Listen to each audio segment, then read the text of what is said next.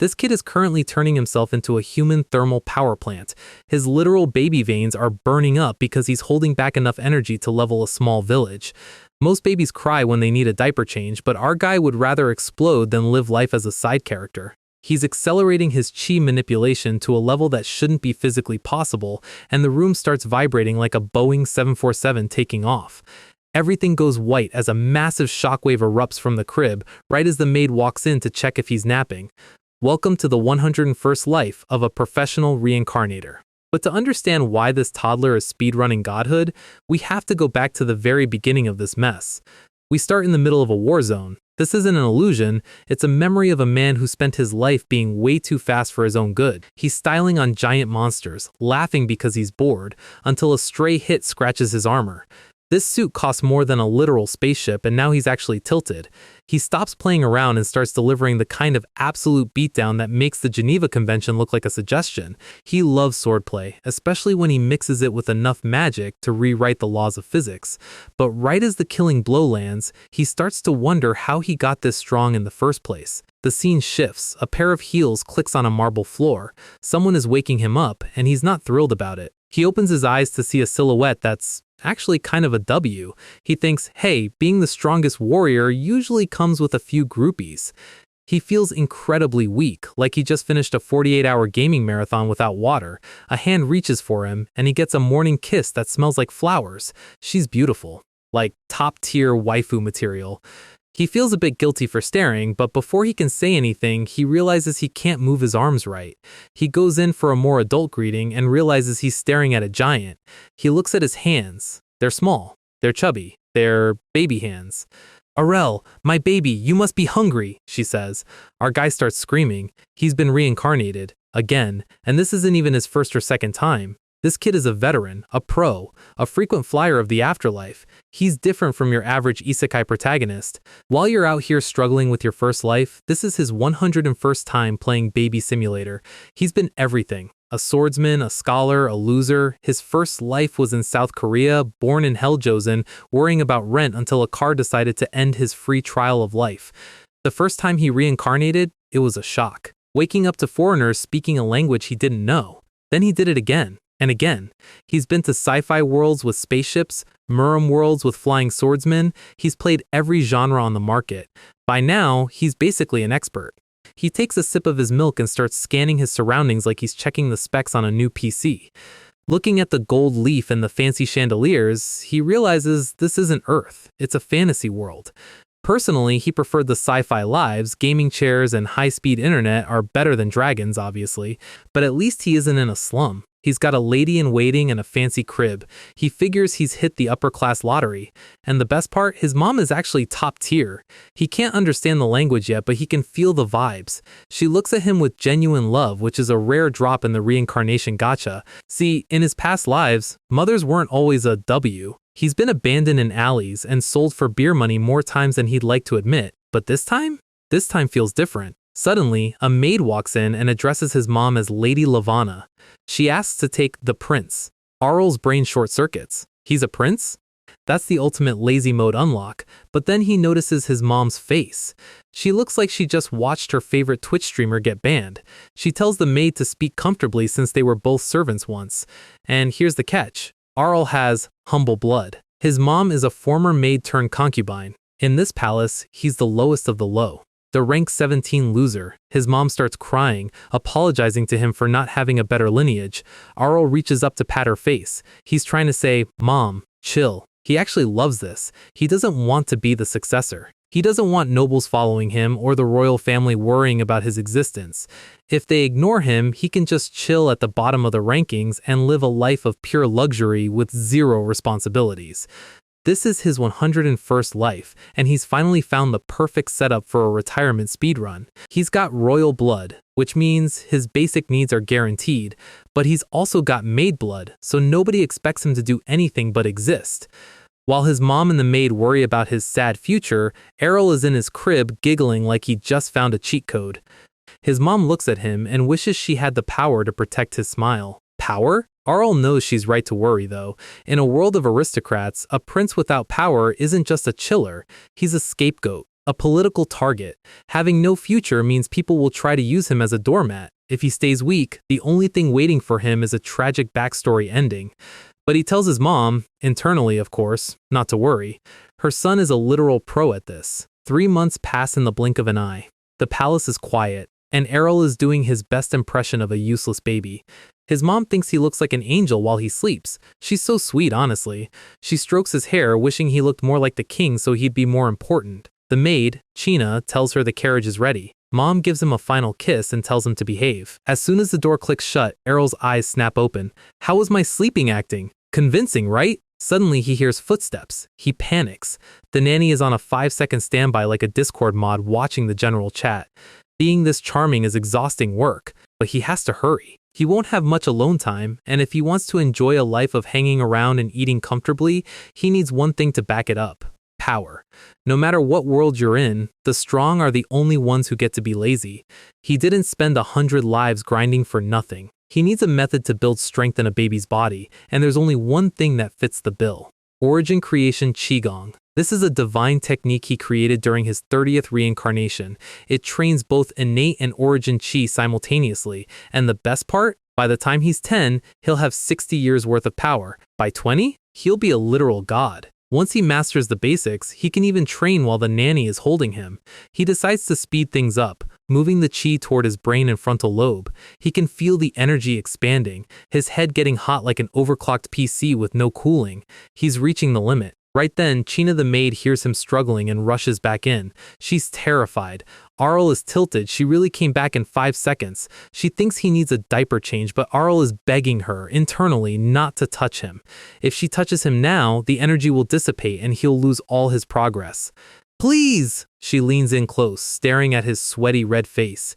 She thinks he just had a nightmare and turns to leave. The door shuts. Arell goes full Super Saiyan. He's burning up, held back only by sheer willpower. Fevers are deadly to babies, but he'd rather die than be someone else's disposable pawn. He accelerates the qi to the absolute max. The blanket flies off. The room explodes with pure energy as he finalizes the technique. Outside, China hears the boom and turns around. China bursts into the room like she's clearing a dungeon, and she looks absolutely horrified. Our guy is lying there looking like he just finished a marathon in a sauna. He's completely drenched in sweat because, he was just performing a high-level mana eruption in a body that's barely learned to roll over. She tells him to hold on while she gets a herbal bath ready. She sprints off, probably thinking the prince has a fever or a very aggressive case of baby metabolism. Arell reaches a hand out toward the light, and he's basically glowing with smugness. The prefrontal lobe hyperevolution was a success. Most people have to train for decades to get their brain to process mana this efficiently, but Arell just speedran the entire process by age 0. China scoops him up, and he hits her with the universal baby code for "Don't mind me, I'm just a harmless infant." She's relieved he's moving normally, completely unaware she's holding a human nuclear reactor. Arell realizes she has 0 mana affinity. This is a massive W for him because it means he can practice his high-tier magic right under her nose and she'll just think he's being adorable. He starts absorbing mana from the atmosphere while being held. He's literally leveling up while being carried to a bath. This is the ultimate passive income, but for power. He's making the most "I've cheated the system" face I've ever seen on a toddler. The math is simple. If he keeps this up, he'll have a decent chi core in 3 years. By 10, there will be maybe 10 people in the entire world who could even touch him.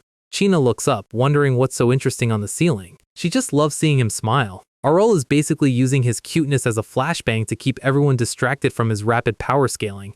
His dream is simple: be a slacker prince. He wants to live idly, surrounded by luxury, while being too strong for anyone to say no to him. 5 months later, Arell is already trying to crawl. Look at that hand placement.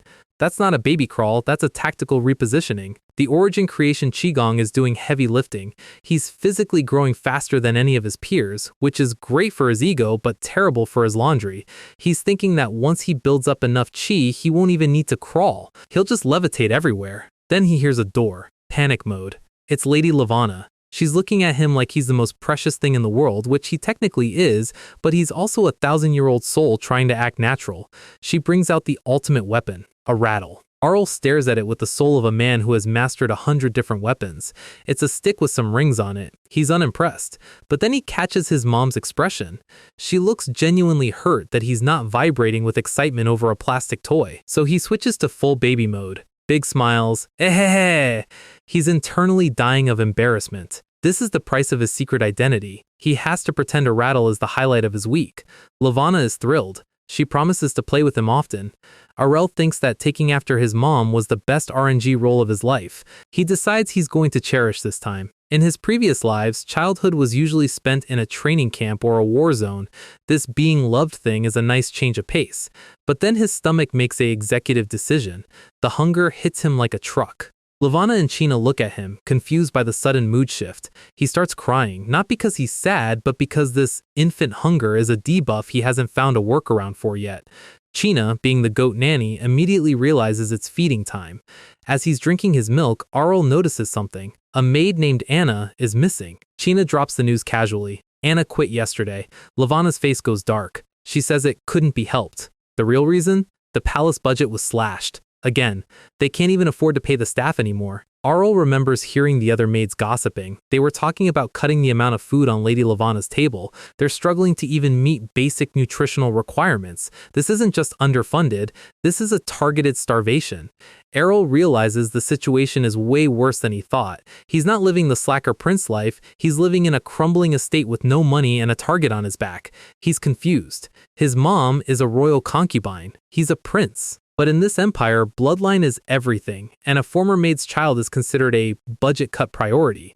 The big concern now is winter. If they can't grow food and they don't have money, they're basically going to freeze. Arell is offended. He didn't reincarnate 101 times just to die of hypothermia because of palace politics. Lavana mentions she hasn't been able to see the king at all. She's been trying to request an audience for months, but the king is busy. Arell knows busy is just code for waiting for you to disappear. He realizes there are forces, likely other concubines or high-ranking aides, who are actively isolating his mom to make sure she stays powerless. Even if the king isn't the one pulling the strings, his indifference is just as deadly. China tries to lighten the mood, saying Arell wants to go to his mom. Arell looks at his mom's tired smile and feels something he didn't expect. Actual rage. He's only good at acting cute right now, but he vows that he is going to help her no matter what it takes. Night falls over the quiet, underfunded palace. The winter problem is still looming over him. Arell is sitting in his crib looking like a tiny philosopher calculating the cost of survival.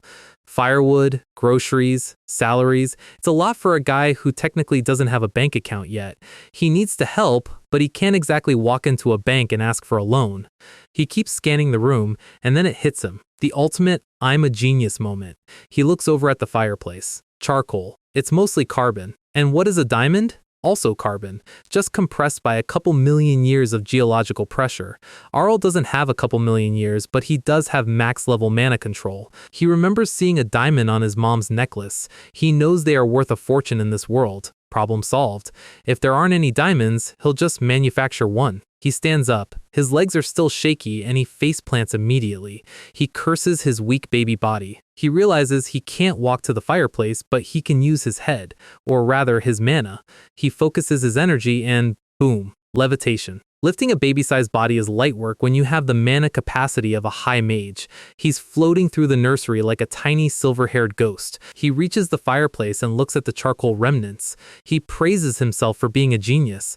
Honestly, if he wasn't so cute, he'd be a terrifying villain. He tells himself to focus. This isn't just for show, it's for survival. He starts the process. He's literally surrounding the charcoal with a mana field, creating an artificial high-pressure zone. Concentration is key. He's combining thermal energy with raw mana, mimicking the crust of the earth inside a drafty bedroom.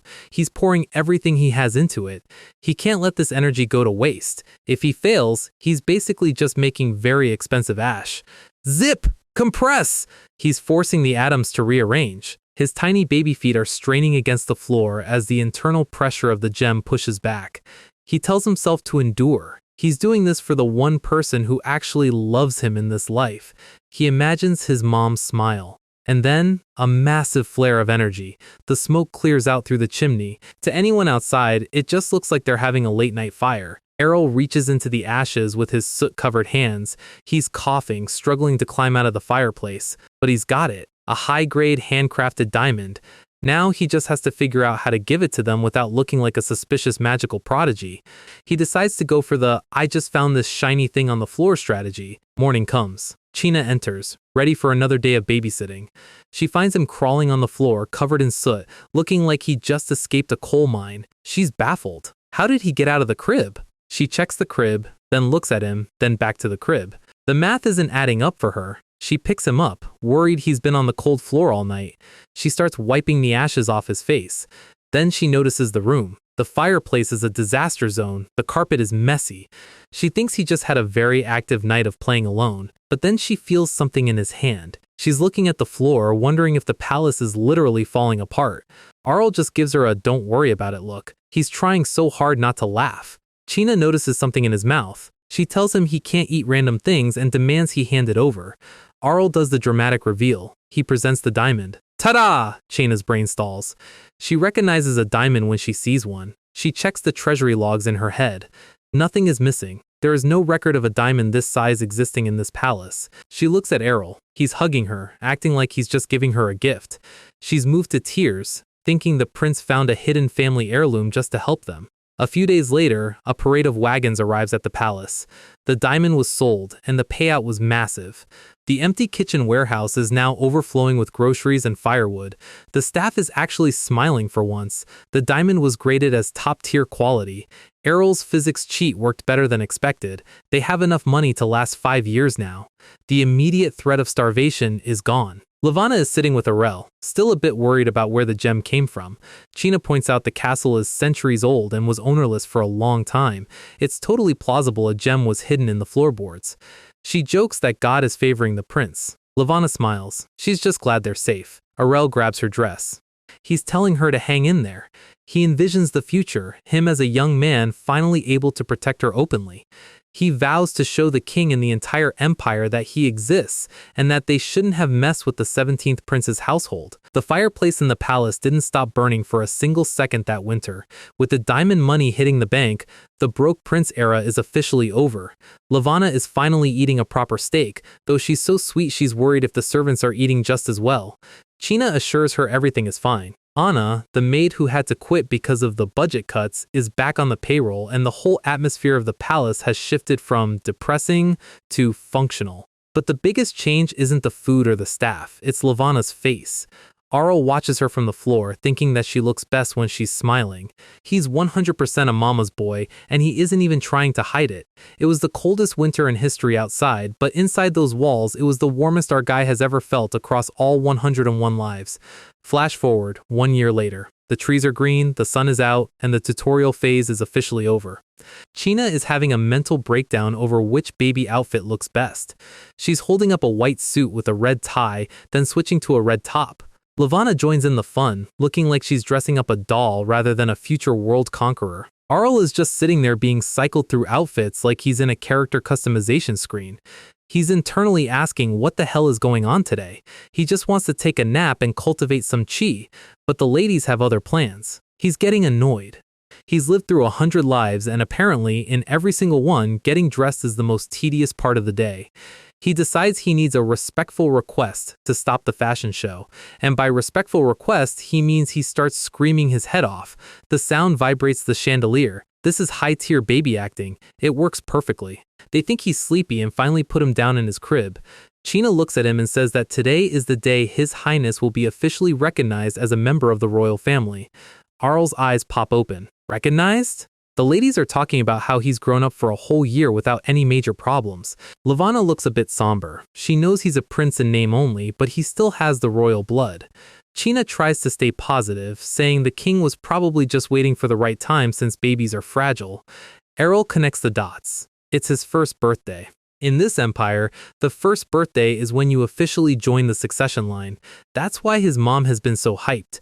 If he gets officially recognized, his status as a low-born prince becomes a bit more protected by law. But Arell knows a banquet means guests, and guests mean the nobles and the other royal family members. Most importantly, it means he's finally going to see the king. the guy who has ghosted him for 365 days straight. The banquet hall is massive. Violins are playing, wine is flowing, and the food looks like a high-budget buffet. The nobles are already there, mingling and pretending to like each other. Arell is dressed in a red vest and white shirt, sitting on a tiny throne like he's the CEO of infancy.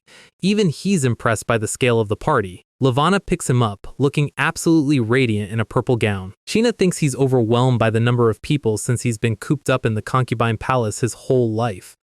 Levana kisses him on the cheek and tells him he's the main character today. Suddenly, Arell's protagonist's senses tingle. The nobles are already whispering. You can see the dark shadows on their faces. They're gossiping about how a maid's son managed to get a banquet like this. Arell doesn't care about the NPCs. He's looking at the empty throne at the head of the hall. The Arell Ernesia, his dear old dad. Arell is determined to firmly imprint his existence on the king. He doesn't want to be an afterthought, he wants to be the guy the king is too afraid to ignore. The doors open. The royal family of Ernesia makes their entrance. It's like a group of bosses walking into a cutscene. Levana's expression goes totally blank. These are the people who run the world. In the center is Queen Elia. Arell can feel the pressure coming off her from across the room. She's the final boss of the household politics. And then there are the half-siblings. The first prince stands out immediately. He looks like he's already tired of being a legend. Arell spots one of the sisters and notes she's got a heavy case of 8th grade syndrome. Basically, she's the edgy teen of the group. Arell is scanning them all like a tactical HUD, but then he realizes they're walking right past his mom without even a glance. They didn't even acknowledge her existence. Arell is fuming. "Those rude bastards!" Levana just smiles and tells him to endure the noise. She's still trying to protect his feelings even though her own are being stepped on. The nobles are all fawning over the queen, calling her beautiful and bright. Arell looks up at his mom. Her expression has changed. She's staring at the entrance. Arell feels a spike in the atmosphere. It's like the air just got twice as heavy. The king of Ernesia walks in, and the room goes dead silent. The golden flames coming off him are just pure, unadulterated mana pressure. The talkative nobles shut up instantly. This is the kind of charisma that you can't fake. Arell is genuinely shocked by the pressure. He analyzes it instantly. Based on his 100 lives of experience, this guy is at least a peak-level master. That's top tier in any world's power scaling. The king's boots click on the marble floor as he stops. He's standing right in front of Levana and Arell. Arell is wondering who he's looking at. Is it him? Or is he looking at Levana? The king's face is a complete mask. Arell realizes something frustrating. Across 100 reincarnations, there's one thing he never mastered, reading what a person like this is thinking. The king just turns around and walks toward his throne, leaving them standing there. The banquet officially begins with the lower-class nobles presenting gifts. They bow to Levana and Arell, saying it's an honor to meet the prince. They look like they're being polite, but Arell sees through it. One noblewoman gives them a smug, condescending smirk after she bows. Arell is vibrating with rage. They're blatantly looking down on them in front of the whole court. He's screaming internally. He wants to grab them by the hair and remind them who he is, but he's still trapped in the baby meta. He's seriously considering puncturing their eardrums with a high-frequency cry. It's a low-tier move, but effective. Levana just pats him on the back and offers him some milk. Arell looks at her face and decides to hold it in. If he makes a scene, his mom is the one who will have to apologize to these snakes. He realizes the whole ceremony is just a pretense. Nobody here actually wants him recognized. He decides he might as well just take a nap and wait for this to be over. Suddenly, someone pinches his cheek. Hard. Arell is stunned. What the hell? It's a little girl with blonde hair and orange eyes. She's staring at him like he's a weird bug. "You're so small!" Arell realizes these are the children of the other concubines. He sees the mom standing behind her, looking like they're waiting for him to cry. He decides she's too young to understand power dynamics, so he just glares at her. The other concubines congratulate Levana, but their eyes are ice cold. When Levana tries to respond politely, they just turn their backs on her mid-sentence. The banquet continues like this. It's a slow, agonizing social execution. Levana is sitting there, looking isolated even in a room full of people. Then the queen herself approaches. Elia says, "It's been a while." She's got that mean girl smile that has been refined across 1,000 years of palace drama. She starts bragging about how her son, the first heir, is doing his part for the empire. The first prince stands behind her, looking completely uninterested. Arell thinks she's being incredibly petty by flexing her son against a 1-year-old. He notes that the queen is on a completely different level of toxicity. She tells Levana that Arell looks just like her. Then she hits him with the "how cute" and a fake sweet smile. Arell isn't falling for it. He knows that if she had even a shred of kindness, his household wouldn't have been starving for a year. He thinks about the guards having to chop wood and the maids sewing his clothes from scraps. That was all her doing, or at least her allowing it. She tells them to have a good time and starts to walk away. She gives a parting glance that says everything she didn't put into words. But then, heavy footsteps. Levana gasps. The king has walked over. He asks if there's been anything out of the ordinary and if they've gotten used to living in the concubine palace. Levana says they've been well, but Arell is ready to explode. Out of the ordinary! Everything was out of the ordinary! He's basically demanding back pay for the last year of suffering. The king hums, looking at the angry baby. He tells Levana to just give the child to him. Arell is suddenly being held by the most powerful man in the room. The king notes that Arell isn't crying, whereas other kids usually freak out when they see him. Arell decides to play the game. He hits the king with a massive beaming smile. He's thinking, if your heart doesn't melt at this, you're literally not human. The king is intrigued. What an interesting kid. Arell decides it's time for some extra service. He starts squirming, making agaga noises and pointing at the floor. The king puts him down. Levana is panicking. She tells the king that Arell can't walk yet. Arell is on his hands and knees looking at the king's boots. The nobles are all watching, wondering what this low-born baby is doing. Arell stands up. He's wobbling, but he's doing it. He wants to show everyone that he is the main character of this story. Chena and Levana are losing their minds. He's taking his first step! The king touches his chin, wondering if Arell wanted to show him this specific moment. Arell keeps going. He needs to show that he's built different. He sees the queen and the other siblings watching. It's perfect showtime. He's walking toward a table with an extravagant white cloth. He stumbles. He reaches out and grabs the tablecloth to steady himself. And total disaster. The wine, the plates, and the food all start sliding toward the edge. The impact shakes the whole hall. This isn't just a spill, it's a tactical nuke disguised as a baby accident. Levana is horrified, and the king's face goes from bored ruler to wait. What just happened in 0 seconds? Arell hits the floor and immediately begins his perfect bad acting routine. The crowd is stunned because the prodigy prince who just took his first steps apparently forgot how to use his legs 5 seconds later. He's counting his steps internally. Everything is calculated. He pulls the cloth at the exact moment the king is looking. Timing is everything in a speedrun, especially when the prize is your household's survival. He lets out a massive wail. The tears are flowing, but look at his eyes. This man is 100% focused on the payoff. He thinks that since he's technically a kid, he should probably keep crying for another minute to really sell the I'm traumatized vibe. The king drops to one knee and scoops him up, checking for injuries. He notes that Arell is covered in wine. Levana rushes over, telling the king that the prince needs a change of clothes immediately. Chena tries to take Arell, but the king holds up a hand. He says it's fine. And then, the mask slips. The king's expression shifts from concern to genuine cold fury. He pulls back the top layer of Arell's fancy wine-soaked birthday suit. He sees the undergarments. They aren't just cheap, they're rags. Linty, thin, and definitely not fitting for a member of the imperial family. Chena and Levana freeze. This is the one detail they never wanted the king to see. Chena is confused because she remembers putting on fine clothes this morning. She doesn't realize she's been outplayed by a toddler. The king stares at the rags in silence. The atmosphere in the room is starting to feel like a pressure cooker. The noble women in the back start whispering. They're calling the prince's undergarments terrible. They're gossiping about how humble his life must be. In noble speak, humble is just a polite way of saying pathetic. The king hears every single word. Quiet! His shout literally silences the room. Levana looks like she's ready to faint. The king looks Arell in the eyes and asks, "What kind of life did the prince usually lead?" Arell is internally fist-pumping. "Great! I got him!" This was the whole point of the tablecloth trick. Flashback to this morning, Chena was getting his clothes ready. While she was distracted, Arell used his mana to raise his body heat and manually shredded the inner fabric of his outfit. He literally used his tiny baby hands to tear through the fragile, low-quality material the palace had provided. He made it look like it was falling apart from years of use. The fancy birthday clothes were just a show. Arell wanted the king to see the uncomfortable truth hidden underneath the gold trim. The king turns to Levana, asking what happened here.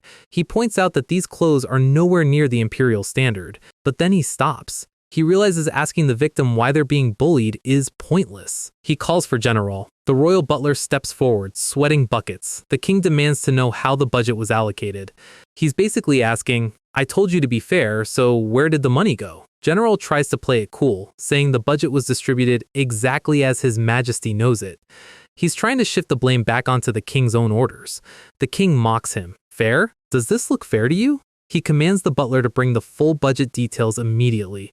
Arell watches all of this from the king's arms. This was a gamble, but he's finally getting a clear look at his father's character. Levana starts apologizing, saying it's all her fault. She's trying to protect the staff. The king goes silent. He hands Arell back to his mother. Arell feels bad for making her cry, but he knows this short-term pain is the only way to get long-term gains. He's doing this for their sake, to ensure they aren't just budget cut into an early grave. The musicians have stopped playing. The nobles are all staring, realizing that a routine banquet has just turned into a high-stakes audit. The butler returns with the documents. The queen is watching from the side. Her expression is unreadable, but you can feel the tension. The first prince looks confused. He's probably never seen his father this focused on a minor issue. The king flips through the papers. His hands tighten on the parchment. Ridiculous! He ignites the papers with his bare hands. Actual flames. The documents turn to ash in seconds. This is the peak-level master equivalent of saying, your math is trash and I'm about to fire everyone. Arell realizes the king actually didn't know. The king isn't the villain. The question now is, who did it?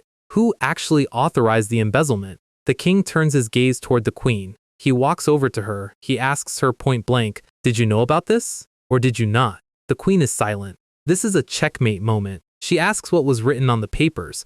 The king tells her the budget wasn't fair and the money was leaking to the wrong places. The queen gasps, impossible. The king isn't buying it. He reminds her that she's the one in charge of everything related to the concubines. The first prince steps in, trying to shield his mother. Father! He's shouting now, trying to break the king's focus. He claims that his mother is never mean and that some wicked person must have done this behind her back. The king stares him down. He asks a logical question. So, what does it mean? She's not responsible just because she didn't do it herself? He points to Arell and Levana. Your brother was poorly clothed and starved because of this lack of management. The first prince looks at Arell. For a second, you can see the realization hit him. He's living in luxury while his half-brother is in rags. Arell notes that the queen's malice aura is being suppressed by the king's charisma. It's like a high-level debuff is overriding her passive skills. The first prince is speechless. He has no defense for the fact that his family's comfort came at the cost of Arell's basic needs. The king tells the queen he is disappointed. The room goes ice cold. In this world, disappointed from the king is basically a death sentence for your social standing.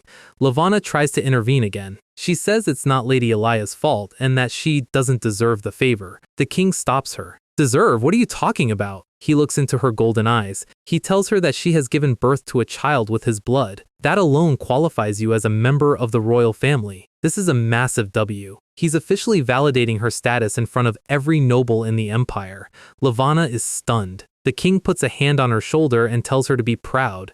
There's a small, rare smile on his face. This is the most fatherly he's been in 100 panels. The queen's face is a mask of pure, concentrated rage. She's watching her rival get the one thing she wanted for herself, the king's genuine affection. The king orders the queen to find the perpetrator and hold them accountable. She agrees, sounding like a robot. I will make sure not to give you any more trouble. But look at her hands. She's clenching her dress so hard the fabric is literally tearing. The king gives her a final warning. If this happens again, I'll hold you accountable, my queen. She promises to punish those responsible severely. She turns and walks away. But then she stops and tries one last time to act like the kind queen.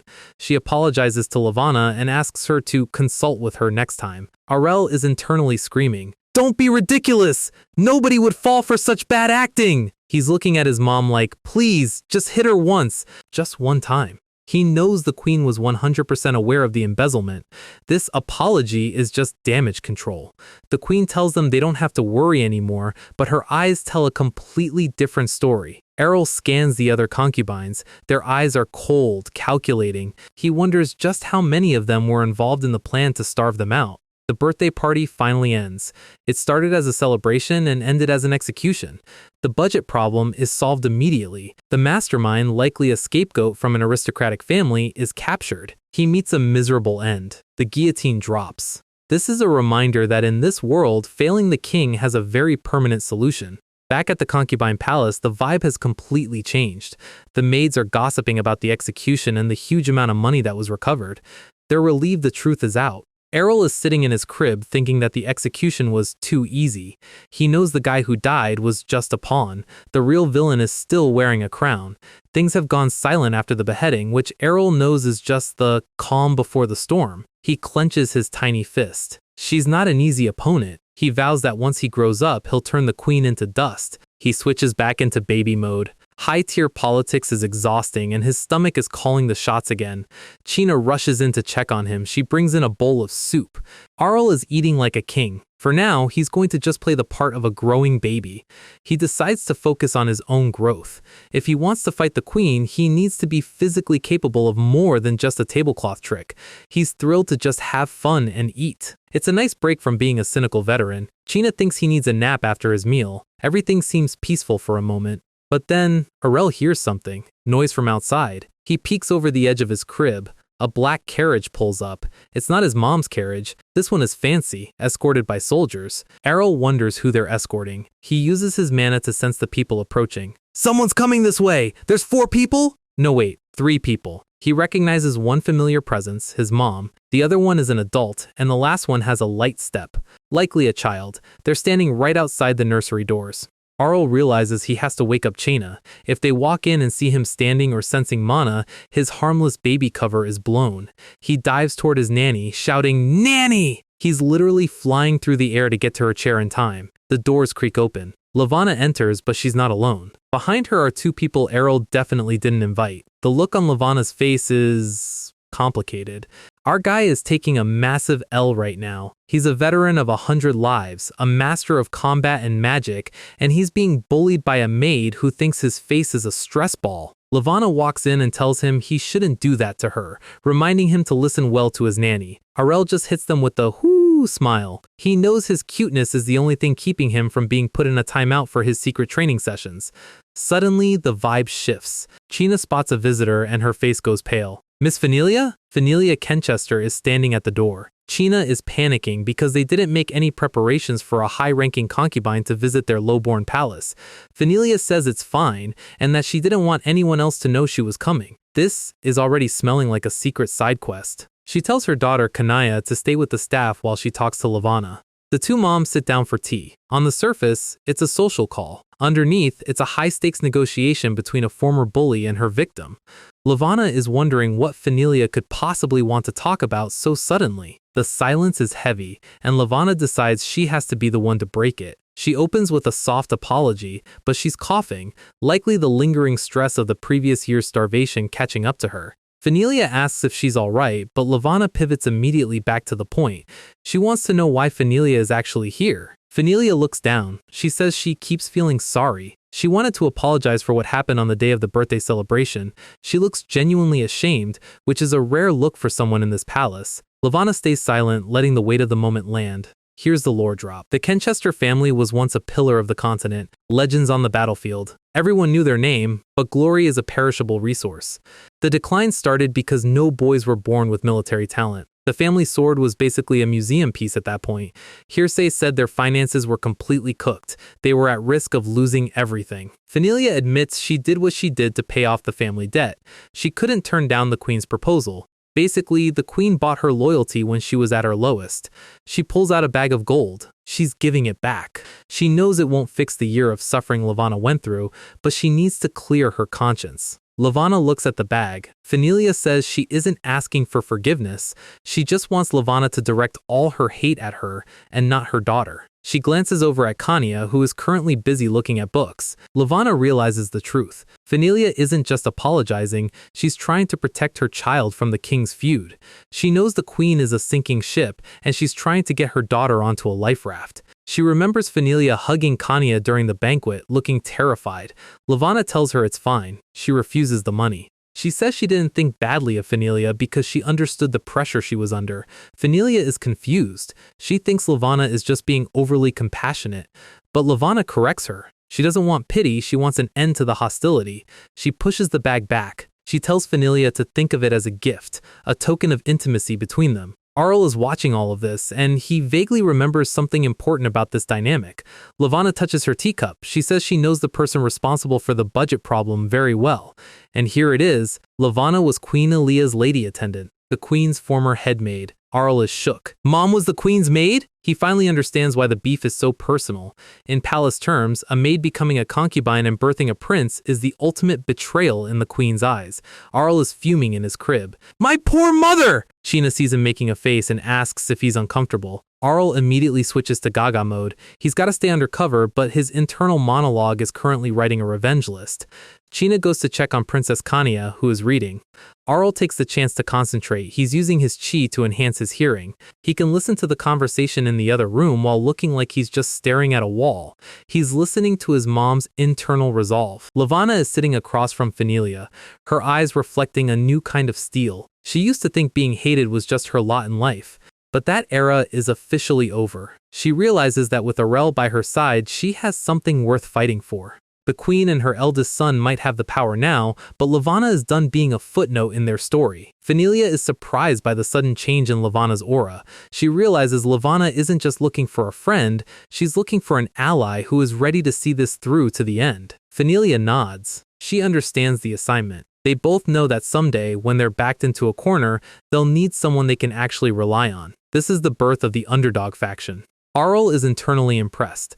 Mom already knew everything, huh? He's looking at his older brothers and the queen. He realizes the invisible feud is about to become very visible and he needs to be ready to face the threats coming their way. Suddenly, a hand grabs his crib bars. It's Kanya. Arell tries to give her a polite smile, hoping she isn't about to climb in. She climbs in anyway. She's poking his face, screaming about how soft and warm he is. Arell is suffering. Why in the world are you doing this? I'm not a toy, you know? He lets out a muffled baby shout. Sheena hears the commotion and rushes over. She sees Kanaya hugging Arell like a giant teddy bear and just thinks it's the cutest thing ever. She tells Kanaya to come see Arell often. Arell's soul is leaving his body. Nanny! How could you say that? He's reaching out for help as Kanaya drags him into her world of high-energy play. Time passes. Arell is now 30 months old. Arell is standing by the window, realizing that in half a year, he'll be 3. He's being all philosophical, thinking that life is just a fleeting moment, but then he gets pissed. This damn baby tongue! He still can't speak properly, and his internal cool guy voice is being betrayed by his actual vocal cords. He remembers his 45th reincarnation where he was basically a master of riz, able to seduce any woman in 10 minutes. Now he can't even ask for a snack without sounding like a kazoo. Suddenly, he hears a very familiar sound. Rhythmic, musical footsteps. Kanaya bursts through the door like she's the SWAT team. Arell! Let's play! Arell hides behind a curtain immediately. Kanaya is looking around, giggling. She knows exactly where he is. She rips the curtain back. Arell looks like a cat that just got caught eating the Thanksgiving turkey. She thinks he wanted to play hide and seek. Arell just lets out a defeated baby sigh. She drags him outside, saying they should go somewhere bigger. Arell is just along for the ride at this point. They end up by the fountain. Arell notes that since Fahilia and his mom became close, Kanaya's visits have become a daily hazard. Kanya asks him if she isn't the best for coming over to play with him.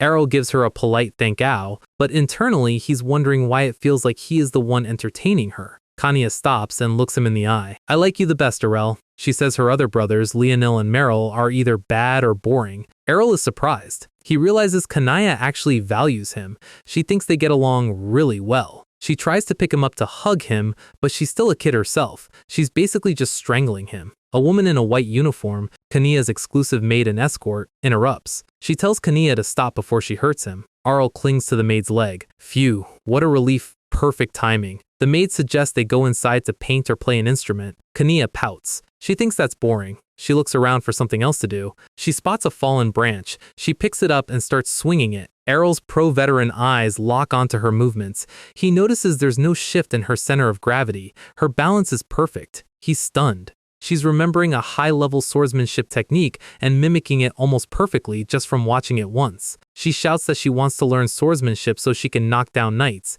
The maid shut her down instantly. You can't! Kanaya argues that her brothers are allowed to do it. The maid tells her there is no reason for her to hold a sword.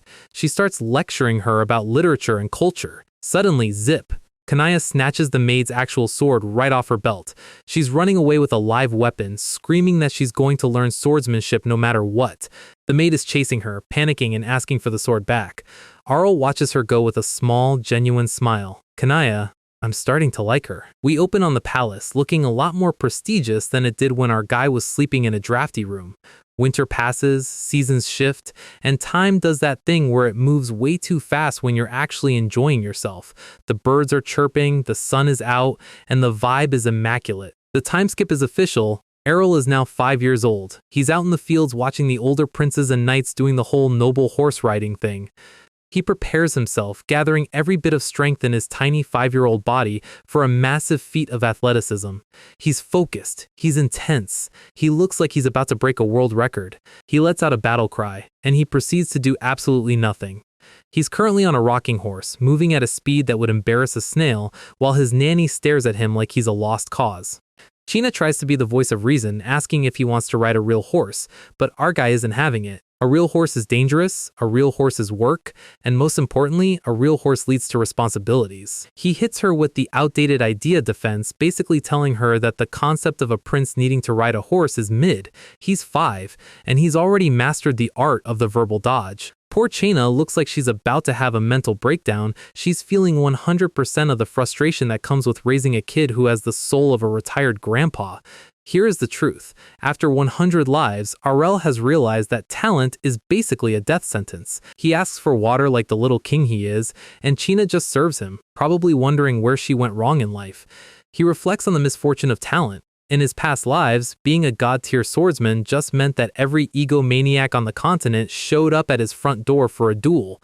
When he was a master of magic, he wasn't a hero. He was a target for every corrupt organization that wanted to use him as a living battery.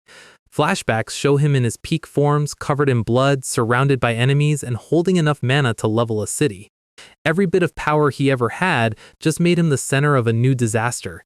He's had enough main character moments to last 1,000 years, so what he does in this life is the most important mission of all. He tells Chena he's entering an important time and shouldn't be disturbed, which is toddler speak for "I'm going to take a nap." The second the door closes, he does a faceplant into his bed with the biggest smile you've ever seen on a kid. Meditation is just a high IQ excuse for a midday snooze. He's snoring instantly. King behavior. But then, reality knocks. Specifically, the window opens. Chena is there, looking at him with a face that says the vacation is officially over. Arell tries to play the sad baby card, crying fake tears and telling himself he needs to stay calm. He's internally screaming because he knows what's coming next. He slumps into his chair like he's just been told he's paying taxes for the first time. Chena asks the forbidden question, "Do you really hate studying?" "Yeah, I hate it." He doesn't even hesitate. She tries the "you're 5, you need to see the world" speech, but Arell is basically an ancient entity in a diaper. He knows the world is full of taxes and paperwork, and he is 100% unsubscribed from that content. Chena mutters that he sounds like someone who has lived several lives. Arell freezes. That's a little too close to the truth for comfort. He quickly pivots to make sure she doesn't think it's her fault, but internally, he's exhausted. He worked hard 100 times already. He's done his time. He just wants to live his life without a script for once. But royal law doesn't care about your past lives. At 5 years old, the books start coming for you. Chena brings in a stack of basic books that is taller than he is, and Arell is looking at it like it's a pile of poison. He picks up a book and finds a use for it immediately. He starts spinning it on his finger like a basketball. He's a former martial arts god. His coordination is S tier, even when he's trying to be a brat. Chena tries the "starving kids in the village wish they had books" guilt trip, and Arell just hits her with the "sure" while building a house out of the textbooks. She tells him to treat books with respect, and he just lets the whole thing collapse. He realizes she's not backing down. The lazy student act isn't enough. It's time for the ultimate weapon in a 5-year-old's arsenal, the full-blown floor-rolling tantrum. He's screaming, kicking, and making enough noise to wake the neighbors. He's fully committed to the trash prince persona. Then, the door opens. It's Lady Lavana. The strike is over. No one, not even a 101st Reincarnator, is brave enough to keep throwing a tantrum when their mom walks in with that specific "I'm not mad, just disappointed" smile. Cut to Arell sitting in the massive library, looking like a defeated man. He's looking at the text, but his mind is elsewhere. He knows his mom wants the best for him, which is the only reason he's even here. Here is the irony. The more he tries to succeed, the more he endangers everyone. A concubine's child with high talent is just a target for an unfortunate accident. If he lets his light shine, the queen will send someone to snuff it out before he can even reach his teens. Destiny is decided at birth in this empire. If you're low-ranked, you either stay hidden or you die. So, he decides his destiny is to be the ultimate idler for the sake of everyone's survival. It's a noble sacrifice, really. China brings him tea and tells him that if he studies hard and gets compliments, everyone will be happy. Arell looks at his reflection in the tea. Is that really the case? He asks. He knows better. Compliments for a 17th prince are just death flags. China tells him to stop being so gloomy. She drops the Lady Lavana will be sad nuke. That's the one weakness. He has to do something for his mom's sake. Fine, he'll study. But he's setting hard boundaries, no swordsmanship, because that leads to war. And no magic, because that leads to people being jealous and trying to dissect you. So, what's left for a prince who wants to be useless? A few days later, a carriage arrives at the palace. A messenger announces that a mage from the magic tower has arrived. Arell is peeking through the door, and his eyes are practically popping out of his head. The mage isn't here to teach, he's here to measure Arell's mana. China is all excited, thinking he'll be a genius mage, while Arell is internally screaming that this is the worst case scenario. A real mage will be able to feel the ambient mana around him, and Arell's mana is currently on the level of a natural disaster. If this guy sees it, Arell is going to be the magic tower's new favorite lab rat. He has to hide it. Now, he starts the mana suppression technique as he walks toward the reception room. China tells him not to worry if he has little mana. She has no idea she's walking next to a human nuclear reactor that is currently trying to turn itself into a AA battery. The doors open. The mage is sitting there, looking bored. He's seen 1,000 noble kids with mediocre talent. The mage stands up, his eyes wide behind his glasses. He looks like he's just seen a ghost. I can see it, the mage mutters. Arell is sweating. He's wondering exactly what the mage sees. Is the suppression failing? The mage grabs his wrist, checking the mana veins. China is beaming, asking if the prince is special. The mage's face is doing a very complicated dance of confusion. Special or strange, the mage says. He's looking at Arell like he's a math problem that doesn't add up. The verdict, I can't detect any mana in his body at all. Arell has achieved a mana O rating. Even commoners usually have a 1 or 2. Arell is internally doing a victory lap. Mana hiding success! He's the most powerful being in the room, and he just convinced a professional that he's a paperweight. Here's how he did it. On the way to the room, he used high-level chi breathing to stop his internal circulation. It's a master-level technique that usually takes decades to learn. He condensed all his mana into a single point and then pushed it into his peripheral nerves, effectively making his core look completely empty to any outside observer. The mage is legitimately baffled. It shouldn't be possible for a member of the royal lineage to have 0 mana. It's like being a fish that doesn't know what water is. The mage tells Lavana the news. Prince Arell has no aptitude for mana at all. Arell is relaxing on the sofa, thinking he might have gone a little overboard. He didn't just hide his talent, he basically told the world he's a mana void. He peeks at his mom. Lavana looks heartbroken. In this world, no mana means no future in the higher circles of the empire. Arell feels a twinge of guilt. But he tells himself there's no other way. He needs everyone to think he's incompetent to keep them safe. I'm sorry, Mom, he thinks, while faking a sad face. He's the world's greatest actor. This is only the beginning of your son's incompetence, he declares internally. If you thought he was bad at magic, wait until you see his martial arts. Lanfil Tagiron. He's the new physical trainer, and he's radiating enough main character energy to power a small city. He tells Arell he can become strong if he trains hard. He's 25, full of hope, and has no idea he's trying to teach a tiger how to meow. Arell looks at him and sees right through the hype. Lanfil is an ordinary knight. In his past lives, Arell fought monsters that would make Lanfil faint just by looking at them. He's been through literal hell and back. Lanfil is nowhere near his level, but he plays along. Let's do our best! Lanfil is laughing, telling the prince to trust him. Arell's internal monologue. I don't want to do anything difficult. He thinks about his sister Kanya, who is currently training with enough weights to sink a ship.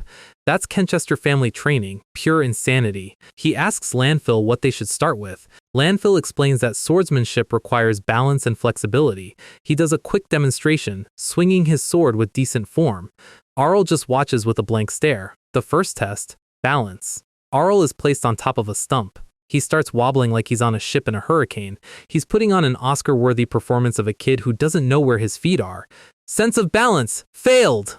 Arell pretends to be scared of heights on a stump that is 3 feet tall. Next up, flexibility. Lanfil thinks this will be easy since kids are naturally bendy. Arell turns himself into a rigid board. He won't even reach for his toes. Flexibility failed! Finally, the wooden sword.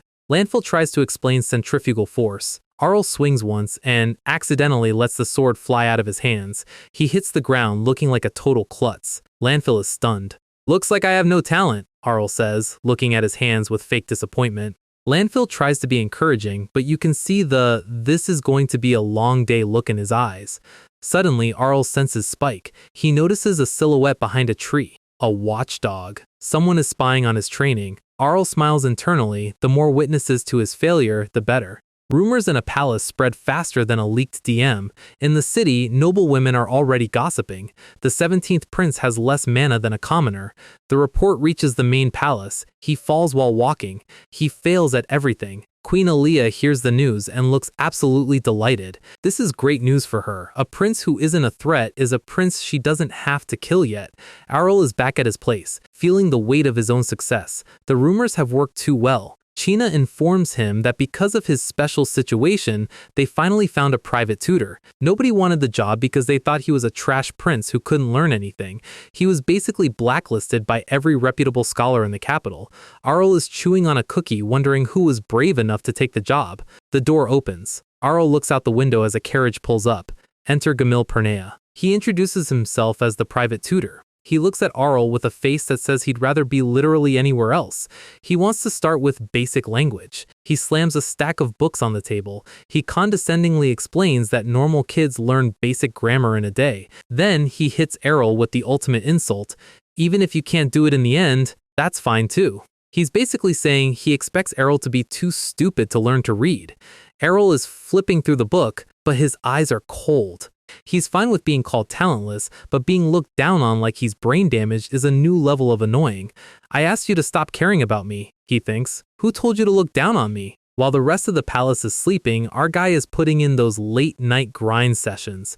Since he's on his 101st life, his vocal cords and brain started working way ahead of schedule. He doesn't lag behind in language or writing because he's basically a walking Wikipedia. He's currently debating if he should just leak the genius Arell theory to the public to create some breathing room. He sets down his lantern. It's time for some casual flexes. He starts manipulating his chi. This isn't magic, it's pure internal energy control from his Murim lives. He needs a vocabulary book. Why walk to the shelf when you have telekinesis? The books start vibrating. One pops out. He starts browsing books from other countries while he's at it. If you're going to be a scholar, you might as well be an international one. The books are flying around him like he's in a low-budget Harry Potter remake. He's absorbing info at a rate that would make a supercomputer jealous. He stacks them up perfectly. No mess, no stress. He realizes that even though every country has different characters, they all follow the same linguistic rules. It's like different skins for the same game engine. That signature smirk is back.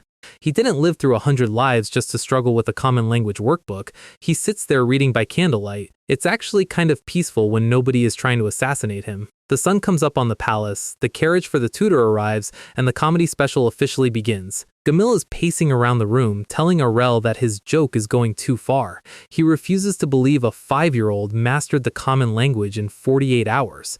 Arell just blinks at him. "I'm not lying. Want me to read something?" Gamil is sweating. He thinks Arell just memorized the book, which is still insane, but manageable for his ego. The common language of this kingdom is notoriously difficult, so Gamil pulls out a boss-level book to test him.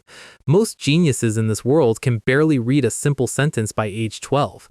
Arell starts reading it like it's a Dr. Seuss book. Gamil's face is currently loading 0%, 10%, error. Total silence. Gamil does a complete 180. The arrogance is gone, replaced by the face of a man who just found a winning lottery ticket. "You're amazing!" Arell is internally laughing. He knows how this works. If the disciple is a god, the master's reputation goes to the moon. Gamil pulls his chair closer. He's not a teacher anymore, he's a groupie. He views having Arell as a disciple as the greatest honor of his life. The trash prince persona is officially dead for this guy. Cut 2, the city at night. The rumors are already starting to mutate. The genius Arell theory is the hottest topic in the bars. He can't hold a sword, but he learned a language in 2 days and does mental math like a calculator. The source of the rumors? It's Gamil. He's absolutely hammered, bragging to anyone with ears about his excellent guidance. When a drunk tutor brags to nobles, word travels fast. The news reaches the king. He's standing by the window with Lavanna, processing the fact that his useless son might actually be an intellectual monster. Lavanna is looking back, realizing there were signs from the very beginning. She's having that should I have noticed sooner mom moment. The king turns to her. He's actually looking at her with respect now. I believe the prince will grow up splendidly. This is a massive W for Lavanna's political standing. Arell is watching from the shadows, satisfied. He's hitting that perfect sweet spot, enough attention to be valuable, but not enough to be dangerous. He's doing his genius scholar cosplay while jumping on his bed. He wants that life where he can live comfortably with his legs stretched out. Suddenly, China and a new maid drag in a massive chest. It's so heavy they're struggling with it. Lavanna walks in with a smile. It's a gift bestowed by the king himself. A gift for me? Arell's eyes light up. The bribe, the reward, has arrived. Lavanna tells him to open it. The lid pops open. It's literally glowing. Gold coins, jewels, the works. Arell starts running his hands through the gold like Scrooge McDuck. He's 5, but he knows the value of a retirement fund. Then, he finds something specific. A red gem necklace. China asks if that's the most expensive one. Arell says it's more extraordinary than expensive. He can see it. It's a mana-based brain stimulator. It accelerates processing speed and prevents fatigue. It's basically a gamer's dream accessory. China is impressed he knows about it. Arell just hits her with a "that's basic" while internally laughing. He doesn't actually need it because his inner power already does all that and more. For him, it's just a shiny rock.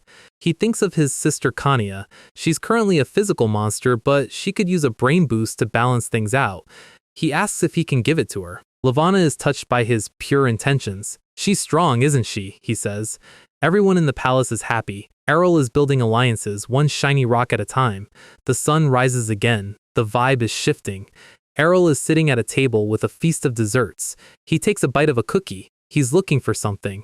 China tells him to eat slowly, thinking he's loving it. No, it's not delicious! He looks like he's just been poisoned. He says all the desserts are lacking sweetness. China is confused. These were made by the Empire's best chef, she offers to call him. He screams for an alchemist, and China looks like she just saw him grow a second head. He's dreaming of the forbidden liquid. Cola, chocolate, fizz. He's lived through 100 lives, and the one thing he can't live without is modern junk food. China asks why he suddenly needs a scientist for a snack. Arell realizes he leaked his old man thoughts again. Huh? Did I say that? He backtracks fast. Telling a medieval maid you want to invent carbonation is a one-way ticket to the asylum. He analyzes the situation. Strong flavors don't exist here. Creating cola requires multi-stage chemical processing that this kingdom hasn't even dreamed of. He's actually crying. The man fought gods, but he's losing the battle against a lack of fizzy drinks. Wait, he's already established the genius scholar persona. Why not use that to get a lab and a professional assistant? He jumps off the chair. I'm going to study! China is stunned. A 5-year-old running to study voluntarily is the weirdest thing she's ever seen. He's running through the halls. Cooking is just chemistry after all! Breaking Bad, the prequel starts now, 3 years later. Arell is now 8, and he's sitting at a table with a bunch of old men in uniforms. A minister asks for his opinion on a bridge proposal. Think about that. They are asking an 8-year-old how to build infrastructure. Arell hides his face behind the blueprints. He's looking at a disaster in the making. He looks up with a sweet, innocent smile. Who designed this? A mustached noble stands up, laughing and bragging about how he supervised the design day and night. He's waiting for a compliment. Arell's face goes cold. If you create something useless like this again, I'll cut you off! He points to the blueprints. He explains that while the bridge looks pretty, it's a death trap. Snow accumulation in winter will snap the support beams like twigs. He explains the structural failure points. Extravagance over safety is how you kill people. Redesign it! The noble looks like he just got slapped by a god.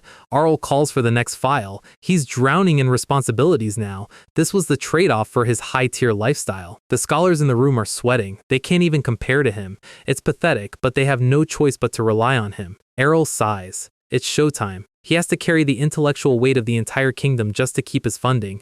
He walks through the gardens. A maid is watching him from the side. She recognizes him immediately. Arell is walking with the posture of a man carrying the world's problems. She calls him the ashen young sage. Arell's eyes widen. The maid bows, super excited to meet him. She's clearly new here. Arell tells her to never use that cringeworthy nickname again. He has his limits. He walks away, soul-crushed by the naming sense of the public.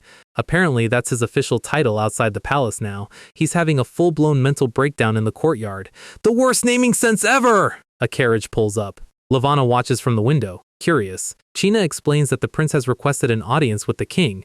Lavanna wonders what it's for this time. Arell is in the king's office. I want to learn alchemy. On the carriage ride over, he was wondering what the king's face would look like when he asked.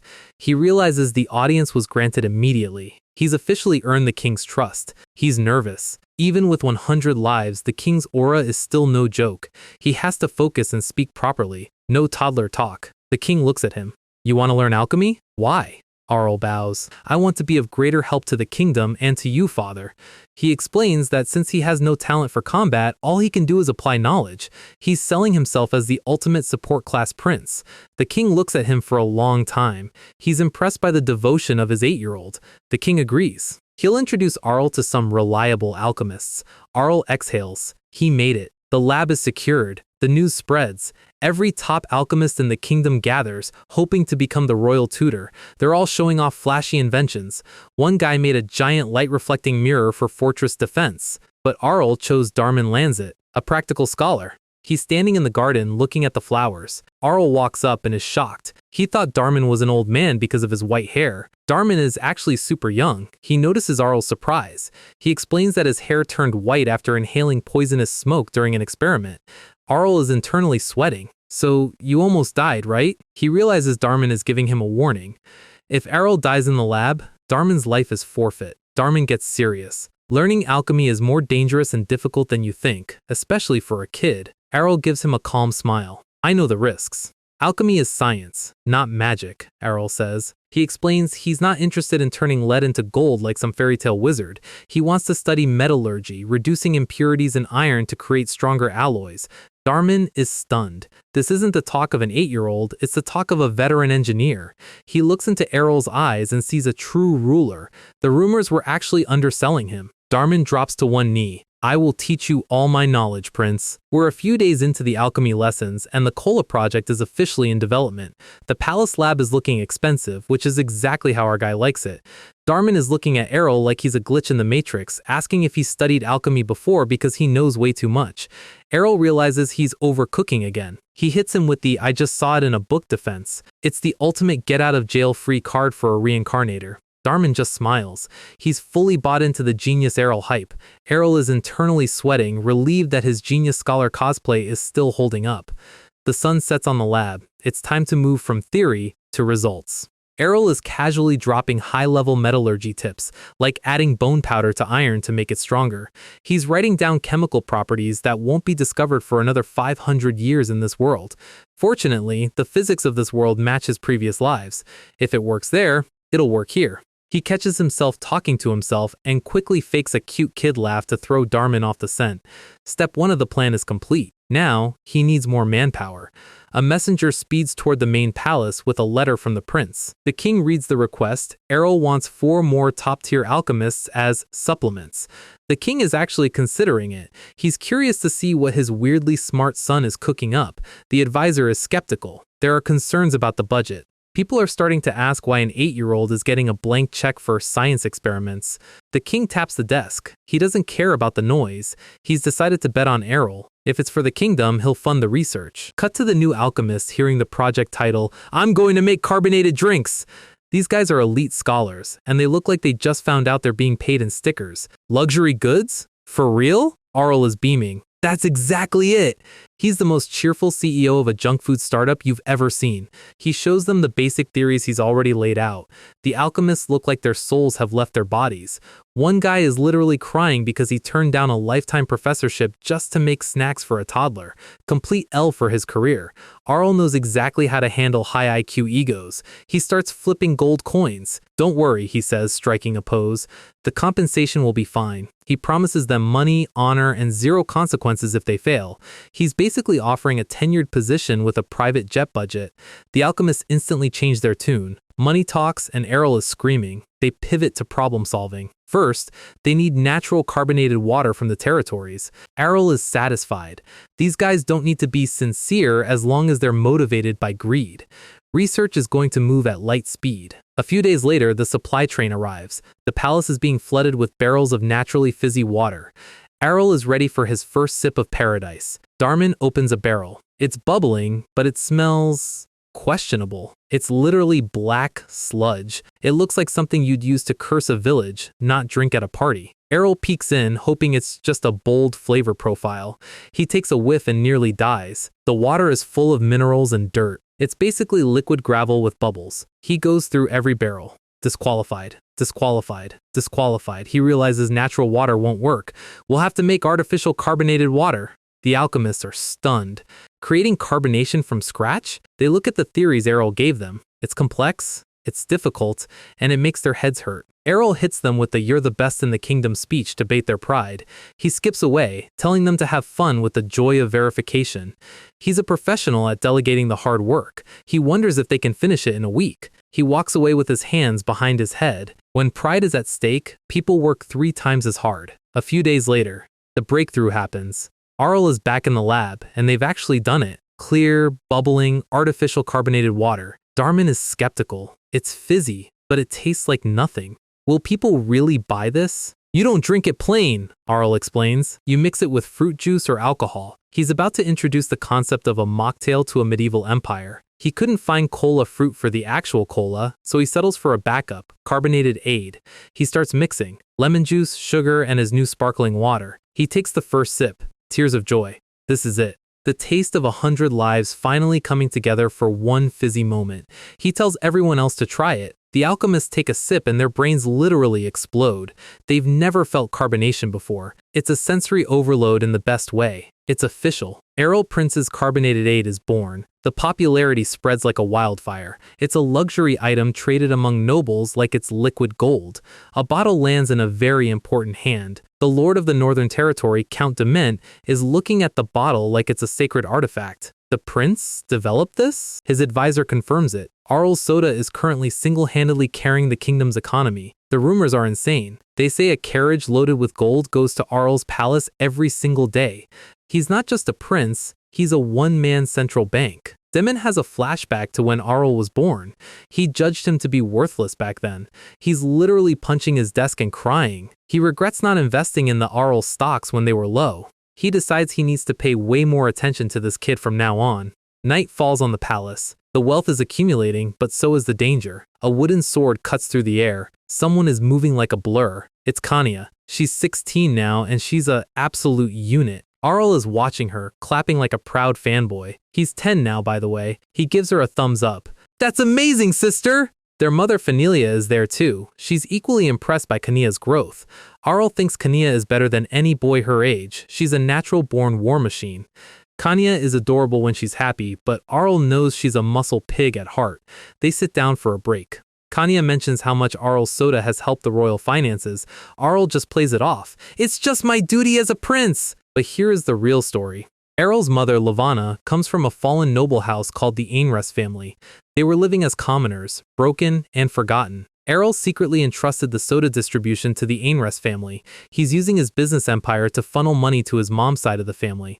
The results were legendary. Soda, yogurt, even MSG, Arell is introducing everything. Demand is through the roof. The Ainres family is now so rich that no merchant in the kingdom can match them. Arell has successfully built a private army of bankers. Kanya asks Arell to go easy on her because everyone keeps comparing her to him. Arell just laughs it off. "Let's go eat waffles with syrup," he says. He's still focused on the important things. Food. Suddenly, a wooden sword is at his throat. Kanaya isn't letting him off that easy. She says money is pointless if you can't defend it. She offers to teach him swordsmanship. Arell is internally screaming, "Wow, this is annoying!" He remembers his past life as a martial master. He doesn't need to learn, he needs to unlearn so he doesn't look suspicious. He decides to play along. If he does it, she'll stop bothering him. He performs a clumsy swing. Kanya is intense. Arell can feel her passion. Her dream is to raise a family of swordmasters all by herself. Arell decides that funneling a little bit of his energy to her during practice won't hurt. He's secretly buffing her while she thinks she's training him. It's a win-win. She gets stronger and he gets to look like a weak brother. They clash. The sound of wood meeting wood echoes through the yard. Fahilia watches from the sidelines, satisfied with the sibling bond. Cut to Arell in his Lamborghini carriage. The commoners are cheering. It's Prince Arell! He's basically a rock star now. He's enjoying the idol treatment. The carriage is drawing way more attention than he intended. He even has a full night escort. He feels like a K-pop star. But he's nervous about where he's going. The king has called for another tea session. Arell wonders if he's getting another allowance as a reward. He's already rich, but more gold is always a W. He sits across from the king. The silence used to be terrifying, but our guy has grown a thicker skin. He's a regular here now, delivering various reports on his research. Then the king drops the bomb. Do you have any thoughts of taking up a full-fledged government job? Arell nearly chokes on his cookie. The king says that since Arell is so smart, nobody will object to him joining the imperial administration early.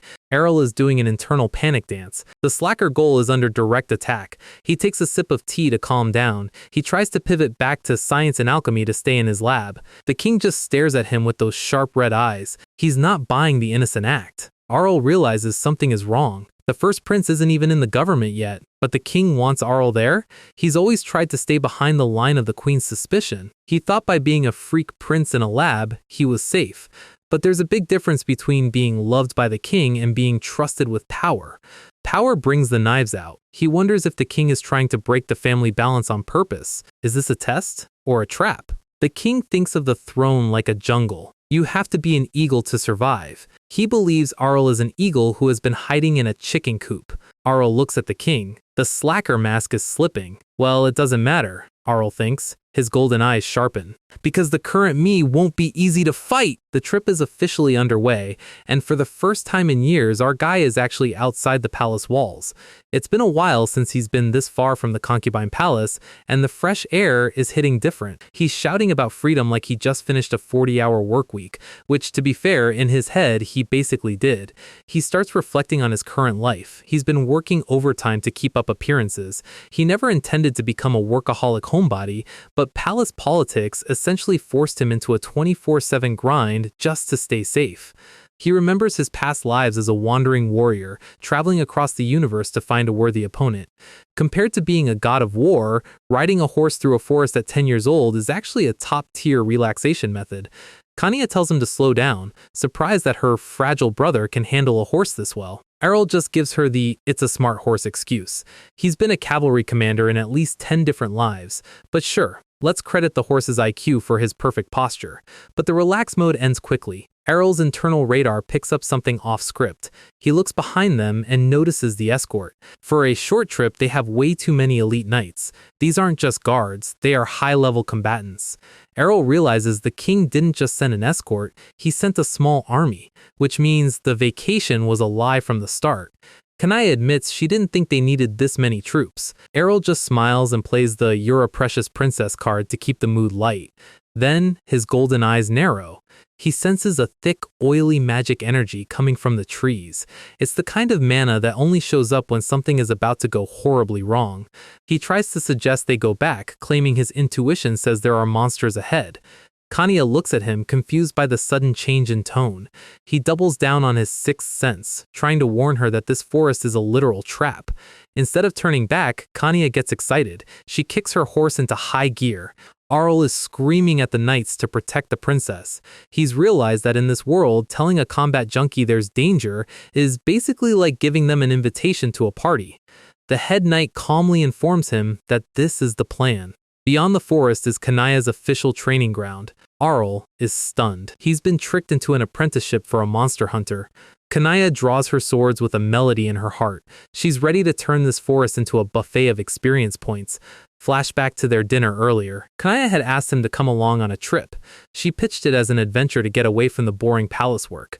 Arell's current reality: it's torture! Traveling with Kanaya isn't a vacation, it's a non-stop boot camp where the training never ends. Kanaya gives him a soft look. She believes he came because he trusts her to protect him from anything. Arell softens up. Even if she's a muscle brain, she's still his sister, and her dedication is actually pretty cool. They arrive at the clearing. The knights announce their presence. Arell immediately takes over the tactical map. He uses sticks to draw the terrain in the dirt, explaining the lure and breakthrough operation. He's using his 100 lives of military experience to maximize Kanaya's efficiency. The knights are staring at this 10-year-old like he's the second coming of Sun Tzu. The monsters appear. A pack of 20 orcs. In this world, that's a death sentence for a standard squad. Kanya grips her sword. The air around her changes. She moves. A single horizontal slash. The orc is down before it can even blink. She's a whirlwind of steel. Arell is genuinely impressed. Even for a genius, fighting an orc during your first real practice session is insane. She's strong. Not just royal family strong, but I'm going to be a problem for the lore strong. She clears the field with zero wasted movement. Her composure is perfect. The courage radiating from her body is enough to silence the entire forest. The knights erupt into cheers. They've never seen a princess fight with this much raw spirit. The practice continues for days. Kanya is basically a one-woman genocide for the local orc population. Night falls. Arell asks if she's tired. She just smiles and says she wanted to fight more. They sit by the campfire, surrounded by the silence of the woods and the crackle of the flames. Arell warns her not to overdo it. Mistakes happen when you're off guard. He flashes back to one of his past lives, a single moment of overconfidence, and that mistake cost him everything. He's speaking from the perspective of someone who has died from the very thing he's warning her about. Kanya just munches on a marshmallow, telling him it's tasty.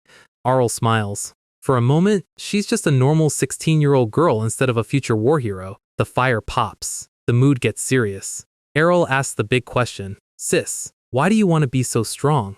Kanya looks into the fire. Being a princess means no one cares how much you train, they just assume you'll give it up once you're older. She explains the reality of aristocratic society. One day, she'll be married off to a stranger for a political alliance. Her life is a contract waiting to be signed.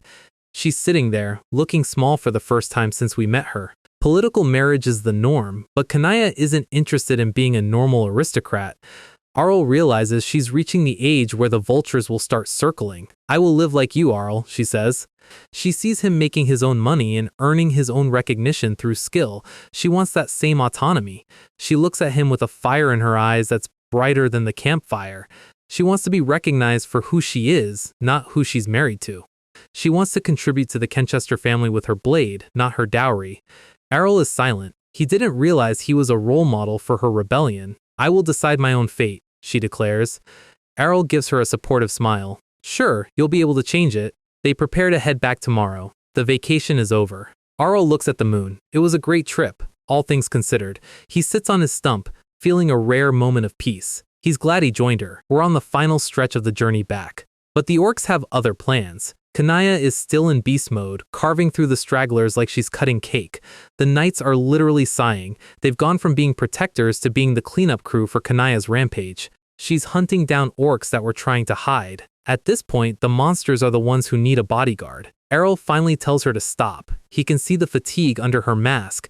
They need to hurry to arrive at the palace on time. Kanya looks disappointed that the party is over. She looks around at the pile of bodies. Well, there are no more orcs left to catch anyway. She wipes some blood off her cheek and flashes a bright smile. All right, let's go! Suddenly, Arell's horse starts acting strange. It's shivering. It's not an injury, it's accumulated fatigue. But Arell knows horses, this isn't normal tiredness. The animal is terrified of something in the air. Kanya hands her horse over to the magicians in the back for treatment, showing she's a responsible rider. She jumps onto Arell's horse to take the lead.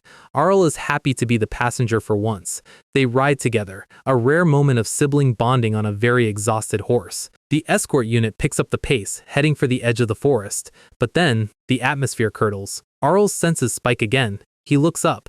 Something is moving behind the clouds, a massive, high-speed mana signature. He can't see it clearly yet, but he can feel the weight of it. It's heavy, predatory, and fast. There is something behind that cloud, and it's definitely not a bird. A wyvern. It dives through the clouds, shrieking. Arell screams for Kanya to hold on tight. He takes the reins back instantly. He orders everyone to run for the forest. Out in the open, they are just target practice for an aerial predator. The knights are confused. They regularly hunt wyverns here. The lord of this land confirmed they were all cleared out. Confirm their absence, the knight starts, but he never finishes the sentence. A massive green claw drops from the sky. It's a massacre. The wyverns aren't just here, they are hunting in a coordinated pack. There's not just one or two. There's a whole flock circling above. Arell is gritting his teeth. Something is wrong with the lore. Wyverns are independent hunters. They don't form flocks unless they are being controlled by a higher power. Another knight gets snatched up. The screams are filling the clearing. The wyverns aren't even eating. They are just killing and dropping the bodies. This is a targeted hit. Acid breath. One of the monsters unloads a cloud of purple corrosive gas. Arell realizes the scale of the threat. Wyverns are already high tier, but these ones are using specialized poison. He tells Kanya not to look back. Looking back gets you killed. He maneuvers the horse with the skill of a pro racer, dodging a dive bomb from a green monster. The wyvern lands, snapping its jaws inches from them. The royal magicians finally start firing back. They try to cover the princess's retreat, but the fire just bounces off the wyvern's scales. Arell realizes they can't keep running. The horse is at its limit and the wyverns are faster. Wyverns have natural resistance to 4th class magic and below. The royal mages are basically throwing lit matches at a tank. Another wyvern dives. This is it. Arell's eyes go gold. This won't do. He starts gathering mana in his fingertips. He's going to use projectile magic, turning raw energy into high-velocity bullets. Bam! He snipes a wyvern mid-air, making it look like a lucky hit from the mages. Another one goes down. He's clicking heads like he's playing an FPS with aimbot. The mages are shocked, but they take the credit. "Great job, magician!" they shout to each other. Arell just keeps his head down. But the boss has arrived. A massive wyvern lands right in front of them, the impact shaking the ground. Kanya and Arell are staring into the eyes of a monster that's too big to be natural. The monster unloads a roar that practically peels the paint off the horse. Suddenly, blood sprays. A blade cuts through the wyvern's neck. It's Fahilia. The maid we saw earlier is actually a high-level swordmaster. She tells them to escape while she holds the line. Arell isn't surprised. He knew she was a no-joke combatant, but seeing her handle a wyvern solo is impressive. They gallop toward the trees as the maid engages the flock. Arell looks back. She's holding up well, but she's being surrounded. A creepy laugh echoes through the mana field. A hooded figure appears in a pillar of dark energy. The figure stands in the path of the horse, staff in hand. The staff is vibrating with blue mana. Arell recognizes that staff. It's an artifact designed for mass-scale destruction. Arell yells at the suspicious guy to get out of the way. He knows this isn't a random encounter. The figure looks up. "Me?" He raises the staff. The blue orbs begin to glow with a blinding intensity. Lightning cannon! A massive beam of electricity tears through the air. Arell's eyes widen. This level of power? I asked for an introduction, Arell thinks. What's with this? The knights are getting cooked. These aren't just sparks. It's high-density mana beams tearing through armor like it's wet paper. Arell is watching this from the back of the horse, and he is officially done with the theatrics. The ground is littered with Kanaya's escort. These were people she knew, and now they're just scenery for a cultist power trip. The mage is yapping. He praises Kanaya for dodging, then asks the one question that confirms our guy's suspicions. How does a random hermit know the second princess's name? Arell realizes this wasn't a random encounter. This guy has been stalking Kanaya from the jump. He has those generic villain teeth and a smile that says he spent way too long practicing this speech in a mirror. He raises the staff again, telling them to run if they can. He's playing with his food. Arell notices a sticky aura coming off the staff. That's dark mana. The kind that doesn't just kill you, it messes with the soul. Shadows start crawling across the grass like living ink. Kanya points it out, but she's visibly shaking. Even a combat prodigy has limits when the dead start getting back up. The knights who just fell, they're twitching. The wyverns, also twitching. The corpses stand up, eyes glowing with that same sickly purple light. The wyvern reanimates right in front of a survivor. Imagine surviving a dragon attack just to have the dragon's ghost try to eat you 5 minutes later. Undead. The ultimate "I'm losing so I'll cheat" move for any mage. The mage gives the order, kill the princess. He's fully leaning into the dark cult branding now. File that name away. The dark cult just made the mistake of targeting the one kid in this empire who has killed actual gods. The mage stops. He feels something. Arell is staring him down with main character eyes. He's charging a finger gun with enough chi to level a small building. One flick. The air pressure alone nearly snaps the mage's neck before the actual impact turns his internal organs into a smoothie. The mage drops like a sack of potatoes. Kanaya is confused, so Arell pulls the classic "he probably just had a heart attack from overusing magic" excuse.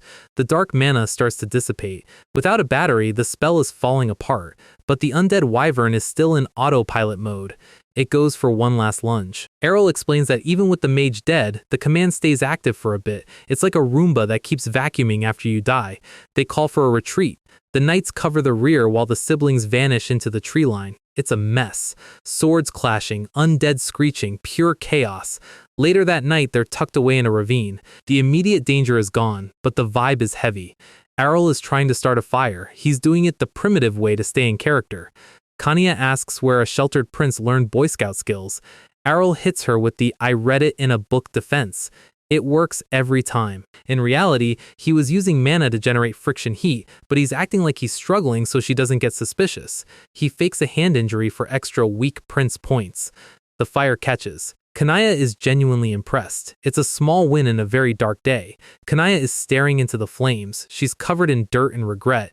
She asks Arell if he was scared. She's looking for a reason to feel okay about her own fear. Arell realizes he acted way too cool during the fight. He needs to pivot to scared toddler immediately. He starts shaking and crying about the scary lizards. Academy Award level performance right here. Kanaya takes his hand. She thanks him. She thinks his presence is the only thing that kept her sane. Arell looks at her and realizes something. She's not just a muscle brain, she's a 16-year-old girl who just watched her friends die. The weight of being a royal is finally hitting her. He reflects on how Kanaya has always lived in a bubble. Assassination threats were just things people talked about in meetings until today. He decides to let her lean on him. For now, he's just a little brother. But his internal monologue is already calculating the return trip. Suddenly, a screech splits the night. They both jump. Safety was a short-lived dream. Up on the cliffs, a wyvern and a griffin are having a mid-air cage match. Arell sees the nest. The wyvern is spawn camping, it's going after the griffin's baby. The griffin dives to protect it, taking a nasty bite to the neck. The impact of the two monsters slams into the cliffside. The whole ledge starts to crumble. It's a literal rock slide of monster parts and boulders. Dust clouds everywhere. The siblings can't see a thing. Kanaya is coughing, trying to find her bearings in the haze. The wyvern flies off. It's injured and decided the meal wasn't worth the effort. Arell looks around. Kanaya has disappeared into the dust. He runs toward the wreckage, worried she did something impulsive. He finds her kneeling next to the mother griffin. It's over for the big bird. Kanya is heartbroken. She's projecting her own losses onto this animal. Arell asks if she's planning on building a grave. He's trying to keep things practical. Kanya turns around. She's holding a tiny, chirping ball of fluff. The baby survived. Arell tries to be the voice of reason. In nature, a motherless griffin is just a snack for the next predator. Kanaya isn't listening. She's in full adoption mode. Arell just sighs. He knows when he's lost an argument. The surviving knights finally find them. They look like they've been through a blender, but they're relieved to see the royals alive. Fahilia is there too. She reports that the undead magic lifted the moment the mage died. Then she sees the bird. Everyone's soldier persona drops for a second because, let's be real, baby griffins are top-tier cute. Arell gets that scheming look in his eyes. Perfect timing indeed. He tells Kania to calm the bird down. If they're going to keep it, they need to bond with it now or it'll grow up and eat the palace maids. 1 week later, we're back at the Ernesia palace. Everything looks normal on the outside, but inside Arell's room, total chaos. The baby griffin, now named Fry, is using Arell as a literal chew toy. Fry is basically a winged puppy with a beak. He's cute, but he has zero respect for a prince's sleep schedule. Arell tolerates it because the bird is actually special. It's following him around because of the bonding he did in the forest. Flashback to the forest. Arell stayed behind while the others set up camp. He's looking at the mother griffin's corpse. He's not being sentimental, he's being a pro gamer. He pulls out a dagger. He slices open the chest of the mother. It sounds brutal, but this is how you harvest rare materials in a fantasy world. He pulls out a magic stone. This is pure, concentrated griffin mana. He uses the stone to tame Fry. By feeding the baby its mother's residual mana, he created an unbreakable familiar bond. It's a bit dark, but hey, it's efficient. Back in the present. Someone's at the door. Kanya bursts in. She's looking much better. Turns out having a baby bird to take care of is great for trauma recovery. Fry teleports to her. They're basically best friends now. Arell asks about the dark cult. Kanaya says the kingdom put them on a wanted list. The lightning cannon staff was a huge clue, and now the whole empire is on high alert. Arell gets reflective. He realizes he might have spent too much time focusing on money and not enough on his family's safety. Kanaya tries to play with him, but Arell is in his CEO headspace. He's planning a training regimen. He looks at Kanaya. She's a low-ranking princess in the eyes of the court, which makes her an easy target for cultists. He decides that being prepared isn't enough. Kanya is family, and in Arell's world, family members don't get to be weak. His goal? Turn Kanya into an aura expert before she hits her late teens. For context, that's like training a high schooler to be an Olympic gold medalist in a weekend. He initiates the plan. He tells Kanya he's bored and wants to play with swords. Steel meets steel. Arell is moving with high-level fluidity, but he's masking it as clumsy genius energy. Kania is shocked. Her little brother is actually keeping up. They spar across the hall. Kania lunges. She's using her natural talent, but Arell is leading her like a conductor. He does something weird. He makes his sword shine. He tells her he used aura. He's dangling the bait. He knows Kania's muscle brain will crave this power. She takes the bait instantly. She wants to know how he researched it. Arell taps his head. He tells her aura isn't just about swinging a sword, it's about brain power and mana control. Kania gets worried. She knows her academic scores aren't exactly genius level. Arell just smiles. He offers to teach her. Fry chirps in the background like a tiny hype man. Kania is excited. She thinks she's going to learn a cool new trick. Arell's internal monologue, "It won't take long because I've been cheating." Flashback to all their tea times. Every time Arell touched her shoulder or hand, he was secretly injecting tiny amounts of chi into her mana circuits. He's been preheating her body for aura for months. Back to the training. He tells her to focus. China, the nanny, is eavesdropping. She sees the no entry sign but can hear the intense energy coming from the room. We get a montage of time passing. Every time Kania visits to see Fry, Arell plays swordsmanship with her. He's basically running a secret underground dojo. The result? Kania manifests aura at a speed that would make the Royal Knights quit their jobs out of shame. She's glowing. She finally did it. She thinks she's a genius. But there's a side effect. Fry, who has been soaking up all this excess energy, just went through a massive growth spurt. He's huge now. And he still thinks he's a lapbird. Arell is literally being crushed under several hundred pounds of griffin. Arell, gasping for air, tells her this is just the beginning. Eventually, she'll be able to use aura while riding Fry in battle. Kania laughs it off as imagination, but Arell is dead serious. He's building an aerial ace. The heavy doors swing open. The king has arrived. Everyone freezes. Arell walks in with Lavana. He's supposed to be busy with northern repairs, but he's here to check on his scholar son. He looks at the scene. A massive griffin, a glowing princess, and Arell looking like he just finished a marathon. He's heard Arell has been into swordsmanship lately. He's wearing that smug "I told you so" smile. Arell plays it off. He says he's just interested in trying out various things. The king is actually impressed. Taming a griffin for border defense is exactly the kind of utility-focused thinking he loves. Arell leans into the arrogant genius persona. He acts like his success is only natural given his intellect. Two knights carry in a massive heavy wooden box. The lid opens. A blinding light fills the room. The king looks Arell dead in the eye. "It's yours. It's a one-of-a-kind sword, custom crafted specifically for Arell." Lavana is worried. Arell is way too young for a real blade. The king just wants him to touch it to claim ownership. Arell reaches out. The moment his hand hits the hilt, the energy in the room shifts. He doesn't just touch it, he lifts it. The king is looking at Arell like he just found a cheat code in a video game. To him, Arell is a kid with no martial talent who somehow turned his sister into a monster. He's waiting for Arell to take the legendary sword. Arell's mom is worried, but the king just wants to see what his genius son can do with a real weapon. Arell does the only logical thing. He takes one step, trips over his own feet, and goes face first into the floor. He's lying there with a bandage on his head, laughing it off. His internal monologue is very clear. "I am not getting involved in a power struggle. Slacker life or death." He reflects on the effort he put in to act like a weak little brother while secretly training Kania. If he masters the sword now, he's basically signing up for a career in the military, and our guy wants zero part of that. He pulls the ultimate no-you move. He apologizes for being a toddler and says the sword would fit Kania way better. Kania is stunned. Arell reminds her that she's growing at an insane speed. She's already in the class of aura practitioners, basically an elite-tier athlete in a world of amateurs. He watches her spar in his mind. To a pro like him, she's still a noob, but to the rest of the kingdom, she's a raid boss in the making. There are only about 30 aura experts in the entire country, and she's already knocking on the door. He looks her in the eye. "You deserve this." He hands her the legendary blade.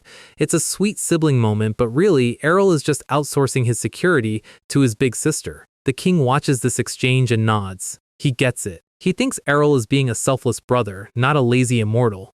But there's a catch. The king wants a demonstration. He tells Kania to show him the skills worthy of that sword. Arell is internally screaming. He didn't expect the king to jump straight into a spar. He remembers the king is a macho man who probably thinks a gym membership is a personality trait. The king tells her to just swing it at him. He's being patient, which is king speak for "I'm going to humiliate you gently." Kanaya is flustered. Sparring with the king is like a freshman trying to box Mike Tyson. Arell gives her a little nudge on the back. He tells her to take the chance and show the old man what for. His internal face is pure evil. He wants Kanaya to beat the muscle maniac to her heart's content. They square up in the hall. The height difference is hilarious, but the atmosphere is heavy. The king notices her stance immediately. It's not the standard night garbage he's used to seeing. He realizes she's using a custom build. Kanaya takes a breath and asks her father to guide her. She moves. It's not a lunge, it's a teleport. The air screams as she breaks the sound barrier. Arell's mom can't even see what happened. Kanaya's innate strength and Arell's high-output mana training have made her invisible to the naked eye. She's closing the gap instantly. Arell is actually a bit concerned. She went straight for the head with a real sword on the first move. This girl has zero chill. The king is smiling as the blade comes for his neck. Arell realizes these two are both battle junkies and he's the only normal one in the room. The blades clash and the shockwave tears through the room. The king blocks it, but his face is serious now. He admits it was a heavy attack. He's realized his daughter is actually a threat. The spar ends. Kanaya is on the floor, but the king is glowing. He says even the leader of the knights couldn't bring out that much aura in a duel. Kanaya is modest about it, but the king's brain is already turning. He turns to Arell. He knows the theory came from the kid. He asks if it's true that Arell taught her. Arell puts on his innocent researcher hat. He says his theory just worked out well. He explains he just gave her a little advice because existing swordsmanship didn't suit her. It's the ultimate humble brag. The king touches his chin.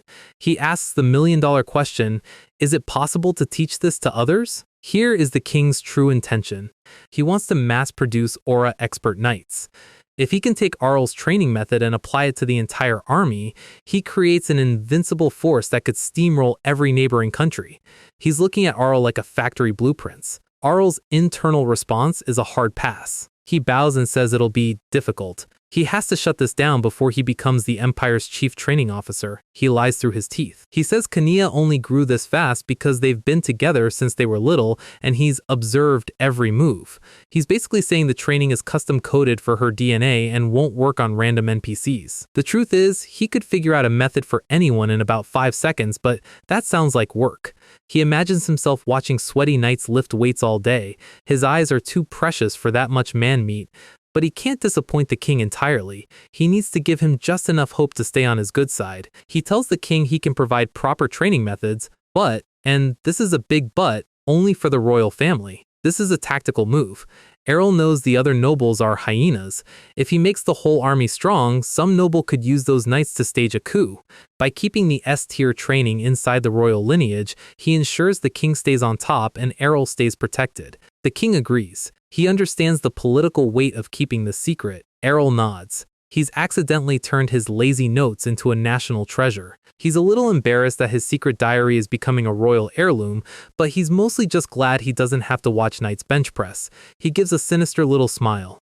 He's basically told the king and Kanaya, good luck with the grind while he goes back to his cookies. A few months later, we hear crashing sounds coming from inside the palace. The king is shirtless and sweating. He's finally putting Arell's methods to the test. He smashes a training dummy into splinters. He's finally reaching the level of a peak expert, the absolute ceiling of human capability before you become a legend. He reflects on the fact that Arell came up with this but can't use it because of his weak body. The irony is killing him.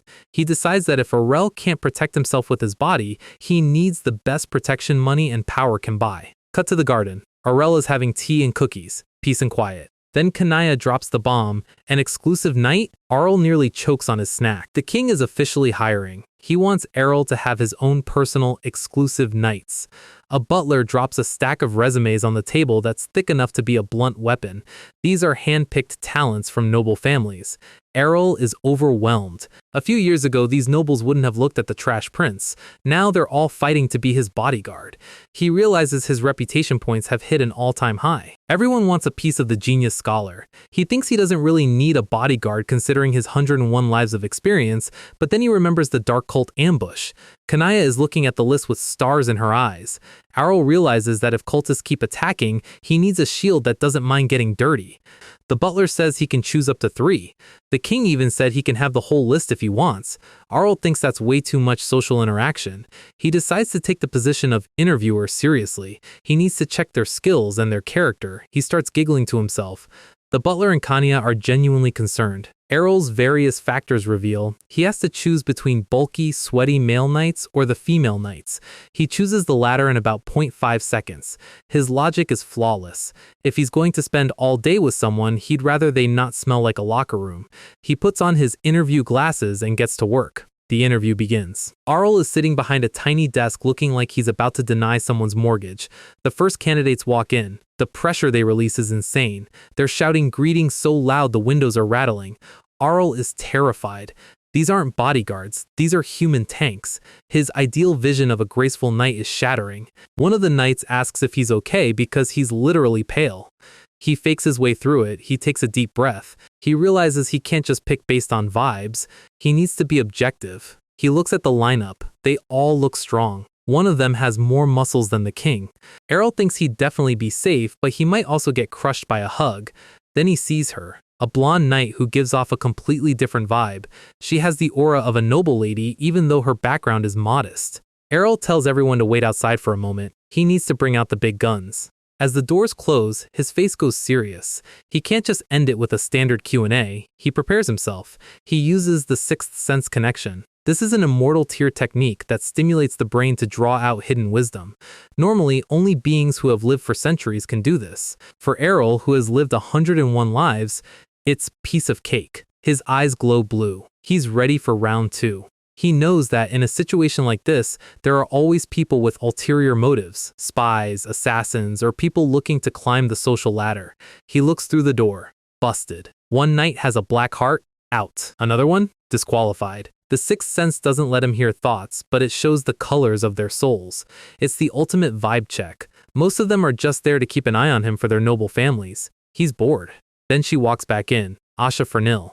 Her soul is pure. Like blindingly white. Arell is genuinely shocked. He checks her profile. Outstanding candidate, modest background. He wonders if there's a situation she's running from, but decides that as long as she's pure, he won't meddle. Next up, he needs at least 2. He thinks about the berserker woman from earlier, but then someone else enters the room. Hello there! This is Saina Garel. She's high energy and has 0 royal protocol. Arell blinks. She's incredibly pure too. Her soul is basically a sunny day. He looks at her experience. She's been sent to the borders, far-off territories. She's basically been kicked out of every knight order in the kingdom. He asks if she's a troublemaker child. She laughs it off, but her emotional colors don't change. She hasn't done anything wrong. She's just herself. Arell realizes her transfers weren't for corruption or failure. She's just too chaotic for standard commanders. He loves it. The interviews are over. He tells the butler he's ready to announce the winners, Asha and Saina. The Elegant Mystery and the Chaotic Sun. New members have joined the palace. They're both wearing custom armor now, and Arell is looking like he just won the lottery. Saina turns serious the moment she's on duty. The girl has a work mode switch that is actually terrifying. Arell leads them to a training area. He has a plan. They ask why he brought them here. He says he needs to see their abilities directly. He's playing the picky master role perfectly. Here is the real goal. They are both at the level of aura protection, which is decent, but not enough to protect Arell from the things he knows are coming. He needs to assess their current skill floor so he can start cheating their training just like he did with Kania. They agree. They take their pride as knights seriously. Arell suggests they spar against each other. He explains that a duel between equals is the best way to show off their power without holding back. Then he drops the bombshell. I'm also curious about which one of you is stronger. The atmosphere catches fire instantly. Knights are proud creatures. You can't tell them there's someone better without them wanting to prove you wrong. Saina cracks her neck. She's curious too. She looks at Asha. Asha doesn't say a word, but her eyes go cold. The elegant lady just disappeared.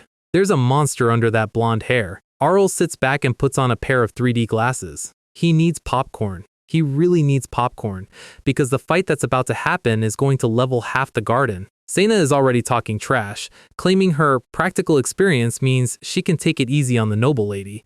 Asha just glows with blue mana, the polite way of saying try me. The atmosphere gets heavy. These two aren't just practicing, they're trying to establish the pecking order in Arell's new squad. Arell gives the signal, and the popcorn goes flying. Arell is literally blown off his seat by the shockwave. He told them to take it easy, but apparently, easy isn't in a knight's vocabulary. They're clashing so hard the ground is cracking. It's blue mana versus red mana, and neither side is giving an inch. Asha lunges with a powerful spear stab. Saina doesn't even use her senses, she reads the movement with her eyes like a literal wild animal and dodges at the last second. Saina dives into the spear's dead zone. Arell notes the tactical error. Once a spear user lets an opponent get that close, it's usually game over. But Asha isn't a one-trick pony. She hits Saina with a high kick that would make a Muay Thai pro jealous. Arell is impressed. Kicking while wielding a spear is basically like bringing a gun to a knife fight. They reset. Asha tells Saina she doesn't need to hear advice from her. The tension is spicy. Then their auras start taking the shape of beasts, a bear and a wolf. This is moving past a friendly spar and straight into a someone is leaving in an ambulance territory. Arell finally jumps in and screams for them to stop. He's the boss, and he's not paying for palace repairs today. He tells them he's seen enough to understand their skills, and honestly, they both have a lot to work on. He breaks it down. Asha is too impatient and relies on speed, while Saina is timid because she's used to brawling with her fists instead of using a weapon properly. Asha remembers the rumors about Kenya becoming an aura expert under Arell's guidance. She realizes this 10-year-old kid is actually a tactical god. Arell leans into the arrogant genius role. He asks them if they want to get stronger or if they're content being mid-tier fodder. They both fold instantly. They don't want to bother him, but they're clearly desperate for the sauce. Arell smiles. He says his muscle maniac father is the only one he withholds info from. For his own guards, the shop is open. The special training plan officially begins. Arell looks like a toddler leading a parade of super soldiers. Phase 1. Theory. He sets up a classroom and pulls out a massive book titled Introduction to Anyone Can Become a Knight. He's basically writing Knights for Dummies. Asha is confused by the mana circulation theories. Saina? Saina has already given up and is using the book as a hat. Arell realizes he can't sell this book yet. He uses a water barrel analogy to explain mana storage. He points to a diagram of the human body. He explains that their mana paths are currently blocked, like a kinked hose. In this state, trying to emit aura is like using a high-pressure sprayer with a clogged nozzle. If Asha just kicks harder, or if Saina just pumps more mana through the hose, the nozzle, their body, will eventually explode. Arell goes into full gray sage mode. He explains the concept of chi deviation, or what he calls becoming half a corpse. If you force mana through a blocked path, the energy backflows and shreds your internal organs. It's the fastest way to turn a swordmaster into a vegetable. The girls look terrified. Arell's safety first lecture just got very real. They imagine themselves as leaking, broken barrels. Effective teaching, Arell. He tells them they need to learn to accept mana naturally and store it efficiently during their daily lives, not just during combat. He tosses off his lab coat and glasses. Time for the practical exam. He starts with Saina. He wants her to focus her aura on specific points instead of her whole body. He asks if she can perform it on both legs and her other arm at the same time. She tries, but she's struggling. Focusing on the whole body is easy, but precise micromanagement of mana is exhausting. She flops on the ground. Her senses can't keep up with the multitasking. Arell walks over and grabs her hands. He tells her to concentrate on the temperature of his touch. He's using his hands as an anchor for her focus. He tells her to go a bit stronger. Saina's aura flares up. It's working. But she's also looking at Arell's hands and thinking about how soft and cute they are. She starts getting fuzzy feelings. Arell feels a chill. He knows a predator's gaze when he sees one. He tells her to stop the nonsense and focus. Saina gets the hang of it. She feels the shift in power instantly. She's glowing like a Christmas tree. Total W for the training plan. Arell sits back, wondering if he taught her wrong because of her weird reaction, but decides that as long as she's strong, it's fine. Next is Asha. Arell tells her she's way too impatient. He brings up her mistake during the spar, kicking blindly when Saina got close. To teach her calmness, he has her do the most classic training trope, carrying the master on her back. Asha says she can only feel Arell's weight. He tells her to concentrate until that feeling vanishes.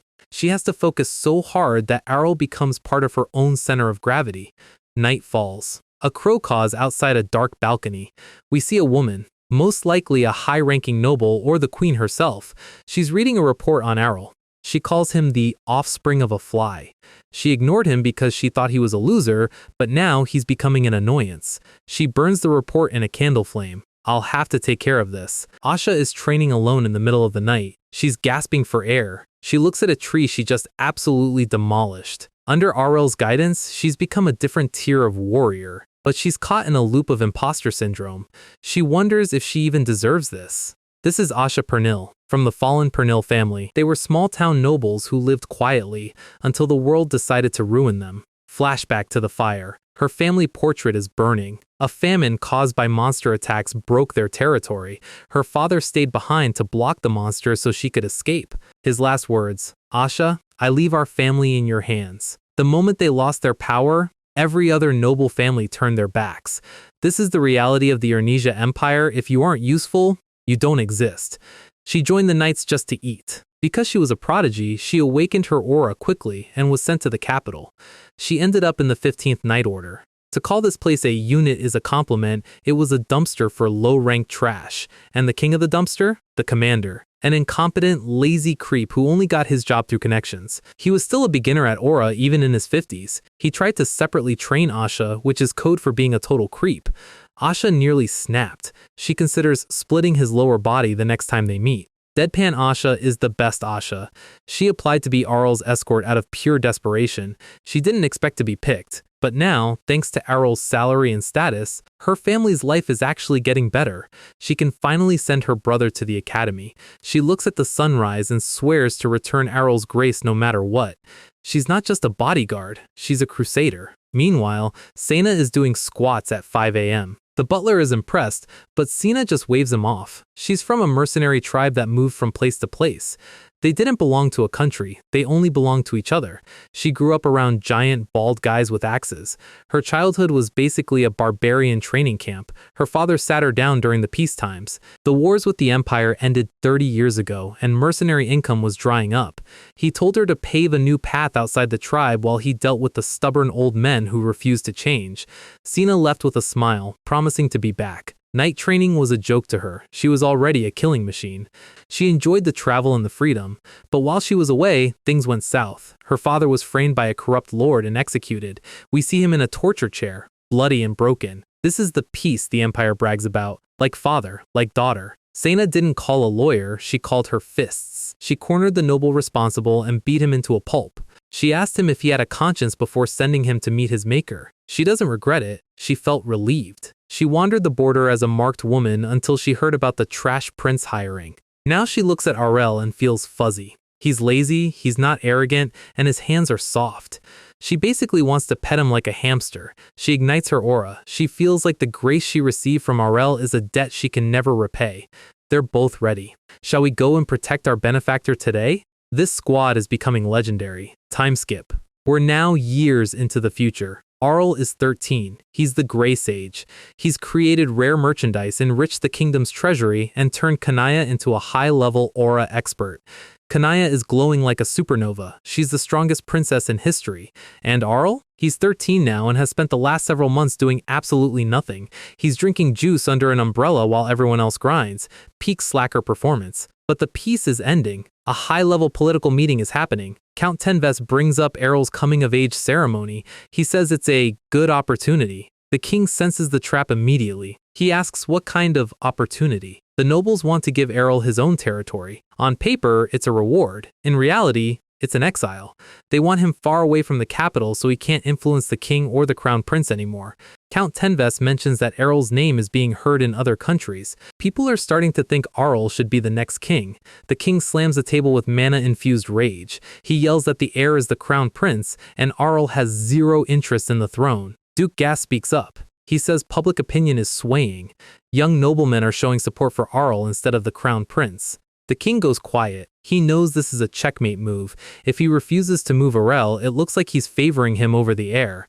The king tells them to shut up. But the nobles aren't done. A servant brings in a stack of petitions. They're all the same. They all wish for stability.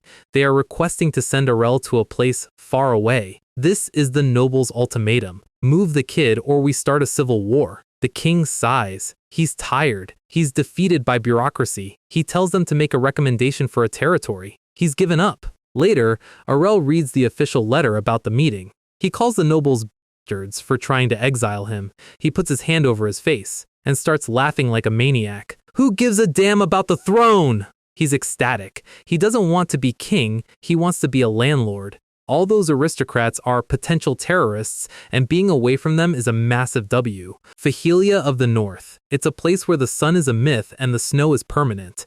The nobles picked this spot because it's impossible to farm, impossible to live, and very easy to freeze to death. Arell is reading up on his new home, and he's not even mad. He knows the nobles think they've won. He's got 1 year and 1 month until the move. For a guy with his memories, that's plenty of time to build a kingdom. He slams his book shut. Time to start the recruitment drive. He calls his entire household staff into the room.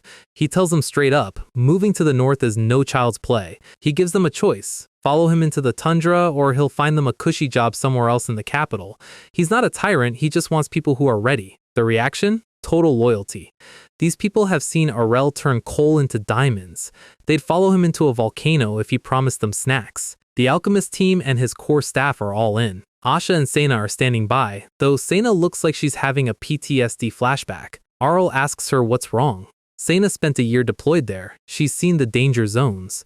She tells him it's not really dangerous, it's just cold. Like your teeth will shatter if you shiver too hard cold.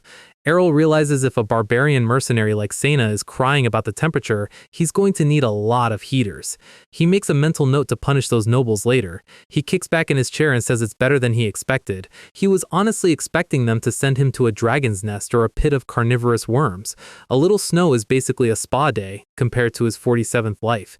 He looks up and sees Asha and Sena looking at him with the most tragic faces imaginable. They think he's being a brave little martyr. They swear to protect him no matter what. Arell is internally screaming, "Guys, I'm actually happy about this. Please stop the anime protagonist music." Later, Asha and Sena are whispering in the hallway. Asha tells Sena to be honest about the North. Arell is in his room, drawing up blueprints like a man possessed. Sena admits that Fahilia is incredibly cold and there's absolutely nothing there. It's a void on the map. The only reason knights are there is to keep the monsters that can survive the cold from migrating south. Sena asks if Asha is actually going to stay. Asha looks offended. Leaving isn't even an option. They both realize that the nobles aren't just sending him away, they're kicking him out of the family tree. But Sena notices something about Arell's eyes. There's no frustration, no fear. He looks like a guy who just bought the winning lottery ticket and is waiting for the check to clear. They decide to trust his master plan, even if they don't understand it yet. They start writing letters to their hometowns. They're moving for good. Arell finishes his documents. The blueprints for his new mansion are looking good. This isn't an exile, it's a construction project. Then he hits a wall, Mom. He's worried about Lady Lavanna staying behind. The palace is full of sharks, and he's been her primary protection. He needs a way to stay in touch, teleportation circles, communication spheres, or maybe just hiring a full-time wizard to act as a magical Wi-Fi router. He realizes the North is the perfect place for a professional slacker like him to finally live idly. No nobles, no drama, just him and his bird. Step 1 of the preparation, magic. He meets with Payan, the magician. Payan brought his disciples, probably hoping for a high-paying gig. Arell asks for a secret. Payan swears he's a vault. Arell slides a blueprint across the table. Payan takes one look and his eyes nearly pop out of his head. Arell casually explains it's just an upgraded version of the Sage's necklace, an artifact that boosts brain power and mana efficiency. Payan is shaking. This design is twice as effective and 10 times cheaper to make. He's looking at a technological revolution on a piece of parchment. He asks if it's possible to make. Payan says the blueprint is perfect, but he feels weird about copying and improving someone else's legendary work. He's got professional ethics. Arell smiles. He knows exactly how to handle ethics. He reaches under his desk. He drops a heavy bag of gold. Here is the fee to keep it a secret. Then he drops 2 more massive bags of gold, and this is for the labor cost. He promises even more for future transactions. He's basically funding Payan's entire retirement plan right now. Ethics? Pan and his disciples are literally on their knees. They are now officially employees of Ernesia Inc. Arell's internal monologue, money is the best way to bring people to their knees. He's a 13-year-old with the soul of a corrupt CEO. He tells Pan he wants the first batch within the month. A few days later, they deliver the first Grey Sage's necklace. Arell tells them to stop naming things after him, but he's low-key vibing with the brand. The quality is top tier. Pan is actually useful when he's being bribed with enough gold to buy a city. Arell tells them he needs more. Pan expects a small order, maybe 5? Arell wants 50. The disciples look like they're about to faint. Welcome to the crunch, boys. Arell just laughs. If they find it unfair, they should try living 100 lives. He's got zero sympathy for the 40-hour work week. Step 2. Manpower. Late at night, Arell is in a carriage with Asha. He's snacking on potatoes like it's a road trip. Asha is confused. If the prince needs something, he can just order his staff. Why is he out here at midnight? Arell says he needs to choose this one himself. Asha wonders what could be so important that a prince needs to do the shopping. They pull up to the slave market. Asha freezes. She screams. She's absolutely horrified. She thinks Arell has finally snapped and is becoming a tyrant obsessed with power.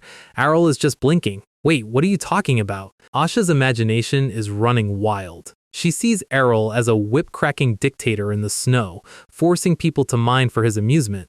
She imagines him calling them useless pigs. Arell has to physically shake her out of it. He's offended. No matter how lazy he is, he's not that guy. Let's talk about the reality of slave markets in this world. Usually, you imagine a hellhole filled with screams and families being ripped apart. The answer? This place is actually clean.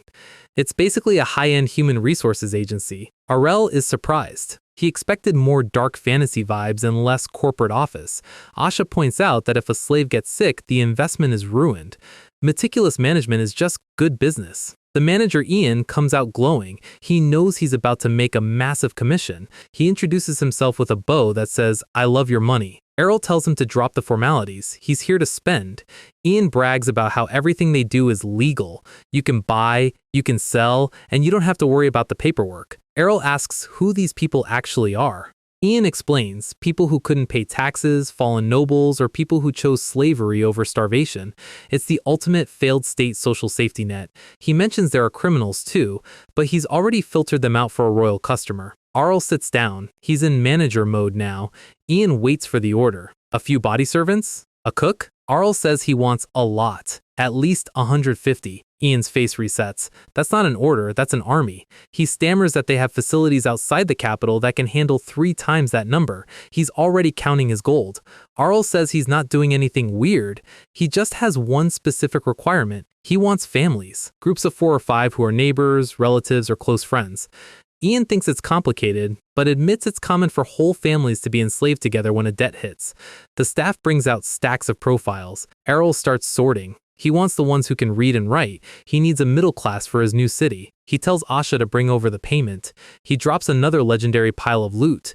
Ian looks like he's about to have a heart attack from pure joy. Arell chuckles. Money really does solve everything. Asha is just standing there with a expression. Back in the carriage. They're heading home. Asha finally asks the big question, what are you going to do with 150 slaves in a frozen wasteland? Arell smiles. He's not making them slaves, he's making them residents. Fahilia is empty. There's no point in being a lord of a bunch of snowmen. He needs a population to build a tax base and run his businesses. He pulls out the sage's necklace. He's going to give these artifacts to the families and educate them. He's basically starting a government-funded brain-boosting academy. Asha is stunned. He's not buying property, he's buying a community. Arell leans back. He has no intention of living quietly in the cold. He's going to make the North a paradise so he can live as comfortably as possible. He imagines them working to the bone while he drinks wine on a throne. That's the dream. The city of Fahilia is about to get a 13-year-old billionaire update. Later that night, Arell is staring at the ceiling. Preparing to live by yourself is one thing. Saying goodbye to your family is another. For all his 100 lives, he's still human. There's a knock. It's Mom. She's crying. She pulls him into a massive hug. She offers to talk to the king again. She'll beg for him to stay. Arell hugs her back. He tells her not to worry. He'll send gifts, he'll come back often, and he's still got a year left. She leaves the room, still sobbing. Arell watches her go. He's keeping his destination a secret for now so she doesn't worry about the cold. He'll tell her when the paradise is built. The next morning, the training ground is exploding. A knight is literally launched into the stratosphere. Kanaya is standing in the middle of a crater. I will never accept it! She's found out Arell is leaving, and she is not taking it well. She points at the next group of knights. She tells them to come in with all their strength or they're going to die. The knights are crying. They didn't sign up for a survival horror game. Kanaya is swinging her blade with enough force to change the weather. She thinks it's all the nobles' fault for exiling her brother. She understands the situation, but her heart says no. She hits a point of pure, concentrated rage. She screams at the sky. Arell forgot to tell her he was leaving for half a year. Another knight gets pinned to a wall by a mana blast. Arell is watching from the sidelines, sweating. He forgot to tell her because he knew she would react exactly like this. Kanaya's aura shifts. It goes from red to a terrifying deep blue. The knights recognize the feeling. The air itself is getting heavy. Here is the secret from Arell's manual. If you push your emotions to the absolute limit, your mana stops flowing, it surges. That day, the youngest swordmaster in history was born. Kanya just broke the level cap because she was mad at her brother. She launches a final strike that clears the clouds. Arell realized he just accidentally created the ultimate bodyguard, but he also realized he's going to have to survive her goodbye hug. Suddenly, a memory from his very first life hits him like a truck. You know that specific, soul-crushing feeling you get right before your mandatory military service starts? That's where he is. The days leading up to enlistment pass by like snow melting in a microwave, way too fast.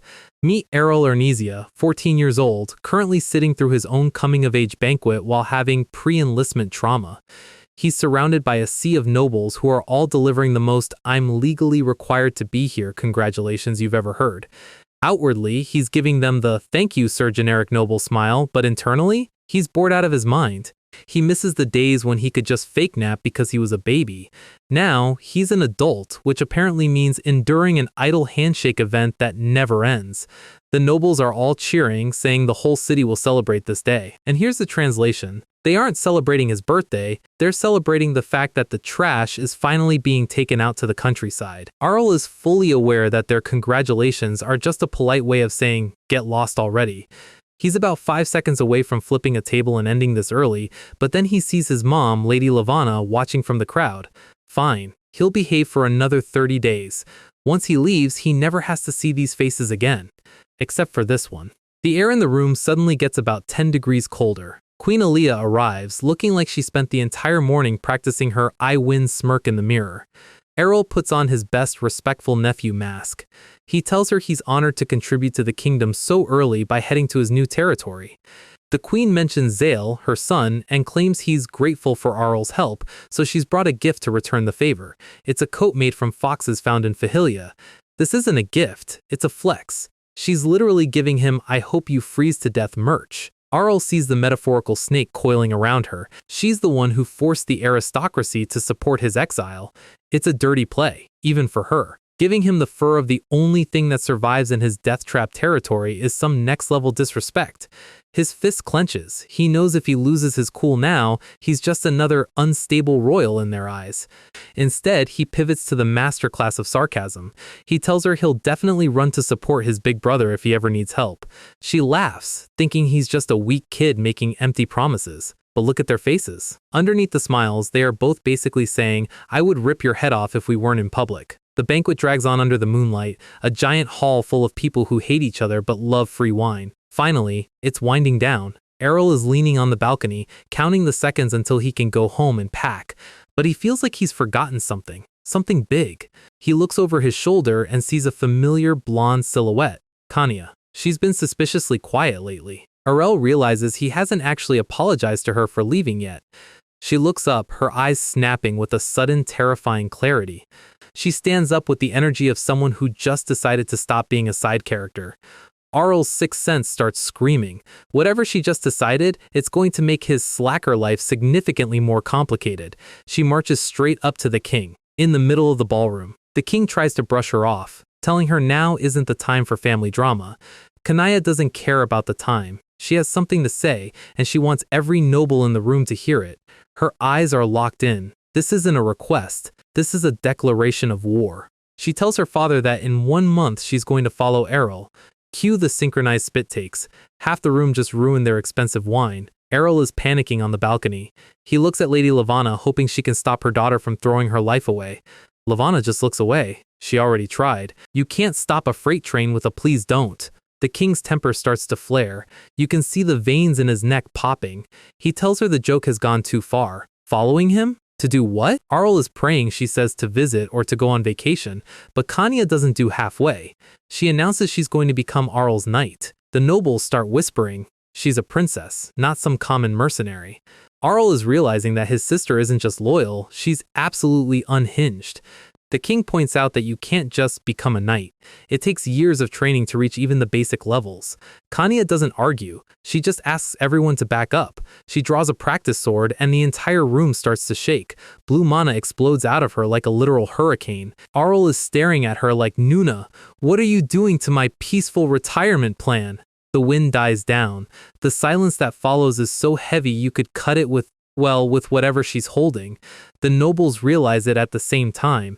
This isn't just talent, she's a sword master. At 16, Kanya explains her logic and, honestly, it's kind of depressing. She knows that if she stays, she'll just be a political pawn sold off to some noble she doesn't even know. Arell is internally crying. He wants to be moved by the sentiment, but the master reveal just painted a massive target on his back. The nobles are losing it. A princess resigning her title to be a knight for the trash prince is the biggest scandal in a century. Arell notices the look on her face. She chose this public moment on purpose so the king couldn't bury the news. He realizes that she's used the exact same manipulation tactics he taught her. He's being outplayed by his own student. He tries to step in and stop her before she does something irreversible. Too late. She takes a step forward. She grips the hilt of her sword with both hands. This is the knight's vow. In the history of this kingdom, this is the most sacred contract you can make. She kneels. She's giving him her past, her present, and her future. She swears on this spot to dedicate her life to him. She vows to defeat every hardship that stands in his way. In front of the king, the queen, and every powerful noble in the empire, Princess Kanya Ernesia becomes Arell's sword. Arell is standing there holding her hand, looking like he just accidentally signed a contract for a 50-year gym membership he didn't want. He's trying to find a loophole. She's a princess. She's not a knight. I didn't give consent. But he looks at the crowd and realizes he's cooked. There are too many witnesses. If a swordmaster makes a public oath, you can't just call it a joke the next morning without the entire kingdom losing faith in the monarchy. He sees Kanya's face. She's smiling. She knew exactly what she was doing. She didn't just follow him, she burned the bridge behind her so she could never be forced to go back. The king looks like he's about to have a stroke, and the queen's maids are literally passing out from the shock. Queen Aaliyah is shaking. Not with fear, with pure, unadulterated rage. She thought she finally got rid of the nuisance, but now that nuisance is taking the kingdom's greatest military asset with him. Arell sees her fuming, and for a second, he almost enjoys it. Then he remembers he still has to live with Kanya in the middle of nowhere. He reflects on his life, or lives. Every time his birthday rolls around, something insane happens. The moon hangs over the capital for the last time. Note to self, no more birthday parties. Ever. Time skips forward. The chaos of the banquet is over, but the wheels of the empire keep turning. Departure day is finally here. Arell is dressed for travel, looking way too happy for someone being exiled to a frozen wasteland. Lady Lavanna is watching him, her eyes soft. To her, he's still her little boy, even if he's secretly a 1,000-year-old sage. Arell promises to visit often. He's trying to be the comforting son, but Lavanna knows her kid. She jokes about how he never even cried as a baby. Arell's internal monologue, yeah, because crying is for people who haven't seen 100 world-ending apocalypses. She warns him that his body is weak and to call for help if he gets sick. Arell starts to mention that fahilia is actually... Wait, she interrupts him. She already knows what kind of place it is. Arell is genuinely shocked. He's been hiding the hellish nature of the North to keep her from worrying, but a mother's intel network is apparently better than his. She gives him a final hug. She tells him she isn't worried anymore because she knows he'll thrive anywhere. Arell stays quiet and just hugs her back. This is the one person in this world he genuinely cares about. He thinks about the nature of independence. It's always sad to leave, even when you're leaving a snake pit like the palace. Then, the setting shifts. We are no longer in the golden capital. Welcome to the north. Frozen soil, icy mountains, zero vibes. Arell opens the carriage window for 2 seconds and immediately regrets every choice he's ever made. This is the ice continent. land that has never been reclaimed by humanity. He watches a worker try to dig the ground, and the shovel just bounces off the permafrost. He realizes the nobles who sent him here didn't just want him gone, they wanted him to become a human popsicle. Kania yells at him to close the window and stop being a drama queen. Arell huddles in his heating magic tools in that fox fur coat the queen gave him. He hates that it's actually useful. He looks at Kania. She's wearing her standard palace dress, in sub-zero temperatures. He looks closer. She's using mana as a layer of insulation around her entire body. He never taught her this. She's just doing it on instinct because she didn't want to change clothes. Outside, the escort knights are literally crying and shivering, but Kanaya is just sitting there like she's in a heated library. She notices him staring and asks if he's still mad that she followed him. She pinches his cheek, hard. Arell tries to explain that he's just worried about her future, but she's not hearing it. We get a flashback. After the banquet, Arell and the king spent the whole night trying to negotiate a way out of this. The king was actually trying to help, for once. He knew Kanaya was too valuable to lose. Every offer he made, more money, better land, a different rank, Kanaya just gave him a hard no. She literally ran away from them while they were still talking. She's the only person in the world who treats the king like a persistent telemarketer. Back in the carriage, she's still pulling his face. She tells him that this wasn't just about him, it was a great opportunity for her. She would have been engaged soon, sold off for an alliance. Arell realizes she's right. She's 19. In this world, that's basically get married or the plot forgets you age. He wonders if she really forced herself to follow him just to escape that fate. But looking at her, he knows the truth. She hates being restricted just as much as he does. She smiles and says she's searching for her freedom from now on. Arell asks who her engagement partner was supposed to be. She just shrugs. She rejected the proposal before even hearing the guy's name. Arell thinks about that poor, unknown noble and realizes the guy dodged a literal bullet. Dealing with Kanaya's personality is a full-time job. He wonders if the guy even knows how lucky he is. Probably not. The carriage continues through the blizzard. Snow covers everything. Finally, they come to a stop.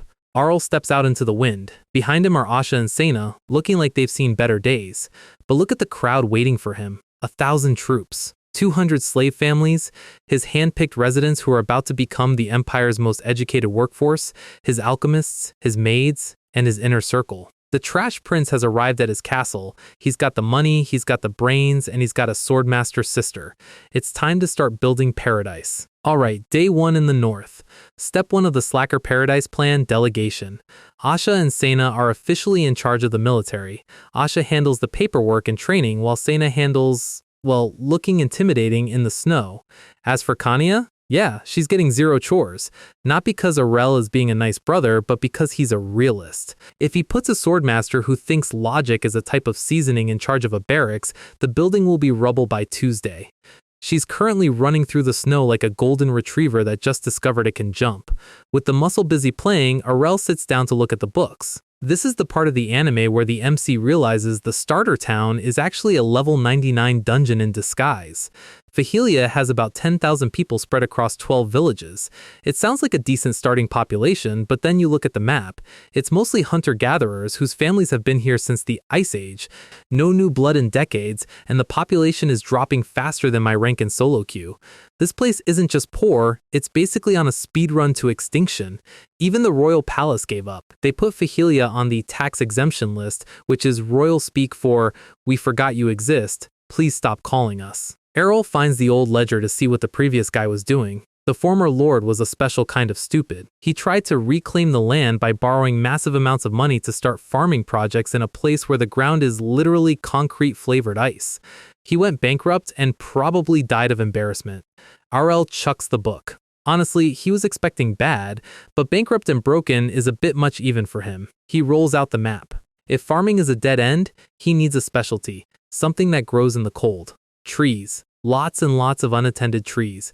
His brain immediately goes to paper. In this world, quality paper is rarer than a toxic-free League of Legends lobby. If he can mass-produce it here, he isn't just a lord, he's the CEO of information. Plus, his MSG and soda business is still printing money back in the capital, so he's got the capital to play with. But money doesn't solve people problems. Time to meet the locals. In a place where the lord is a clown, the people who actually run things are the ones who survive the clown. The village chiefs. These guys are the real big shots. If they don't buy what Arell is selling, his paradise is just a very expensive cemetery. Arell gives the order, summon every single village chief. No excuses. If they can walk through a blizzard to hunt a wolf, they can walk to his castle to hear a pitch. The doors swing open. A group of rugged, scarred men and women march in. They look like they've spent the last 20 years fighting bears for fun.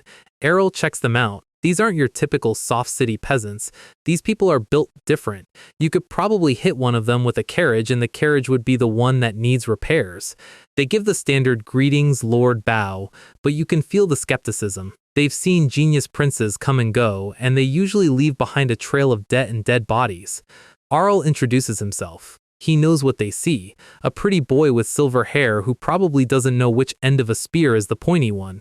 They are definitely sighing internally. He needs to establish dominance, but he notices one chief who looks way too young for the job. He looks like he accidentally joined the grown-ups meeting. The kid faceplants into a bow. His dad was the chief until last year but passed away. Now he's the one holding the bag. Arell doesn't pick on him. He's seen the documents, he knows who everyone is. He just needs to make it clear that while he's young, he's the one with the crown. Instead of a boring lecture, Arell calls for the maids. It's been a long walk through the snow, and he knows exactly how to get a hunter's attention. He invites them to a feast. This is a classic Arell move. Most bosses think a get-together is a reward. Arell knows that for an employee, eating with the CEO is a high-stress mini-boss fight. Look at their faces. They look like they're sitting on a cushion made of thorns and bad vibes. The silence in the room is so loud you could hear a snowflake hit the ground. Arell tells them to relax or they'll get a stomachache. The young chief yells that they are very comfortable while looking like he's about to have a heart attack. Arell sighs. He even practiced his serious lord face for this. In the background, Kanaya and the girls are laughing at how stiff he looks. Then, the food arrives. It's not just meat. It's salted meat with rich sauce and fresh bread. The chiefs are stunned. They try to be polite and refuse, but Arell just takes a bite and waits. He knows they haven't seen salt in this quantity in years. It looks like a simple meal to a noble, but to these people, this is a king's ransom. Salt in the north isn't a condiment, it's a currency. The young chief takes a bite and his eyes practically turn into sparkles. He's tasting seasonings his ancestors only heard about in fairy tales. Arell watches them eat. He's not being generous just to be nice. He's showing them that his resources are deeper than the snow outside. By eating the same food as them, he's creating a sense of kinship. He's saying, I'm the Lord, but we're on the same team. It's an intimacy move designed to break their guard. Then, he drops the hammer. He mentions the former Lord. The atmosphere goes from yummy dinner to funeral in half a second. Arell is blunt. He tells them that if they keep doing what they've been doing for the last 10 years, this place is finished. Hunting isn't a sustainable economy, it's just a slow way to starve. The older chiefs exchange looks. They know he's right. They've been surviving, sure, but surviving and living are two very different things. He tells them he's going to give several orders. Some of them won't make sense, some of them will seem crazy. He slams his hand on the table. Trust me no matter what. It's a classic main character moment. He's demanding total loyalty in exchange for a future that doesn't involve eating boot leather. The young chief is the first to fold. He's so hyped on salted meat and charisma that he's basically ready to start a cult. In Arell's head, he sees them imagining him as a literal angel surrounded by rose petals. He has to tell them to calm down. He wanted a workforce, not a religion. He promises them that if they follow his orders, every resident in Fahilia will eat like this. Not just the chiefs, everyone. That is a massive promise, and the weight of it lands heavy. Order number 1. Accept the new residents. The 150 families he brought from the capital slave market. These people have already been pardoned. They're moving into the villages with their families. Some are laborers, but the ones Arell really cares about are the ones he spent months educating in secret. The chief brings up the obvious problem. Status. Even if they are pardoned, the locals are going to look down on former slaves as outsiders. Human nature is a disgusting wall that's hard to break. Arell tells them not to worry. He's not asking for them to be best friends immediately. He's asking for them to accept them. He'll make it worth their while. The chiefs grumble and clear their throats. They're basically saying, the meat was good, so fine, we'll try it. They head back out into the snow. The first hurdle is cleared, but Arell knows that doing our best and actually succeeding are miles apart. Outside, the young chief asks the older one if all the former lords were like this. The older chief reflects. Most lords were just here to wait out their exile. They didn't care. The last guy tried, but his ideals just ended up getting people injured and hungry. But then there's Arell, a kid who just had his coming-of-age ceremony but speaks with the weight of an emperor. He saw it in Arell's eyes. That look of someone who isn't just playing at being a lord. That person is extraordinary. The young chief asks if they'll be all right. The old man just looks at the horizon. Only time will tell, but for the first time in decades, they have a reason to place their trust in someone. Cut to Arell's private quarters. Our guy is currently face down on Sina's lap, looking less like an extraordinary lord and more like a tired student during finals week. Sina is playing with his hair while he checks the updated census documents. She calls him out for acting like a baby, but hey, when you're 101 lives deep, you take your relaxation where you can get it. The numbers are bothering him. When he first heard about this place, the population was 10,000. Now, it's 9,651. Even with the people he brought, the math isn't mathing, the population is in a freefall. In the blank period between the former lord going bankrupt and Arell arriving, things got worse than he thought. The birth rate is non-existent. Poverty isn't just a problem here, it's a biological cage. People don't have kids when they aren't sure if they'll have soup tomorrow.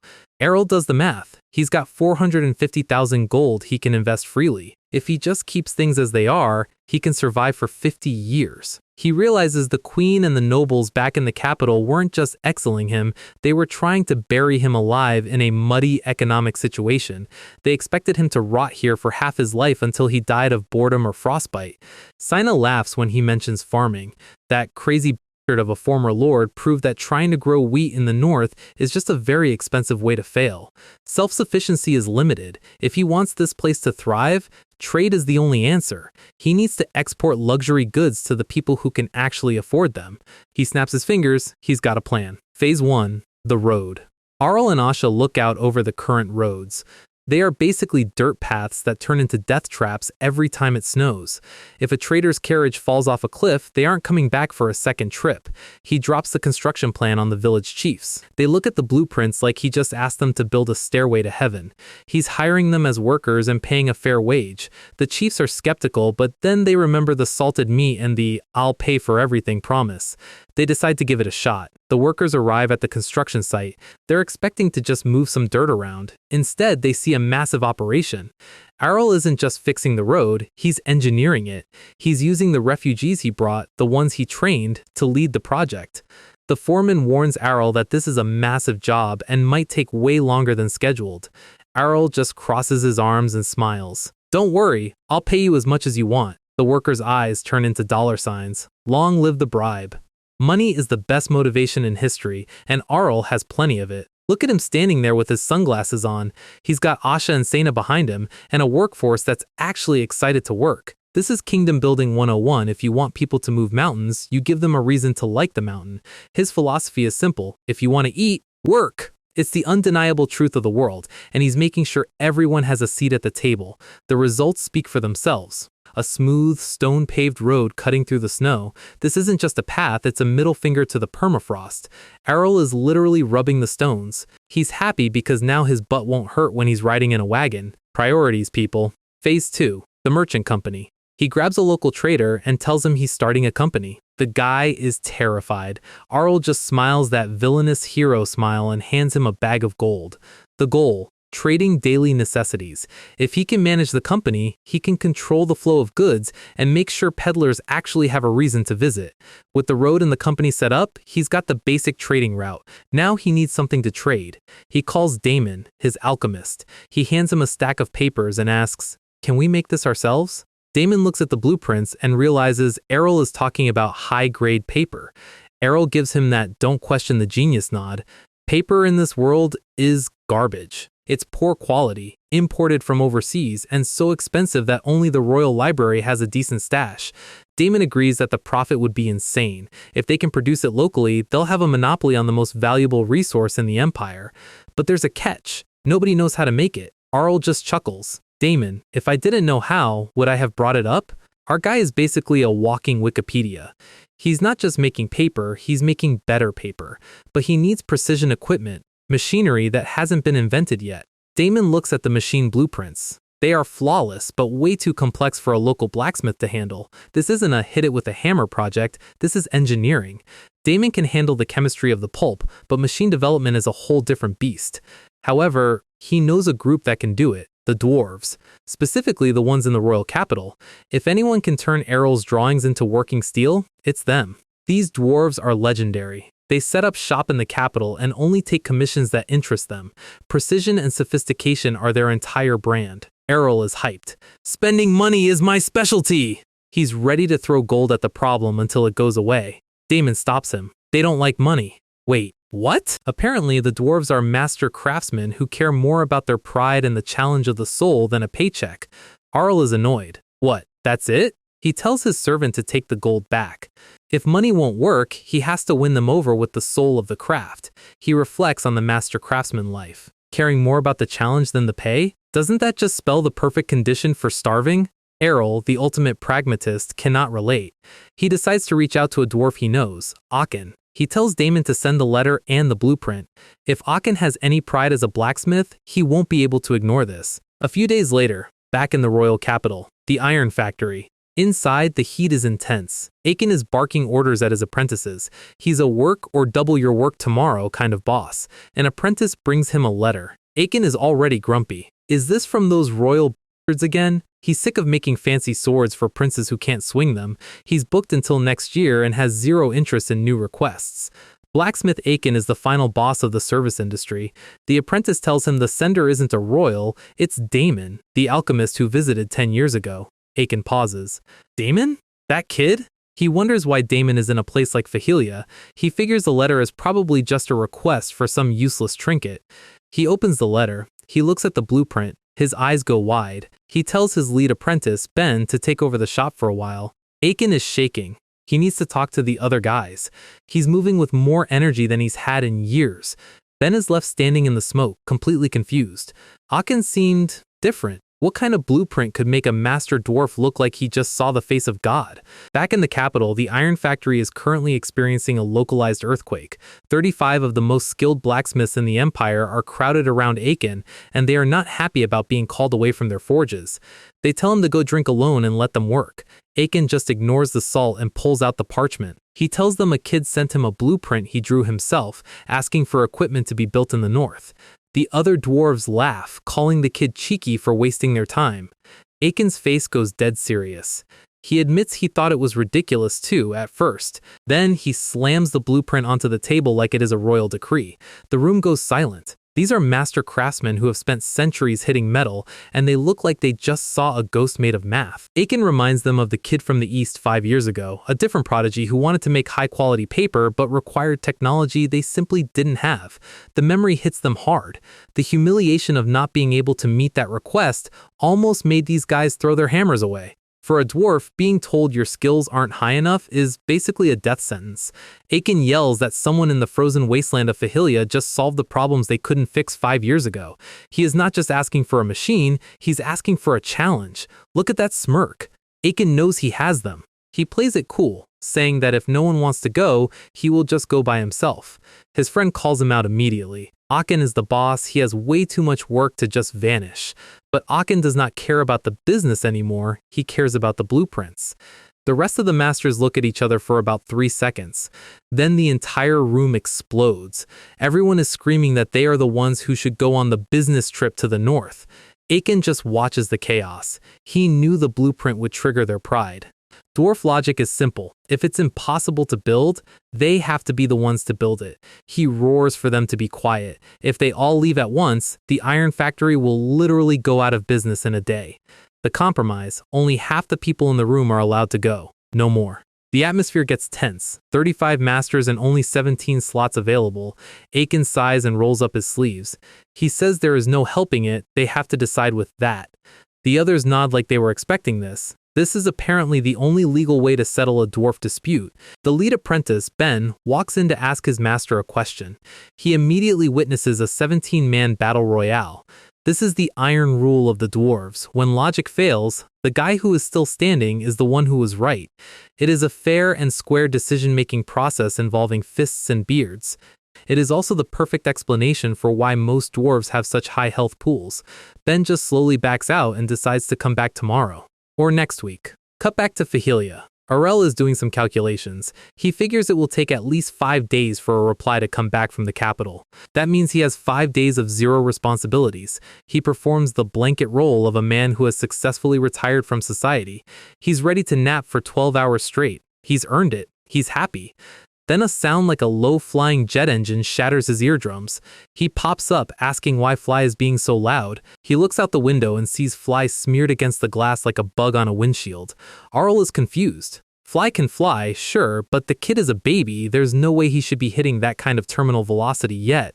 Also, his room is on the highest floor of the castle. That is a very long fall for a griffin with tiny wings.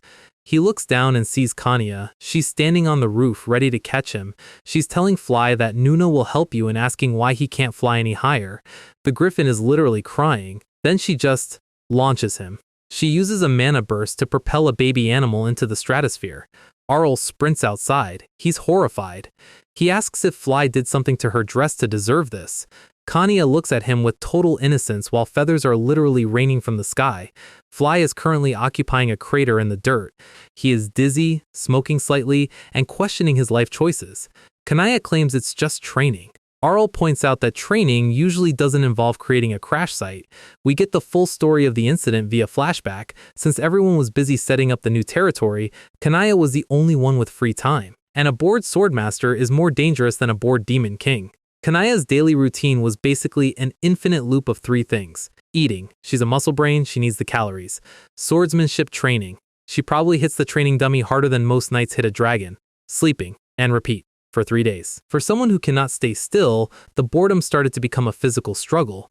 She's staring at a cookie like she wants to fight it. Then she saw Fly playing in the garden. And that is when Fly's misfortune started. Kanya decided that since he was going to be a riding beast in the future, his current speed was unacceptable. Arell asks if that's really why she made him practice free-falling. Kanaya just nods like it's the most logical thing in the world. Arell facepalms. He realizes he made a massive pedagogical error. He taught her how to kill gods with a sword, but he never taught her how to interact with society. Fly lets out a sad pie in agreement. He realizes if he doesn't entertain her, the castle won't have a roof by sunset. He's also busy, but he figures he has enough time to play normal sibling for an afternoon. He stops to think. What do siblings do for fun? He was an only child in his first life, and in his past 99 lives, his siblings were usually trying to assassinate him or steal his throne. He's a 100-life pro at war, but a total noob at family bonding. He picks up the crying griffin. He tosses Fly into the air and tells him to be free. Kanya's reaction is a mix of confusion and, wait, that was my toy. Arell watches him fly away. He didn't just save a griffin, he saved himself from having to pay for more window repairs. He turns to Kanya and gives her a wink. He tells her that since Fly is gone, they should play together today. We open on a white pawn moving forward, then a black knight counters. Check. Kanaya is currently making a sound like a computer fan that is about to catch fire. She is staring at the board with more intensity than she used during the forest ambush. Her brain is literally vibrating. She hits her limit. She stands up and flips the entire table. The chessboard flip is a classic rage quit move, but seeing it done by a swordmaster is actually terrifying. Arell is stunned. He's actually seeing a board flip in person. Kanaya complains that this makes her restless and accuses Arell of not taking it easy on her. Arell points out that he picked chess specifically so they didn't have to play in the sub-zero blizzard outside, but he realizes her CPU just isn't built for strategy. He offers her a handicap. He pulls out a necklace, an artifact he improved. It's designed to make the wearer's brain work faster. He knows his own chess experience is 100 times higher than hers, so it's only fair to buff her. Round 2. They start playing again. Kanya starts thinking so hard that the artifact can't handle the load. The mana circuit literally explodes on her chest. Arell is shocked. Her mental energy is so chaotic it just bricked his hardware. Kanaya is shaking. She's not hurt, she's just done. She draws her sword. She's not attacking Arell, she's attacking the concept of logic. She shreds the remaining chess pieces mid-air. It's an over-the-top reaction. But hey, when your only tool is a sword, every problem looks like something to be sliced. A piece of the board lands on Arell's head. He deadpans that the chessboard was actually a masterpiece. Kanya yells that they can't play chess anymore. Arell's like, yeah, Nuna, because you committed a massacre on the pawns. He's at a loss. How is an indoor person supposed to bond with an extremely outdoor monster? He asks her what she usually does. Her answer, I train, and then I train some more. Arell realizes they have zero common ground. She's a gym rat and he's a professional napper. He needs a middle ground. His stomach growls. The universal solution to any problem, food. He gets an idea. He asks her if she wants to cook with him. Kanya looks like he just asked her to defuse a bomb. She has a fatal inability to cook. Arell counters with a logic trap. He asks her if she still wants to be a knight. He explains the lore. A knight isn't just someone who hits things. They go on long expeditions to fight monsters. What happens when you're out in the woods for a week? You can't just eat whatever you find. The whole order will die of food poisoning before the monster even shows up. He points a finger at her. Cooking is an indispensable virtue of a knight! He's using her own obsession with strength to trick her into doing chores. It's genius. It works. She's slumped in the corner, emotionally defeated by the fact that her knight rank is being held back by a potato. Arell smiles. Teaching your sister to cook on your day off is the ultimate model younger brother move. Plus, if she learns, he doesn't have to do it. Lesson 1. Stew. It's the basic camp dish. It has the lowest possibility for failure. Arell's internal monologue, at least it won't end with a pair of siblings getting food poisoning on their day off, right? He watches her prep the vegetables. Her knife skills are actually insane. She's cutting carrots with the precision of a surgeon. It turns out swordmaster skills are very transferable to the kitchen. She puts everything in the pot with a look of extreme focus. She looks like she's trying to intimidate the broth into boiling. They season it in moderation and let it simmer. They sit and wait. This is the first time they've just sat together without someone trying to kill them or a table being flipped. Completion. It looks actually edible? Kanaya takes a bite and her world changes. She's genuinely impressed with herself. Arell takes a bite too. It's good. He mentions it's been a while since he's done this, which confuses her. He's 14, but he's talking like a retired chef. Mission accomplished. He's entertained his sister, fed himself, and now he can finally catch up on that nap. He gives her a villainous, satisfied grin. The door slams open. A butler runs in, gasping for air and looking like he's just seen a dragon. Arell is annoyed. He specifically told everyone not to look for him today. The butler yells that a flock of dwarves has arrived. Arell's face just resets. He's buffering. The butler is terrified. He says the dwarves are outside with tools, threatening to kill him if Arell doesn't come out immediately. Arell realizes his day off is officially dead. The dwarves didn't send a letter, they sent a boarding party. He's annoyed. Who receives a letter and just shows up without a reply or an appointment? Dwarves have zero respect for administrative procedures. He enters the hall. Aiken and his masters are standing there looking like they're ready to start a riot. They're glowing with a mix of heat and pure craftsmanship rage. Arell tries to show some lordly dignity. He starts a polite greeting, but Aiken interrupts him by shoving the blueprint in his face and demanding to know if he drew it. Asha has seen enough. She spins her spear and steps between them. She tells them they're being rude and demands an apology to the prince. Akin just looks her up and down and says that, for a girl, she has quite the spirit. Arell's eyes go wide. He knows exactly what just happened. He tells Asha to hold it in, but it's too late. The for a girl comment just flipped the murder switch. Arell realizes the problem. High-level dwarves are naturally rude. It's part of their culture. But Asha doesn't care about cultural anthropology, she cares about respect. He decides to end this before the hall becomes a crime scene. He admits he drew it and asks, what of it? Aiken doesn't buy it. He thinks Arell is lying and hiding a real master craftsman somewhere in the castle. Arell insists he's the one. He's losing his patience. Aiken laughs in his face. A kid who doesn't seem to be able to lift a hammer? He's basically calling Arell a fraud to his face. That's it. Arell's eye is twitching. He's a 101st Reincarnator being talked down to by a guy who hits rocks for a living. He snaps. He orders Asha to cut that bastard up. Asha has been waiting for this permission. She's ready to turn them into dwarf meat sashimi. The butlers are screaming and trying to hold them back. The dwarves are surrounding the blueprint like it's a legendary artifact, and they're still skeptical that a 14-year-old kid drew it. Arell is losing his mind. He's been saying the same thing for 10 minutes, but dwarves are apparently like internet trolls. They won't believe anything without a source. He asks why they even showed up in person without sending a letter. The room is literally steaming because these guys haven't showered since they left the forge, and Arell's lordly dignity is currently losing to the smell of dwarf sweat. Aiken gets down to business. He points out that human hands literally cannot make the precision parts required for this design. This is exactly what Arell wanted to hear. He's glad he listened to Damon's advice about dwarf pride. You don't ask them to work, you tell them the job is too hard for them. Arell pivots to the genius act. He brushes his hair back and tells them the reason he could draw it is simple. He's a literal genius. He starts a full-blown unhinged protagonist rant, telling them he could draw better stuff with his toes and that they'd pass out from shock if they knew his true power. The dwarves are actually backing away now. Aiken buys it. His logic? Smart people are usually nut jobs, and this kid is a total nut job, so he must be a genius. Arell is internally cheering because pretending to be crazy is the fastest way to deal with master craftsmen. Aiken slams his fist into his palm. They've made their decision, they are taking the job. Arell is actually the one surprised now. He tries to bring up employment costs and detailed estimates, but Aiken doesn't care about the gold. The dwarves realize something Arell tried to hide. The blueprint he sent was only part of the machine. They know they have to finish the first part just to see the rest. Arell gives them that caught red-handed smirk. He's using the blueprint as a literal carrot on a stick for these workaholics. He pretends to be apologetic, saying he wasn't trying to prank them, but that engineers know technology is life.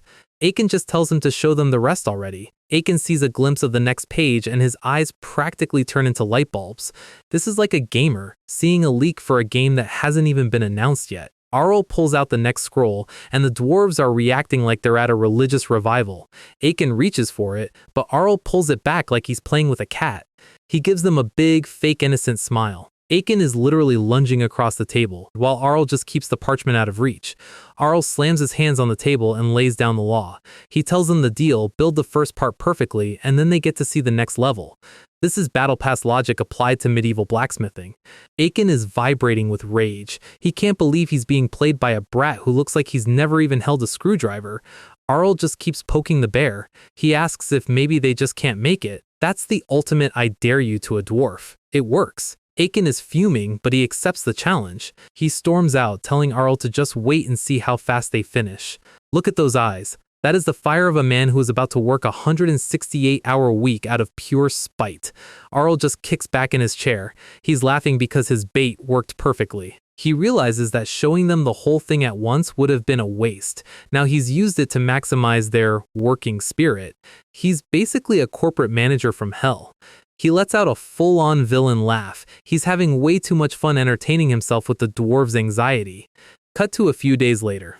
Aiken bursts in looking like he hasn't slept in a week. He's holding a finished precision part. Arell just says, "Good, next," and hands him another scroll. The dwarves are literally collapsing in the background, but Aiken is still screaming for the next challenge. Arell is starting to get actually worried. He's in his pajamas, ready for bed, and Aiken is teleporting into his room with finished machinery. The dwarves have zero boundaries. They're kicking down the door while Arell is in the bath demanding more work. They're catching him in the library. They're catching him everywhere. Arell's slacker lifestyle is being destroyed by the very workforce he created. Finally, Aiken gives him the mission accomplished smirk. They've completed everything exactly as ordered. Damon is standing there in shock. Even he's scared of how fast these guys worked. Paper making machine no. 1. They built a functional industrial age factory in less than 10 days. Damon brings out the first batch of finished paper. It's incredibly clean and white. Look at the quality. In this world, this is like seeing a 4K monitor when everyone else is using a stone tablet. Arell does a quick quality check and then brags to the dwarves. He's still acting like a brat to keep their competitive edge sharp. Here's the technical breakdown. Normal paper takes days to hand dry and weave. Arell paper uses the machine to skip 90% of the manual labor. It's faster, better, and cheaper. It's the iPhone of stationery. And since fahilia is covered in overgrown trees, the raw materials are basically free. This factory is never going to run out of stock. Arell tells Aiken it's good enough and orders him to fill the entire building with these machines. Now it's just a matter of time. He's got the supply, now he needs the demand. Enter the next player, a man in a sharp vest and tie. This is Lykken Ainrest. He's Arell's mother's younger brother. Our guy is officially bringing in the family business. Arell's mom, Lavana, received the letter and sent the most reliable person she knew. Arell's uncle is basically the family's top merchant. Arell notes that they're united by blood, which is noble speak for, "I can trust you not to embezzle my money." Arell shows him the paper. Lykken's reaction is a literal spit take. He cannot believe this is real paper. Lycan is honest. He thought Arell had finally lost his mind by picking the paper business, but seeing the quality and knowing it's cheaper than the lowest grade parchment, he realizes this is a revolution. Here is the world-building detail. The paper market is currently a disaster. Merchants from the East are making unreasonable demands, and the price of imported paper is skyrocketing. Because of the shortage, everyone is forced to buy from the church or the royal family at insane prices. Arell realizes that monopoly is a universal language for getting screwed. Lycan is worried about how the existing paper merchants will react. Arell just smiles. He's not worried because his product is so fundamentally different that it's not even a competition. Lycan sees the map. He realizes Arell isn't just selling paper, he's selling a technological advantage that no one can find fault with. The uncle goes full merchant mode. He's already planning the distribution routes. Arell is satisfied, it's time to start printing money. Distribution is officially locked in. Uncle Lycan is practically vibrating with excitement in the warehouse.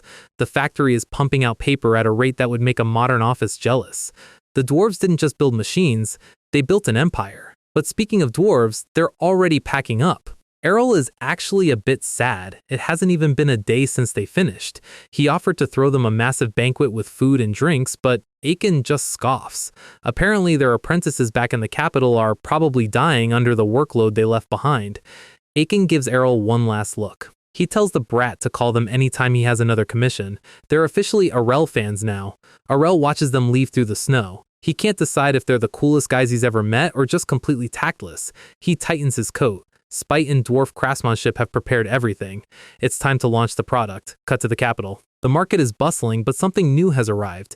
People are crowding around the new stationery shops. The reaction is universal. How can this be paper? An old scribe is testing it out. The ink doesn't smudge, the texture is smooth, and the paper is durable. For someone who spends their life writing, this is a miracle. Even the nuns at the local church are losing it. It's better than the high-quality paper sold by the Prash family, and it's a fraction of the cost. Word travels fast at high society tea parties. The nobles are whispering about the new lord of Fahilia. The rumors are wild. People think Arell is a kind young lord who used his own personal fortune to save a frozen wasteland and bring affordable paper to the people. Arell would be horrified if he knew he was being called kind. The news reaches the royal palace. The king is looking at a report on a piece of the new paper. He notices the texture immediately. His advisor tells him that cheap paper is circulating and that every noble and merchant is switching to it. The king asks where it came from. The answer, fahilia. The king has a proud dad moment. He sees a vision of Arell looking majestic and lordly. He smiles. He realizes that Arell hasn't changed. He's still that weirdly competent kid who does the impossible just because he's bored. Then the bombshell drops. Fahilia is starting to pay taxes again. For a territory that was on the tax-exempt list for being too broke, this is a financial miracle. The king is genuinely impressed. He thinks Arell is telling him that his will to revive the land hasn't changed. Meanwhile, back in Fahilia, the majestic lord is face down on his bed, picking his nose and drinking juice through a straw. He has a weird feeling that someone is making up a good story about him that isn't true at all. He shrugs it off, he's rich now, and that's all that matters. The scene shifts to a much darker tea party. Look at the quality of this table. Luxury cakes and fine porcelain. A young man takes a sip of tea. This is Jail Ernesia, the crown prince. He notes the tea smells even better today. Queen Alea is sitting across from him. She's smiling, but you can feel the daggers behind her eyes. She mentions the tea and refreshments were sent by Arell as a thank you for the fox coat she gave him. Jill mentions the rumors about Fahilia's revival. He thinks it's great news. Look at the queen's hands. She is literally shaking with rage while trying to hold her teacup. Jill notices. He asks his mother if she's worried about something because she looks off. She claims it's nothing. She says there's an ornament she doesn't like. She describes it as dull, without class, and presumptuous. She isn't talking about a vase, she's talking about Arell. Jill, being the sheltered son, suggests she just put it in a warehouse or somewhere out of sight. The queen's eyes go cold. She tells him she tried that, but the ornament keeps showing up again and again. She sees Arell's reflection in her tea. She's thinking that he doesn't know his place. This is the classic villain internal monologue before a hit is called out. She changes the subject. She asks Jill if he likes the sword she gave him. It's a masterwork specially made by the dwarves. She tells him that the money used for that sword could build several mansions. She's not just buying him a weapon, she's buying him a symbol of power. She grabs his face. Her vibe goes from mother to cult leader in a second. She tells him he is the crown prince who must inherit the throne. She demands he live with the mindset of a king. Gil looks genuinely intimidated. He just says, "Yes, I understand." Gil leaves, and the queen is left alone. The mask finally slips.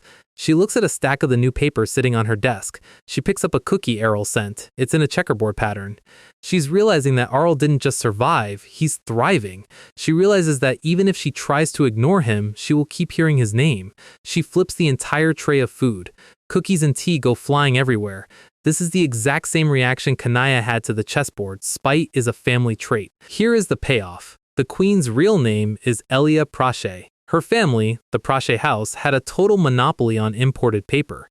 Arell didn't just start a business, he directly nuked her family's primary source of wealth and political influence. History lesson: there were two types of paper outside the kingdom, the Merman empires and the eastern continents. Because of past conflicts, the Merman paper was banned. The Prash family made a fortune by being the only ones with a trade route to the east. She's screaming now. She calls the nobles parasites for turning their backs on her family's luxury goods the second something cheaper came along. She blames that brat for everything. She runs to her desk. She's writing a letter with a pen made of spite and ink made of pure hate. She holds the black envelope. Her eyes are wide and bloodshot. She says one final thing. "Looks like I can't let you be any longer." The assassin is currently having a midlife crisis because the trash prince he was supposed to kill is nowhere to be found. Suddenly, a light clicks on. In a world of candles and dim mana stones, getting hit with a high-intensity modern torch is basically like getting flashbanged in real life. He's clawing at his eyes, convinced this is some high-level magic tool. It's not magic, buddy. It's just superior R&D in a very bright bulb. The guards are already on him. Arell didn't just wait for the attack, he set up a literal spawn camp for these guys. One assassin tries to bolt, realizing the mission is a total L. He runs right into a wall of spears. The investigation said there were only 200 soldiers here, but Arell's been over-recruiting under the table for months. Enter the boss. Arell walks out in his pajamas, looking like he just got interrupted during a really good dream about tax evasion. The assassin tries the "I was just following orders" defense. Arell's response is basically, "Cool story, still trespassing." Arell's eyes go cold. You can see the 100-life-old warlord peeking through the kid's face as he tells his knights to interrogate them and not to let a single one off easy. Asha and Sena are ready to go. Asha looks professional, but Sena looks like she's about to have the best Friday night of her life breaking fingers. The assassin starts begging, but Arell is already yawning. This wasn't a threat, it was a nuisance that he had to wake up for. He walks away through the snow, reflecting on his lazy philosophy. He's fine with being bothered, but there's a hard line drawn around his family, his friends, and his money. If you touch what belongs to him, you're not just an enemy, you're a bug that needs to be crushed with absolute certainty. He walks into the darkness, leaving a reflection of the trash prince behind. That certainty is the only thing he really kept from his past lives. If you're going to handle a problem, you finish it so it stays finished. Next morning, Arell is stretching out in his office, looking way too refreshed for a guy who almost got stabbed 6 hours ago. The assassins are now permanent residents of the local dungeon. Since they're black letter types, they'll be spending the rest of their lives as slaves according to the law. They didn't know who the client was, but Arell isn't stupid. He knows exactly which blonde-haired queen is responsible for his lack of sleep. Finances are booming, and the immediate threat is locked up. It's the perfect time for Arell to pull out his favorite trick, a strategic retreat that looks like a vacation. He opens a secret door with a big grin. It's time to show off his most expensive pay-to-win purchase yet, a teleport magic circle. This thing looks like it belongs in a late-game RPG dungeon. He commissioned a mage named Payon to build this, and it cost him a literal mountain of gold. But when you're exiled to the frozen north and want to visit your mom without a month-long carriage ride, you pay the premium. Seriously, he cannot emphasize enough how much this hurt his wallet. He's basically a VIP regular for Payon at this point. The businessman in that mage is definitely eating well off Arell's lazy lifestyle. "Shall we make a trip back home?" He says it like he's asking to go to the grocery store, not the capital city he was technically banned from. He pulls out a high-grade mana crystal. These things are basically the nuclear fuel of this world, and Arell is using them like AA batteries for his private transport. He clicks the crystal into the pedestal, and the whole room starts to hum with power. The setup is ingenious. He handles the departure side, and his loyal nanny at the royal palace handles the arrival end. It's a perfect, undetectable bridge. But there's a problem, and her name is Kania. She's standing there looking like she's about to face a dragon instead of her own mother. She's trying to find any excuse to stay. She's a sword master who can cut through steel, but the idea of an awkward family dinner has her sweating. She starts rambling about how it's awkward because she didn't exactly leave on good terms during the exile drama. Arell just gives her the deadpan really look. She's spilling everything because she's terrified of a hug. Arell grabs her hand and drags her toward the circle. He knows if they don't go now, she'll spend the next 3 hours coming up with more excuses. She's clutching him like a lifeline. The youngest swordmaster in history is currently worried about motion sickness and motherly vibes. Arell focuses. The light intensifies. The air warps, the mana surges, and Kania lets out a scream that definitely doesn't sound like a legendary knight. She's basically strangling Arell mid-warp. If he dies here, it won't be from an assassin, it'll be from his sister's grip strength. And just like that, sunshine, fountains, and birds. They've arrived in the royal palace garden. Arell takes a deep breath. He looks around at the familiar scenery. Memories of his childhood here flash by, playing with Kania, eating bread by the fountain. It's been a while, but he actually missed this place. He flops onto the grass like a kid on summer break. He's genuinely crying a little. After months of ice and snow, the feeling of warm grass and actual sun is hitting him like a spiritual awakening. The nanny walks up, looking relieved. She's been the inside agent making sure this whole secret trip didn't end with them teleporting into a wall. She was worried she'd mess up the magic circle, but Arell assures her it's so easy a 10-year-old could do it, which is a flex, considering he is basically that age. Then she drops the bomb, Lady Lavanna is waiting inside, and Princess Fahilia is there too. Kania's soul basically leaves her body. She realizes there's no running away now. Arell just waves her off, telling her to go be a good daughter for once. Arell heads toward his mother's quarters. He's been sending letters, but nothing beats seeing her in person to prove he's not freezing to death. He bursts through the doors, and there she is. Lady Lavanna looks up, her eyes wide with shock. He tackles her into a hug. She's laughing and crying at the same time, marveling at how much he's grown. To her, he's still just her little boy, not the merchant king of the north. She mentions that Uncle Lycan has been keeping her updated through letters. Arell realizes his uncle has been vouching for him, even though the man is overworked. Cut to Lycan in a pile of paperwork, looking like he hasn't slept since the invention of the printing press. The paper business is a blessing for the bank account, but a curse for the schedule. Arell leads his mom to the garden for tea. He wants to tell her everything about Fahilia. He starts describing the cute animals in the north.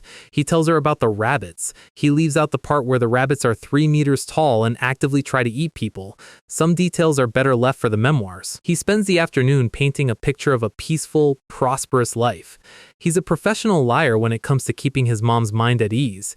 If she thinks he's just playing in the snow and making paper, she won't worry about the assassins and the political warfare. But the peaceful vibe is about to get nuked. Sharp, expensive heels click on the stone walkway. Arell's chi senses flare up immediately. He can feel multiple presences approaching, and they aren't friendly. Queen Aaliyah enters the frame. Arell's internal monologue is just, "This damn auntie again." He's not even trying to be respectful in his head. She's acting surprised to see him, even though she definitely has spies who told her the second the mana levels in the garden spiked. Arell decides it's time to test her temperature. He stands up with a fake, trash prince grin. He asks about her son Gilles, knowing damn well Gilles is probably fuming that Arell is doing better than him. He leans into the flex. He tells her how happy the villagers are thanks to his paper business. You can practically see the vein popping in Elia's forehead. He knows he's hitting a nerve. His cheap, high-quality paper is currently gutting her family's exclusive business contracts. It's not just a dent, he's taking the whole car. Elia tries to play it off. She mentions hearing disturbing rumors about his paper business. Arell just smiles. He knows she didn't hear the rumors, she cooked them. She's trying to seed a smear campaign to reclaim her market share. She turns to leave, giving him a look that says, "I hope you enjoy your last few days of breathing. Take care of yourself," she says. It's the ultimate villain speak for "I'm going to kill you soon." Arell realizes she's about to cross the line from annoying to actual problem. His mom, being too kind for this world, just thinks the queen is in a bad mood. She has no idea she's sitting next to the man who is systematically destroying the queen's life. Arell's face goes totally blank as he watches Aaliyah walk away. He won't forget this incident. If the queen wants to play for keeps, Arell is more than ready to show her what 100 lives of experience looks like when it stops being polite. Arell is at his desk, tapping his finger. He's hit a bottleneck in his territory expansion. The problem? Mages. Every top-tier territory has them, and Arell realizes he's currently playing a high-level raid with 0 support classes. Here's the breakdown. Arell doesn't just want mages for the prestige. He needs them for the lazy prince lifestyle infrastructure. First, maintenance. Having a teleport circle is great, but having it run by a professional is much safer than just pressing buttons and praying. Second, environmental control. He's logging a massive amount of trees for his paper business, and he needs magic to grow them back instantly so he doesn't end up living in a literal wasteland. Third, the obvious, defense. When monsters or Queen Elia's problem solvers show up, having a backline to drop fireballs is a game changer. But there's a secret fourth reason, and it's the most Arell reason possible. He needs a magic shuttle. Basically, a personal mage he can use like a magical Uber. Because, honestly, walking to the top shelf for a book is just too much work. He's currently struggling to scratch an itchy spot on his back. If he had magic, he could just use a mana hand. The struggle is real. He's debating the risks. Hiring mages usually attracts attention from the Magic Tower, the global mage monopoly.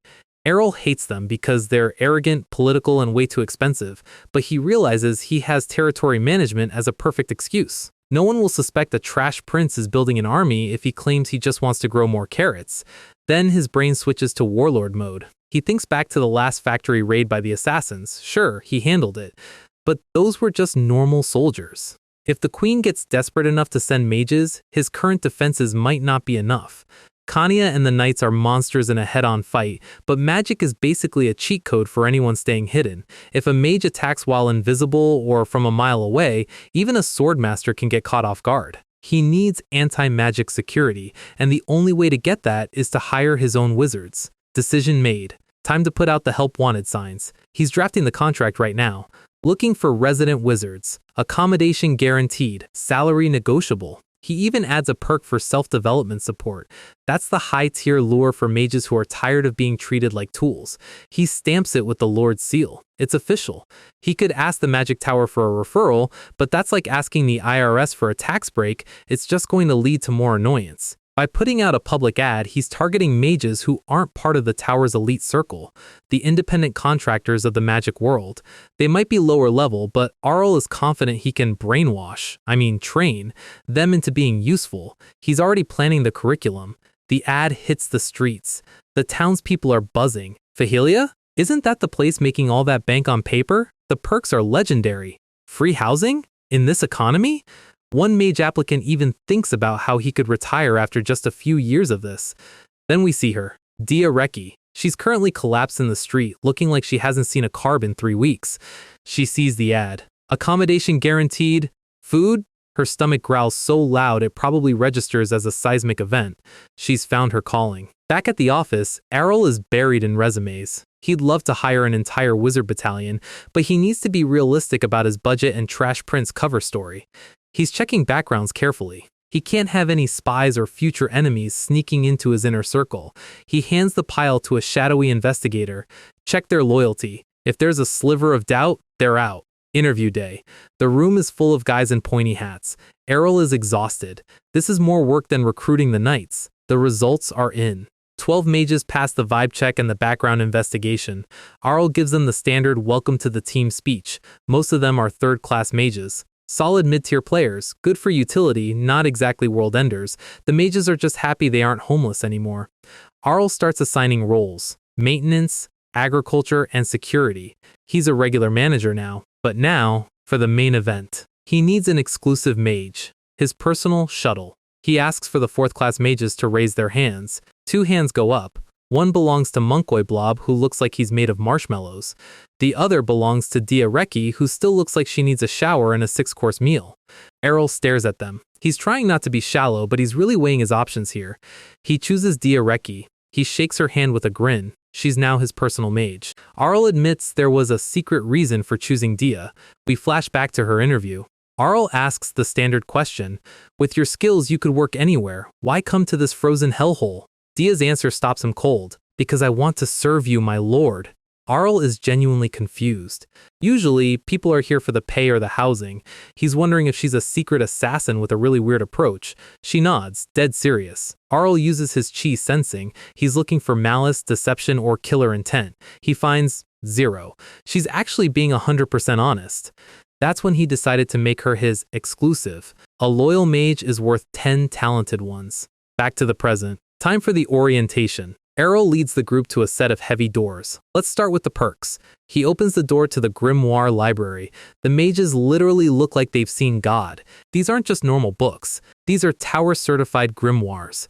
Arell explains that he spent a fortune and used every bit of political leverage he had to get these. In the magic world, these are the ultimate weapons. The mages are crying. They were expelled from the tower or couldn't afford a single page of this knowledge, and Arell just gave them the whole library.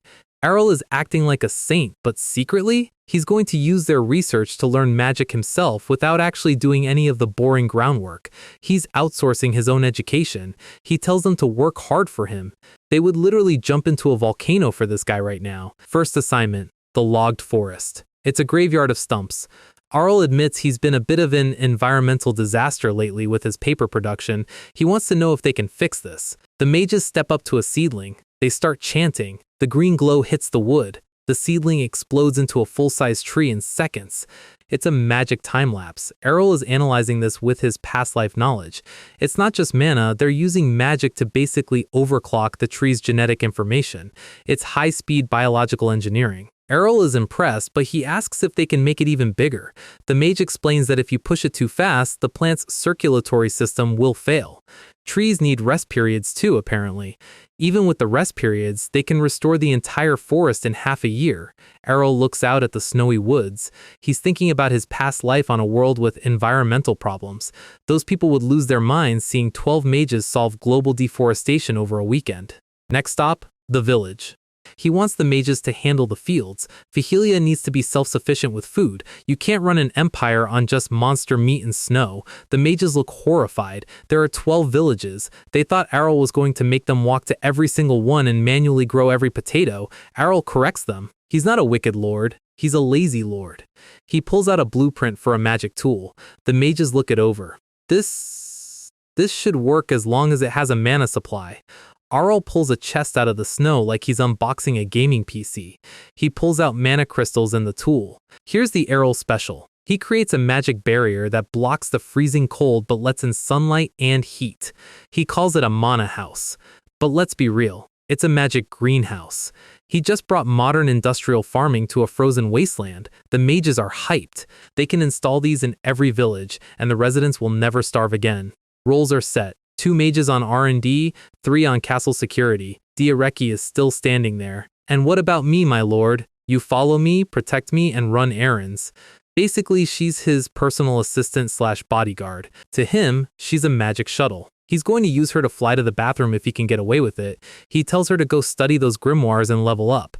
She gets fired up immediately. But as she moves, a book falls out of her messy clothes.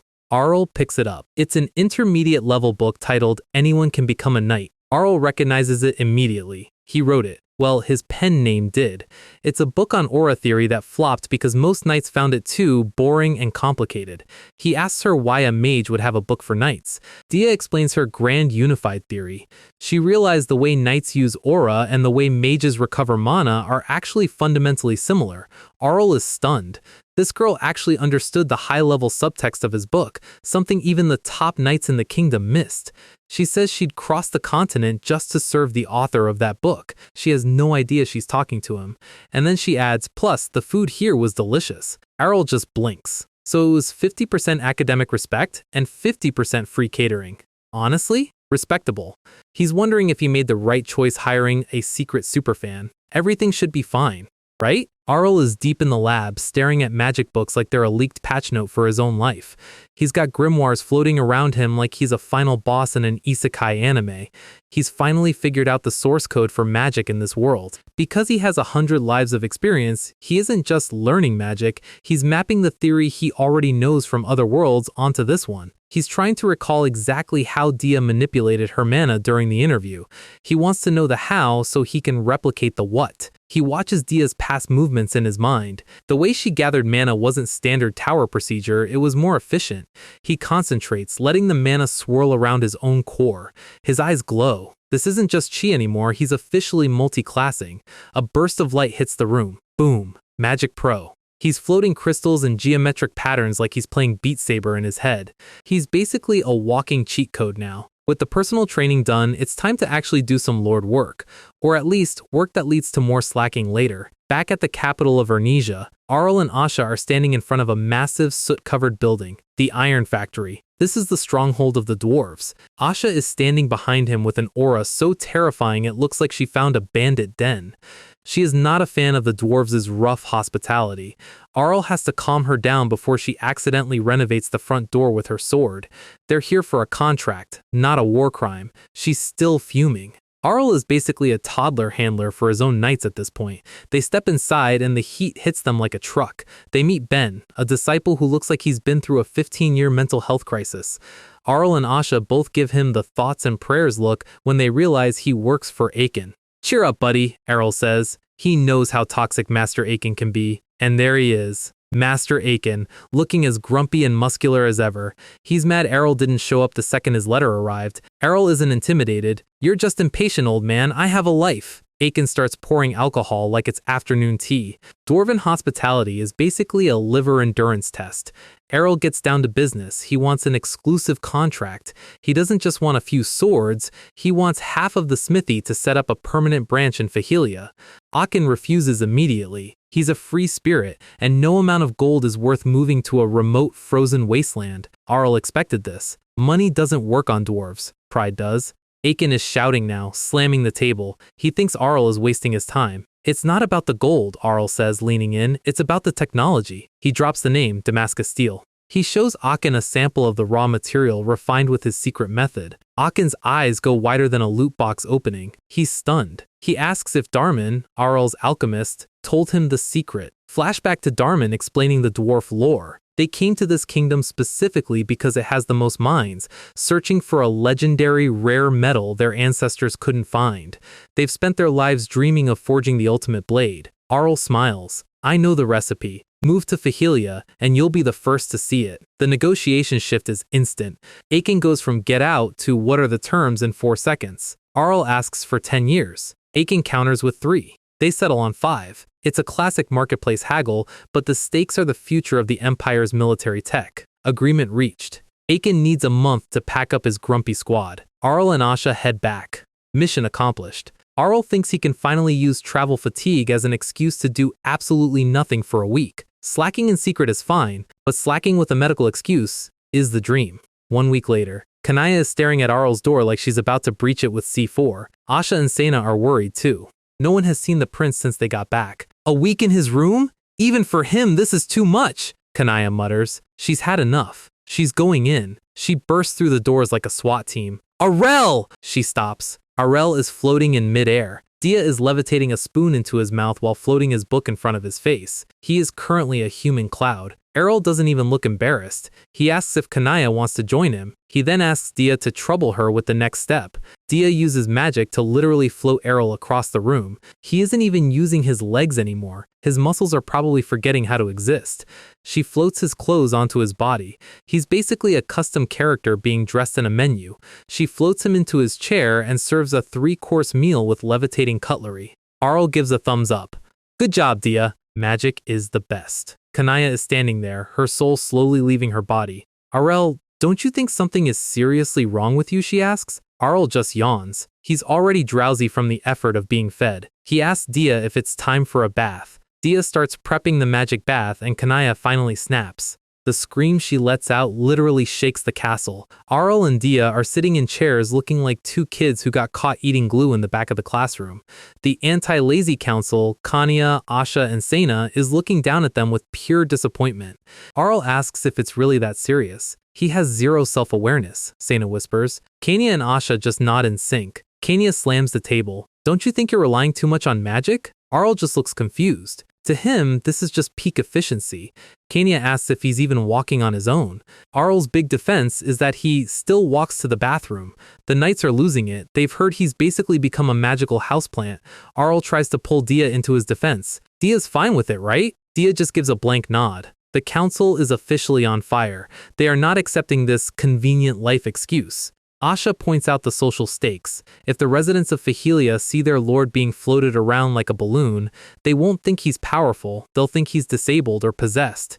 It's a PR nightmare. Arell imagines being floated through the village. Wait, that sounds pretty good, he thinks. Kanya sees the look on his face and immediately drops the banhammer. Magic is forbidden for personal use. Dia is more shocked than Arell is. She looks like someone just told her she's banned from the internet. She's terrified. She asks if she's being fired. Kanya backtracks. She's not firing her. She's just trying to save Arell's humanity. Arell, for the first time, actually considers if his lifestyle is a bit much. Flashback to his initial goal. He just wanted someone to reach high-shelf books. Then it became, move me to the bed. He realizes magic is a slippery slope. People might think I'm disabled. Narrator note, they already do, buddy. Kanaya warns him his muscles will atrophy. Dia chimes in, actually, I stimulate his muscles with magic every time I move him. Arell is shocked he felt ticklish for a reason. Kanaya is just more horrified. Kanaya suggests swapping Dia with another mage who won't spoil him. Dia stands up, her eyes flashing purple. I refuse. She's actually showing some backbone. Arell is impressed. Did Nuna just hurt her pride as a mage? Asha steps in. Dia, why are you so insistent on being his exclusive aide? Other roles pay the same and are way less work. Arell thinks about it. It is a lot of work to pamper a professional slacker. Kania sets a challenge. If Dia can convince her through tests, she can stay. Dia accepts immediately. The air in the room just got very heavy. Arell is just sitting there like a spectator at a sports match he's technically the trophy for. Test 1, paperwork. Arell is a genius, so his aide needs to be smart. Kania drops a literal mountain of documents on Dia. Dia doesn't even blink. She levitates 5 pens and starts writing on 5 different sheets simultaneously. High APM gameplay right here. Kania is sweating. She didn't expect Dia to be a magical data processor. Test 2, cooking. Arell is picky about food. Kania challenges her to satisfy his high-tier taste buds. Dia puts on a chef hat. She's been doing chores at the Magic Tower for years. This is nothing. She levitates the entire kitchen. Knives are chopping, pots are stirring, and the room looks like a magical Gordon Ramsay episode. Kanaya takes a bite. Delicious! She's losing the battle of the tests. Arell is in heaven. He's eating dessert and watching his sister get systematically outplayed by a mage who looks like she hasn't slept in 3 years. This is starting to scare me, Arell thinks. Dia is too perfect. Test 3 is about to start, but Arell stops them. He wants to talk to Asha and Sena privately. There's something else, right? He asks. He knows Kania wouldn't pick on someone just for being too helpful. Asha hesitates. They are suspicious of Dia. 2 days ago, a high-level security magic tool was found partially destroyed. No culprit was found. They don't think it's Dia, but the timing is way too convenient. Then Asha pulls out a letter they haven't reported yet. The intruder didn't just break the tool, they left a message. Arell reads it. Return Dia Reki to the Magic Tower. He asks if they showed it to Dia. Asha says they did. Her reaction? 0. Not a hint of agitation. She just went back to floating Arell's dinner. Asha points out that Dia's behavior is unnatural. Why does she spoil Arell so much? Excessive loyalty for no reason is usually a red flag. Arell tries to claim it's his overflowing charisma. Sena's response? I'd spoil you for 3 days before beating you up and quitting. Arell knows the truth. Dia likes his book. But he can't tell them that. Kanya is especially paranoid because of an old incident with dark mages that nearly got Arell killed. He understands the concern, but he doesn't want to lose his magic shuttle over a misunderstanding. He tells them to stop Kanya from giving Dia more tests. Asha sighs. If that's what you say, Lord. Arell walks down the hallway with a serious expression. It's time to stop the games. He reaches Dia's room and knocks. Dia, I have something to tell you. Arell is in Dia's room trying to apologize for the absolute circus his sister just put her through. He notices the room is almost completely empty. No furniture, no personal items. It looks more like a holding cell than a room for an elite mage. Dia doesn't mind the tests. In her head, Arell is a gracious master, and she thinks it's only natural that her qualifications should be put to the limit. Arell mentions that Kania has always been against the idea of him having an exclusive mage. It's not just sisterly overprotectiveness, it's personal. Dia already knows about the Dark Mage incident. Turns out, it's a famous case in the Magic Tower's history. That one event tanked the reputation of mages across the Empire. The Tower's response was to teach every student to kill dark mages on sight, but the damage to their social credit score was already done. Nobles stopped hiring them, and the income dropped hard. Arell tells her not to worry, he'll talk Kania down. But Dia is stubborn. Her pride as a mage was questioned, and she's not going to hide behind the Lord. She wants to prove herself with her own hands. Arell finally asks the big question. Why me? Why do you insist on being my exclusive mage when we just met? Dia looks down at her hands. The gracious master thing isn't just a title to her, it's a debt. She tells him it's a long story. She was an orphan, taken to the magic tower when she was very young. Her village was wiped out by a plague. She was wandering through the snow, literally seconds away from becoming a permanent popsicle. The magic tower saved her, but they didn't do it out of the goodness of their hearts. The tower secures orphans specifically to scout for mana talent. It's a high-class talent farm disguised as a charity. Dia learned magic there, but she hit a wall. She wasn't good enough by their standards. She was treated as a failure and spent her years as a glorified maid, doing odd jobs and manual labor while the real mages studied. Arell is confused. She's a fourth-class mage now, that's top-tier talent, but Dia reveals that until just 2 years ago she was stuck at first class. Arell's soul basically leaves his body. A jump from first to fourth class in 2 years is like going from level 1 to level 80 in a single weekend. She couldn't control mana using the tower's standard theories. Their one-size-fits-all approach didn't work for her constitution. And then, she found the book. She tested the mana utilization from Arell's Aura Theory book and succeeded. She reached fourth class in record time because she was finally using a system that actually made sense for her body. Arell realized he accidentally created a genius. His theory happened to be the perfect cheat code for Dia's specific type of mana. It's a ridiculous coincidence. If he hadn't published that flopped book, Dia would still be scrubbing floors in a tower that didn't know how to use her. She calls Arell her salvation. He tries to be humble, but she's not having it. The second she hit fourth class, she ditched the garbage-like magic tower. Her master was furious. He tried to claim her growth was all thanks to him, while Arell can tell just from her face that she absolutely hates that guy's guts. She spent months wandering looking for the author of that book. She actually went to the wrong continent by mistake. Standard mage behavior, really. When she saw the hiring ad for Fahilia, she knew it was destiny. This is where I belong, she says with a smile that would make a saint blush. Arell asks if she'll just tell Kanaya the truth. Dia refuses. She wants to be recognized for her skills, not through a pity party backstory. Arell leaves her to rest, promising to keep his mouth shut, but he's clearly planning something. Later that night, Arell is using a mana hologram to talk to his contact. He's investigating Dia's status at the tower. The contact confirms Dia was a pitiful child with a terrible master. But he drops a serious warning. Dia left while bearing the risk of a penalty. Here is the lore.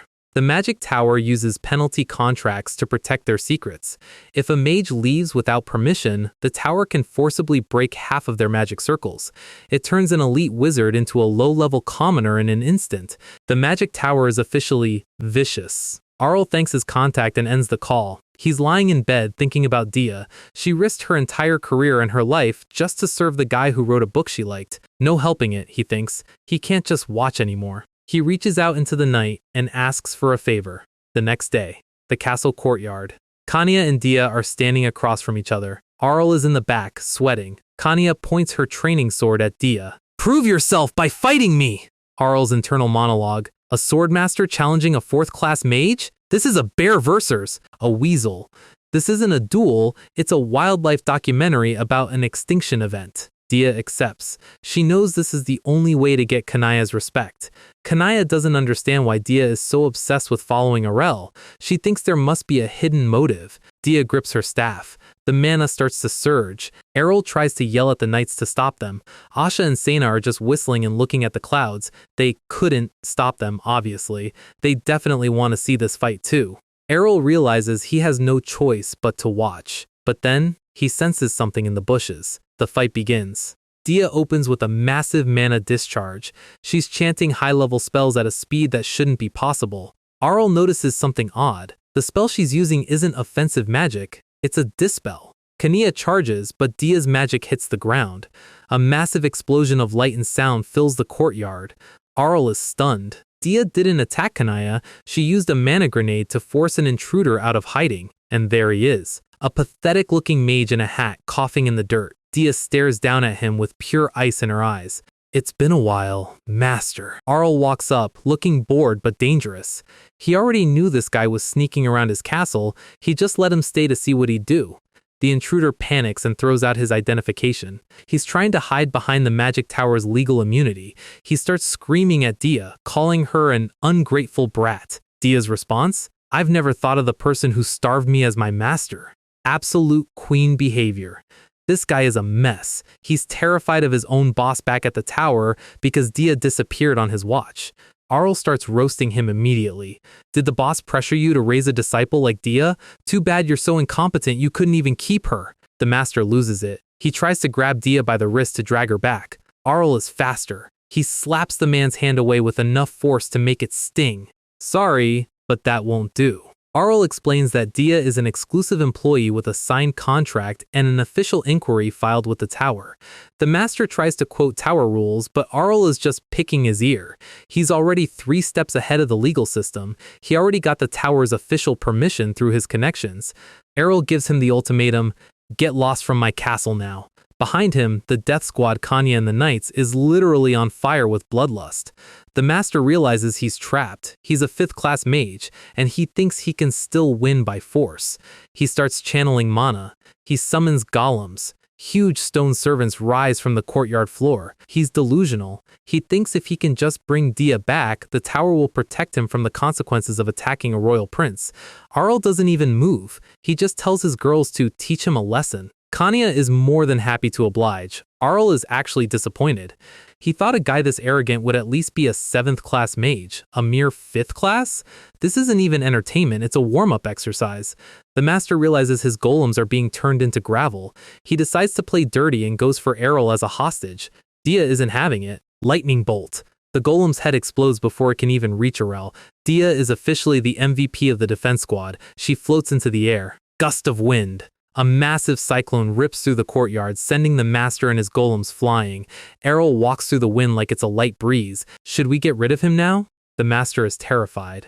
He realizes these people aren't just strong, they're monsters. He reaches into his robe, his face contorted with desperation. An emergency escape teleport scroll. A huge pillar of light erupts as he vanishes. Kanaya wants to chase him down, but Arell stops her. He says he'll just file a formal complaint. He is 100% lying. Dia apologizes for the commotion. She looks like a kicked puppy, worried she caused too much trouble. Arell just winks. Forget it. Plus, Kanaya won't be suspicious of you anymore, right? He admits he let the master sneak around just so Dia could turn against him in front of the Knights to prove her loyalty. Arell is a tactical menace. Kanaya and the Knights are sold. They've gone from distrust to Dia is one of us. Mission accomplished. But Arell's eyes go cold. The only thing left. Late that night, in the deep woods outside the castle, the master is limping through the snow, cursing Dia's name. He thinks he's safe. A figure in a black cloak appears behind a tree. The master tries to cast a spell, but his mana is failing him. The figure speaks. One command: fire arrows. Arell doesn't use the tower's polite magic. He uses high-intensity chi-infused arrows that turn the night sky into a furnace. The master is gone, just like that. Arell is standing there wondering why a mage couldn't even stop a basic fire spell. He steps on the charred remains. For Dia's sake, a guy like this should not exist. This is the warlord Arell we haven't seen in a while. The fire dies down. No evidence, no body, no problem.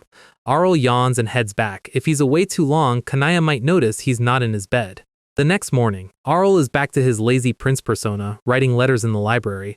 Books are floating, magic is in the air. He tells Dia she doesn't have to keep pampering him if she doesn't want to, but the laziness issue is resolved. Kanya gave a firm warning, and Arell is technically restricted to 10% magic usage, a tragedy for the slacker lifestyle. Dia insists on staying. Arell warns her that her illusions of him might be shattered later, but she just gives him a double thumbs up. Her loyalty is at 100%. We see a flashback of Dia in her dark room at the tower, clutching that book like a lifeline. To her, he's not just a prince or a master, he's the person who gave her a future. Arell sighs. He's stuck with an excessively respectful mage. The sun is out and the birds are chirping.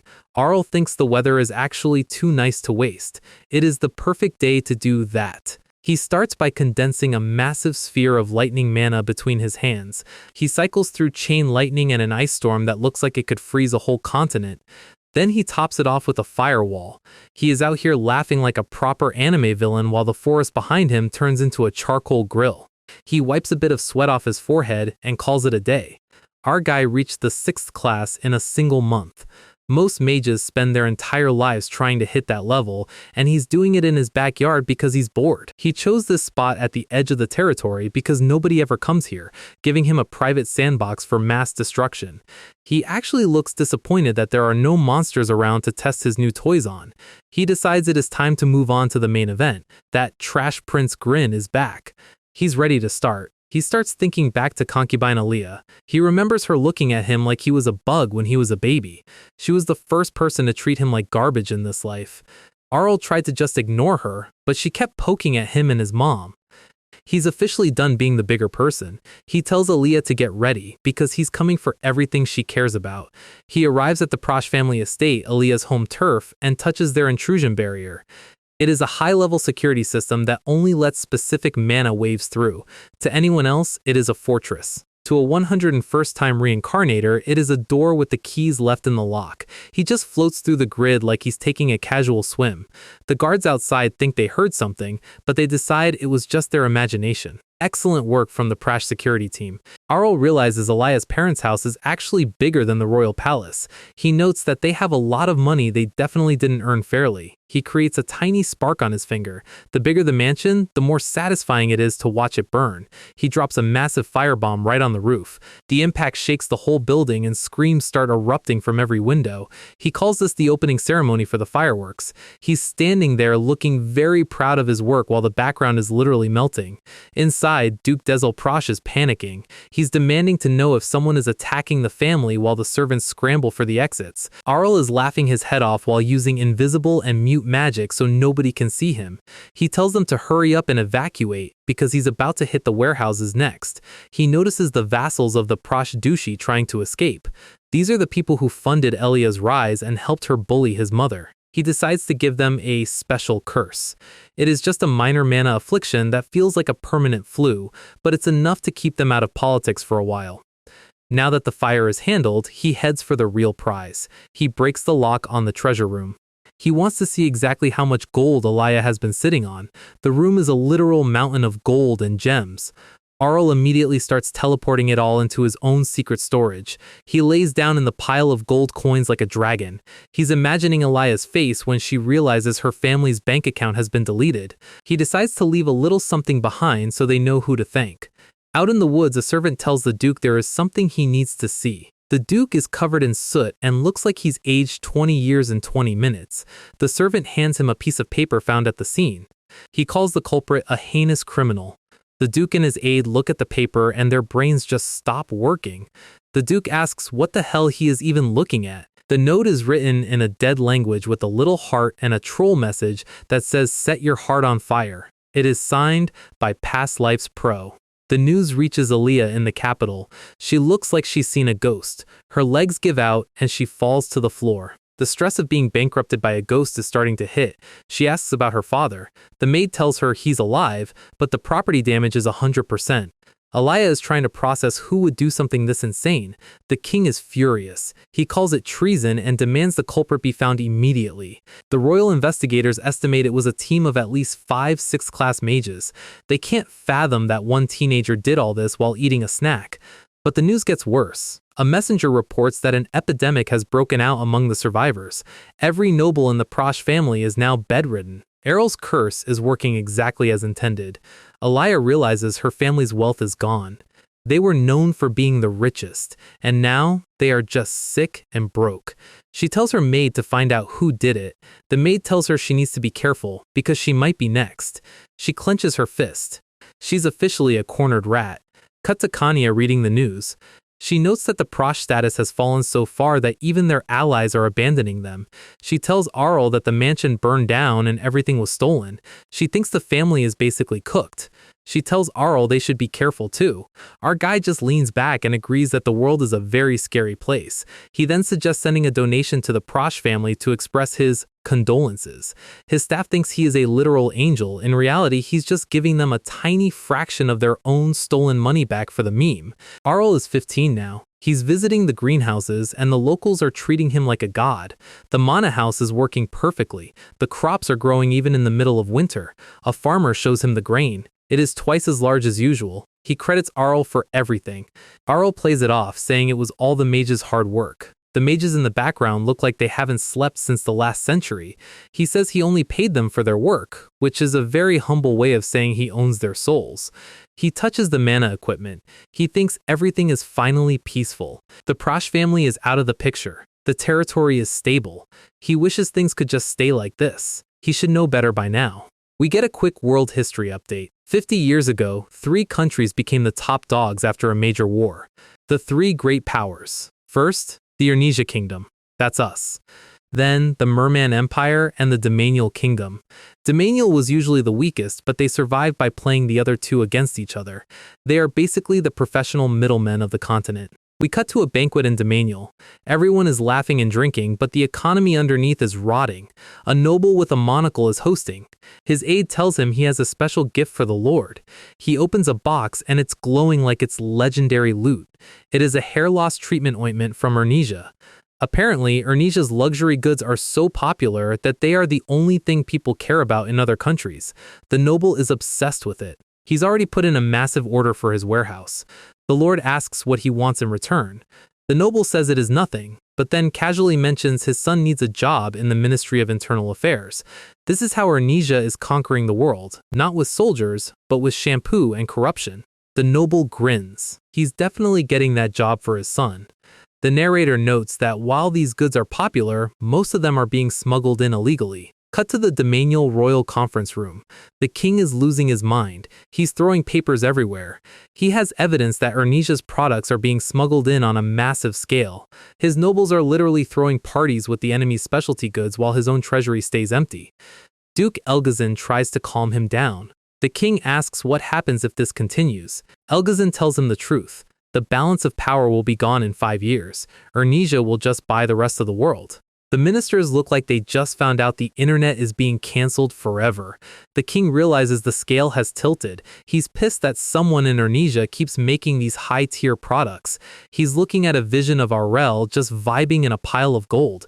Even the Merman Empire is protesting because Ernesia's paper is better than theirs. The king asks if there is any way to close the gap. Elgazin says they have to stop Ernesia by force. He tells the king they shouldn't fight alone. He's got that "I'm about to do something illegal" face. He proposes an alliance to bring down Ernesia once and for all. They shake on it. The war arc is officially being drafted. Domanial sends out letters to 3 different places. We move to a secret underground meeting room. The representatives arrive in hoods like they're about to summon a demon. Elgazin welcomes them. He says they all share the same goal. Duke Huan from the Merman Empire is there. He's got a massive scar and looks like he eats gravel for breakfast. Then there's Count Merlin Bernstad from the Sejepen Dukedom. The narrator notes that Sejepen is a military powerhouse. They are the guys you call when you want a country deleted.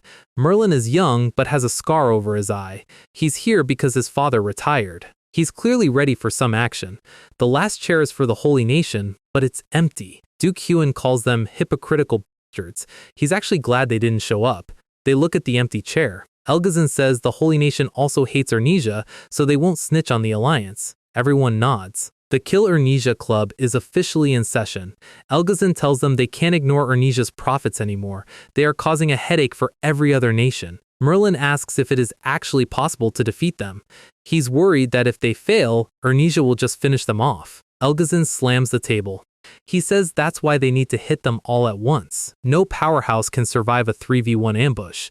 He says if they suppress them with war, Ernesia won't have time to make more inventions.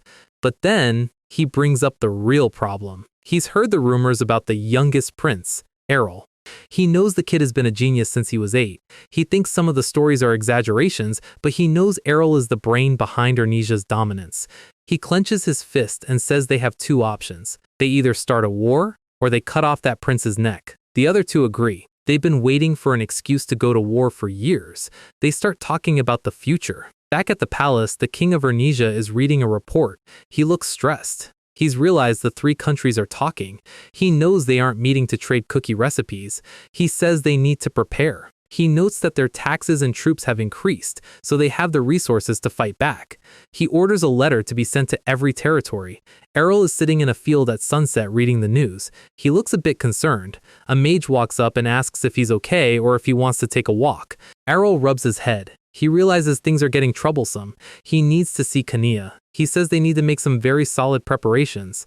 Basically, the neighboring kingdoms have decided that because our guy is hoarding all the wealth, they're going to form a kill the rich kid club and jump him. None of these guys actually like each other, but they hate Arell's profit margins more, so the Triple Alliance is officially live. Arell is sitting there like, what did I even do wrong besides being better at business than you? He's actually starting to feel like the final boss of an evil empire, which isn't exactly the lazy life vibe he was going for. Kania is looking over the reports, confused because she thought their international relationships were actually pretty decent. Her first instinct is to just pull a pro-gamer move and launch a preemptive strike, but Arell points out that since they met in secret, they don't have any actual proof yet. He's glad they caught wind of it early, but he's low-key annoyed. He expected this to happen in 5 years, not 5 minutes.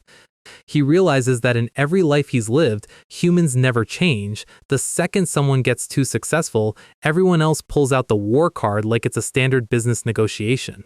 The thought of a world war is just a massive headache for him. Kania notices him spiraling and asks if he's okay. Arell snaps out of it and suggests that Kania should temporarily return to the royal palace for safety.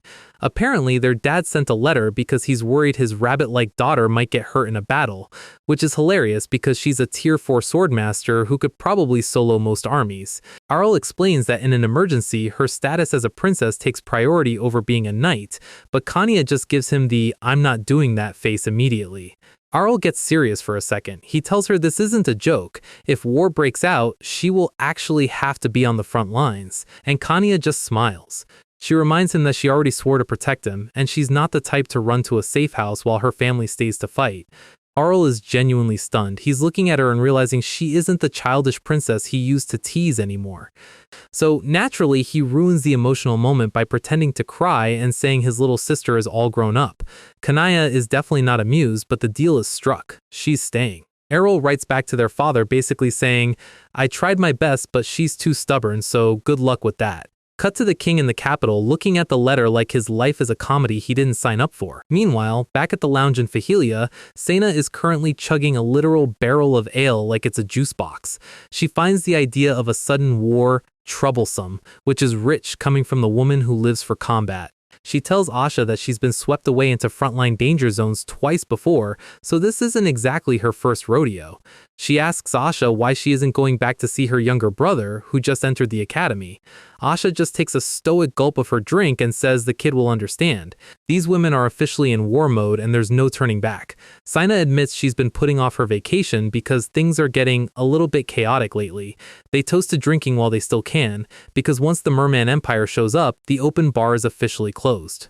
Sina tries to pour more and realizes Dia, the quiet mage, has been secretly chugging under the table this whole time. Asha has to remind her that ale isn't exactly food, but Dia doesn't seem to care. Back in the library, the mood shifts from comedy to pure strategy. Arell is staring at a map, running the numbers in his head. He figures war is coming within a year, and he is not looking forward to spending his next birthday on a battlefield. He's calculating a 1v3 scenario, expecting an invasion force of nearly 700,000 people. Ernesia only has about 600,000 troops total, and since they have to defend everywhere at once, the math is looking pretty grim. He thinks about intervening in secret using his past life magic, but even then, his peaceful life is basically dead. If the kingdom falls, his paradise in the north goes with it.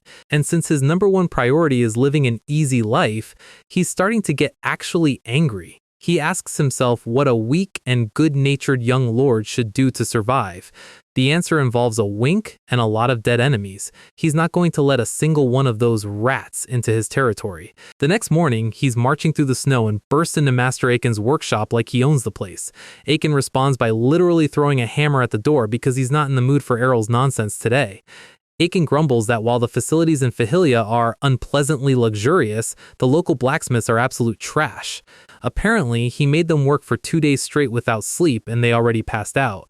Arell has to remind him that normal humans usually die when you do that. Aken thanks him for the Damascus steel recipe, but warns him that even a 0.1 G difference will ruin the batch. Arell cuts to the chase. He needs weapons. He leans in and whispers his request. Aiken's face goes from grumpy to "Are you actually insane?" in 3 seconds. Arell starts backing away slowly as Aiken starts screaming. He wants weapons and armor for 20,000 people.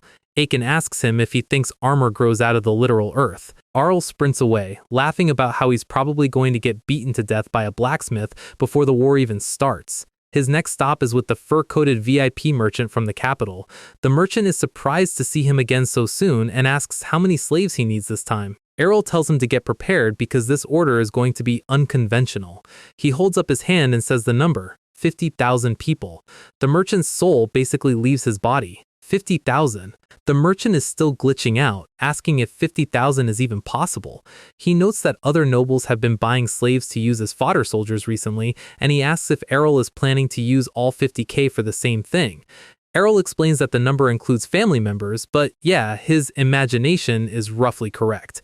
He realizes the merchant has already smelled the war in the air and is planning to hike his prices for other customers. Arell just tells him to keep his mouth shut and do his job. The merchant says it'll take 5 days to gather that many people. Arell decides to stay in the capital for those 5 days to wait.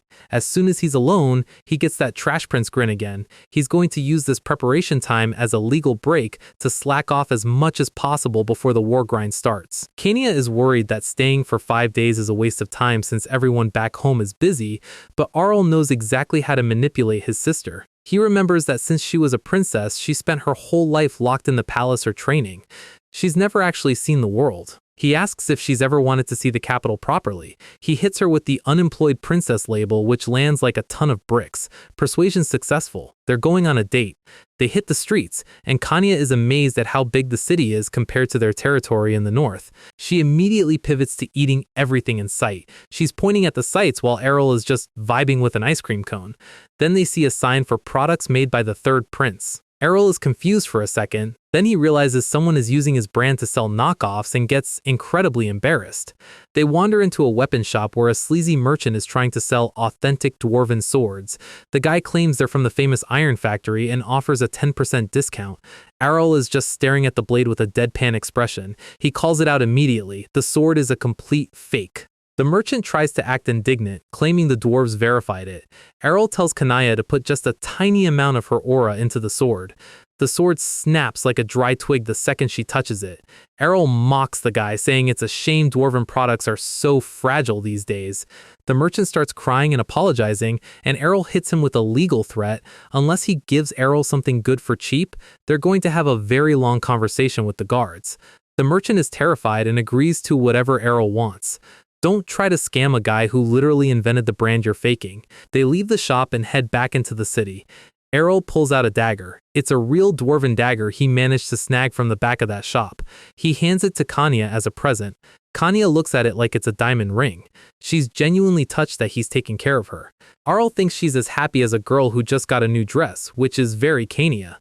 5 days later, the vacation is over. Kanya is looking at the 50,000 people Arell bought and thinks it might be a bit excessive. Arell tells her to imagine how cool she'll look leading an army that size. Back at the gates of Fahilia, Asha and the team are waiting to greet them. They see the horizon filled with people and their jaws hit the floor. Arell waves like he just brought home some groceries instead of a small nation's worth of people. Asha is facepalming. She knows she should have followed him to keep him from doing exactly this. Sena is screaming because the logistics of this are a nightmare. Dia is just worried about how they're going to feed everyone. Asha asks if it wouldn't be better to wait for more info before recruiting this many people. Arell gets serious. He tells her the war is 100% coming, and their territory is going to be one of the first places targeted.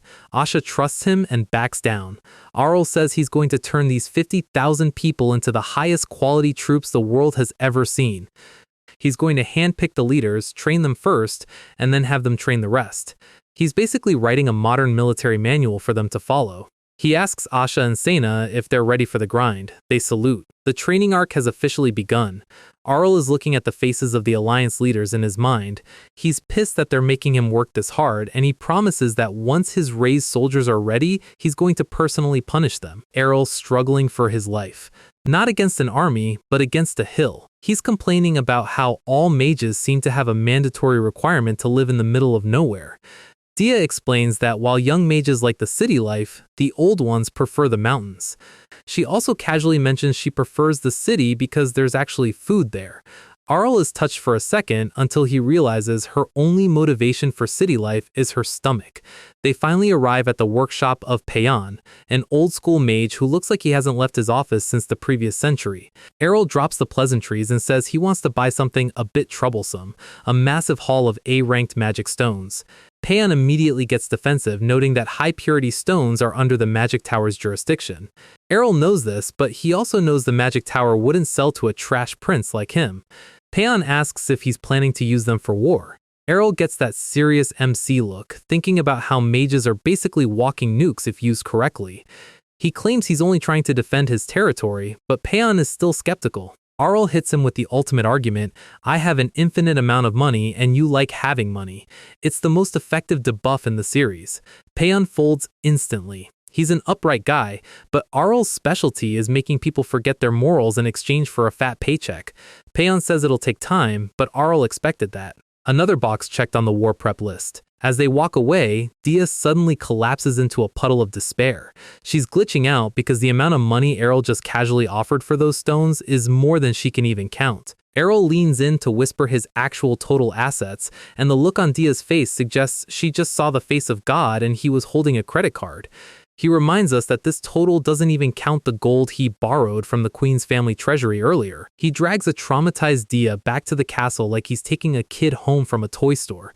Back in Fahilia, Arell gathers his local mages for a briefing. He drops a blueprint on the table that looks suspiciously like a secret weapon. He tells them it's top secret and they have to build it before the war starts. The mages look like they're about to cry, but Arell hits them with the evil CEO grin. He's about to introduce them to the concept of consecutive overtime, though he promises to pay them well for their suffering. His motivational speech boils down to, peace is kept by manual laborers working through the night. Truly a man of the people. Next stop, the royal capital. Arell is skipping through the streets while Asha follows him, looking completely confused. Asha thinks they're here for more war deals, but Arell tells her to stop complaining and follow him.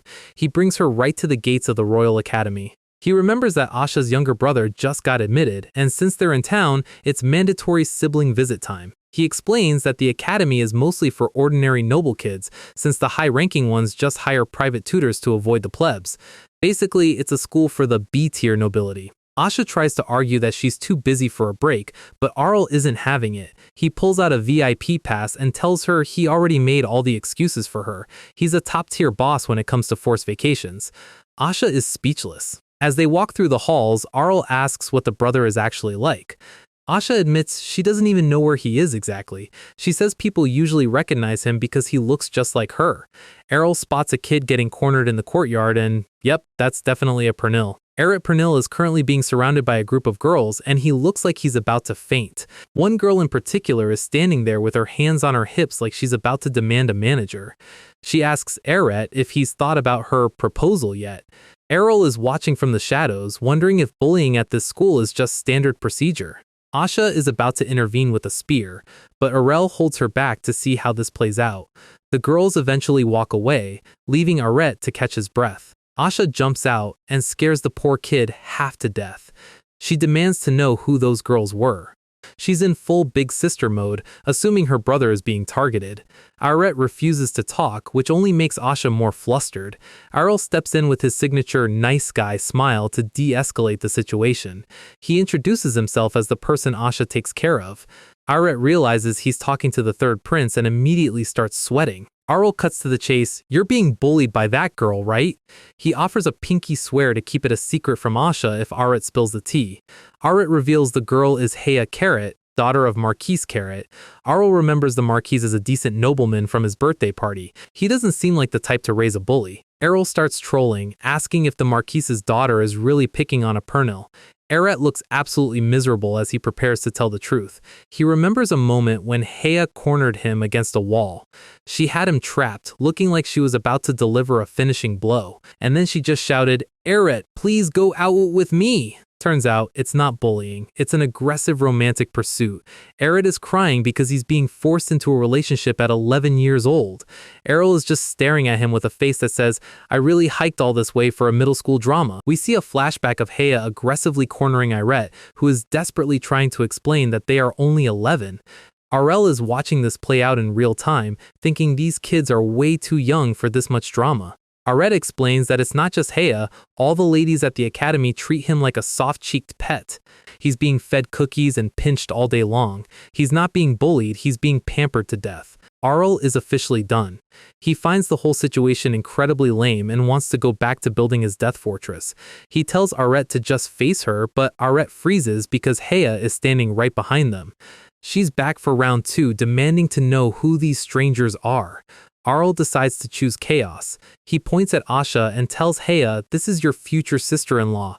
Asha is panicking, Arell is screaming, and Arell is just enjoying the fire he started. Hea instantly shifts gears, doing a perfect noble curtsy and introducing herself as the youngest daughter of the Carrot family. She's incredibly direct about wanting to date Arell. Asha pulls Arell aside, asking how to handle this.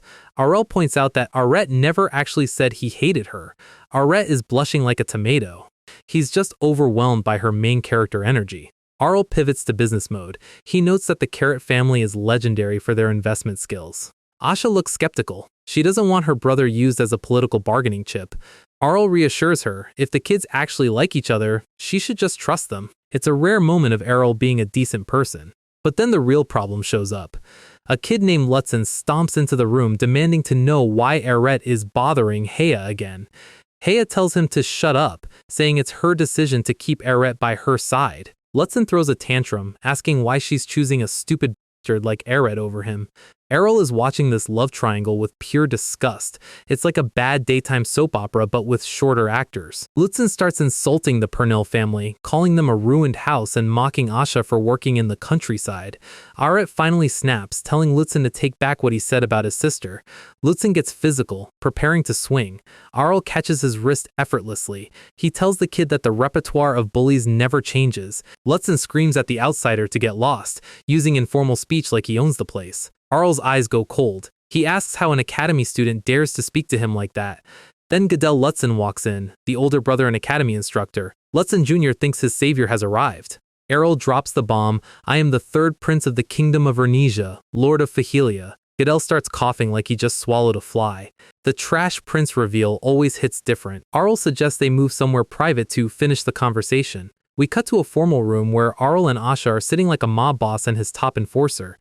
Gödel apologizes for his brother's behavior, but it's a fake corporate apology. Arell tells him to apologize to Arell, not him. Gödel pulls the rank card, saying Arell interfered first and suggesting that the Pernil family should be the ones apologizing.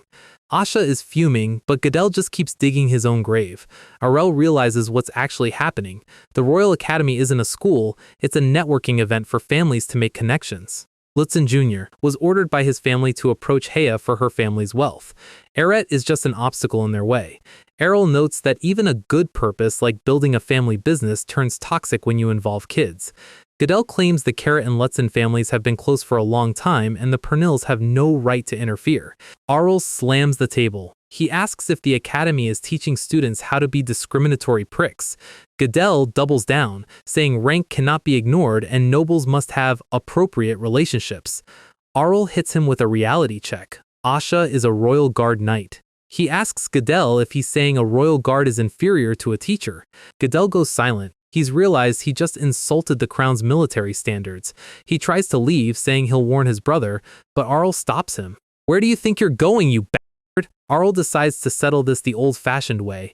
He's talking about that method handed down since ancient times. A duel, eldest daughter versus eldest son, and younger brother versus younger brother.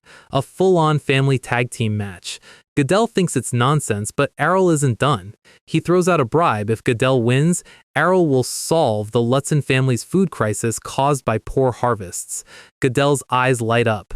This is a massive win for his family. Arell sets the rules. For the Pernils to win, both must win their matches.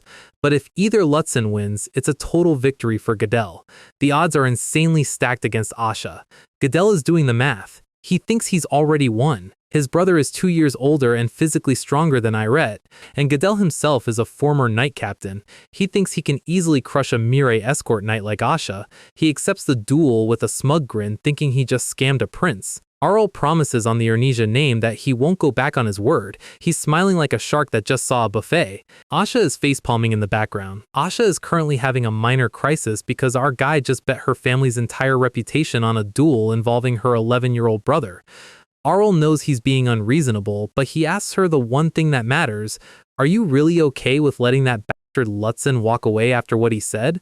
He reminds her that this guy didn't just insult her, he looked down on Arell and her entire family like they were pebbles on the road. Asha tries to play the "I'm just a professional escort" night card, but her face is telling a different story. Arell shuts that down immediately. If someone looks down on his night, they're looking down on him. He flashes that signature "I'm about to ruin this man's whole career" smile and asks her if she doesn't secretly want to see that guy get folded. Plus, it's a chance to show Arell that his sister is the absolute goat of knights. Asha gives in. She's been around Arell long enough to know that when he gets this look in his eyes, someone is about to have a very bad day, and it's usually not him. Persuasion completed. Now comes the hard part, actually making the kid win. And the kid in question is currently screaming "I can't" at the top of his lungs.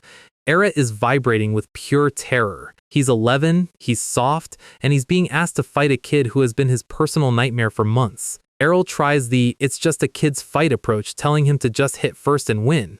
Arell is not buying the "just win lol" strategy. Arell shifts gears and gets serious, putting a hand on the kid's shoulder. He asks if Arell is actually mad about the bullying. We see a flashback of the Lutzen kid being a total menace, and yeah, the resentment is there. The kid admits he's upset. That's the spark Arell needed. He tells Irette that studying hard and graduating won't change this. If he waits for an opportunity to become stronger in the future, he'll be waiting his entire life. If you want to decide the path of your life, you do it now, or you never do it at all. This is his chance to show everyone what happens when they mess with the Pernil, and then he drops the ultimate safety net: I, the third prince, have got your back. Arell looks like he just saw a god, and Arell looks like he just successfully tricked another person into his web. He leans in to whisper the plan. If Arell is involved, fighting fair isn't even in the top 10 options. Everyone is gathered in the arena, including the high-ranking nobles, because watching kids hit each other with sticks is apparently the peak of ernesian entertainment. Arell is currently living his best life in a rocking chair with a front row seat. He's basically the only person in the room not stressed out. Then, Lady Carrot, Heya, shows up, demanding to know why Arell pushed Arell into this without her permission. Arell tells her to relax, but Heya is genuinely worried because Arell's swordsmanship is, to put it lightly, non-existent.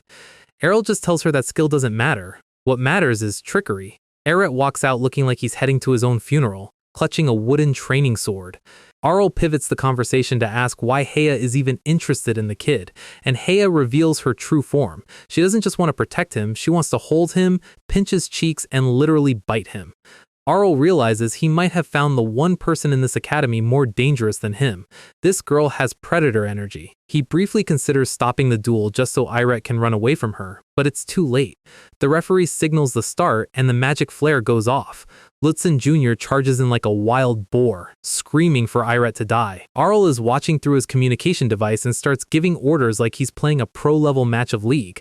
Half step back, diagonally to the right. The Lutzen kid swings wild and Arett dodges by a hair.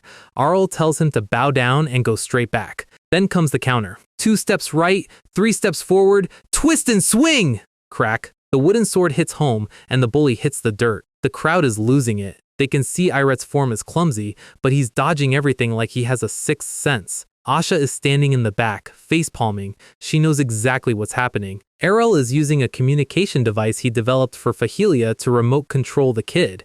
He calls it proxy training. He tells Arett he's doing a great job and to keep following the script. Lutzen Jr. gets up, absolutely fuming that a lowly bastard managed to hit him. He goes for a heavy overhead strike. Arell tells Irette to stay calm, lower his waist, and strike now. Heya is watching with wide eyes, probably already planning the wedding. Irette slides in low and delivers a strike that sounds like it broke something expensive. Lutzen Jr. is down for the count, foaming at the mouth. The referee calls it Irette Pernil is the victor. Arett is standing there in shock, having no idea how he actually just won a fight. Arell, meanwhile, is acting like he's some wise sage talking about how glory is fleeting. Godel Lutzen walks out, and he's not happy. He calls it a childish trick, which, to be fair, it absolutely was. But he says it doesn't matter because the second half of the duel is about to start. He squares up against Asha. This is a former knight captain versus a girl who was a failed knight until recently. Godel thinks that once he beats the sister, the brother's win will be forgotten. Arell runs back to Arell, still shaking, and Arell gives him the "I told you so" thumbs up. Heya immediately jumps on him, praising his victory. Arell watches her lie through her teeth about how she knew he would win and realizes this girl is a natural-born politician. She's going places, dangerous places. Arell asks if his sister will be okay against Godel. Arell just looks at him and asks, "So what?" He tells the kid to watch carefully. Asha didn't become a knight for her family, she did it because she's a monster in human skin. Godel tells Asha he won't underestimate her. He's actually taking this seriously.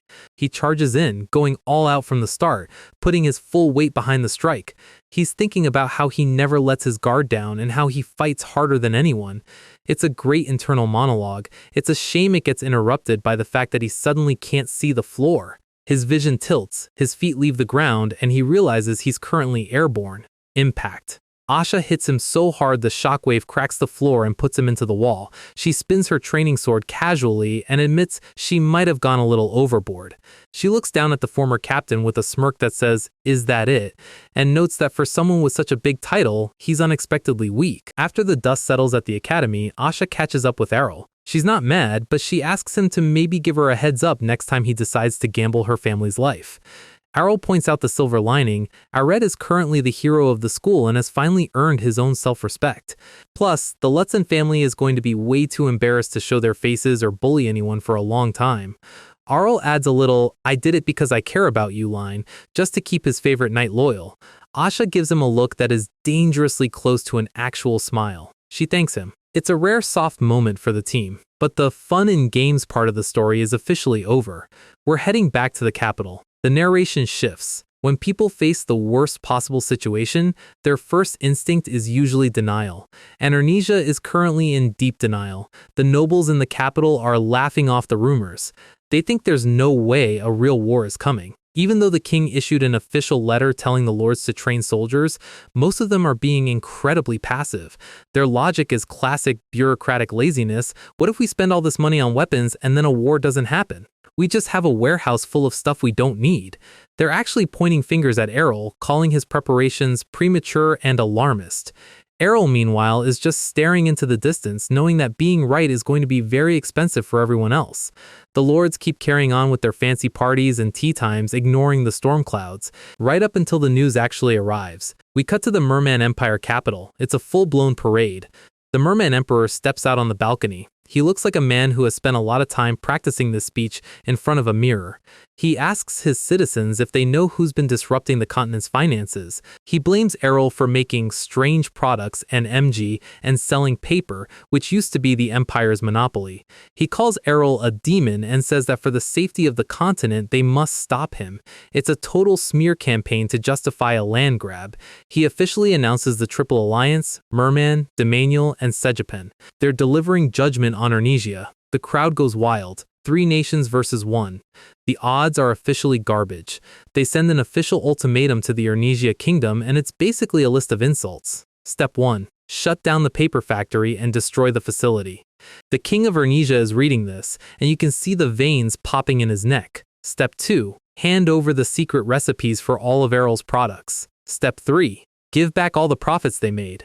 And the kicker? Send Prince Arell to the Empire to study, which is code for "be our hostage forever." The king rips the paper to shreds. He realized they're not just asking for money, they're making fun of his entire kingdom.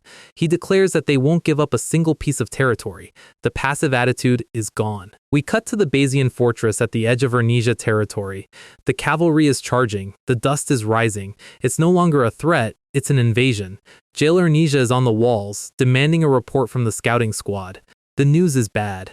An advanced troop of 70,000 was reported, but the real number is 100,000 attacking from the northeast. Gilles knows this is just the beginning. As the successor to the kingdom, he has to hold this line at all costs. He tries to boost morale, calling the invaders a ragtag group. He yells for them not to let a single ant enter the castle. Full-scale battle begins. Meanwhile, back in Fahilia, the mobilization order hasn't even reached them yet, but everyone is on guard. Arell is busy too. Dia walks in, expecting to see him studying maps or sharpening a sword. Nope, it's Arell's fun cooking time. Our guy is in an apron, holding a giant tray of meat. Dia's face is just a blank stare. The world is ending, and her boss is making a snack. He's made a snow rabbit meat dish. It looks delicious, honestly. The village chief provided the materials. Arell complains that people don't eat rabbit enough, while Dia notes that most people haven't had to eat bugs and poisonous mushrooms to survive like Arell apparently has in his past lives. They finish the meal, and Arell looks satisfied. But he's not done. He rolls up his sleeves. He's going to make something else. He's got flour and dried fruit. Dia is actually getting interested now because everything Arell makes tastes like a 5-star meal. She notes that lords usually don't enter the kitchen, but Arell reminds her that he basically developed the entire menu for his merchant company. He admits that in one of his past lives, his backup plan if everything went wrong was to just become a professional cook. He pulls the trays out of the oven. Arell's snack. It looks like an energy bar. Dia takes a bite. She admits it's delicious, but warns that she'll gain weight if she eats too many. Arell explains the actual purpose. This is military rations. It's designed to be eaten quickly on the battlefield because standard portable food tastes like cardboard. Dia's eyes go wide. She realizes that Arell is prepping for a war he hasn't even been called to yet. Arell laughs it off as just in case, but his face goes dark for a second. He knows what's coming. Back at the border, the sky is black with smoke.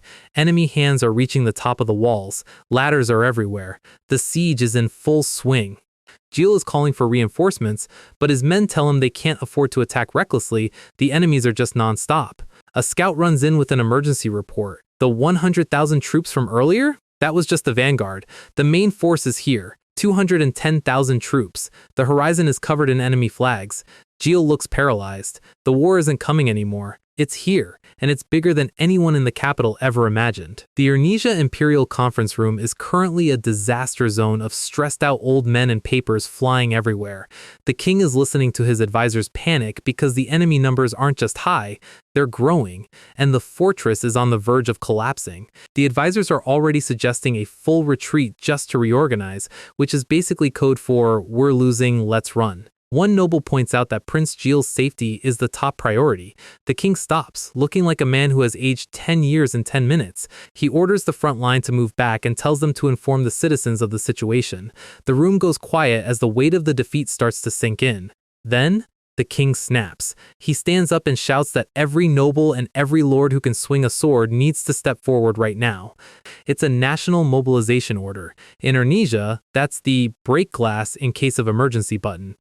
Cut to Fahilia, where Arell is casually holding the order like it's a late fee on a library book. He's surprised his brother Jill even went to the front, considering royals usually stay safe in the back. He sighs, looking at the 3 versus 1 odds. Even for a guy with 100 lives of experience, dealing with an army that outnumbers you 10 to 1 is a massive pain. But if the kingdom falls, his lazy lifestyle falls with it. He stands up, his eyes going sharp, and decides it's time to go back to being a pro at war for a bit. Preparation mode is initiated. He's leaving just enough guards to keep Fahilia running and tells his giant eagle to work hard to pay for its meals. He spots Kanaya and tells her she should just stay behind in the territory where it's safe. Kanaya isn't having it. She goes full angry big sister mode, refusing to stay behind while her younger brother heads into a blender. Arell knows she's a swordmaster and technically his strongest asset, but he's still got that don't put my family in danger instinct. Kania pats his head, treating the 100-life warlord like a worried toddler. She tells him there's no way she's sending him alone. If the younger brother goes, the older sister follows. Period. Arell realizes he's not winning this argument and gives her that small, genuine smile.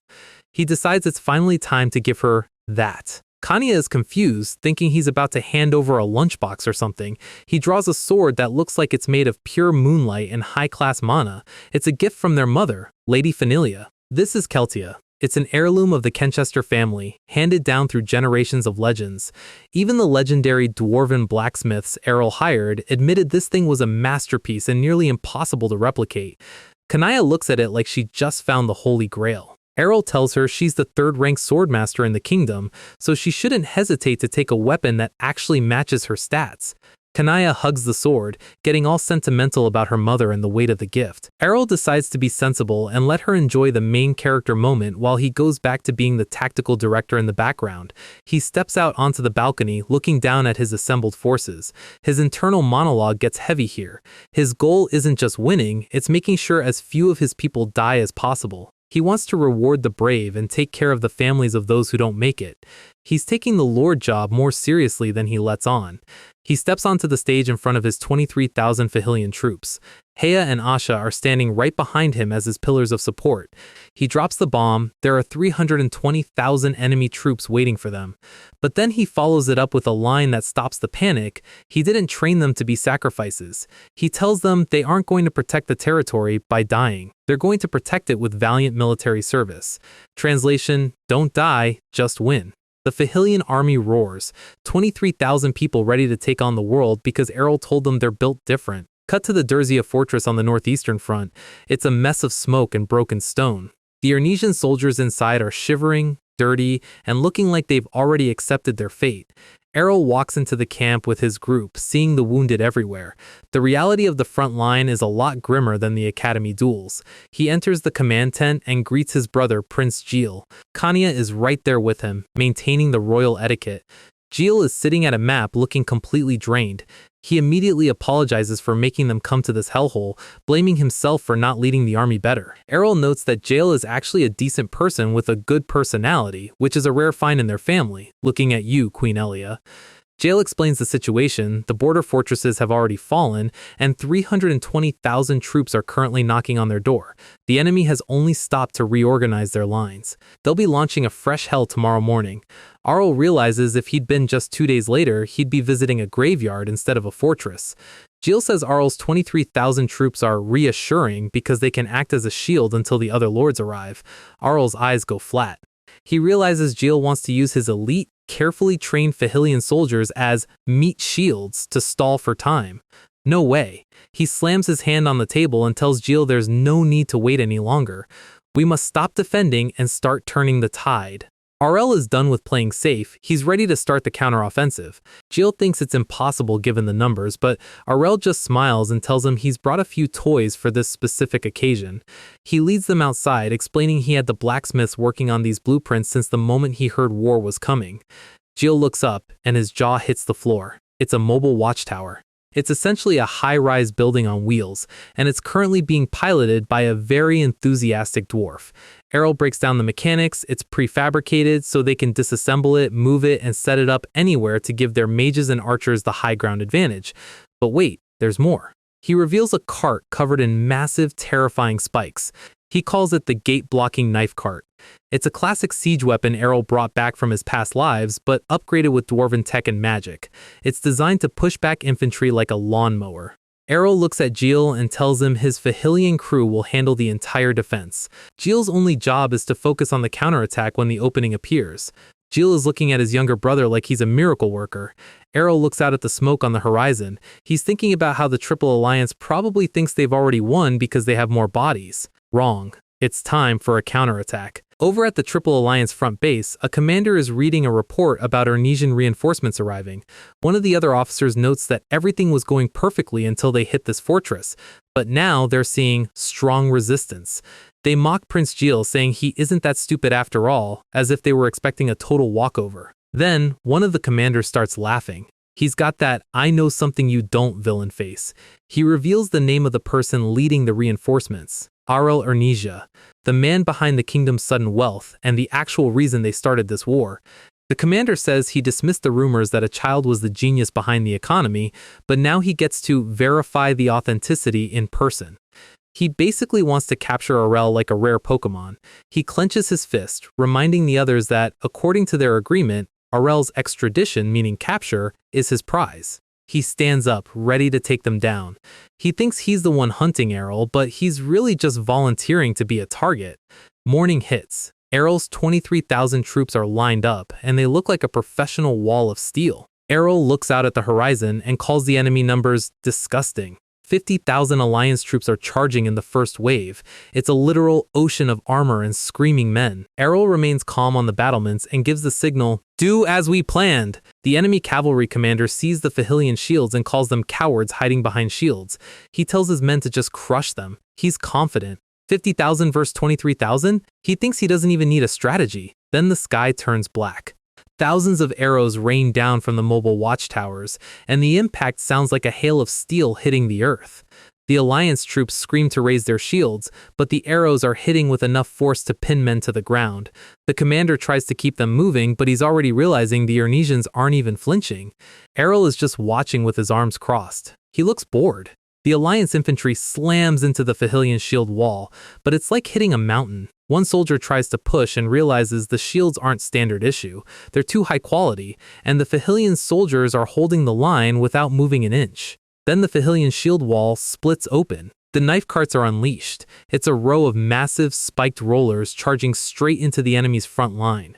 The alliance troops try to retreat, but the force behind the carts is too much. They're being trampled by their own retreating lines. The screams are horrific. It's not a battle, it's a meat grinder. Arell watches the slaughter with a cold, detached expression. This is the dark side of being a pro at war. He tells them to blame their foolish commander. The Alliance, realizing their infantry is getting shredded, orders their mages to break the line. The Alliance officer says it's a waste to use mages now, but he's desperate. In this world, a high-ranking mage is essentially a weapon of mass destruction. A single spell can wipe out a battalion. The commander tells them to show the Ernesians superior power. The Alliance mages start chanting, and the air begins to crackle with red mana. Cut to Arell's mages. They look surprisingly chill. The Alliance mages try to cast, and nothing happens. The red mana just fizzles out into sparks. The Alliance officer is screaming, "What?" as his mages realize they've been hit with a dispel spell. Dia is standing on the tower, looking down at them like they're preschoolers trying to do calculus. She says it's surprisingly easy. She notes that the enemy mages seem to have misunderstood what magic actually is. One of the Alliance mages tries to force a 6-circle spell through the disruption. He's sweating, putting everything he has into it. Arell's mages just stare him down. "You won't be able to avoid my eyes with mere class 4 skills." The Alliance commander is panicking, telling his mages to do something. The mage tells him that even if they can't attack, Arell's mages must be burning through their mana instantly. Dia just sighs and says, "Moving to the next level." Then she calls down the lightning. The Alliance commander is losing his mind. How can they use high-level magic right after a dispel? Then the enemy mages see what's in the hands of the Fahilian mages. It's not just magic, it's industrial-grade magic assistance. Every single Fahilian mage is holding a highest-quality magic gemstone. It's basically like having a nuclear reactor plugged into your staff. The Alliance officer is speechless. How can a mere territory lord possess such gemstones? He's finally starting to realize that Arell isn't just rich, he's an out-of-context problem. The magic hits. It's an explosion of blue fire and ice that tears through the Alliance formation. Soldiers are frozen solid in an instant. Others are engulfed in flames, reaching out for help that isn't coming. The command to retreat is issued, but it's more of a panicked scramble for survival. The final count, out of 50,000 Alliance troops, they lost 30,000 in a single morning. Arell walks through the aftermath, thinking about how war isn't fun no matter who wins. He just wants to go back to his territory and have fun. Saina and Asha approach him, asking what to do about the runners. Arell tells them not to chase. Take the abandoned wounded into captivity. He's focused on ending the threat, not on unnecessary cruelty. Jill runs up, laughing and cheering. He's never seen a defense this excellent in his life. Arell tries to be humble, saying the enemy just fell for a trap and that Jill was the one who dealt with the tough parts. Jill is looking at Arell with stars in his eyes. Arell realizes he might have overdone the good brother act. Arell's internal plan is revealed. He wants Jill to take 100% of the credit. Why? Because the guy who gets the credit has to become king, and the king has to work forever. Arell just wants to nap. He tells Jill that the enemy's morale is disrupted, and now is the time to strike them down for good. Jill goes full hero mode, shouting that the tide has turned in their favor. Arell watches him go, thinking that while Jill is happily riding his horse through enemy lines, he can stay in the back and fill himself up with soda and food. How to live comfortably in war? Easy. Stay in the back. Let someone else be the hero and have fun. With Prince Gil leading the charge, the Ernesian army finally stops playing defense and starts the find out phase of the war. Since Arell's Fahilian troops basically did all the heavy lifting during the siege, the main army actually has some stamina left for once. They aren't just running in blind though. They're using Arell's playbook, avoid a fair fight at all costs, and hit the alliance where it hurts, the sides and the back. It's basically guerrilla warfare, but with the budget of a royal family. And while the front lines are a chaotic mess of screaming and steel, our guy is currently having a spiritual experience with a piece of steak. Arell is sitting in the command tent, surrounded by his top-tier knights, enjoying a 5-course meal while the war happens somewhere else. Kanaya is enjoying the break, but when Arell offers her some rabbit meat, she immediately declines. Apparently, even swordmasters have standards. Asha is the only one feeling a little main character guilt about eating a feast while people are dying outside. Sena just tells her that on a battlefield, being shameless is a survival skill. Arell completely agrees. If you're going to save a kingdom, you might as well do it on a full stomach. Here's the thing. His plan is working perfectly. Because of the mobile towers and the knife carts, the Alliance thinks Arell's army is a slow-moving fortress. They're terrified of touching the beehive again, which gives Arell exactly what he wanted, an excuse to sit in the back and do absolutely nothing. He notices Dia is currently rebooting on a wooden bench. The girl did the work of an entire mage circle yesterday, burning through mana gemstones like they were candy. She is physically and magically cooked. But Dia has her priorities straight. She wakes up with a twitch, declaring that even if she collapses, she has to eat first. She starts inhaling food with a speed that is honestly more terrifying than any six-circle spell. Arell just laughs and tells everyone to enjoy the peace while it lasts, because he knows the Alliance isn't going to just go home and rethink their lives. Things are about to get busy. Cut to the Alliance commander, who is currently looking at a map and having a very bad day. He realizes Gil is just a talented newbie. He's annoying, but he's predictable. Chivalry is easy to counter. The real problem is Arell, the business brat who somehow deleted 30,000 soldiers from the Alliance's census with only 23,000 men. The commander points out that war isn't about plans, it's about experience. And for a 16-year-old to have this level of tactical depth is making his head spin. He also doesn't understand why a guy this talented is hiding in the rear. He knows if Arell moved to the front, the war would probably be over in a week. What on earth is this boy? The villain is finally asking the right questions, but he's about 100 lives too late for the answer. The next day, the Ernesian army starts moving to recapture the stolen border fortresses. It looks like a standard military march, but if Arell is in the carriage, you know there's a trap involved. Kanya is watching Arell study the terrain. He suddenly orders the vanguard to slow down to half speed. He's deliberately dragging his feet. Kanya asks what's wrong. Arell just stares out the window and says, "I think they're waiting for us." His logic is simple. The Alliance got crushed in a head-on fight, so they aren't going to try that again. They're metagaming now. He points to a specific spot on the map, a perfect place for an ambush. It's the kind of opportunity a desperate commander would jump at. And since the enemy is putting in all this effort to throw a surprise party, Arell decides it would be rude not to show up and ruin it. He gives that "I'm about to do something illegal" smile. We see the Alliance troops hiding in the woods above a narrow canyon. The Alliance officer is whispering for his men to wait. They're ready to drop the world on the Ernesian army's head. They've got infantry and mages prepped. This is their one shot to regain their honor. The canyon is quiet. Way too quiet. The officer starts getting nervous. According to his reports, Arell's slow army should have been here hours ago. He starts thinking, there's no way he knew, right? Then he hears the hooves. A single carriage and a few horses enter the kill zone. The Alliance commander lights up. He orders the full attack, and a literal wall of arrows and magic flies toward the carriage. But the arrows just bounce. Arell's mages already have a high-tier shield spell active. The Alliance mages try to follow up, but their spells fizzle out. They've been preemptively hit by a dispel. The officer realizes they didn't catch Arell in an ambush. Arell caught them in a counter-ambush. He screams for a retreat. But when you try to run away from Arell or Ernesia, you usually run into something worse. Crack. A soldier's foot gets caught in a massive hunting trap hidden in the grass. The Alliance troops start falling over left and right. The woods aren't a hiding spot anymore. They're a minefield. Sina steps out from the shadows, cracking her knuckles. She notes that hunting traps work just as well on people as they do on animals. She launches into the panicking mages like a lion in a daycare center. The Alliance officer is terrified. He draws his sword, trying to act like a commander for 2 seconds.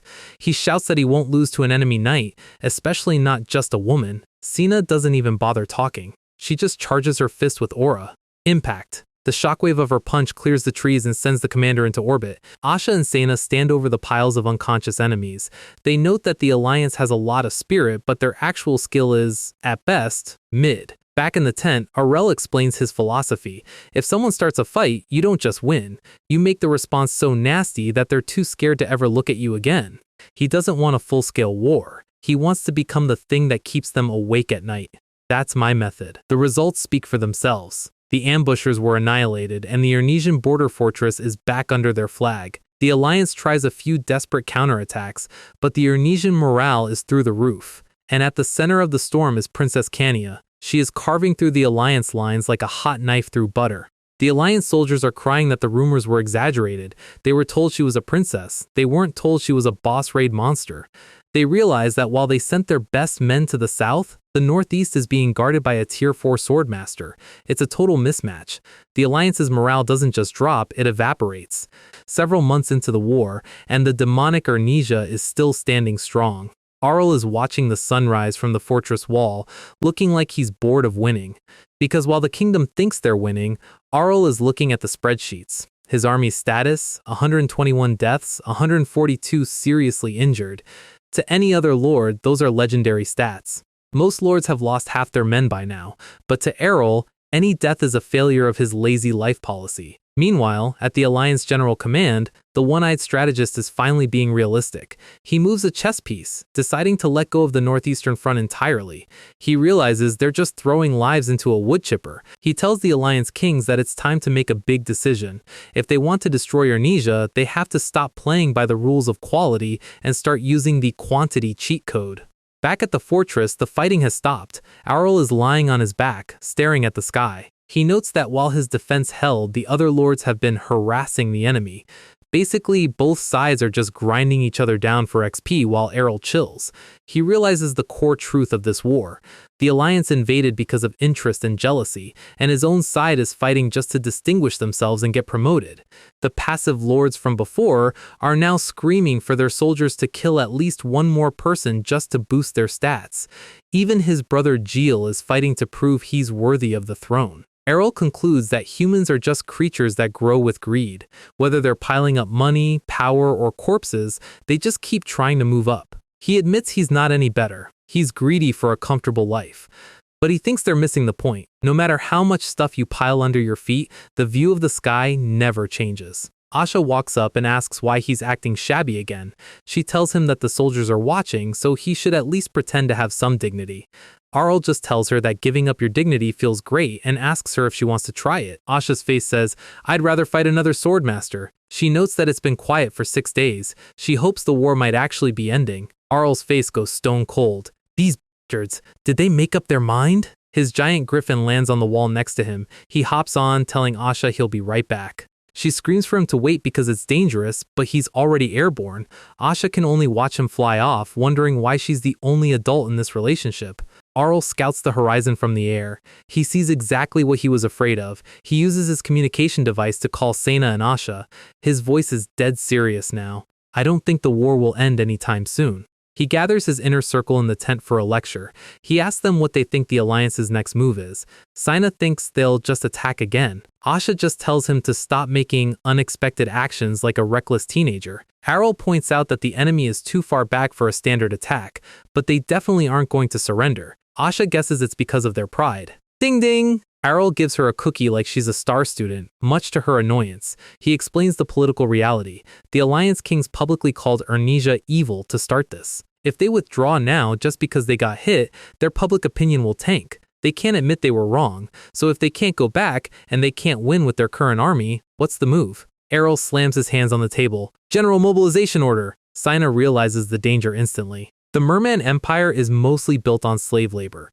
They aren't going to send 100,000 soldiers next time. They're going to send a human wave of millions of slaves to act as shields. quantity over quality. But Arell just smirks at the camera. He's not going to just let them do whatever they want. A pro from a past life never loses his composure. Even if 1,000,000 troops are rushing in, Arell looks like he's just waiting for his Uber to arrive.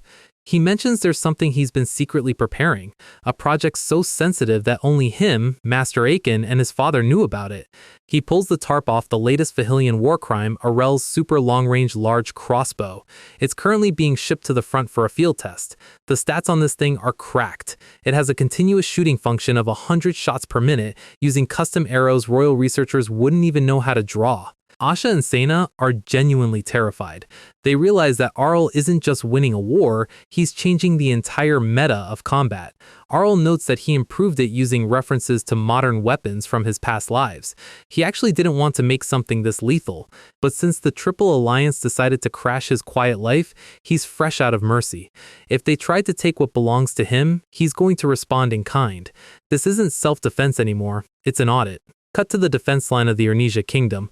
The smoke is clearing and the silence is unsettling. An Ernesian commander is patrolling, wondering how long they can keep defending. He's getting impatient and wants to secure some achievements for himself.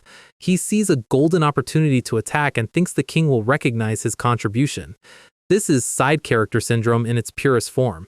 He orders the immediate attack, already dreaming about his promotion. His troops charge forward, ready to take all the credit. And then he stops. He sees something on the horizon that wasn't in the brochure. The Triple Alliance Army. It's not just a squad, it's a literal ocean of people. The human wave has arrived. One of his soldiers asks if they're still attacking. The commander goes from hero mode to oh crap mode in 0.5 seconds.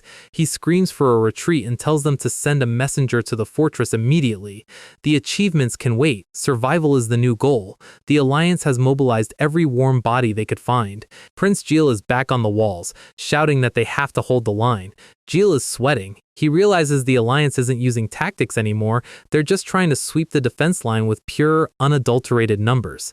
The Alliance commander blows the horn. It's the sound of 1,000,000 people pressing W at the same time.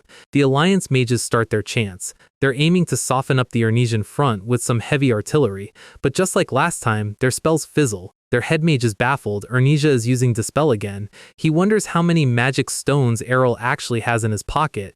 The Alliance officer isn't worried. This was part of the plan. He orders the mages to the rear and tells all troops to advance. He tells them to attack with the determination to die. He's essentially treated his army like a consumable item. He thinks he can win by attrition. He points out that lost slave soldiers can be replaced anytime as long as they win, the cost doesn't matter. But the Ernesian soldiers aren't retreating. They're just standing there looking like they know a secret. The Alliance commander is confused. Usually, this is where the enemy panics. Then, something streaks through the sky. Thud. A bolt the size of a telephone pole slams into the ground. He's never seen an arrow this big, shot from this far away. Then the sky turns black again. This isn't a rain of arrows, it's a storm of steel. The Alliance infantry is getting deleted. He asks if this is even possible. For anyone else? No. For Arell? It's just math. Impact after impact. The new crossbows are turning the battlefield into a construction site where the only thing being built is a graveyard. The commander is screaming for a retreat. His plan for determination to die just met a weapon that was very happy to help him with that goal. He tries to cope, telling himself there must be a limit to how many arrows they have. He thinks they just need to hold on for a moment. That hope lasts until he hears the horses. Prince Gil has arrived with the cavalry. It's a surprise attack from behind. The Alliance is officially pinched between the machine gun crossbows and the cavalry.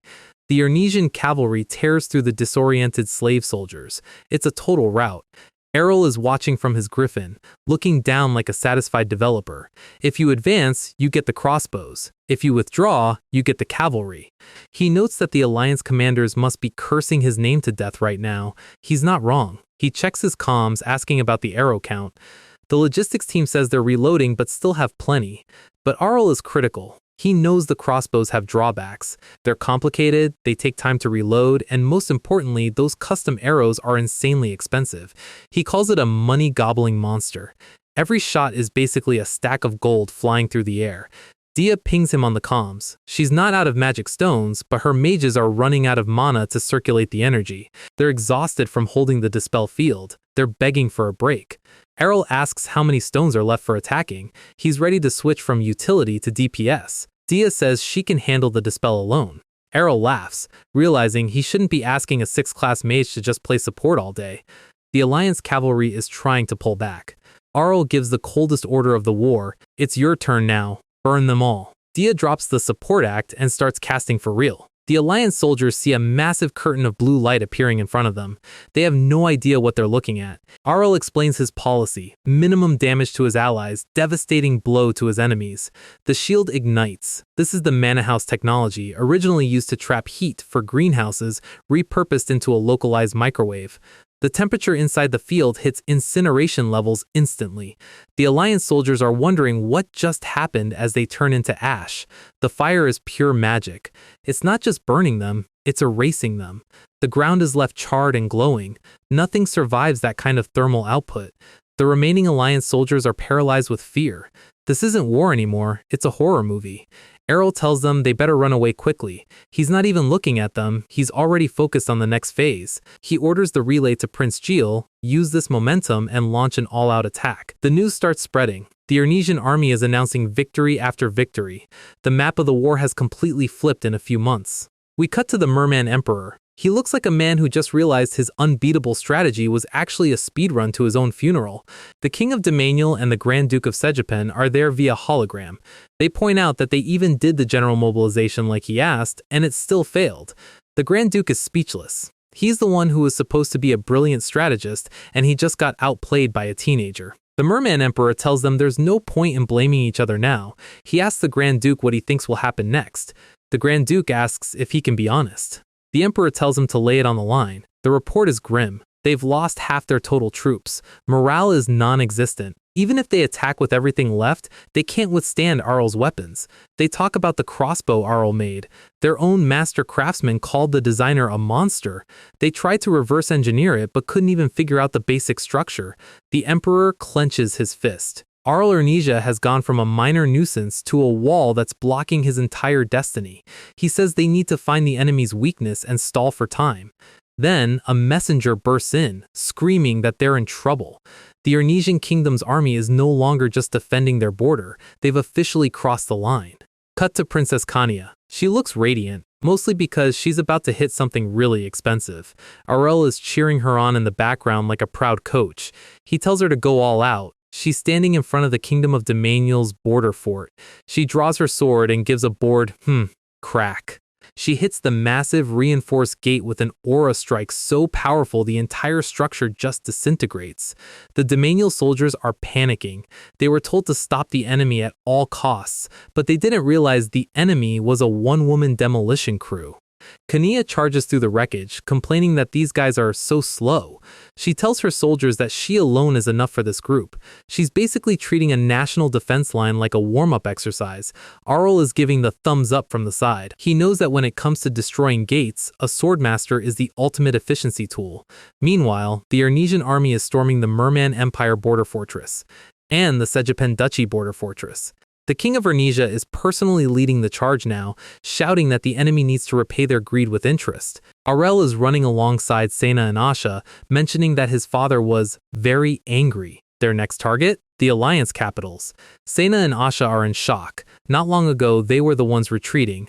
Now, they're taking over enemy fortresses in an afternoon. Arell knows the Alliance leaders aren't going to be calm anymore, but Asha asks, "Where did Kania go?" Arell points to a crowd of soldiers. Kania is currently being worshipped like a goddess. They're asking for her secret to reaching Swordmaster at such a young age. Kania just smiles and says she just eats and trains. Arell knows the secret is actually her brother Complex, but he's not going to say that. He left her behind because she looked busy being an idol, and she didn't seem to hate the attention either. Asha asks for the next plan. Are they going to keep marching toward the enemy country? Arell says they'll slow down the deeper they go, but that's the general idea. He gets that evil genius face, saying he's going to slowly apply pressure as they take over territory. He literally says bullying others is his specialty. He breaks down the timeline. In 3 years, they'll take 20% of the territory. In 5 years, the Alliance won't be able to hold out. He's not just talking about military conquest. He's talking about starvation. By dominating trade and isolating them, the Alliance's finances will be crippled. We see a vision of the future. Empty streets, bodies in the gutters, total societal collapse. Arell explains that economic collapse is scarier than military pressure. Poverty leads to civil war. They'll be fighting ernesia on the outside and each other on the inside. Asha and Sena are starting to feel sorry for the enemy. But Arell tells them not to forget, this is exactly what the Alliance was trying to do to ernesia. They invaded with the intent to destroy. If they weren't prepared for the consequences, they shouldn't have started a war. He tells them there's no need to pity people who got exactly what they asked for. He quotes his father's letter, "Unless they put down their swords first, we will thoroughly retaliate and set a precedent." His father has officially fully transformed into a war king. He's done with diplomacy. Arell notes his dad was very angry, which is the royal way of saying he's ready to commit several war crimes. Asha and Sena agree that war is truly scary. They're realizing that Arell's mind is the most dangerous weapon in the kingdom. Arell tells them not to worry too much. This starvation future only happens if the Alliance decides to enter a sit-in state and refuse to surrender. If they're smart, they'll avoid that future. For now, all ernesia has to do is wait for their response. Cut to the merman capital. Slam. The Emperor hits his throne, screaming that surrender is absolutely unacceptable. He shouts about the history of his empire and how they have never shamefully surrendered before. He's choosing his ego over his people. One of his advisors tries to be the voice of reason. He says the situation has gotten worse and they need to pull back now. The Emperor just calls him ashamed. The advisor closes his eyes. He's thinking about the proud history of their ancestors. He asks if it isn't more ashamed to watch innocent people starve to death and fall to the enemy's sword. He admits they have already lost and begs the Emperor to declare an end to the suffering. The Emperor turns away. His answer will not change. He will not surrender. The advisor is shocked. "Your Majesty, why?" The Emperor says he understands the advisor's feelings, so he won't punish him, but he still won't allow the surrender. He asks if the advisor really thinks the situation will get better if they give up. We see Jael standing with a sword, the face of a conqueror. The Emperor knows that from the moment they give in, they lose all leverage. He's terrified of what ernesia will do to them as repayment. He realizes that since he was the one who declared the war, the outcome is the same whether they surrender or not. His life is over either way. So he makes the most selfish choice possible. He orders the Merman Empire, no, the whole alliance, to fight until the end with all their might. So it's over. The Triple Alliance finally realized that fighting to the last man sounds a lot cooler in songs than it actually feels when you're getting turned into a microwave dinner by Arell's mages. They chose the path of not dying. Good choice.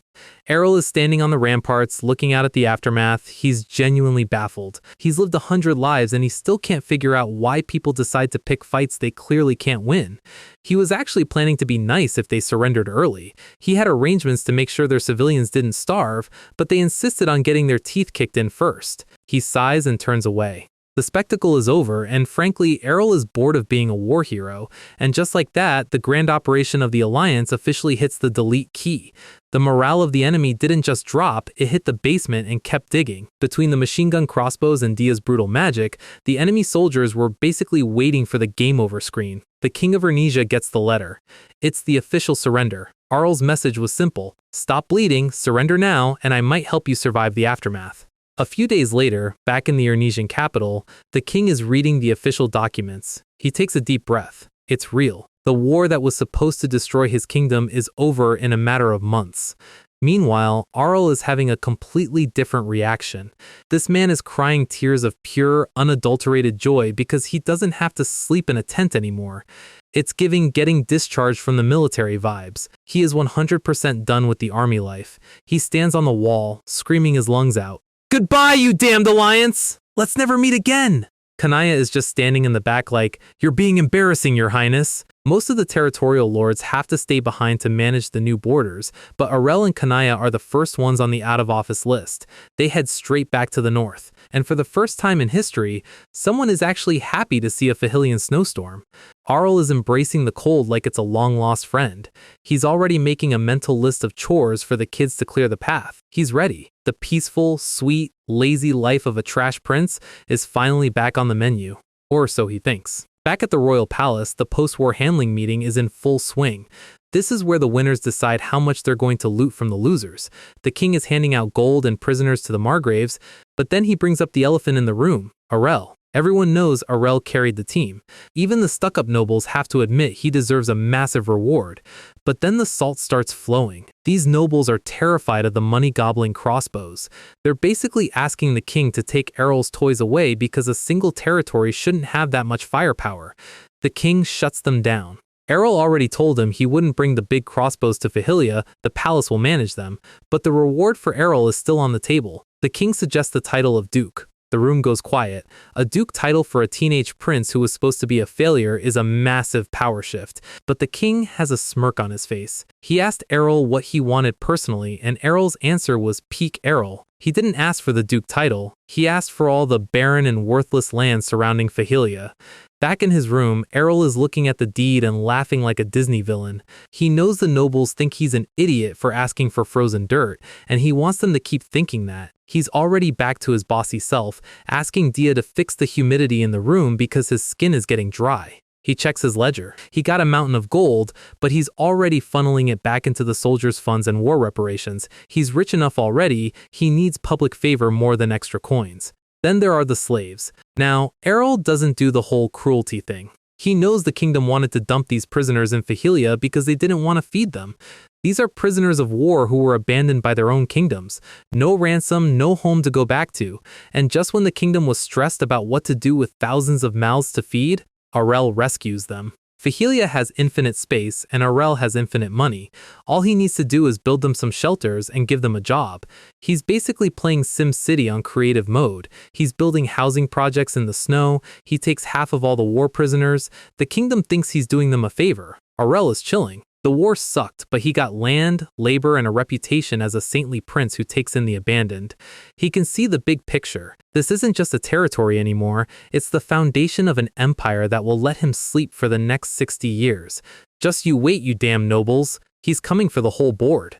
Now, let's check in on the losers. The king of Domanial is currently trying to punch his throne into the Shadow Realm. Ernesia wants 2 million gold in war reparations. For a kingdom like Domanial, that isn't just a bad year. That is total financial collapse. They'll be paying that back until their great-grandchildren are in diapers. His advisors are crying on the floor. They know they messed up. The consequences of their foolishness just arrived, and the bill is steep. The king tells them to get up. He's not going to execute them, mostly because he needs them to figure out a budget that doesn't involve everyone eating grass. The advisors are shaking. They know what's coming. The king's decree, no allowances for any noble who supported the war until the debt is paid. He's basically grounded the entire upper class for the next 20 years. He looks exhausted. This is what happens when you try to raid the trash prince and realize he's the final boss. Over at the Sejepen Duchy, the duke is reading his own bill and looks like he's about to have a stroke. His king is basically throwing him under the bus, claiming the war was the duke's arbitrary action so the kingdom doesn't have to pay. 800,000 gold and 40,000 slaves. The war hero of Sejepen is now the world's most famous debtor. And then we have the Merman Empire, the big bad. The people are rioting. They're calling the emperor a murderer. They realize the war was a pointless ego trip that killed their sons and emptied their pockets. The emperor is sitting in the dark, listening to the torches outside. He's actually taking responsibility, which is rare for a villain. Shortly after, he resigns for health reasons, retiring before the mob gets inside, and hands the crown to his son. The war is officially over. Everyone is licking their wounds. And elsewhere, a mysterious girl in a fancy hat is being told it's time to leave. We open on a flashback. A younger, much smaller Kanya. This is where we learn why she's so obsessed with freedom. She was the second princess, but she hated the royal palace. It was a golden cage. Look at that face. That is the face of a kid who just finished a 4-hour lecture on how to sit in a chair correctly. The tutors keep talking about dignity and position, but Kanaya doesn't hate studying. She hates the fake manners and the scripted life forced on the royals. She knew she was a princess of Ernesia, but she couldn't understand why being a princess meant living like a doll. But when she picked up a sword, that was different. The maids were shocked at how focused she was. She wanted her life to be as free as a sword, just a pure, sharp force that goes wherever it wants. She was born with everything, but her only wish was to actually own herself. Back in the present, Kanaya is staring at a letter. Arell is confused. They want you to come back to the royal palace? Both the king and the queen sent letters. Arell realizes what happened. Kanaya stood out too much during the war. Before the war, the nobles thought the princess swordmaster was just a PR stunt. They didn't take her seriously. Now, They know she's a tier 4 tactical nuke. The people in power are starting to fear her. A swordmaster is too powerful to just be Arell's bodyguard in a border territory. Kanya looks at Arell and asks the hard question, "Do you also want me to go back?" Arell gets serious. He's being honest with her. He knows she followed him to escape a predetermined future. He points out that she learned everything she could from him, but if she stays in fahilia, she'll hit a ceiling. She won't grow anymore. He encourages her to go back and create her own environment. He wants her to win against the other knights, get official acknowledgement, and become a proper adult who doesn't need to hide behind him. Kanya is quiet for a long moment. It hurts to hear, but she knows he's right. Then she hits him with the deadpan. Hearing about growing up from someone who lazes around all day isn't very convincing. Arell, our guy just got roasted. She's still thinking about it. Arell tells her to take her time. If she wants to be a real knight, she has to prove it. She walks away, but she's already processing a new threat. Her maids are showing her a picture of a handsome man. They're talking about marriage. Kanya rips the photo in half. This is her nightmare. The palace wants to use her as a political pawn again, and this handsome bastard is the one blocking her path to freedom. She realizes complaining won't work. The palace won't stop just because she's annoyed. She remembers that Arell is also being pressured by the nobles. She thinks his situation is even worse than hers. Then she hears a scream, a yahoo, coming from Arell's room. It's a soundproof room, but since Kanaya is a swordmaster, her ears are basically radar. She hears Arell celebrating. She remembers Arell saying his goal was to live luxuriously in a secluded estate. She realizes he wasn't joking. She's struck by the realization Arell isn't accepting his fate of being exiled. He's the one who engineered it. He's creating his own destiny. She asks herself, what should I do to achieve the destiny I desire? She decides to watch Arell and learn. She goes to sleep with a new resolve. She can't keep going like this. I can't be a pathetic sister who relies on her younger brother. The character development is hitting hard. The next morning, Arell is chilling, thinking the weather is great for a break. Then, boom. Kanaya literally kicks the door off its hinges. She's made up her mind. She's going back to the royal palace. Arell is crying, mostly because he has to pay for the door, but he's happy for her. And so the princess departs. She's going back to the capital to be properly acknowledged. Arell watches her go. Secretly, he had already prepared a bunch of stuff to help her get recognized even if she chose to stay. But since she decided on her own, he can save those resources for later. Kanaya's already getting competitive. She's wondering if she should beat up the other two swordmasters in the kingdom first. Arell is sweating. He warns her, you can't destroy everything while training. You have to pay for repairs now, not me. Kanaya's face is priceless. Arell is a bit sad to see her go. They've been through a lot, but he's mostly relieved. She's going to the capital, which isn't that far anyway. It'll be fine. I'll be rooting for you, Nuna! Now that the sister is handled, Arell sits down at his desk. Shall we get to work? Fahilia is peaceful. People are getting married. Life is good. He checks his stats. He has land. He has gold. He has influence. Now, he's ready for the final step, touching the financial industry. He has no interest in being a politician. But he knows the golden rule of 100 lives. Whoever holds the money rules the world. In a civilized society, money is the ultimate weapon. It's more powerful than any tier 4 sword. He's already planning currency reform and creating a bank. Most countries are using a mess of gold, silver, and copper with different values everywhere. Arell is going to standardize it. He's going to become the central bank of the entire continent. If he controls the money, nobody will ever dare to attack him again. He'll be too big to fail. But of course, he needs someone else to do the actual work. His ultimate goal is still to find a reliable manager so he can go back to napping. He's looking through candidates when he gets a magical call. It's Mom. Arell is happy to hear from her until she says, Arell, aren't you 16 already? Arell's face goes pale. He sees where this is going. Shouldn't we start looking for your fiancé now? Asha is clapping for him. She looks so proud, like her little brother just won a spelling bee. Dia is doing a polite golf clap. She's probably just happy there might be more food at the wedding. Sena is the only one actually excited. She's probably already planning which guests she can challenge to a duel during the reception. And then there's our guy. He's curled up in his chair like he just heard his favorite game was getting a live-action Netflix adaptation. He can't believe this is happening.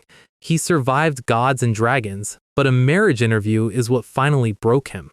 His mom is glowing in the background, telling him she and the king picked only the best candidates.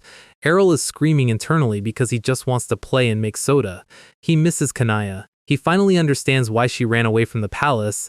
This place is basically a high-stress matchmaking lobby. He looks at the documents. Out of respect, they're letting him pick 1 out of 10. He calls his team over to help him decide. It's like a gotcha poll, but the pity system is non-existent.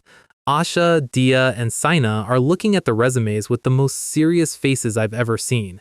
Arell realizes he can't see the candidate's true intentions from a piece of paper. He needs a second opinion, but he's asking the wrong people. Asha admits she has 0 experience with this. Arell is shocked because she's a noble too. Asha explains that whenever engagement talks came up for her, they were cancelled because her family was broke and falling apart. It's a sad backstory, but she says it with the most deadpan face ever. Saina's advice is even worse. Her tribe basically finds a guy they like and kidnaps him. Arell is officially terrified of her now. Dia wants a person who is perfect in every way. Arell points out that if he follows her standards, he'll be a wizard in more ways than one for the rest of his life. They put their heads together for a strategy session. This is the most brainpower ever used to avoid a date. Saina picks a candidate, but Arell shoots her down. This one is clearly being pushed by a faction that wants to control him. The next one is way too old. Arell isn't looking for a stepmom, thanks. The search continues well into the night. The moon is high. They're still at it. The next morning, the carriage is ready. The choice has been made. Mom is thrilled. She's reading the name and basically already planning the guest list. Arell chose Saria Cowanst. He picked her specifically because her family is quiet and boring. He's trying to pick the path of least resistance. Mom says the king is pleased he's being enthusiastic. Arell is sweating because he is anything but enthusiastic. He enters the room for the meeting.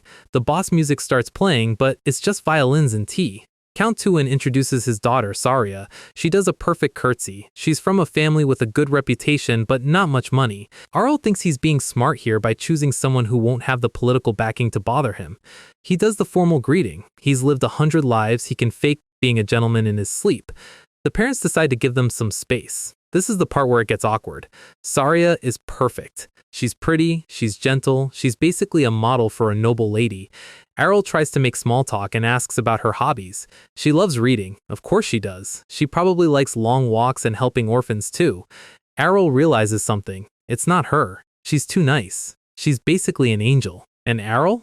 Arell is, well, he's a bit of a demon. He's plotting economic world domination and using invisible energy to cheat at life. He knows she won't be able to handle his big picture schemes. He decides to end it right there. Later, he's sitting with his mom. He's stressed because both his parents actually like the girl. Lady Lavanna is watching him carefully while she sips her tea. She has that mom intuition that is more dangerous than any sword master. Arell, do you not like her? Arell almost chokes on his cookie. Mom tells him not to worry. The king learned his lesson from Kenya. Forcing a royal into a marriage they hate only leads to accidents and runaway sisters. Arell is relieved. His dad actually has a bit of character growth after all. He officially declines the engagement. He's a free man once again. He walks through the garden feeling like he just survived a 1v5 clutch.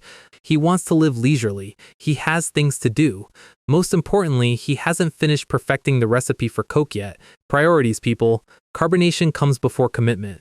Then he hears something in the bushes. Something is moving. It's not a rabbit. Suddenly, a wild orange lizard launches itself at his face. He catches it. It's a salamander, a fire spirit. These things are supposed to be rare, not rolling around in the palace grass like stray cats.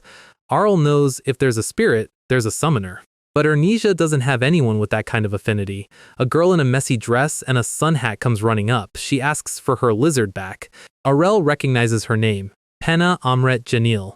She's the princess of the Merman Empire. After they lost the war, she was sent here as a political hostage. She doesn't know who Arell is. He asks her if the lizard is hers. She tells him he can call her Pena or Your Highness, whatever. She's surprisingly chill for someone whose family just got bankrupted by his family. She's studying abroad and she thinks formalities are a bother. Arell likes her vibe already. She's a handful. She tries to leave, but Arell stops her. He asks if that lizard could be a spirit. Pena has the worst poker face in history. She starts sweating and claims it's just a normal pet lizard. Right as she says that, the lizard breathes a literal pillar of fire into the air. Arell just claps. Oh ho, so lizards know how to breathe fire these days? He is absolutely trolling her. Pena panics and covers his mouth. She tackles him to the ground and demands he forgets everything he saw. She promises to reward him if he shuts up. Our guy is currently being pinned down by a hostage princess who is trying to bribe him. Arell is just lying there. This is a first for him. Usually, people are trying to kill him or bow to him, not bribe him while sitting on his chest. He agrees to keep it a secret. It's not like he gains anything by snitching. Besides, snitching is too much work. He tells her she shouldn't have summoned it in the first place if she didn't want to get caught. Pena sits back on her heels. She admits she can't control it. The spirit just comes out whenever it feels like it. Arell realizes she has high affinity but zero authority. It's like having a supercar but no steering wheel. He decides to give her a special tip. He tells her to treat it like training a puppy. You have to command it with a clear sense of purpose. He demonstrates by asking for its hand. Pena is skeptical, but she tries it. She focuses her intent. The salamander looks at her. It's actually listening. And it puts its little hand out. Complete success. Pena is losing her mind with excitement. She tells it to roll. The spirit is doing backflips and jumping around. She finally has a connection. She tells it to become smaller, and it does. She's glowing. Arell is just sitting there like a proud sensei. She asks him how he knew how to do that. He hits her with the classic, "I read it in a book." She finally asks for his name. It only took 20 minutes and a wrestling match to get to introductions. Arell stands up and brushes the grass off his suit. "My name is Arell Ernesia." He wonders how she'll react. Usually people from the Merman Empire hear that name and start reaching for a weapon. She just thinks it's an unusual name. She has no idea he's the prince who basically destroyed her dad's career. Arell realizes she's completely uninterested in politics. She wants to ask him more questions about spirits later. Arell says he doesn't mind since he doesn't live in the capital anyway. She realizes he's been kicked to the countryside to Frilhe and feels bad for him. Arell is offended because he's actually living his best life. He tells her to ask the people at his mom's palace if she wants to find him.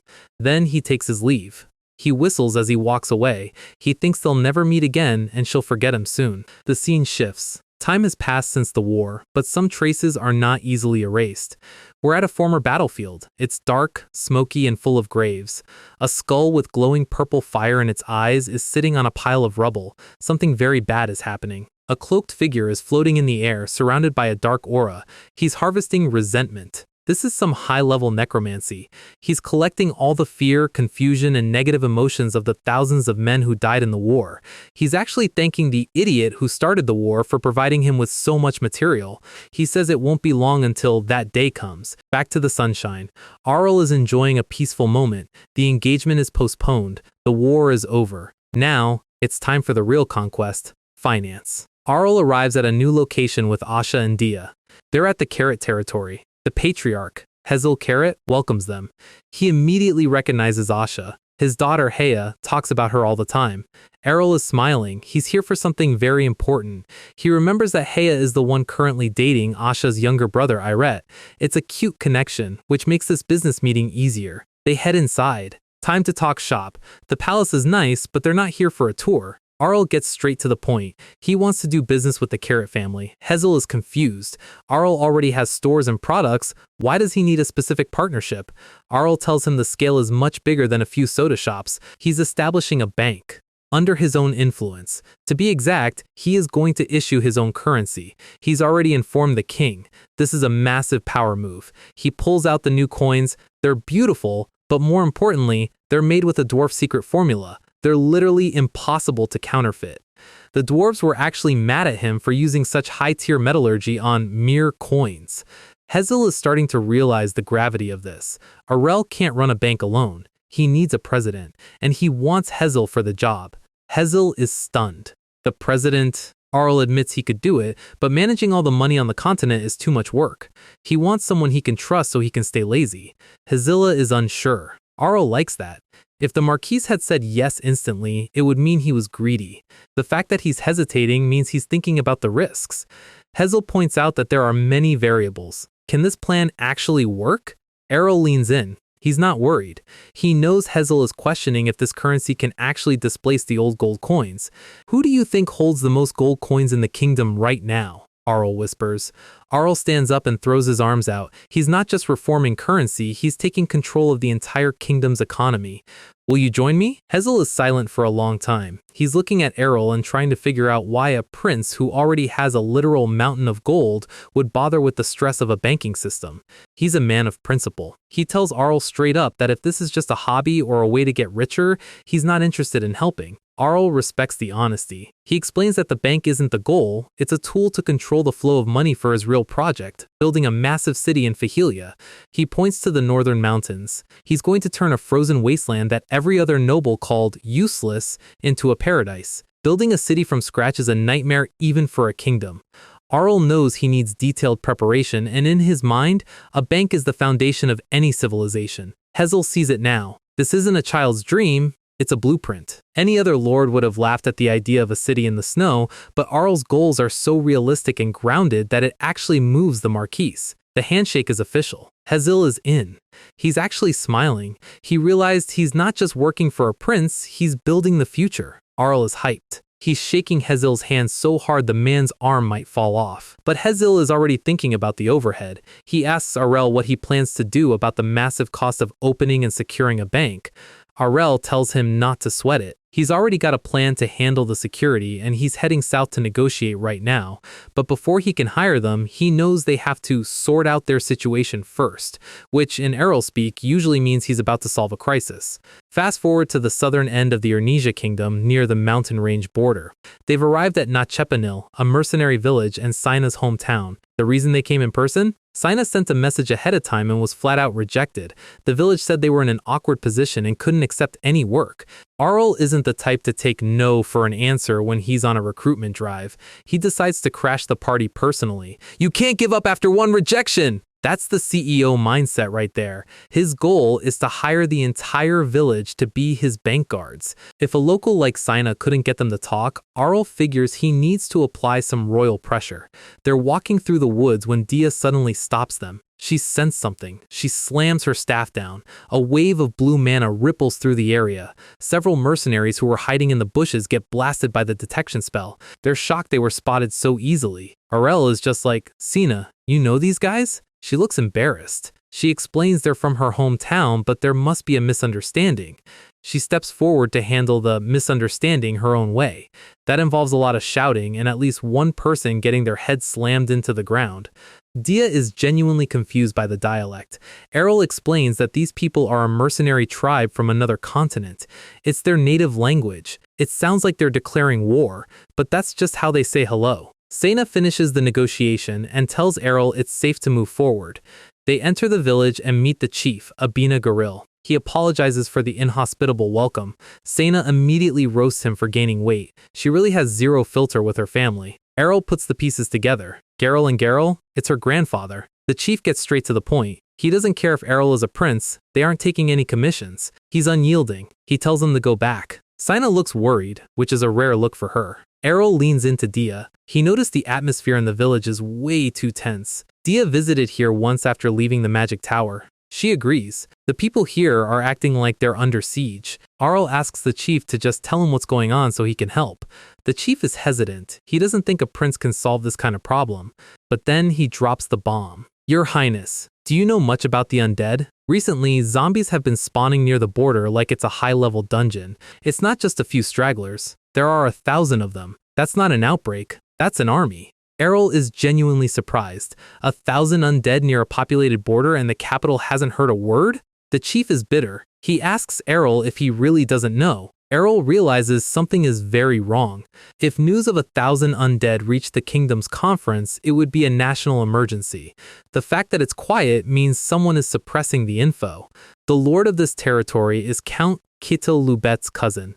The family recently changed management. The village of Nachepanil is the only one getting hit, so the lord is just letting them suffer in silence. Arell remembers Count Quittil Lubet. He was the kind of noble who would raise taxes just to throw a party. When the village had a bad harvest and couldn't pay, the count took it as a personal insult.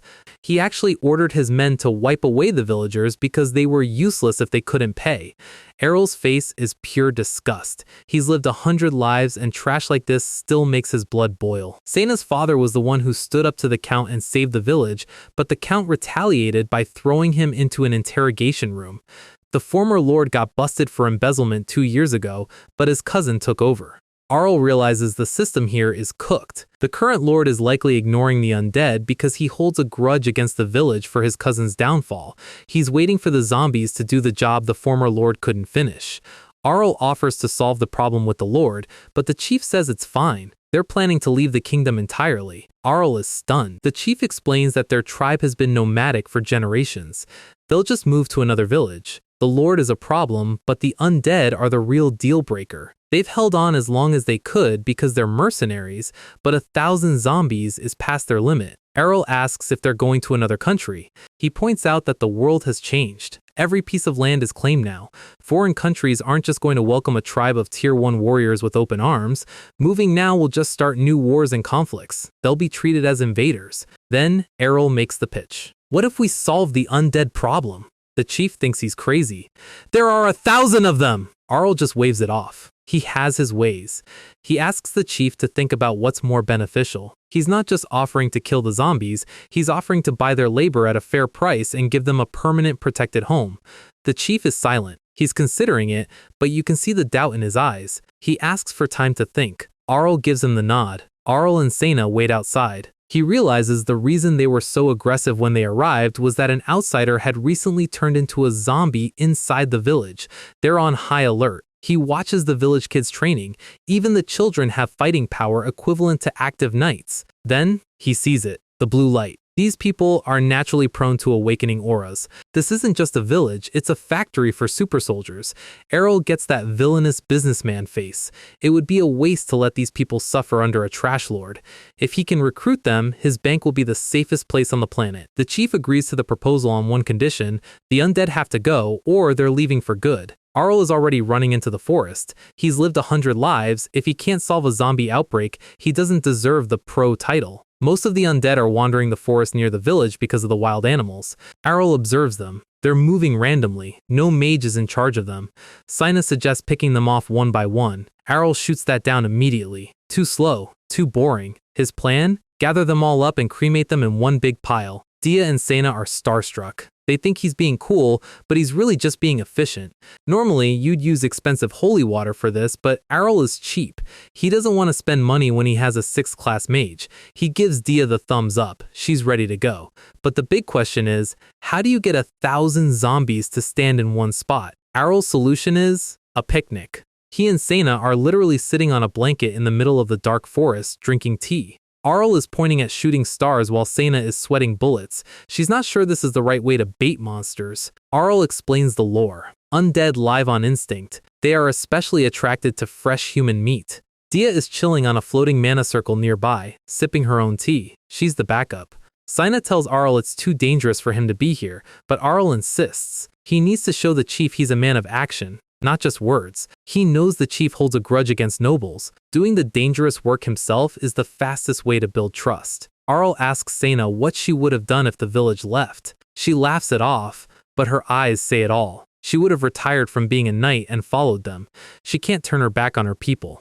Arell tells her he wouldn't have stopped her, but he'd hate to lose a talent like her. He's making it clear he's doing this for her as much as for the bank. Then, the sound starts, rustling in the bushes. The horde has arrived. They're coming from all directions. Arell stands up and holds out his hand. Are you ready? Sena grabs it, and then they start running. The zombies aren't slow walkers like in the movies. These things are sprinting. Arell is on Sena's back, laughing like it's a game of tag. Sena is screaming because she's the one doing the cardio while being chased by 1,000 dead guys. They lead the entire group into a clearing. It's a perfect circle of zombies. Arell gives the signal. Dia drops from the sky. Firewall. A massive pillar of flame erupts, encircling the entire horde. The impact is massive. The forest lights up like it's noon. The smell is foul. Arell is covering his nose. The zombies didn't even have magic resistance, they just turned into charcoal instantly.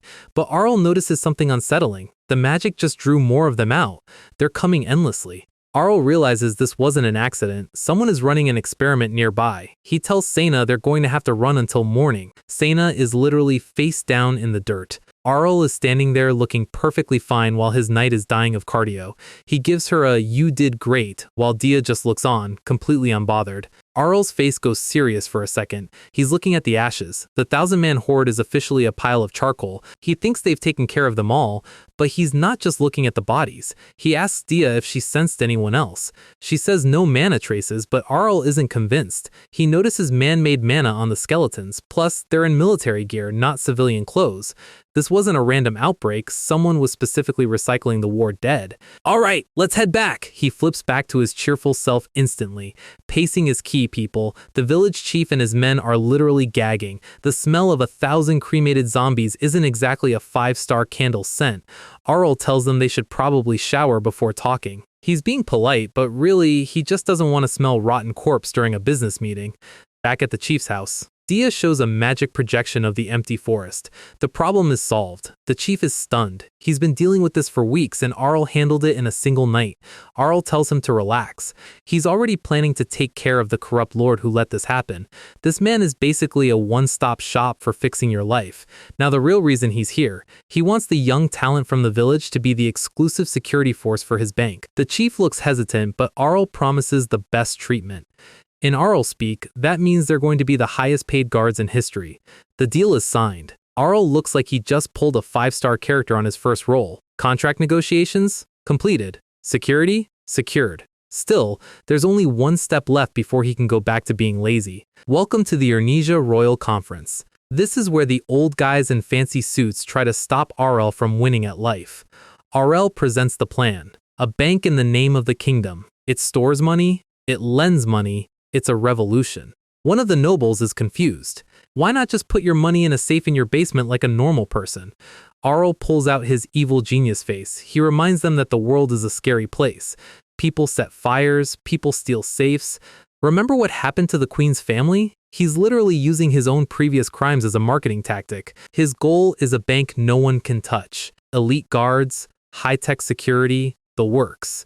Then he mentions the L word, lending. The nobles think he's giving away money for free. Arell explains the concept of interest. The commoners borrow money to grow, and the bank gets a percentage back. He's literally inventing the modern economy in front of them. What if they don't pay it back? The noble asks. Arell just gives this terrifying, demonic smile. He doesn't say anything, but the energy is very, I will find you and I will tax you. The noble is actually vibrating with fear. Just a joke, Arell says, but nobody is laughing. He moves on to the next phase. Currency reform. The room erupts. A bank is one thing, but changing the coins, that's hitting them where it hurts. Arell points out that the current currency is a mess. Counterfeits, foreign coins, unstable prices, it's an L for the kingdom. He offers to cover all the costs of distribution and guarantees the value in the name of the royal family. He's making them an offer they literally can't refuse. The nobles look at each other. They're trying to find a loophole. I agree. I also agree. Neutral. Arell is glowing. He's gloating about how he went around and obtained their consent beforehand. He basically bribed the entire room into saying yes. This guy is a menace. Everything is ready. Construction begins. Dezel Prache is fuming in the hallway. He can't believe the trash prince just took over the financial sector. Count Rubet is panicking. He knows if Arell's influence grows, his own secrets are toast. Dezel tells him to shut up. He's more worried about Rubet's own mistakes bringing heat to their faction. Was hiding 1,000 undead not enough? Oh, the tea is being spilled. Rubet realizes he's on his own. And just like that, the bank is completed in a single month. It's the best building in the capital, guarded by our aura-using mercenaries. Arell is walking through the city, already planning future branches in tourist spots. The commoners are hyped. They can borrow money at reasonable rates. No more loan sharks. Arell is basically a folk hero now. Inside a fancy mansion, the nobles are having a party. This blonde noble thinks his personal safe is still more reliable than Arell's bank. Famous last words. But he mentions that thieves have been targeting his carriages lately. He's having a hard time. Elsewhere, a carriage is moving through a mountain pass. The horses stop. Thieves are watching from the cliffs. They see a carriage loaded with bank notes. They jump down thinking they've hit the jackpot. They think they're about to be set for life. And then one of them gets punched so hard he enters low Earth orbit.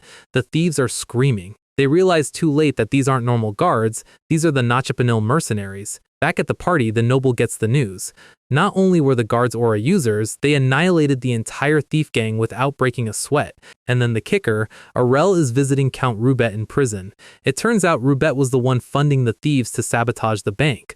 The other nobles at the party are realizing they've been playing checkers while Arell is playing 4D chess.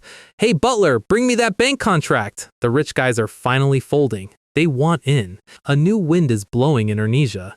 The king looks like he's having a crisis. Arell, must we really do that? Building a city in Fahilia. Even for a king, that sounds like a suicide mission for the economy. Arell is confident. He's lived through enough eras to know how to turn a wasteland into a metropolis. The king points out the obvious. How are you going to maintain it? Nobody goes to Fahilia except the people who were born there and can't leave. It's cold, it's remote, it's basically the don't go here part of the map. The king is genuinely worried for his son. He thinks Arell is biting off more than he can chew. He's thinking about the political fallout if Arell fails. This is a make or break moment for the territory. Arell is daydreaming about eating a giant turkey leg in a comfy bed. He knows the king is worried, but he also knows he's got this. The king whispers to him. He was actually planning to bring Arell back to the capital in a few years and give him a better position. Arell is genuinely shocked. The king was willing to start a noble dispute just to save him from his exile? That's actually a W for Dad. But Arell bows and says no thanks. He has zero intention of leaving. His internal thoughts, why would I go back to a palace full of annoying nobles when I can build a paradise where I'm the boss? The king is confused. Most people would kill to get out of the north. Arell tells him, if it were an ordinary city, people would ignore it. But my city will be different. Trust me. He gives the king the look. You know, the one that says, I'm the main character and you should just let me cook. The king sighs. He knows he can't stop him. He gives his permission.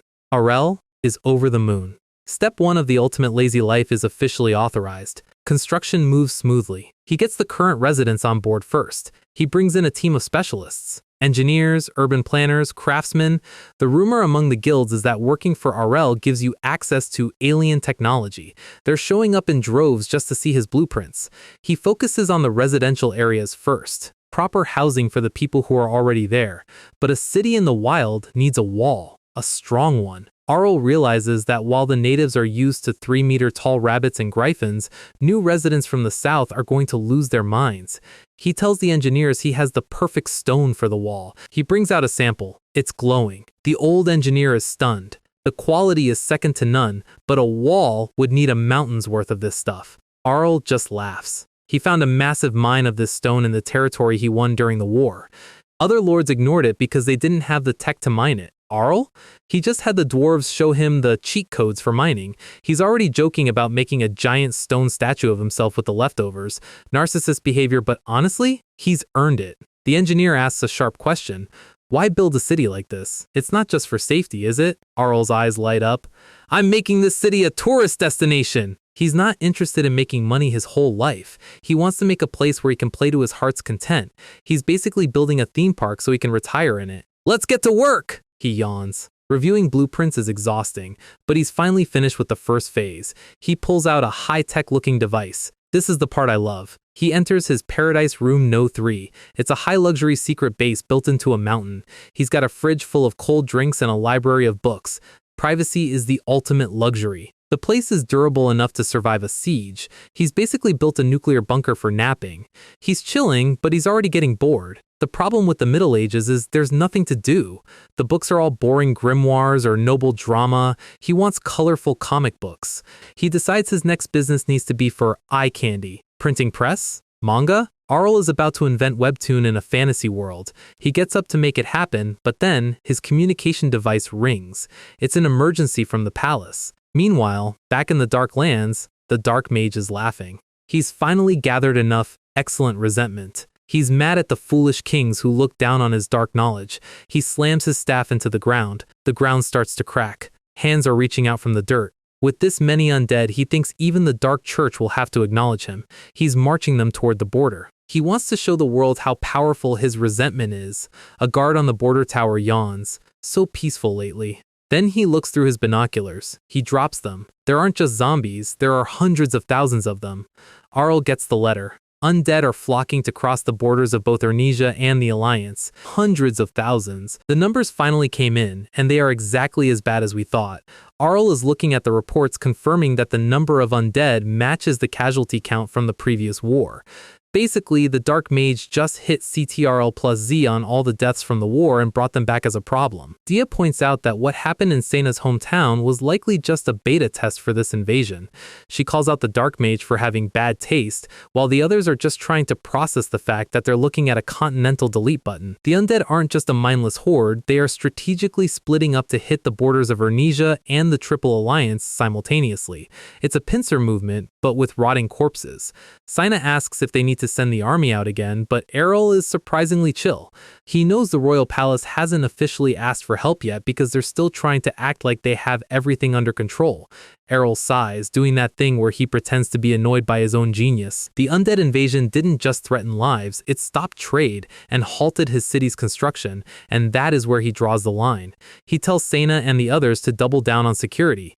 Then he drops the line that usually means someone's bank account is about to get liquidated. He has a plan. He believes every problem is an opportunity to make a profit, and this zombie apocalypse is the biggest market gap he's ever seen. We shift to the Ernesia border fortress, where things are messy. Zombies are literally piled up at the gates, trying to climb the walls like it's a discount version of World War Z. The soldiers are holding the line, but you can see the exhaustion in their eyes. They've been at this for days. The commander admits that if the royal castle hadn't warned them in advance, the fortress would have fallen in hours. We move to the Ernesia royal castle where the vibe is pure panic. The king is ordering evacuations and telling his generals to abandon the fortresses if they have to. He's trying to save lives, but he knows he's just delaying the inevitable. The king's advisors are stumped because an event this massive isn't even in the history books. They're looking for a solution that doesn't exist. Then, someone brings up the Holy Kingdom Zelnian. This is the only country that specializes in purification and anti-necromancy. The king's face says everything you need to know. He knows the Holy Kingdom isn't a charity. They don't just help. Here's the catch. The Holy Kingdom is a religious ethno-state. They believe only humans are worthy of existing under God. Meanwhile, Ernesia is the most diverse place on the map, full of dwarves, elves, and mermen who all have citizenship. If Ernesia asks for help, the Holy Kingdom will demand they kick out all the non-humans. It's a save your life, lose your soul type of deal. The king refuses to use them unless it's the absolute last resort because he knows their support comes with a side of ethnic cleansing. But the pressure is mounting. If the walls break, he won't have a kingdom left to defend.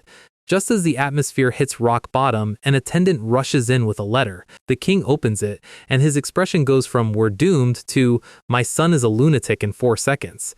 He laughs. He tells his council they don't need the Holy Kingdom anymore because Arell just sent him the solution. Cut to Arell in his lab, looking like the world's most dangerous chemist. Meanwhile, over in the Merman Empire, the situation is actually worse. The sky is red, the buildings are burning, and the screaming is constant. The undead have already breached the villages. People are begging for the gates to be opened, but the army is paralyzed. Emperor Island is sitting on his throne, looking like he hasn't slept since the war ended. He's dealing with a classic political nightmare. The people already don't trust him because of the war loss, and now they're being eaten. He knows that a massive invasion like this is the perfect excuse for a coup if he doesn't fix it fast. He asks about support from his allies, but everyone else is also fighting for their lives. His advisor tells him that the Holy Kingdom has offered to save them, but they have to accept all their conditions. Island knows he's being extorted, but he doesn't see another way out. The mermen are essentially signing away their sovereignty just to get some bottles of water. Island hates it, but he's out of time. The narrator explains why the Holy Kingdom is so powerful. It's all about the holy water. It's the only thing that instantly purifies an undead. Monsters hate the smell, and zombies melt when they touch it. For centuries, every other country tried to recreate it, and every single one of them failed. The Holy Kingdom uses this monopoly to force countries into ridiculous treaties.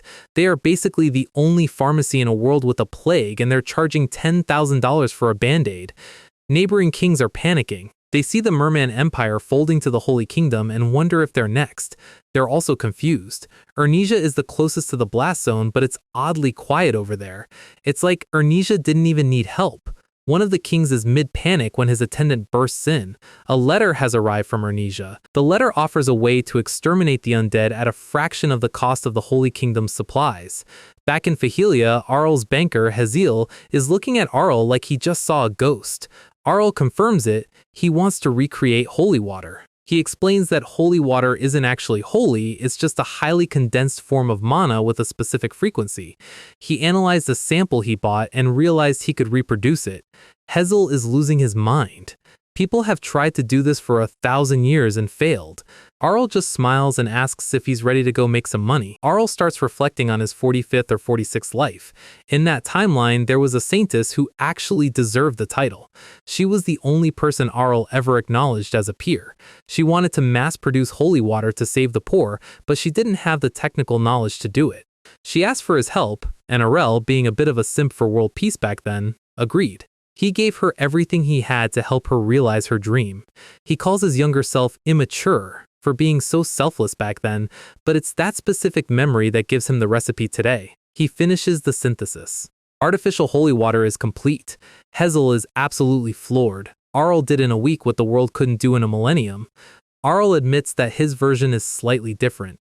The original holy water is like a high-end sniper shot, one drop kills. His version is more like a fire hose. You need more of it to get the job done. But here is why the artificial version is actually scarier. He can make as much as he wants for the price of regular water. He's not limited by divine blessings or holy rituals. He just needs a big enough tank. He orders mass production immediately. He's about to flood the market and crash the Holy Kingdom's entire economy. Back at the border, the storm is still raging. The soldiers are using the new artificial holy water. They aren't even being careful with it, they're just dumping whole buckets off the walls. The undead are melting instantly. The soldiers are celebrating because they finally have a weapon that actually works. The troops are chanting Arell's name, calling him a savior. He's blushing at the praise, but mostly he's thinking about the invoices. The news of the artificial holy water spreads like wildfire. It can be provided to any country regardless of past grievances. Emperor Island is reading the letter and literally ripping it in half. He refuses to believe fake holy water would work. He's in deep denial because if Arell is telling the truth, Island just sold his empire to the Holy Kingdom for something he could have bought from Arell with a coupon. The king of Ernesia is writing letters to every nation on the continent. He's hosting a conference. He tells the other kings that since everyone is skeptical, Arell will explain the efficiency of the product in person. Even the Holy Kingdom gets an invite. Their representative looks not happy. Arell is sitting in his office, buried under a mountain of requests for meetings. Dia is worried. Arell usually keeps a low profile for his own safety, but she knows him too well. She knows safety isn't the reason he's stepping out. Arell holds up 3 fingers. Reason 1? He wants them to owe him. If he saves their lives, they are politically indebted to Ernesia forever. Reason 2? He wants to show off. He's tired of people thinking he's just some lucky brat. He doesn't mind being called a weak genius, but being called a pushover is where he draws the line. He makes a face that is actually terrifying. He wants to show them how bad things get if they mess with him. Dia just sighs. She knew it was about his ego. Reason 3 is the most Arell reason of all. If you're going to rob someone, you should do it in person. It's announcement day. The hall is packed with representatives from every major kingdom. Arell walks in, and the room goes silent. They were expecting a wizard or a war hero, not a teenager who looks like he just woke up from a nap. He picks up the mic and tells them their passionate gazes are making him embarrassed, which is the most polite way possible to tell them to stop staring. He gets straight to the point. He knows they don't believe the water is real. He admits it's not the same as the Holy Kingdom's water, you have to use more of it. Then he tells them he's going to show them the effect directly. Sina wheels out a cage containing a live, snarling undead. The room panics. Arell tells them to relax. It's magic-treated and safe. He nods to Sina, who is holding a bottle of the blue liquid. She pours it over the cage. The undead screams as it is instantly vaporized into white smoke. Pure purification. Arell asks if they want to see it again, just to be petty. The diplomats are covering their mouths, horrified by the sight but fascinated by the result. The representative from a neighboring kingdom realizes he just witnessed a miracle. He realizes Arell is by no means an ordinary child. He's a monster in human skin. A diplomat finally asks the million-dollar question, what is the price? Arell puts on his philanthropist face. He says he knows they're broke because of the war and the zombies, so he won't force them to pay the full amount right away. He'll accept payments in the future whenever they're able to pay. The diplomats look relieved, but the smart ones realize what's actually happening. This is a debt trap. Arell isn't giving them water, he's buying their countries with a payment plan. Arell's inner monologue is pure chaos. He's exaggerating the costs like crazy. He's basically charging them for premium champagne while giving them tap water. A representative from the Holy Kingdom stands up. She asks if this artificial water has anything to do with their holy relics. She's looking for a reason to sue him for copyright infringement or heresy. Arell is ready for her. He tells her they are completely different. He renames it on the spot, artificial mana neutralizer. The principles in manufacturing are purely scientific. He's essentially saying, I didn't steal your religion, I just made your god obsolete with chemistry. He ends the speech with a threat disguised as a choice. The Holy Kingdom can't provide enough for all of you, and the moment you protest against me, you lose your benefits. We open at the southeastern border in the Regression, where the undead are still trying to make Horde a lifestyle. The commander is sweating, thinking the walls are about to give way under the sheer weight of the bodies. But then, the help arrives. Not a legendary hero, but a delivery of Arell's artificial holy water. The commander can't believe his eyes. Barrels upon barrels of the blue stuff delivered like it's just a bulk order of Gatorade. He gives the order and the soldiers step up to the battlements armed with watering cans. I'm not even joking. They are literally gardening the zombies into the afterlife. It works instantly. The fear is gone, replaced by the sheer satisfaction of watching the undead go up in smoke. Unit 1 handles the physical crowd control while Unit 2 follows up with the holy shower. It's not even a fight anymore, it's an extermination. The commander is having a full-on emotional moment. He was ready to give up his life, and now he's watching the tide turn because of a prince he's never even met. He's officially a fanboy. Arell's reputation is skyrocketing without him even leaving his office. Every country is getting creative with the delivery methods. Mages who used to struggle against a single zombie are now high-fiving because they have infinite ammo. But the most Arell method? The first round of artificial holy water arrows. These are top-secret war weapons that the king usually keeps under lock and key. But for this? The king said, send it. They fill the arrow shafts with the neutralizer, turning every projectile into a mini-bomb of purification. Flashback to Arell explaining the logic. Why risk getting close to a stinking zombie when you can just snipe it from the next zip code? The ballista's fire. The impact is a pure blue explosion. It's effective, it's clean, and most importantly for our guy, it's extremely efficient. The soldiers even note that it looks unnecessarily holy. Arell really put a premium aura filter on his science project. They're laughing now. The trauma of the invasion is melting away faster than the zombies. The commander orders the second launch. At this point, they're just showing off. Cut to the night sky, looking all peaceful and quiet. Until we see this face. The dark mage, Nelfron, is absolutely mauling. He's down on his knees, staring at the map. In just 1 week, his army of hundreds of thousands has been reduced to a quarter. He expected the kings to be groveling at his feet. Instead, they're treating his invincible army like a localized pest problem. He knows the Holy Kingdom's water is annoying, but this artificial stuff is a nightmare he didn't plan for. He's screaming into the void about the era of the Dark Church. Sir, you're losing to a 16-year-old with a chemistry set. Relax. Back in the office, Kanya is giving Arell the update. The remaining undead are gathering in one place to protect their boss. Arell is just lounging in his chair, unimpressed. He calls the guy a coward for using the undead as meat shields to prolong his life. Dia asks about the protest letters from the Holy Kingdom. Arell's response? Ignore it. He's literally ghosting a global superpower because they're annoying. He pivots the conversation to Nelfron. He wants a professional opinion from Dia. Dia drops some lore. A typical high-tier mage can command maybe 30,000 undead. Nelfron had hundreds of thousands. Arell agrees. The guy has enormous power, but he's hitting his limit. The resentment mana is starting to eat him alive from the inside. Arell predicts a fierce final battle is coming. Then he gets that look in his eye. I'm bored and want to go mess with someone look. We see the allied forces finally cornering the undead in the woods. The mages unload their bombardment. The forest is getting torn apart by mana explosions. Nelfron pops out of the smoke, screaming about how mere magic can't defeat him.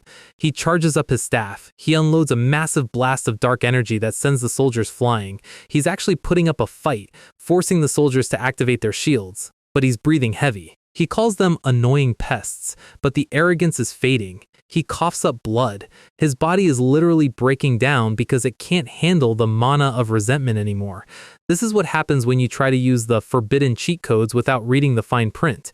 He decides to bail. He drops an acid cloud to cover his retreat. The soldiers are blinded, trying to find his mana traced through the poison. He makes it to a hidden cabin in the woods. He thinks he's safe. He's already planning his revenge, swearing he'll pay back the humiliation he suffered from these low-level mages.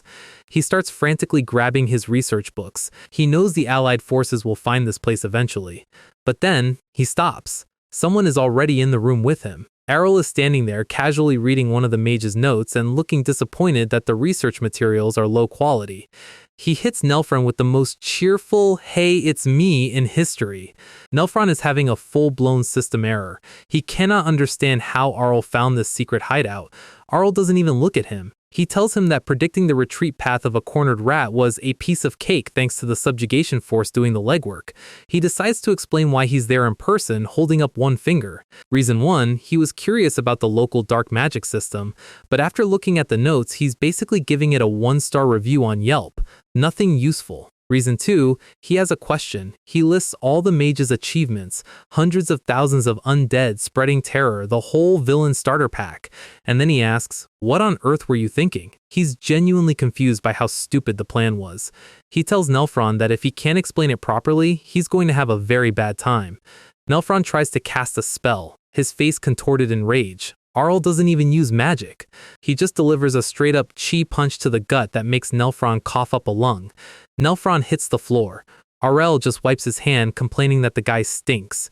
He hits Nelfron with some medical facts. Even a mage has a human brain. If you shake the brain hard enough, the magic stops working. It's physics, baby. Arell goes back to critiquing the villain's plan. Raise an army, invade neighbors, dominate the world, it's basic. Nelfron tries to shout about his invincible army, and Arell literally laughs in his face.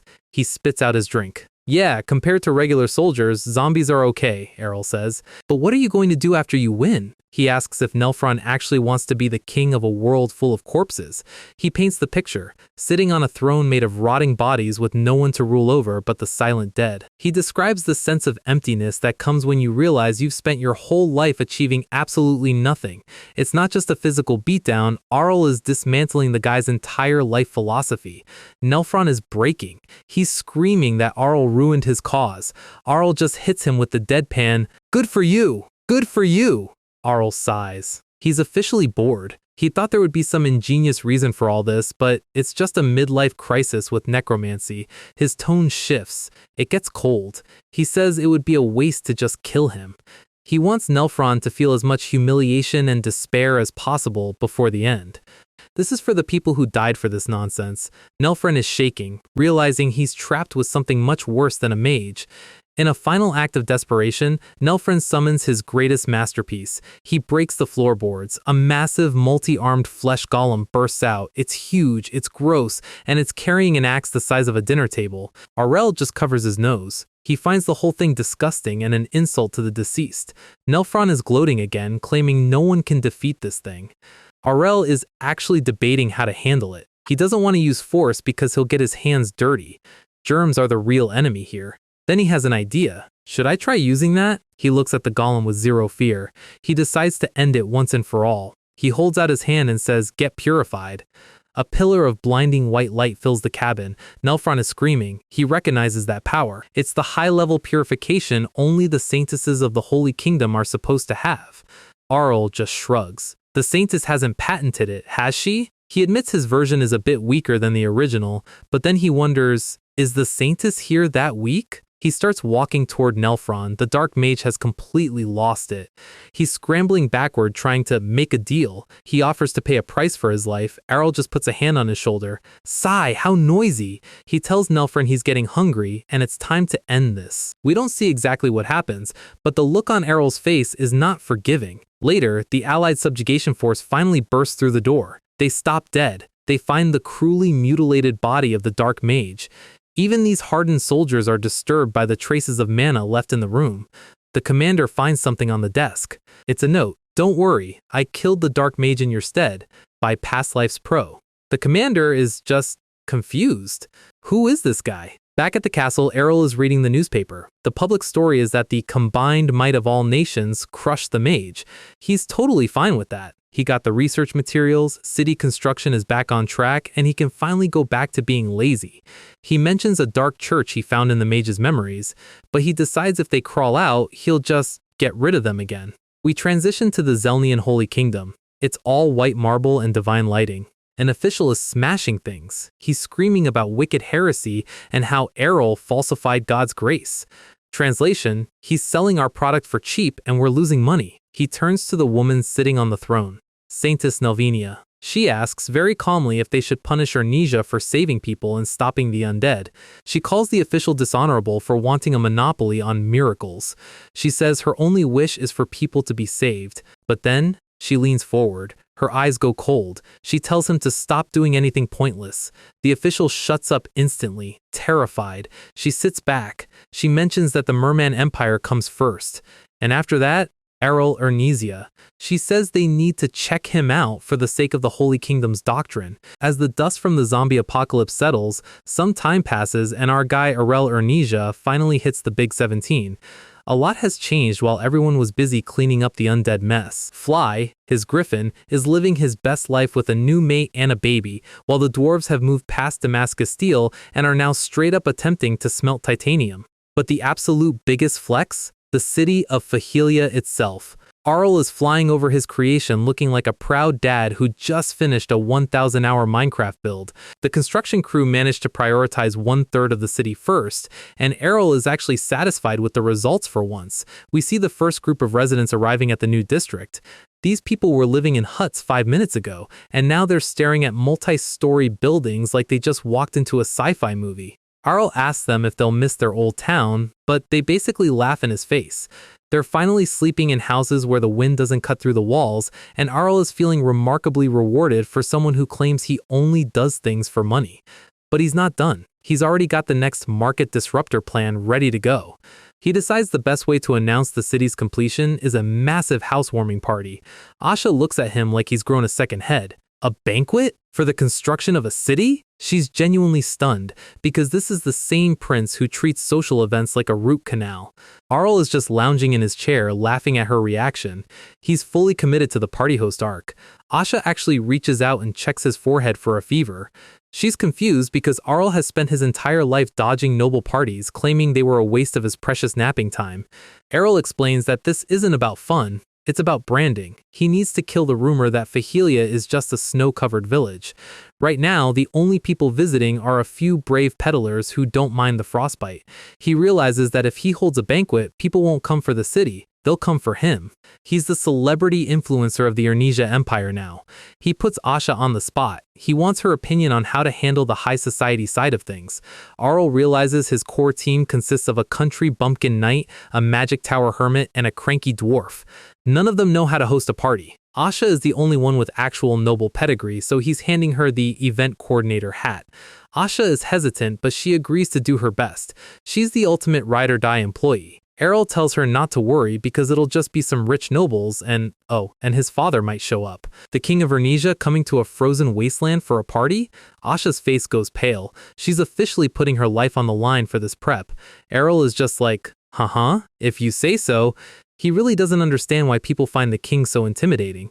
Cut to Arell lying on his bed, looking at the guest list. He's listing out merchants, nobles, and friends, then he remembers he has 0 friends. Rough.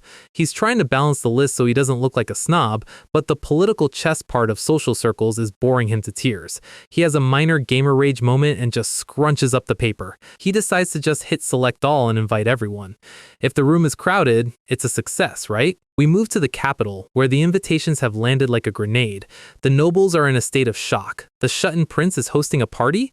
This young noble brother is confused, but the older one knows what's up. Arell has been a mystery for years. He's barely shown his face since his coming-of-age ceremony.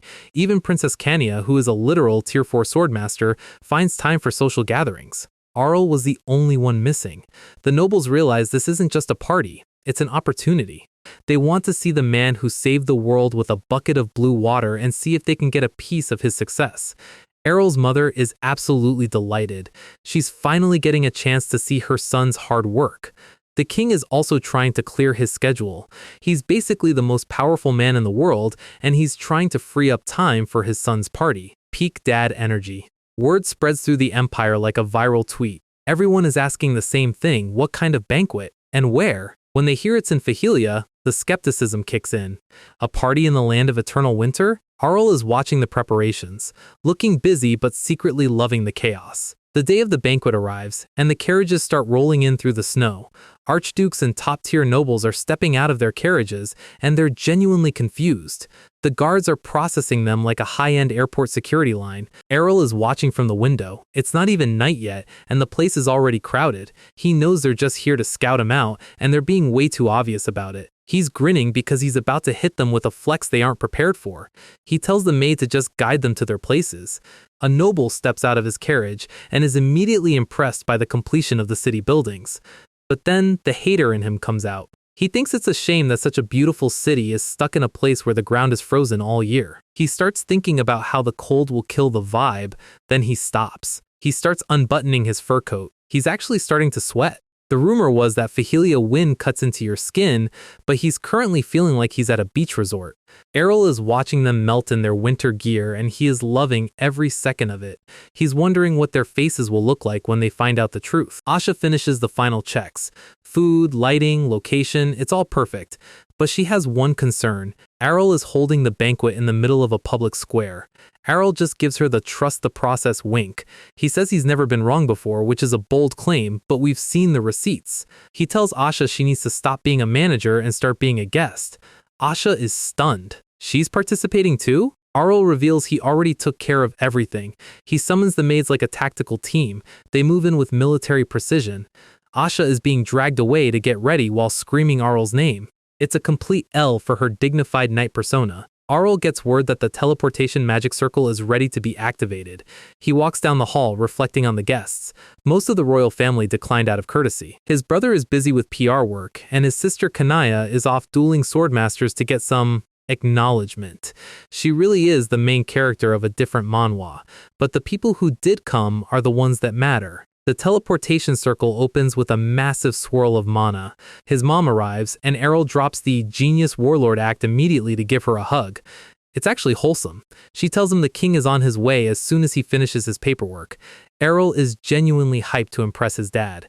He welcomes them to the show. It's time to start. Back at the square, the nobles are whispering, "Isn't this just a square?" They're used to outdoor banquets in flower fields, not standing on cobblestones in the dark.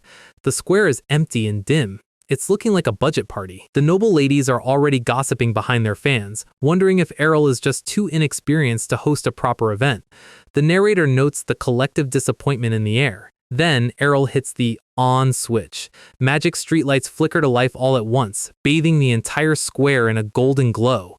The nobles are gasping. They've never seen magic skylight like this. It's essentially modern street lighting powered by mana, and it makes the night look like high noon. Arell is backstage, soaking in the oohs and ahs. He checks if his team is ready. Saintess steps out in an orange dress, and even Arell is impressed. She's wearing a wig and actually looks like a lady for once. Then he calls for Asha. Asha steps out in a blue gown, looking absolutely ethereal. She's shy about it, but Arell is giving her the 10/10 rating. He tells them to have some confidence. They're the face of the new fahilia. Then Dia arrives, doing a dramatic pose in a black dress. Arell gives the thumbs up to the whole squad. Dia gives the thumbs up back. They're officially the most stylish development team in history. Arell leads the charge. He's looking like a CEO about to drop a new iPhone. Let's surprise our guests! Back in the square, the food is already winning people over, but they're still wondering when the host will appear. Suddenly, the fountain in the center of the square starts rumbling. The ground literally opens up. The fountain is an elevator. Lady Lavanna is watching with a proud smile, but the guests are losing their minds. Arell rises up on a platform, standing in front of a massive statue of himself. The statue is glowing and dramatic. It's the ultimate ego flex. The nobles are speechless. This kid just turned a social gathering into a tech expo. Archduke Carrot just smirks. He's still the same. He recognizes Arell's flair for the dramatic. Arell steps forward and thanks everyone from the bottom of his heart. He explains the purpose of the banquet is to introduce the new fahilia. He wants the nobles interested, the merchants dreaming of deals, and the commoners wanting to move in. But first, he has one last guest of honor to introduce. King Theonal Ernesia enters the square, looking like a total boss. He tells the crowd he's proud of his son for hosting his first banquet. The king and Arell share a look. The support is official. Arell turns back to the crowd. The warm-up is over. From now on, we will introduce you to fahilia using our new technology. Arell is mid-presentation, explaining that what everyone is seeing is the commercial and residential district of the future. He's basically selling them a lifestyle where they don't have to worry about freezing to death or getting mugged. To prove the city is safe, he calls for a live demonstration. Daya steps up and blasts the city wall with high-tier magic. The wall doesn't even have a scratch. Arell explains the stone is harder than steel and reinforced with multi-layer barriers. He mentions that a 7th-class master couldn't even put a dent in it. The guests are whispering, realizing this isn't a city, it's a fortress disguised as a luxury resort. A guest asks about the harsh weather, which is usually the deal-breaker for living in the north. Arell is ready for this. He actually recruited the guy to ask that question just so he could drop his next flex. He asks everyone if they've felt anything odd since entering the city square. They realize that even though it's snowing outside the walls, they're standing in short sleeves and feeling fine. Arell reveals his city-scale magic device. Someone asks if it's just a bigger version of his mana houses. Arell catches the voice, it's not one of his plants. He admits it's a newly developed model specifically for urban environments. This thing doesn't just control temperature, it can manipulate wind and snow patterns. He's essentially terraforming the north into a vacation spot. He drops the mic, thanking his mages for working overtime and his bank account for being massive. The crowd goes wild. The merchants are already fighting each other to open stores.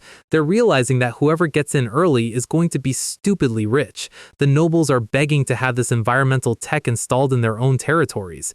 Arell is just smiling because he's about to charge them subscription fees for life. His inner monologue is peak slacker. He's complaining about how annoying popularity is while looking like a gigachad. The team is watching from the sidelines. Sina is impressed while Dia is just focused on finishing her plate. They're starting to see Arell as a completely different person. The guests are noticing the guards too. They're confused because Arell's guards are basically a group of supermodels who can also end your bloodline. A noble tries to ask Asha for a dance. She hits him with the "I'm on guard duty" rejection. Smooth.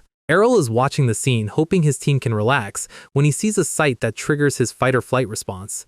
A group of noblewomen are moving toward him with predatory speed. He realizes he's no longer the host, he's the prey. The First Lady asks for a dance. She's smiling, but Arell can see the hunting skill is active. He realizes the strategy has changed. Since he stayed still, they decided to come to him. He looks over and sees his mom watching with a sparkling aura. She's basically telepathically telling him to go dance and find me a daughter-in-law. Arell realizes he's trapped by maternal expectations. He decides to stop fighting and just pretend to fit in for a bit. But he has one rule. He refused to look like an idiot on the dance floor. He tells the lady he doesn't dance much, acting humble. Then he hits her with a performance that would win Dancing with the Stars. He's lived 100 lives, he's reached the pinnacle of technique in everything, including social dancing. The other ladies are gasping. They expected a weak geek. They got a Casanova. He finishes the song and immediately asks, "Who's next?" He's decided that if he's going to do this, he's going to dominate. The crowd of ladies literally swarms him. It looks like a scene from a zombie movie, but with more lace. He cycles through dance partners like he's running a marathon. He's smiling on the outside, but his feet are suffering. He finally finds a gap and performs a tactical escape to a nearby bench. Sena and Asha find him panting. Sena teases him, asking if there was a need to dance with everyone. He snaps back that he didn't exactly have a choice. Then he notices Sena is drinking wine while on duty and calls her out on it. He looks at the line of ladies still waiting and realizes he needs a permanent solution to this problem. He looks at Asha. He has a plan. He asks Asha for a dance. Asha is stunned. She realizes Arell isn't being romantic, he's using her as a shield to get the other women to back off. He's literally begging her to save him. She smirks, telling him that a dance with her doesn't come cheap. She's finally learning how to tease her boss. She admits she's out of practice, but Arell promises to teach her. They take each other's hands. The atmosphere shifts. This isn't a strategic move anymore. The two of them look genuinely perfect together under the magic light. They start dancing, and Asha realizes that dancing with her lord is actually better than swinging a sword at an enemy. Arell starts giving her a combat dance lesson. He tells her the basics are the same, just go with the natural flow of aura and muscle movement. Meanwhile, the noblewomen on the sidelines are literally crying into their handkerchiefs. They've been outplayed by the personal knight. Arell tells Asha they're kicking it up a notch. He's showing off now, and Asha is keeping up perfectly. After the dance, Arell is slumped in a chair, completely drained. Mentally, he's already retired for the night. He takes a drink, but his detection skill spikes. He senses someone watching. He looks over his shoulder and sees a figure in a white cloak. There are uninvited guests in the crowd, people who didn't come for the food.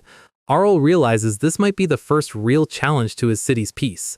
A maid whispers that the number of guests has increased. Some uninvited types have slipped past security. Asha and Sena are ready to move in and take care of it, but Arell stops them. He tells them to follow at a distance. He wants to have a private chat with these intruders. Asha asks if he knows who they are. Arell grins. He recognizes one of them. He calls him a prospective client. He walks into a quiet alleyway, drawing the intruders away from the party. The man in the white cloak reveals himself. It's Manhwa, the magic tower lord of ernesia. Arell greets him casually, telling him to be at ease since it's a banquet. Helman is impressed. They've never met, yet Arell recognized him instantly. Arell points out that Helman was blatantly interested in the magic tools earlier. Only a high-level magic geek would look at a streetlight with that much lust. Helman admits he was checking out the farming mana houses. Arell is surprised the Tower Lord accepted his invitation so easily. He thought Helman would hate him after getting those heresy letters from the Holy Nation. Arell is deliberately poking a sensitive issue to see how Helman reacts. Helman shrugs it off, saying there was no reason to accept a request from a foreign nation over his own prince. Arell laughs. He already knew Helman had declined. He's just being mischievous. Helman admits he expected the weak prince to be an old man or a proxy. Seeing Arell's massive mana pool in person has confirmed that the rumors were all wrong. Arell tries to be humble, but Helman isn't buying it. He asks why they're in a quiet alley instead of the square. Arell's eyes go cold. He asks Helman if he's familiar with those friends standing behind him. 3 figures in black cloaks have surrounded them. They don't have invitations, and they definitely aren't here for the cake. Arell insults their fashion sense, asking if dark mages only wear black. He's mocking them while they're trying to look menacing. The intruders reveal their motive. They're here because Arell interfered with their comrade, and they want to stop his future activities. They tell Arell and Helman to follow them quietly. Standard villain dialogue. Arell realizes his artificial holy water made some serious enemies. He calls them cockroaches for flocking to his city. The 3 dark mages charge up a massive ball of purple energy. They think they can handle a tower lord if they work together. Arell realizes these guys are class 7. That explains how they slip past the perimeter. He steps back to let Helman handle it. Helman doesn't even move. He just summons a massive multi-layered magic circle, 8th class magic. He tells them they're too slow. The ground rumbles as Helman hits them with a gravity spell. The 3 mages are instantly slammed into the dirt. They aren't dead, but they definitely aren't getting up. Arell is impressed. This guy is the real deal. Arell thanks him for the entertainment. He's happy he got to see the Tower Lord's skills in person. Helman notices that Arell's guards didn't even flinch. They knew their lord was safe. Helman asks if he can handle the interrogation of these dark mages himself. Arell agrees and then gets to the real reason he called Helman out. He explains that Fahilia is going to develop a lot of magic tools in the future, and he's short on manpower. He's offering Helman a contract. He wants to leave the production to the trustworthy people of the Magic Tower. Helman asks what he's planning to make. Arell just hints that it's several things too complex for an alleyway conversation. Helman is personally interested but needs to convince his board of directors. He asks for some time. Arell agrees and tells him to go back and enjoy the banquet. Helman declines, saying he has work to do. He wants to have a conversation with those 3 dark mages before they run out of breath. He's got that mad scientist look in his eye. Helman teleports away, leaving Arell alone in the alley. Arell notes that Helman even bypassed his city's barrier device to teleport. He doesn't mind though. He wants Helman to analyze his tech so he can see how valuable it is. The banquet continues in the square, looking like nothing happened. Arell walks back and finds his father. He makes up an excuse about urgent work with the Magic Tower Lord. His mom has already gone to rest, but the king is still waiting for him. Arell realizes the king has something serious to say. The banquet is winding down, but the real talk is just starting. King Theonel looks out over Fahilia and realizes his trash son didn't just build a city, he built a masterpiece. He asks Arell one more time if he has any plans to return to the royal castle. Arell gives him the polite no thanks bow. The king takes it surprisingly well, admitting that Arell is probably better off being a big fish in his own pond than dealing with the shark tank at the capital. But then, he drops a bomb. First Prince Jael, Arell's older brother, wants him back too. Arell immediately connects the dots. Jael was hitting the bottle pretty hard at the party today. The king gets serious. The atmosphere shifts from a father-son chat to a political briefing. It's about the throne. Jael has come of age. His reputation is peaking after the war, and the nobles are lining up behind him. Usually, this is where the younger brother gets nervous about being purged, but Arell is just wondering if Jael wants him to come back and do actual paperwork. Arell notes that Jael is way too nice for his own good. He's nothing like his cutthroat mother. Arell promises to talk to his brother later, ending the conversation under the moonlight. As he walks away, he realizes the peaceful days are officially over. The throne is a magnet for drama, and turmoil is definitely on the horizon. 1 month later, the city is officially open for business. Residents are moving in and realizing Arell's basic housing is better than the mansions they came from. The royal castle gives the final stamp of approval. The gates of Fahilia swing wide open. The city is thriving, the streets are clean, and the economy is screaming upward. Another month passes. Arell is wandering the streets incognito, eating an apple and vibing with his own creation. He's shocked at how fast the city revitalized. It turns out that giving people heating, lights, and food makes them actually want to live there. Who knew? He spots some kids playing and feels like a proud, lazy dad. He's glad he snuck out to inspect things himself. But a pro never stops thinking. He sees a bunch of new merchants and realizes he needs a new flagship product to keep the hype train moving. He spots a booth for the Geotal Company, a massive merchant group from the Kingdom of Felsen that specializes in sea trade. Shipping tech in this world is honestly trash. There's a literal saying that being on a boat is to die a dog's death, so overseas goods are basically legendary loot. Since Arell's kingdom is landlocked, he decides to see what these seafaring merchants have brought to his doorstep. The merchant sees Arell, who is dressed like a high-tier whale, and immediately goes into customer service mode. He tries to sell him meat and clothes, but Arell isn't biting. Nothing is catching his eye until he looks into a dark corner of the shop. He spots a sack of weird seeds. The merchant apologizes, saying they're useless because they're too bitter to eat or use as medicine. The merchant calls them cacao. Arell's face lights up like he just found the cheat code for infinite money. He tells the guy to give him every single seed he has, right now. Back at the castle, Asha and Sina are wondering why Arell has been acting like a mad scientist lately. Meanwhile, Arell is in the lab with his mages, and they're about to witness a miracle. Success. Arell has used his mana houses to perfectly replicate a tropical climate in the middle of a tundra.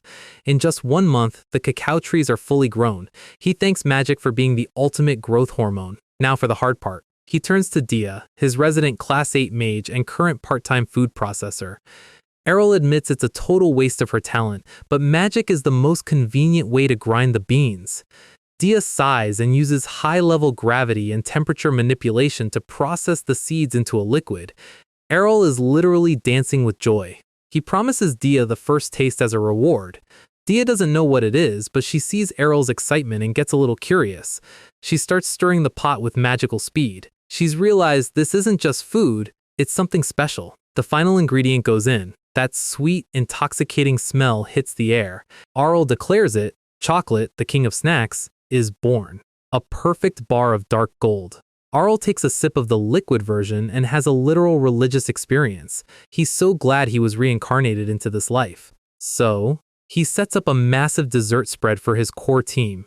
Cakes, cookies, cupcakes, it's a sugar-coated flex. Master Aiken is grumpy, wondering why he was called away from his forge for mere snacks. Arell just smirks and tells them to be honest about which one should be the flagship product. Asha tries a chocolate donut and her soul basically leaves her body. She knows every kid in the kingdom is going to be addicted to this. Sena goes for the chocolate fondue. The mix of sweet chocolate and sour fruit hits her like a physical blow. Arell asks Aiken what he thinks. The dwarf is trying to play it cool, saying it's too sweet for his rugged palate. Then, Arell offers him a whiskey bonbon. Aiken's eyes widen. He declares this one the absolute best. Arell knew it. Blacksmiths love high calories, but dwarves love anything with booze in it. The girls are in heaven, but Aiken is starting to feel the sugar rush and asks if he can go back to work. Arell's smile turns a little predatory. He tells them they aren't going anywhere because there's plenty of chocolate left. A small army of maids walks in with even more trays. Arell admits he got a little excited and made too much. He's basically force-feeding them for research purposes now. The crew is screaming. They've been defeated by sugar. The castle glows in the night. Day 2 of the tasting. Asha and Sina look like they're being tortured. Arell is still tweaking the recipe. Day 3. Arell walks in with a fresh platter and a bright smile. Day 4. He starts to say, "Today," Asha snaps. She bows and tells him she physically cannot do this anymore. Sina agrees. Dia has already collapsed on the floor, and Akin is just a ghost of a man at this point. Arell laughs it off, realizing maybe forcing them to eat nothing but chocolate for 96 hours was a bit much. Asha warns him that their blood sugar is in the stratosphere and they're all going to gain weight. The girls decide to go on a training run to burn off the calories. Arell notes that they probably won't want to look at a chocolate bar for a month. Our guy just shrugs and eats the rest himself. He claims he doesn't gain weight. Classic MC privilege. While his team is having sugar nightmares, Arell releases the finished product to the public. Specialty chocolate shops start popping up all over the city. The commoners are losing their minds. It's unlike anything they've ever tasted. Even tourists are traveling from other territories just to get a hit.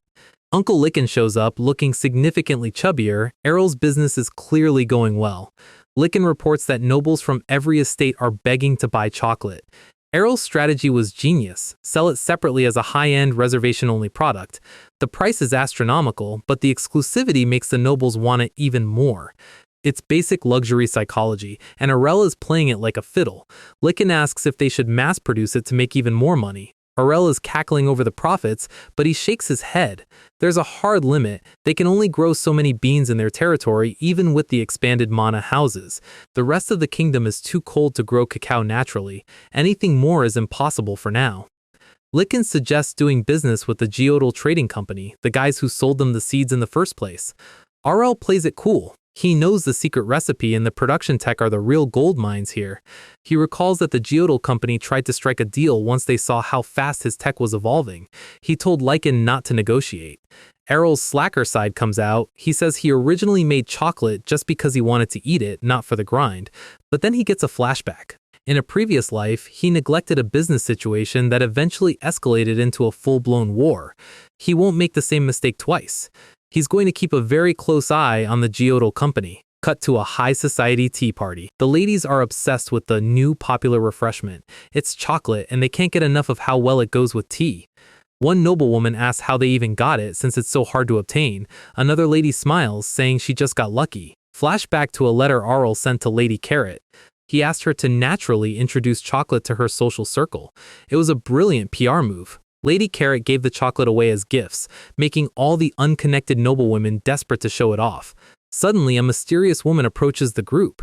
She's glowing with a boss aura and asks where they got that famous chocolate. The ladies recognize her immediately. This is Sunil Geotal, the owner of the Geotal Trading Company. The ladies are shocked that the owner of such a massive company is a woman. They ask her if she's brought any new products. Sunil is polite, but she's on a mission. She notes that almost every noble in the capital is already using her products. She shows off some high-end fabric, playing the part of the humble merchant. But then she circles back. She wants an introduction to the Arell Company, Arell's business front.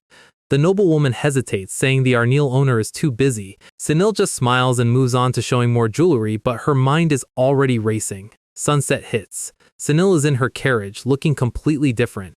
The polite merchant mask is gone. She complains about having to suck up to nobles just to enter their territories. Her assistant asks about the Arell Company's chocolate. Still no reply. Sunil is frustrated. Usually, companies try to maximize production, but this Arell guy is ignoring her. She can't believe those useless seeds were actually treasure. She deduces that fahilia must have magic tools to control the temperature, but she knows they can't produce in bulk. She thinks joining hands with her is a no-brainer for Arell. She wonders if there's no trust between them, while Arell is literally just lying in bed, stuffed with chocolate, having the time of his life. Sunil tells her assistant to keep making requests. She wants to bait him with a deal he can't refuse. Back in Fahilia, Lichin is buried in a mountain of letters from Geotal. They're getting desperate. Lichin mentions that the owner herself has requested a meeting. Arell finally relents. If it's just once, let's meet her. Arell's eyes are sharp. The day of the appointment arrives. Sinal introduces herself, keeping her composure. Arell laughs, saying her enthusiastic requests have been giving his uncle a headache.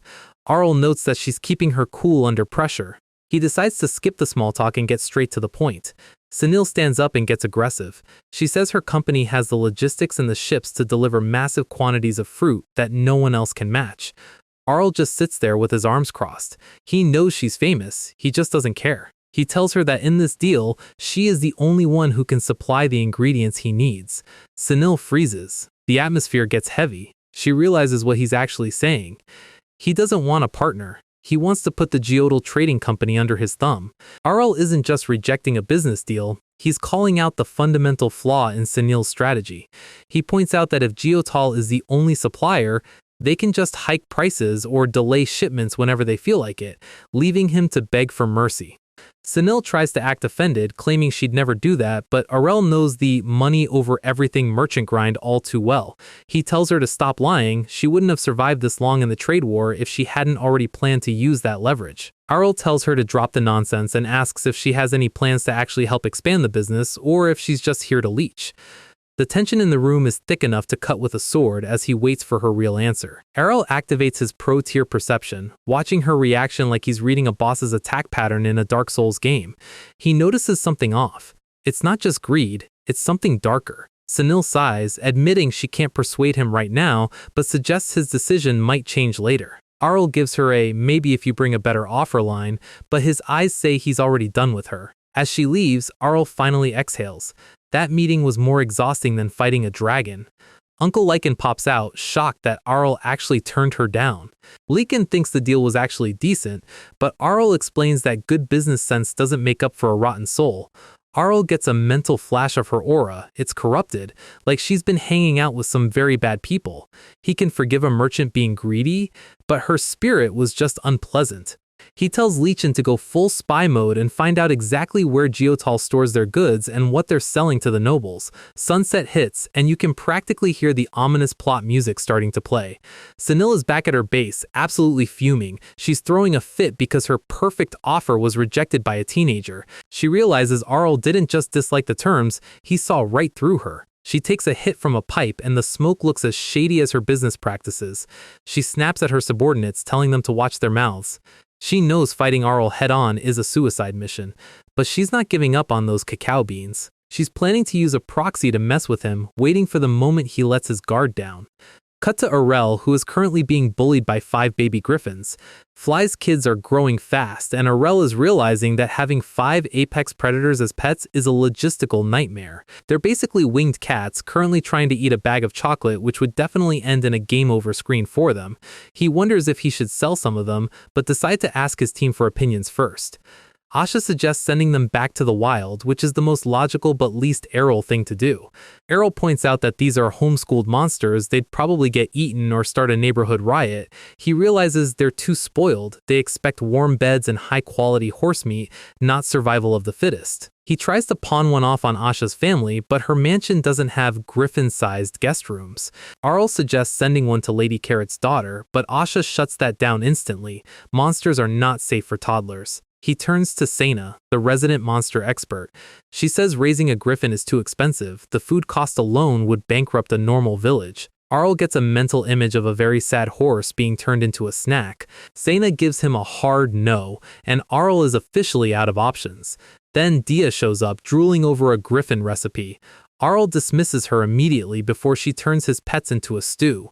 He wanders over to Master Aiken, hoping the dwarf has some practical advice. Aiken suggests having them pull a carriage, but Arell thinks the land route is too slow and 6 griffins at once is overkill. Wait. Arell's pro-brain starts clicking into place. Transporting tons of luggage is hard, but what about high-value small-batch deliveries to nobles?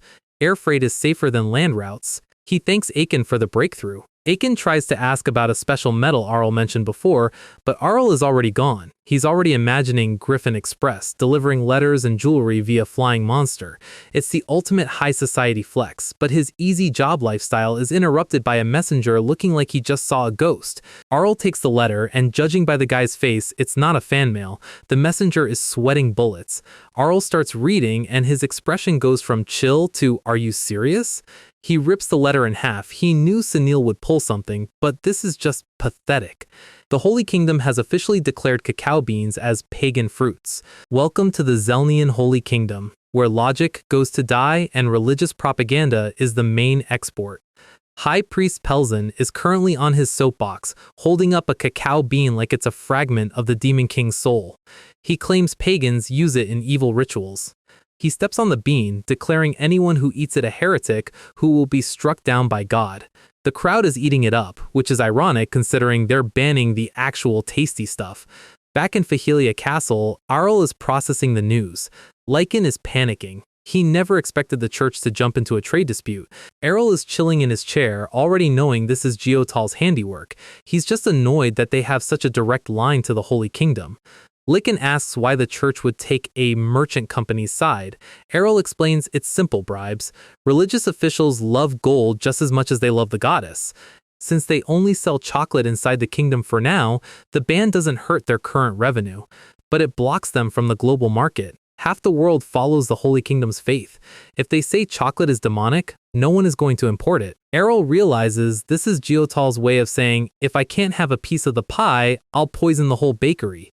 He views this as a warning letter. Senil is basically telling him to crawl back to her if he wants to export his goods. Lycan suggests filing a complaint, but Arell points out that the church will never admit to taking bribes. Then Arell gives that trademark, "I've been waiting for you to mess up" smirk. Our guy doesn't believe in starting fights with innocent people, but if they start it, he's more than happy to end it, violently. He tells Geotal to just wait. He's about to turn their business model into a funeral service. Arell's real plan? He wants to swallow Geotal whole. The ships, the routes, the trade secrets, all of it. He tells Lycan to speed up the research he asked for. He leans over the table with a look that would make a demon sweat. He's got a great idea that involves a total lack of legal ethics. Meanwhile, Pelzen is laughing to himself, calling the commoners pigs for believing his speech. He's a classic low-tier villain who thinks he's safe because he has a title. He runs into Saintess Nelvenia. She's looking tired, carrying the entire kingdom on her back since the Holy King died. There's been no revelation about a successor, so she's the acting CEO of the church. Pelzen bows like a loyal dog, but the narration tells a different story. Pelzen knows she's probably lying about not receiving a revelation just to keep her power. He thinks she took control of the government without lifting a finger, but he follows her because standing against her is a one-way trip to the afterlife. Nelvenia apologizes for her lack of faith, which is just her being polite while she figures out who to fire. Her power is unmatched. She can turn regular water into holy water and repel mana effortlessly.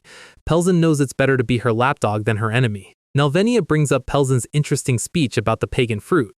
She asks where he got the info. Pelzen starts sweating, claiming devout believers told him. She lets him go, saying she won't interfere since he's handling the heretics. As Pelzen walks away, the atmosphere shifts to 100% pure "you're in trouble."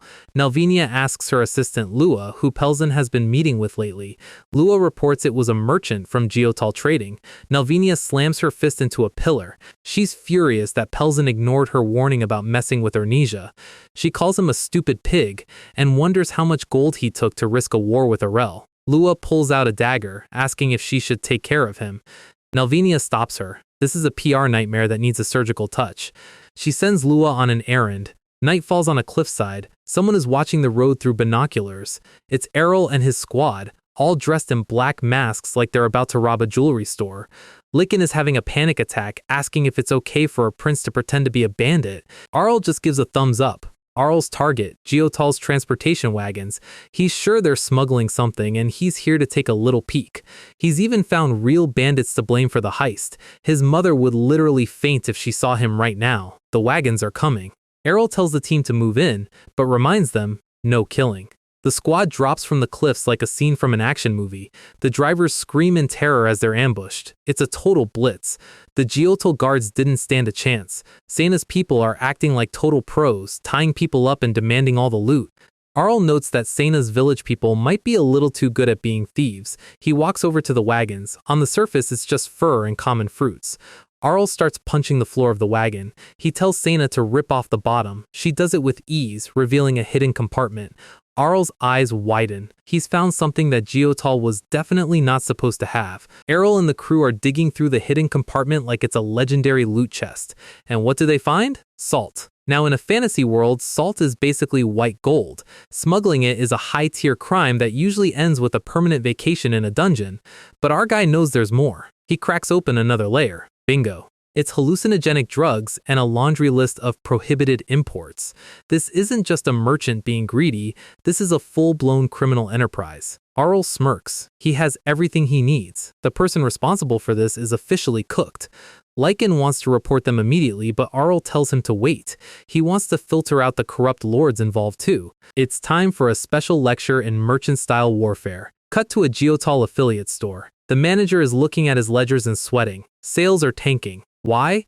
Because the Arell company, Arell's front, is playing the most aggressive game of price match in history. A customer walks in and asks why geotol is so expensive. Sunil gets the report and she is fuming. Arell is blatantly buying everything geotol wants to buy but at a higher price and then selling it for less. It's happening across all their branches. It's a pure I have more money than you flex. Sunil realizes Arell is trying to bleed her dry. She wonders how Arell got so rich so fast. Little does she know, Arell's been printing money with diamonds and sugar for months. Her manager wants to protest, but Sunil knows that won't work. Everyone knows the prince is a genius, and if he's doing this publicly, he has a reason. Arell isn't just throwing money away, he's building a trap. Sunil realizes that if he's willing to take losses, he has sufficient grounds to ruin her. She remembers the bandit attack on her wagons. It wasn't just theft, it was a raid for evidence.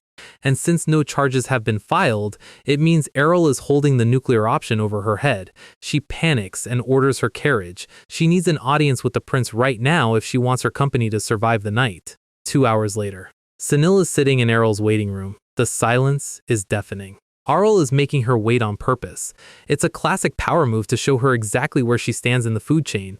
The door finally opens. Arell walks in looking bored, followed by Lichin. Sunil is visibly shaking. Arell asks her what her business is, acting like he doesn't already know. He tells her he expected her to have packed her bags and fled the country by now. Sunil admits that closing her business is a death sentence. She's trying to play the pitiful merchant card. Arell calls his price war a little prank. Sunil is offended that he call a multi-million gold market manipulation a prank. Arell stops the games. He drops a stack of papers on the table, the detailed records of her smuggling and her buyers. He tells her he isn't even mad about the chocolate incident, he's just showing her how many dangerous bridges she's crossed. He asks her a simple question, "Do you like money that much?" Sunil doubles down. To her, a merchant's only purpose is to raise money endlessly.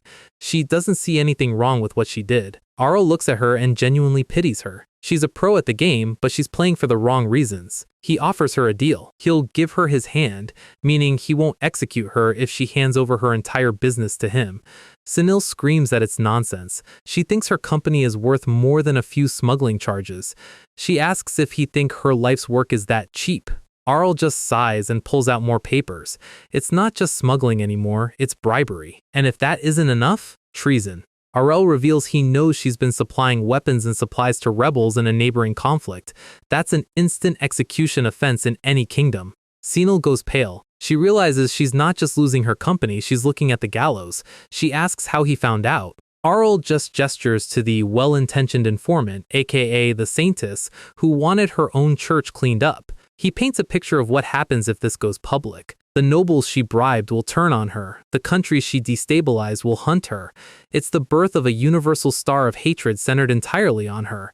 She tries one last desperate move. "You still need me to talk to the Holy Kingdom!" Arell just laughs. He's already taken care of that. He doesn't need her for anything anymore. He asks her point blank, which is more precious, her company or her life? The result is inevitable. Sunil Geodal steps down. Arell company swallows Geodal trading whole. Arell is smart though. He doesn't fire anyone. He keeps the framework, keeps the employees, and just changes the sign on the door. It's a clean transition. Meanwhile, at the Holy Kingdom, Pelzen is being surrounded by spears. Nelvinia drops the documents Senel signed before she resigned. It's a full confession of Pelzen's corruption and bribes. Pelzen tries to scream that it's a setup by Ernesia. He's desperate. Nelvinia isn't having it. She tells him his deviations have defiled the god's name. Pelzen realizes too late that Nelvinia wanted him gone from the start. Arell was just the excuse she needed. The saintess smiles as Pelzen is dragged away to be purified. Post-heist life is looking good. Uncle Lichin is drowning in work, but they now have a full fleet of ships and experienced crews. Chocolate is selling like hotcakes. Arell company's future is blindingly bright. Arell is chilling at a cafe when a woman in a massive purple hat sits down. It's Nelvinia, in disguise. Arell is surprised she came in person instead of sending a bird. Quick flashback recap, during the chocolate ban, they secretly swapped letters and documents. It was a perfect trade. Arell got a global trading company, and Nelvinia got to execute her political rivals. Win-win. The saintess is currently obsessed with the chocolate. She admits a merchant would definitely kill for this taste. Arell asks if she's allowed to just sneak into other countries. She says as long as she doesn't get caught, it's fine. Church logic at its finest. Arell jokes about capturing her since he's the lord here. She just smiles. She's confident she could teleport out before his knights even drew their swords. She says she came to clear up the misunderstanding. Arell knows that's code for let's talk about the next move. She says a human's heart can't be judged by just results. She officially distances the church from Pelzen's actions. It's a PR move to make sure Ernesia doesn't start a trade war with the Holy Kingdom over the chocolate ban. Arell asks if he can trade artificial holy water now. Nelvenia's eyes go sharp. That's a no. The church still has its pride. She tells him she doesn't want to make him an enemy right now. She's considering allowing imports. Arell realizes she's being friendly, but she's not looking for a long-term friendship. She's just managing a dangerous variable. He wonders if it's about the interspecies bill, a law that would recognize elves, dwarves, and others as equals. Nelvenia shakes her head. Arell is confused. That was the biggest conflict between their nations for decades. She tells him she has no intention of fighting for now and prays to see him next time on a better occasion. She vanishes. No magic circles, no mana fluctuation. Arell is genuinely impressed. It's an exclusive ability he hasn't seen before. He knows her peace won't last. She's just waiting for something. He calls her a childish saintess and hopes she makes a wise choice. Perspective shift. We hear the sound of a pen scratching at high speed. Meet Meika Jessenaville. She's currently face down on a desk, drowning in a sea of documents. There is way too much work, and the worst part? It's not even her job. This is all the work her captain, Lady Kanaya Arell's, was supposed to do. Kanaya isn't a bad person, but she's a hyperfocuser. When she wants to duel, the rest of the world stops existing. Meika remembers when she was recruited into the New Order. She was hyped.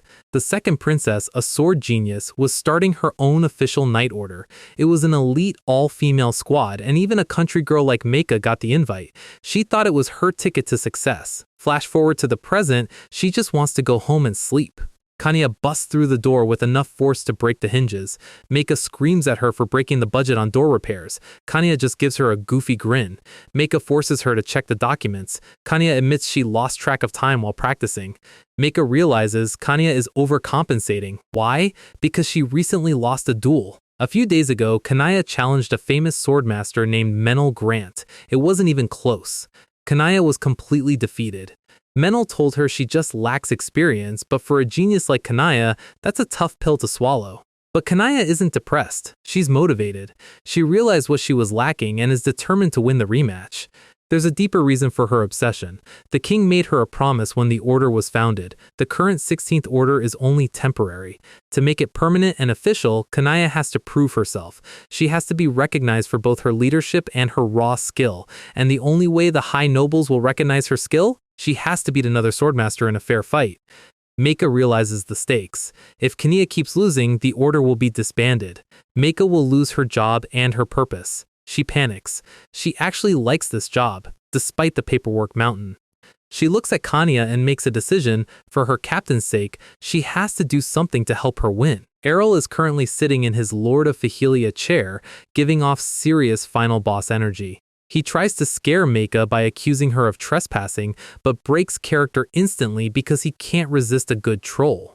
Meika is vibrating with anxiety. Arell asks if his sister Kania caused another property damage incident, but Meika is actually here for a gameplay guide on how to win a duel. A while later, they're sitting down with snacks. Arell realizes that his father, the king, basically gave Kania an impossible difficulty quest by making her order's survival dependent on her beating a veteran swordmaster. Meika is literally crying into her tea because she's been working overtime for weeks to cover for Kanya's training sessions. She begs Arell for the secret sauce since he's the one who established the kingdom's current swordsmanship theories. Arell does his best thinking protagonist pose, wondering if he should actually get involved in this side quest. He tells Meika he won't do it. Meika looks like her entire world just got deleted. Arell explains that Kanya needs to find her own meta for fighting. If he just gives her the answers, she'll never actually grow as a master and the order will fail anyway. Meika is devastated, but Arell isn't a total monster. He realizes he can't just send her back empty-handed after she walked all that way. He tells her to wait a second and ducks into the back. He comes back with a sealed letter. It looks official, fancy, and very important. Meika looks at it like it's a legendary artifact. Arell warns her that it's for Kanaya's eyes only and claims he put a burning spell on it so it'll self-destruct if anyone else tries to peek. Our guy is a high-tier liar. Meika thanks him and rushes off, thinking she just saved the company. Cut to Kanaya, who is currently face down in the dirt after a training session. She's pushing her physical limits to the breaking point. She looks up, looking completely drained. The rematch is looming, and she knows she's still lacking something. The duel begins. Steel meets steel, and the impact sends sparks flying across the training hall. Kanaya is frustrated because Lord Menel is blocking every single one of her ultimate attacks with a tiny rapier. It's like trying to hit a fly with a sledgehammer. She decides to go for a breakthrough move, using pure force to overwhelm his defense. Menel is impressed by the raw talent, but talent doesn't win duels against experience. Menel smiles. He's been an aura master since Kanaya was in diapers. He tells her it's his turn to attack now. He moves like a blur. Kanaya's eyes widen as she realizes she can't track his movement. She's being pushed back, realizing that even in the same power realm, the gap in battle IQ is massive.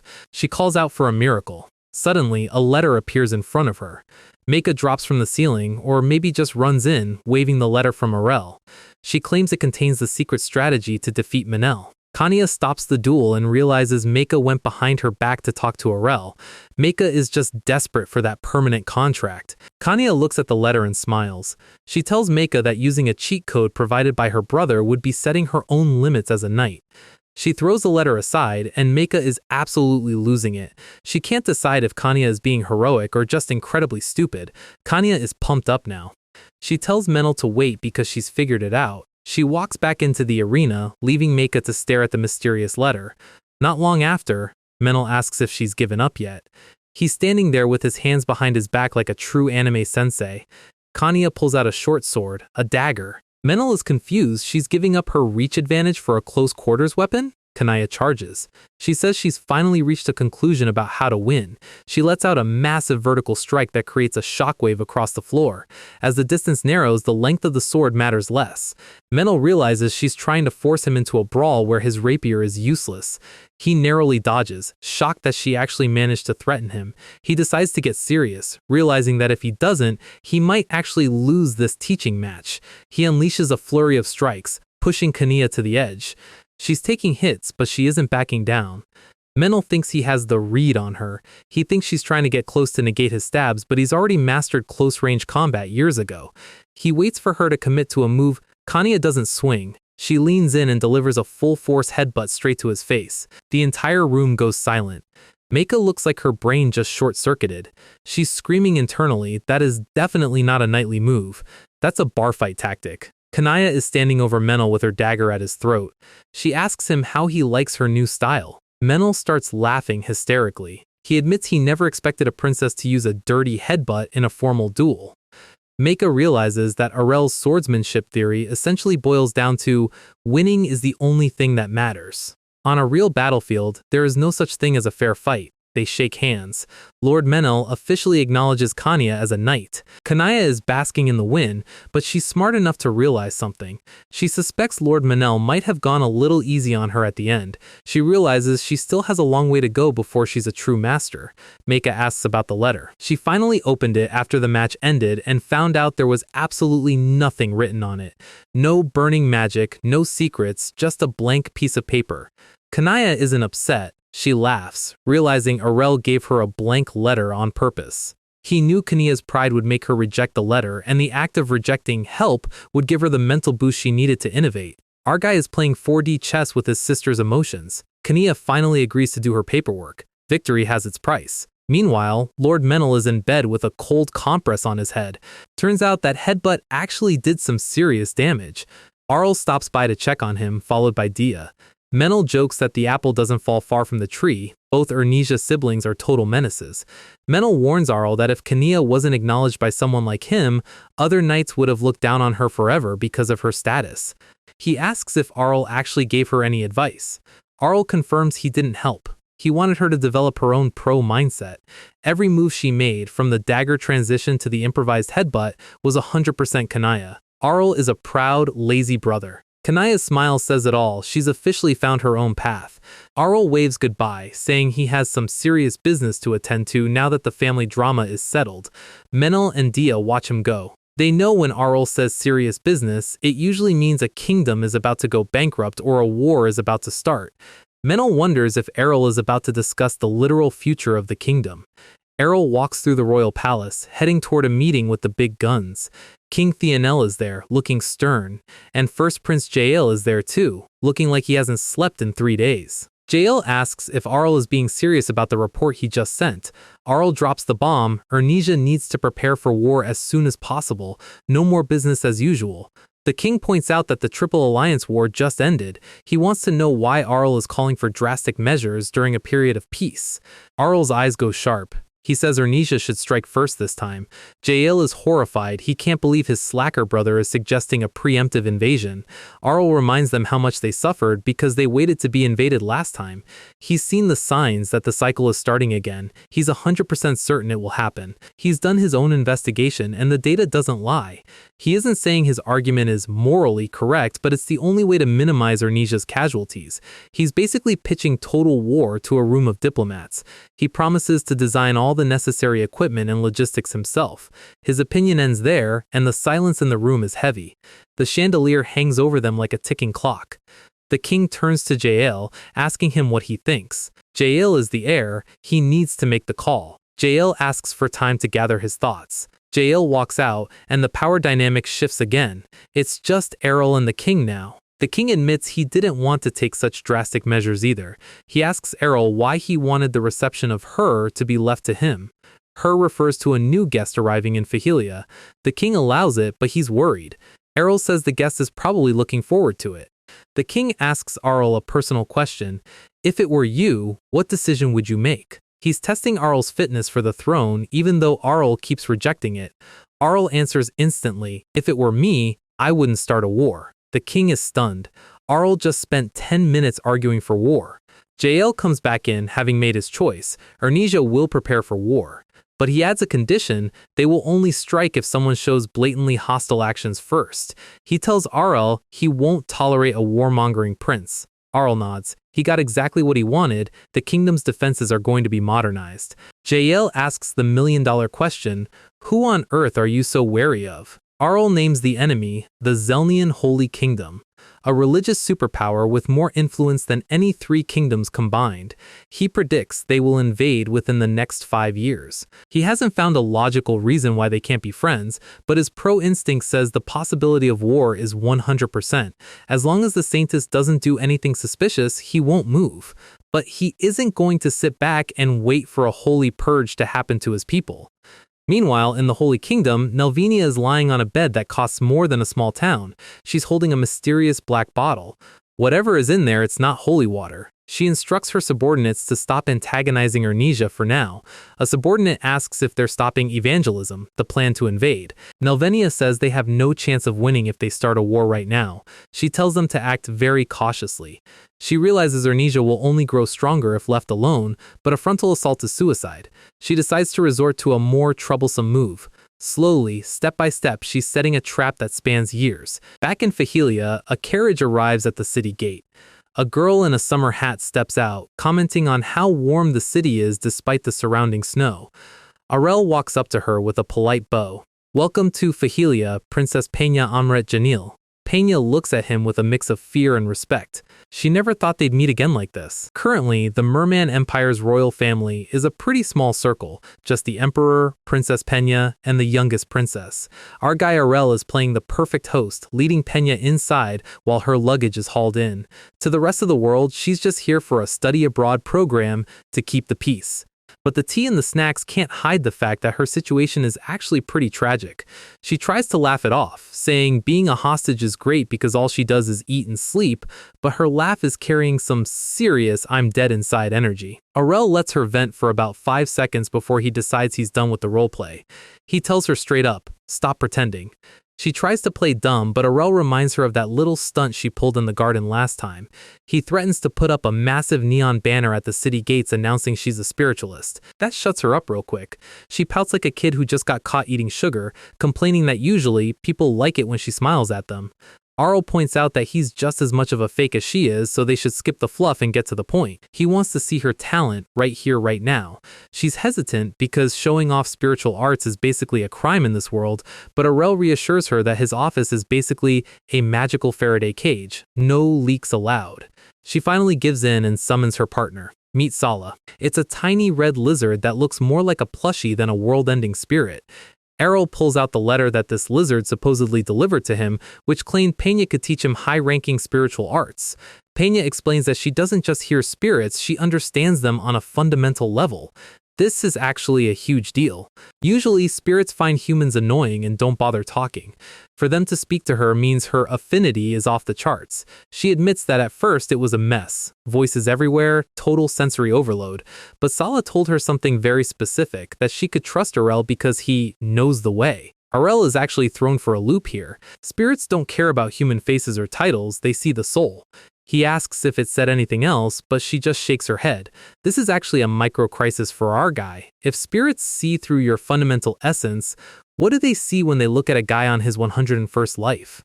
He realizes they might see the ancient monster living inside a teenager's body, but for now, he just shrugs and agrees to teach her. He explains that nobody in the Empire knows spiritual arts because the knowledge was basically deleted from history. He flashes that "trust me, I'm a pro" smile and says they should try to get along. She lights up, genuinely happy to have someone who doesn't look at her like a freak or a political tool. They shake on it. The deal is sealed. And just like that, the most illegal tutoring session in the history of the Empire begins. Meanwhile, Arell's actual squad is watching from the sidelines. Sena is already shipping them, thinking things are getting serious. Asha and Dia are just confused. They remember Arell went to see her as a prospective marriage partner, so they think the romance plot is actually moving. Arell can feel the misunderstandings piling up behind his back, but he has bigger problems. He's keeping her close because a spiritualist is a wild card he needs to keep under observation. Time for class. Arell opens the door to his study, and Pena is vibrating with excitement. He pulls out a massive dusty book titled Arell's Spiritual Arts Lecture. He flips through a few pages, his eyes scanning 200 years of wisdom in 3 seconds. Then he just tosses it. He calls the entire historical record trash because it's all speculative theories from people who didn't know what they were doing. He starts the real lesson.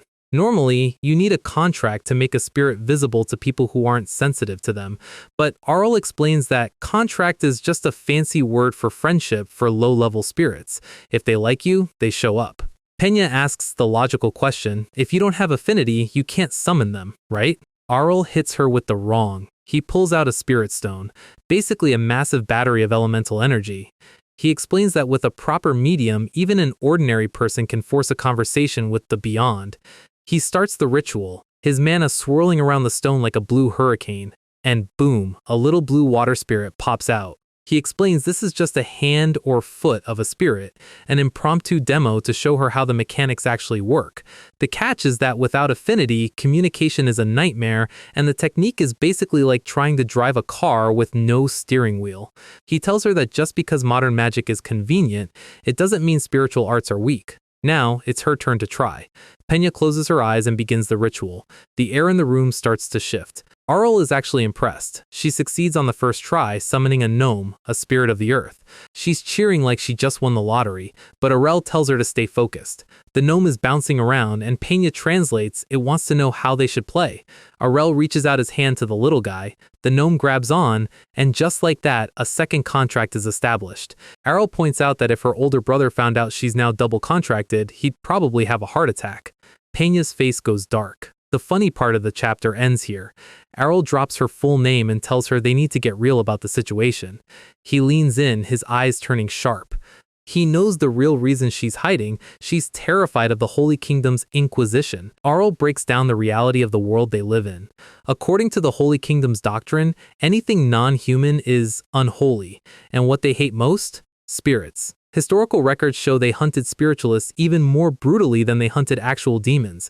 Spirits are sensitive to malice, so they vanished as the world got darker. And then, Pena showed up, a royal with a cursed talent. The Merman Empire started sucking up to the Holy Kingdom's doctrine a generation ago. Arell realizes the truth. The reason she was sent here wasn't for friendship. Pena sighs, confirming the theory. Her brother knows about her talent. Arell's eyes glow as he finishes her sentence. Her brother sent her here so the Holy Kingdom would have an excuse to punish the Ernesia kingdom for corrupting a princess. He nods. He only suspected it before, but her reaction just gave him the W. The Merman Empire is still salty about the past. Ernesia used to be their territory until the first king fought for independence. To the Empire, Ernesia's very existence is an insult they want to erase. So the plan was to wait until she got caught practicing spiritualism here, then call in the Holy Kingdom to burn the whole place down. She asks if the Holy Kingdom knows yet, but then she catches herself. Why is she spilling all her state secrets to this guy? Arell uses a bit of suggestion magic to keep her talking. He pets the lizard, looking genuinely annoyed that these cute kids are being used as political bait. He tells her straight, even if her brother's plan works, she's dead too. The Holy Kingdom doesn't do witness protection for heretics. He asks why she even wanted to learn if she knew the risks. She admits she just didn't want to keep making mistakes with her power. She also admits that Sala's trust in him was the final push. Arell kneels down to her level. Pena says she's still a member of the royal family. Even if she hates the plan, she feels she has to do it for her country. Arell scoffs. For the sake of the Empire? He tells her that's exactly why she needs to team up with him. He explains that if the Merman Empire joins hands with the Holy Kingdom, they won't win, they'll just be exploited and destroyed. Arell reveals his hand. He's been preparing for war because he knows the Holy Kingdom is just using the Merman Empire as a disposable shield. He guarantees her that if they attack Ernesia, her home country will be the one that gets wiped off the map.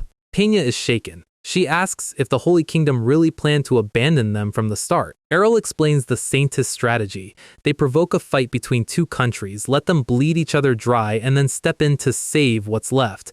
It's classic imperialist behavior. He stands up and reaches out his hand, making an official proposal. He promises to make sure her empire doesn't get caught up in the crossfire, but only if she cooperates. She asks if this is why he called her here. He just nods. The slacker is always 10 steps ahead. She's still confused. Why me? You can do everything yourself. Arell looks at her with total seriousness. Her spiritual arts are the only way to deny the divine right of the saintess without starting a global holy war. She realizes he's talking about Saintess Nelvenia. She realizes the scale of the game Arell is playing. He tells her she doesn't owe her brother anything. She doesn't have to be a sacrifice. Join me, he says. He promises to prove that her talent isn't a curse, and to teach her brother a lesson he'll never forget. There is no need to hide anymore. Pena looks at him, and for the first time, she sees a way out of the cage. She closes her eyes, making the choice. She takes his hand. The alliance is official. But Arell still has one more thing to settle. He needs to know why the spirits trust him. He starts a ritual, his mana turning into a violent blue aura. He decides he's done with the polite way of doing things. He skips the spells and just yells, "Come out, you bastards!" while literally grabbing into the spirit realm. He yanks a spirit out by its head. Then he grabs another one, third one, fourth one. He's bagging spirit kings like he's at a grocery store. He stands there, exhausted, looking at a lineup of the world's most powerful elemental beings who are all currently terrified. The Fire King starts yelling about how a mere human dares to treat them like playthings. Arell doesn't even let him finish. He slams them with chi-enhanced binding chains. He tells them to shut up and listen. He's not here to play games or sign contracts. He hits them with the ultimate disrespect. I don't even want you guys.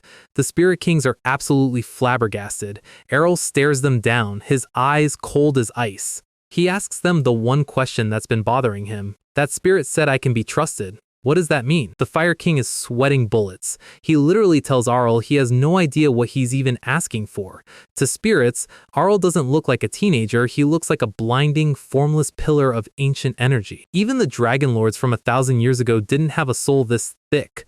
Arell is just chilling, chin in hand, wondering if he really looks that scary. The Fire King mentions that they've seen someone with an attached soul like his once before. Arell calculates the timeline. 1,000 years ago? That person is definitely long gone. He realizes that, as expected, other reincarnators have existed in this world.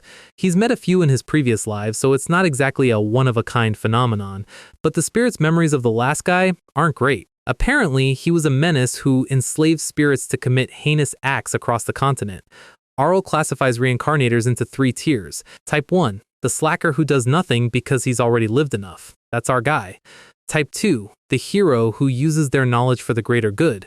Type 3, the absolute bastard who uses their power to play God. The spirits realize Arell is different. He has the power to be Type 3, but his essence isn't malicious.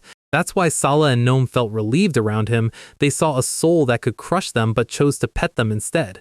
The Spirit Kings ask if he wants to make a pact now that he's got his answers. Arell hits them with the ultimate flex. He still doesn't need their power. He just tells them to keep their mouths shut about his identity. He gives them a vicious smile, promising that if they talk, he'll make the guy from 1,000 years ago look like a saint. The spirits collectively agree that talking is a bad idea. Before they go, Arell asks the Fire King, who he just calls Red, for a personal favor. The Fire King gives him a small flame ribbon item. If Arell uses this, he can summon the king directly. Arell looks at the red ribbon and starts grinning like a villain who just found the cheat code for the final boss. He's already thinking of how to use this. Back at the training grounds, Pena is meditating. Arell explains that spiritual arts aren't about studying books, they're about emotion and talent. You can understand the theory all day, but if your body and mind aren't in sync with nature, the spirits won't listen. He has her take it step by step, focusing on accepting the mana of nature. Pena is working hard, summoning Sala and Gnome over and over to build her stamina.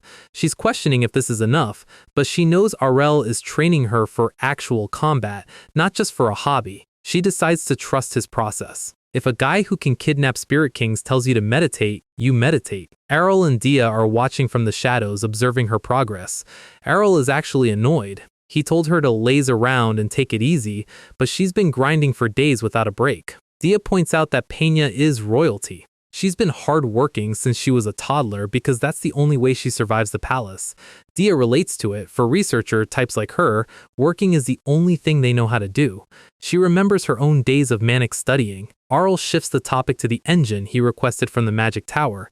This is a macro plot detail. Arell is trying to build a modern transport system. Sir Hellman, the head of the tower, says the engine is revolutionary but potentially dangerous if misused. He's worried about the landscape of the kingdom changing too fast. It'll take about 3 months to stabilize the prototype. But a full-scale rollout will take 6 months because the tower is busy hunting the remnants of the Dark Mages. Arell is fine with that. 1.5 years would have been the normal time. Hellman's expression turns sharp. He's determined to eradicate every Dark Mage in Ernesia.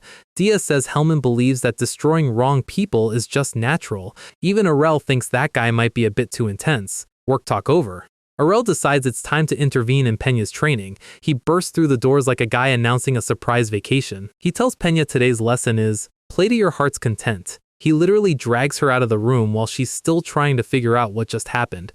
Arell complains that if she only focuses on work, she'll tire out her future subjects. He's teaching her managerial slacking 101. Pena thinks they shouldn't be playing. She's worried about her dignity as royalty. Arell is horrified. He wonders how strict the Merman Empire is if she doesn't even know how to have fun. He makes it his personal mission to show her the joy of being a normal person. They hit the streets of Fahilia, which is buzzing with life. Arell points out the local specialty, roasted snow rabbit. Pena is staring at it with the classic, I want it but I'm too noble to ask look. He tells her it's okay to eat street food because she's a prisoner right now. In this city, everyone eats and walks. She takes a bite and immediately becomes a food critic. Overcooked meat, odd sauce, loss of juice. She's basically Gordon Ramsay in a dress. But even she admits it's a new experience. In the palace, she would have been scolded for eating like this. Then, someone bumps into her hard. Someone screams, pickpocket! Arell's face goes flat. Pickpockets in his city? That's a bold career move. The thief is booking it through the crowd. Arell isn't even worried. The city guards are already moving. But then he realizes this is the perfect opportunity for Pena's practical training. He tells her to handle it. Pena summons Sala and Gnome. The thief suddenly finds himself running through a puddle of mud that wasn't there a second ago. Gnome pulls the mud up, wrapping the thief like a human burrito. Then Pena tells Sala to finish him. Sala unloads a massive blast of fire directly onto the mud-covered guy.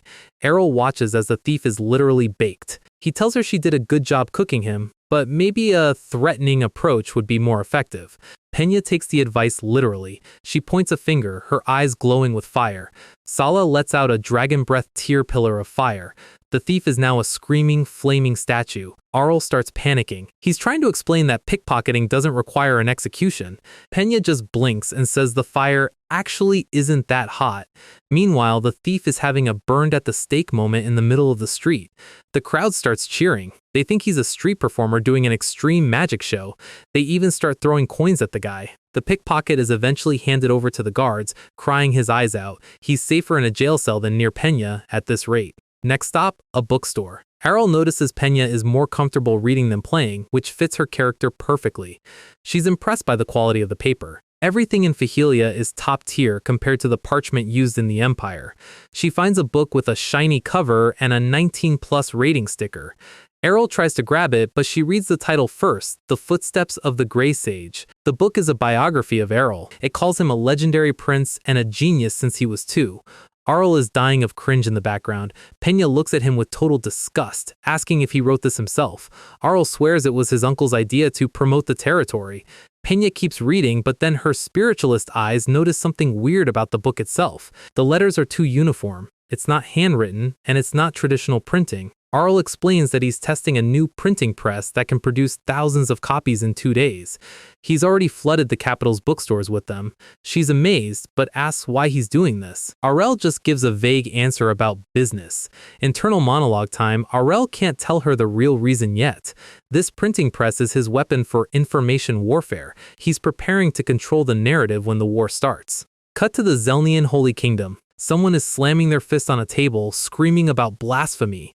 A priest has a copy of a book he got from a merchant crossing the border. It's a children's book, easy to read, full of pictures. The book is called The Spirit and the Traveler. It's a banned book in the Holy Kingdom because it portrays spirits as friends rather than demons. The priests are freaking out. They want to declare war on the spot for this provocation against God. Nelvinia, the saintess, tells them to calm down. She designates the book as banned but says they can't decide their move so easily. She stares at the book thinking, it's ernesia again. She knows Arell is behind this. He's intentionally causing a commotion over a single book to test their reaction. The priests ask what they should do with their allies, meaning the Merman Empire. Nelvinia tells them to make sure the book never enters the church. The high-ranking priests are getting restless. They've been holding their breath for a long time, waiting to expand their influence into ernesia. Nelvinia raises her hand. She's ready to give them a clear answer this time. She claims that God has revealed the mystery to her. The priests look like they just heard a winning lottery number. She gets close, her eyes turning dark and manipulative. She tells them this mystery is so important it must never be disclosed. They take an oath of silence. The atmosphere in the room turns heavy and cult-like. She whispers something off-panel that makes their eyes go wide and hollow. The priests start laughing maniacally. They believe that with this revelation, ernesia has no choice but to receive their teachings. Nelvinia smiles that terrifying villain smile. She's commanding this as the highest secret of the Holy Kingdom. The stage for the religious war is set. Back in ernesia, a title card drops, Arell Ernesia, current age 18. He's sitting in a grand hall. A new era is beginning. His father, the king, is stepping down. He appoints Jael, the first prince, as the new king. Jael kneels as he receives the crown. Arell is in the crowd, clapping. He's thrilled because with Jael on the throne, all the king duties go to his brother, and he can finally enjoy his life. How peaceful, he thinks. He's sitting there with his hands folded, looking like a content cat. He says it would be nice if this peace could continue. Even for a 100-life pro, these political vibes are exhausting. Arell is lying in the grass, trying to figure out Nelvinia's next move. She's weaker than ernesia on paper, so she's got to be cooking something spicy under the table. Is it mass destruction magic? A dragon? Or just a really well-planned natural disaster? He looks over at Pena. She's successfully summoning intermediate spirits now, so he asks why she keeps spamming the low-level cute ones. He looks down and sees a literal army of tiny red lizards and earth gnomes staring back at him. Her reason? Because they are so much cuter. Our guy is out here trying to build a military force, and she's playing Pokemon with the starters. Actually, it's not just a hobby. Because of her high affinity, she can summon up to 100 low-level spirits simultaneously. She gives the command, and 50 little lizards breathe fire at once. Quantity has a quality all its own. Arell realizes this spirit battalion actually hits harder than a single high-level spirit. It's basically a living, breathing flamethrower squad. But Dia isn't impressed. She's currently acting as the final boss for Pena's training. She shuts down the spirit fire with a wave of mana, pointing out that Pena's control is still messy. There are gaps in the formation that a smart enemy would exploit instantly. Arell claps. Hiring Dia as a sparring partner was his smartest move this week. Dia is a 7th class mage, basically an elder tier threat, so it's no surprise Pena is losing, but Arell notes that Pena's output is already comparable to a 6th class mage, which is insane for her age. He tells her to stop thinking about raw power and start thinking about unit tactics. He suggests she read a military strategy book. If she treats the spirits like a squad of soldiers instead of pets, she becomes a one-woman army. Pena nods, looking determined. She asks Dia for another round, and Dia agrees without hesitation. Arell sits back down. He still can't get the Holy Kingdom out of his head, but his brain is hitting a wall. He asks Dia about her past. She's lived in the Magic Tower since she was a kid, right? Pena chimes in, mentioning the rumor that Ernesia takes talented kids to the tower. She assumes Dia's family must be incredibly proud of her success. Dia's expression goes totally flat. She casually mentions her hometown was wiped out by an epidemic a long time ago. The silence that hits the training field is heavy enough to sink a ship. Pena looks like she wants to crawl into a hole and die. Total foot-and-mouth moment. Arell tries to lighten the mood, calling Pena an insensitive princess and telling her to stop bothering his head mage. Dia tries to brush it off, saying epidemics are common in border villages. Wait, epidemic? Arell's brain just did a backflip. He stands up so fast he almost pulls a muscle. It finally clicks. The mystery Nelvania mentioned. The history of the Holy Kingdom. He's found the missing puzzle piece. Pena asks where he's going in such a rush. I suddenly have work to do! He books it, leaving them both standing there confused. He realizes there is one specific thing that could ruin Ernesia regardless of how strong their military is.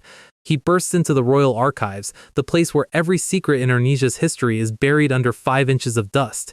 He orders the librarian to bring him every record of the Holy Kingdom's previous wars, not just against Ernesia, but against everyone. He starts speed reading through the scrolls. The sun starts to set, but he doesn't stop. He's throwing scrolls around like a man possessed, complaining about how much he hates analog data storage. Finally, in the middle of the night, he finds it. The records of the Hessel Kingdom from 130 years ago. Hessel was a powerhouse with a defense that couldn't be broken by force. But then, an unidentified plague spread through their country like wildfire. The invasion, the plague, and the fall of the kingdom all happened at the exact same time. It was too convenient. But here is the kicker. As soon as the plague broke out, the Holy Kingdom showed up with divine relief. They were the only ones who had the cure. It's blatantly suspicious. They used a plague to cripple the country, then acted like heroes to annex it. Arell realized Nelvania is literally planning a bio-attack. He sighs. There's only one counterplay left. He calls Dia into his lab. She's surprised he wants to create medicine. Arell nods. This isn't just about potions, it's about survival. He admits he never wanted to get into the pharmaceutical business. If you mess up a chocolate recipe, people get a stomachache. If you mess up a drug, people die. Medicine is supposed to be built up over centuries of research, but he doesn't have centuries. He has maybe a few months before the Holy Kingdom releases the divine flu. Dia points out that inventing a new drug from scratch is borderline impossible. Arell smirks. I'm not developing it from scratch. He opens a case full of petri dishes and glowing samples. He's already been working on an emergency medicine in secret since he first arrived in Fahilia. He's a 101 life veteran, of course. He's got a plan for a pandemic. He recalls how he set up a hidden laboratory inside his private residence specifically for this scenario. He might be lazy, but he's not stupid. Dia asks for the name of this magical medicine. He picks up a small glass jar containing a clear liquid. Antibiotics. He's literally introducing 20th century medicine to a world that still thinks demons cause fevers. He hands the sample over and tells Dia that the alchemist Damon will handle the mass production.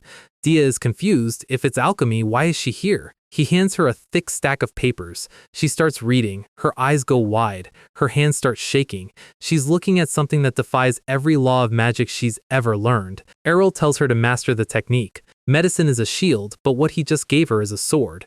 This is his last resort, a magical technique so unorthodox it makes dark magic look like a children's book. Dia stares at the title, Pseudomana Nanoparticle Controlling Technique. She promises to live up to his expectations. While the alchemists are grinding out antibiotics and Dia is losing her mind over nanotech, Arell gets a letter. Hellman finished the engine. Arell leads the squad to the docks. He's grinning because his most expensive project is finally ready for its first sea trial. Sena and Asha are losing it. They've lived in a landlocked kingdom their whole lives, so seeing the ocean for the first time is a total country bumpkin moment. They're at a port city in the Felsen Kingdom, Ernesia's ally. It's a massive hub for international trade. Arell notes that his Arell trading company has officially entered the market. They bought out the Geotal fleet, and now they're ready to dominate the waves. Sena is yelling about how big the ships are. Arell is trying to be cool, but even he's enjoying their reactions. He points toward the center of the dock. Behold the Phaser Sin No 1. It's a collaboration between the Magic Tower's engineers and the kingdom's best blacksmiths. Master Aiken gives a thumbs up. People thought a ship made of iron would sink instantly, but the dwarf just proved them all wrong. Sina asks if they set sail by rowing, which Arell correctly identifies as a terrible idea. Hellman appears from a teleportation circle. He explains that this ship uses a power source far more stable and terrifying than the wind. He's alone because the rest of the tower is still busy hunting dark mages. Apparently, the extermination is going a bit too well. Arell notes that the safety certifications were personally handled by Hellman. This ship is basically a floating fortress of mage blood and tears. Everyone is on board. Arell asks the big question, should we take a quick trip to the sea? The ship leaves the dock. Small wooden boats look like toys next to this thing. The local fishermen are staring in absolute shock. The mana engine roars to life. It's a sound this world has never heard before. The Phaser Sin No 1 is 9,000 tons of iron, and it's moving faster than a racing yacht. It's a total paradigm shift for naval warfare. Asha is currently dying. She's hunched over the railing, looking like she's about to meet her ancestors. Arell asks if it's motion sickness. He's genuinely concerned because her face is the color of a ghost. Actually, it's a family trauma. Asha explains that her grandfather was an explorer. He was full of enthusiasm for the sea, until he got caught by a kraken. He survived, but he was never the same. He spent Asha's childhood scaring her with stories that bad kids get sent on a boat to be eaten. Thanks for the trauma, Grandpa. Arell tells her to cheer up. The scenery is too beautiful to spend the whole trip staring at her shoes. Asha finally looks up. The ship is cutting through the sparkling blue water. It's majestic. She admits it's beautiful.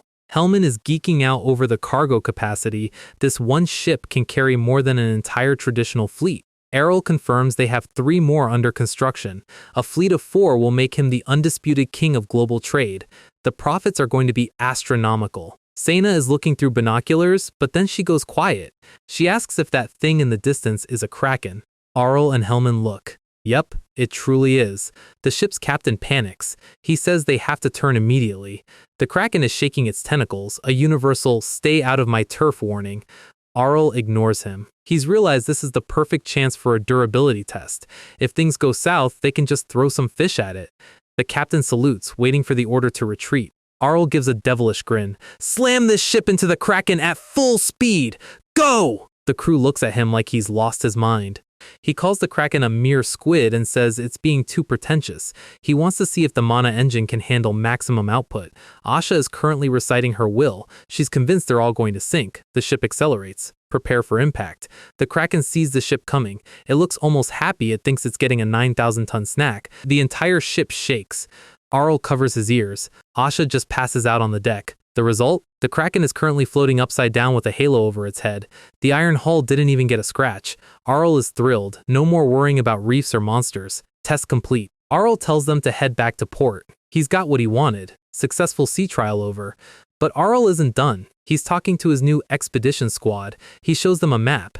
He wants them to find a plant that doesn't exist on their continent, the cola tree. The squad is pumped. They think they're on a noble mission to build equal and friendly relations with a new continent. Arell is drooling. He just wants to taste Coca-Cola again. This entire multi-million gold expedition is just because our guy is thirsty for soda. He waves goodbye to the ship as it heads toward the horizon. I will take this secret to my grave, he thinks. The greatest explorer in ernesia history is actually just a delivery guy for a soda craving. But while Arell is dreaming of soda, reality is getting dark. We move to a small village on the outskirts of Ernesia. An old woman is coughing violently. She looks terrible. She thinks it's just a cold, but then she mentions the guy next door is sick too. There's a broken vase on the floor with dark, ominous fluid leaking out. Arell is looking at the latest data, and the news is exactly as bad as he expected. The fever is ripping through the kingdom like a forest fire. Asha delivers the official royal document. The palace has finally acknowledged the epidemic, and they're basically in panic mode. Arell notes that it's only been 3 days since he personally flagged the disease. The spread isn't just fast, it's being boosted by something. Saintess is worried about her hometown, but strangely, her village and the dwarven settlements are completely untouched. Arell realizes that the virus might be targeting specific human bloodlines or mana signatures. He gives the order, lock the gates, and cut off all travel into Fahilia. It's time for a total quarantine. He leans back, looking at Nelvinia's mental image. He knows she's smiling somewhere, thinking she's just paralyzed his entire economy with a single sneeze. Our guy isn't playing around anymore. He stands up and tells them to deploy the prepared measures. The mass-produced medicine is ready to move out. He puts every other project in Fahilia on hold. When the MC stops being lazy and starts giving rapid-fire orders, you know the stakes just hit the ceiling. He knows antibiotics can't do it all, especially with a man-made virus. But he has a secret weapon this world doesn't expect, magic that works like a microscope. We see a mage using healing magic on a sick child. Arell plans to mobilize every mage he can find, even calling in favors from the magic tower to suppress the spread before it becomes a graveyard. The data shows the disease is spreading in weeks instead of months. It's unnatural, and it confirms Nelvania is actively guiding the infection. Arell is deep in thought when a knock at the door interrupts him. He already knows who it is. Dia walks in, her hat lowered, looking more serious than we've ever seen her. She asks the burning question, is this epidemic man-made? She's a genius, so she's already connected Arell's previous predictions to the current reality. She felt something familiar while using her healing magic on the first few patients. Arell's eyes widen. He didn't expect her to have a personal connection to the virus's signature. Dia confirms it. The symptoms, the mana trace, it's identical to the natural disaster that killed her family years ago. The memories hit her hard. We see a village covered in a dark, suffocating miasma. Pena is watching from the doorway, holding a plushie, looking completely heartbroken for the head mage. Dia describes the scene of her friends and family falling ill, realization dawning on her that her life's tragedy wasn't an accident, it was a beta test. She begs Arell for the truth. She needs to know if someone actually manufactured the death of her entire world. Arell closes his eyes. He can't lie to her anymore. He gives a slow, somber nod. Dia doesn't scream or cry. She just turns and walks away, thanking him for the answer.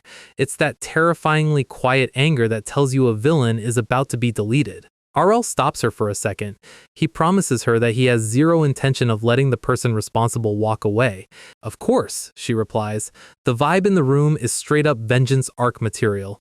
We cut to a carriage departing. Arell is heading to the most infected village to start the cleanup. They arrive at a village that looks like a ghost town. The trees are dead, and the air feels heavy with rot. Arell steps out of the carriage. This is where it all started. The epicenter of the outbreak. The local official is shaking, warning him to be careful. The area has been abandoned because the infection rate was 100%.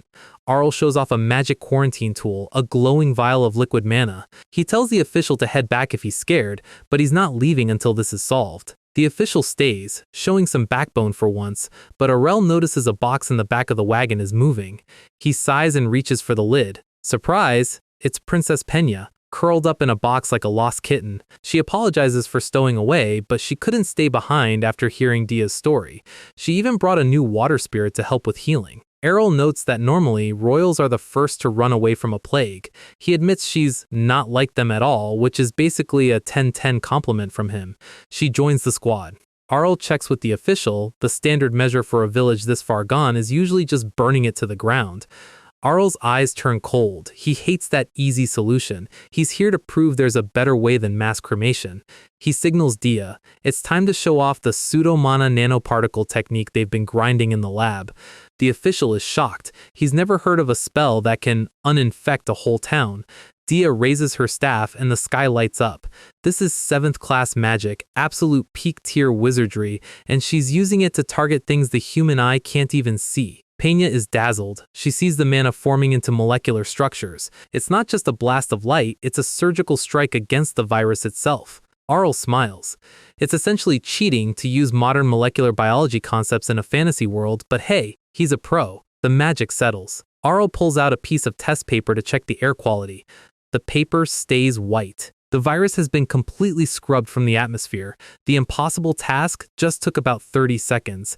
Dia is exhausted, her mana tank nearly empty after such a precise large-scale cast. Pena catches her before she falls. Arell tells her to rest. She's done more than enough. The official is stammering, unable to believe that the plague just vanished. He bows so low his head almost hits the dirt. Arell has just saved thousands of lives and a major trade hub with one afternoon of work. We see a montage of the cleanup. This is how Ernesia starts to fight back. Pena is using her water spirit to heal the survivors. She's finally using her cursed talent to be a hero, and you can see her confidence growing. Arell checks the medicine stocks. Between the antibiotics and the magic cleanup, the invincible epidemic is being systematically dismantled. Mothers and children are bowing to them. The kingdom that was supposed to be in ruins is currently throwing a "we didn't die" party. Pena and Dia stand together, two of the most powerful women on the continent, finally realizing they have the power to change things. The narrator notes that the terrifying epidemic was handled with surgical precision thanks to Arell's foresight, but while the village is celebrating, the mastermind is finally getting the news. A pair of hands grips a report. The paper is shaking. Nelvenia stares out her window, her saintly mask finally cracking. How odd. Nelvenia is doing the math, and it's not adding up. This level of epidemic should have caused tens of thousands of deaths. Instead, less than 100. She recalls how she carefully selected the most virulent strains. She's confused because this virus was designed to be untreatable by standard holy magic. We see a flashback of her walking through a plague-ridden town, looking like a grim reaper in a white dress. This woman is truly a menace. She realizes the virus failed just like it did 130 years ago when someone else intervened. She knows exactly who to blame. Arell Ernesia. She slams her hand down on a map. Plan A failed, so she's moving directly to Plan B. She picks up a red flag representing her next target. She knows this opportunity won't come again. If she doesn't crush Ernesia now, Arell will eventually grow strong enough to ratio her entire kingdom. Her expression is cold. The saintess act is completely gone now, replaced by the look of a general about to commit a war crime.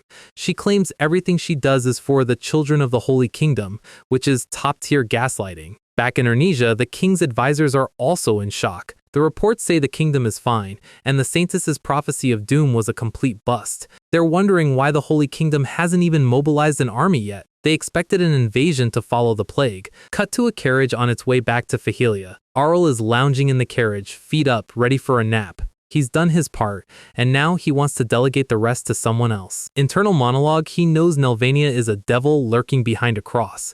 He's making it his personal mission to bring her down no matter how many lives it takes.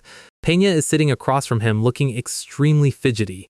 She's been staring at him for an hour. She finally speaks up. She asks if this whole epidemic incident could be... She stops herself, shaking her head and saying it's nothing. Arell gives her a suspicious look. He knows she's hiding a new secret. The carriage arrives back in Fahilia. Back to the Tech Utopia city. Arell is back in his office, sipping a drink. He thinks Pena is a nice princess, but notes that she's surprisingly sharp-sighted for someone her age. He wonders if she's getting hints from secret letters she's been exchanging with her home country, the Merman Empire. He hasn't stopped the letters because the Empire is too weak to be a threat anymore. He's letting her have her family time, or so he thinks. Pena is in her room, and today is the day the reply usually arrives. She looks genuinely terrified to open the mailbox. Her fire spirit Soleil is lighting a candle. The little lizard is the only one who knows what's going on. She pulls out a letter from her brother, the Emperor. As a study abroad student, she has the right to mail, and she's been using it to track the Empire's moves.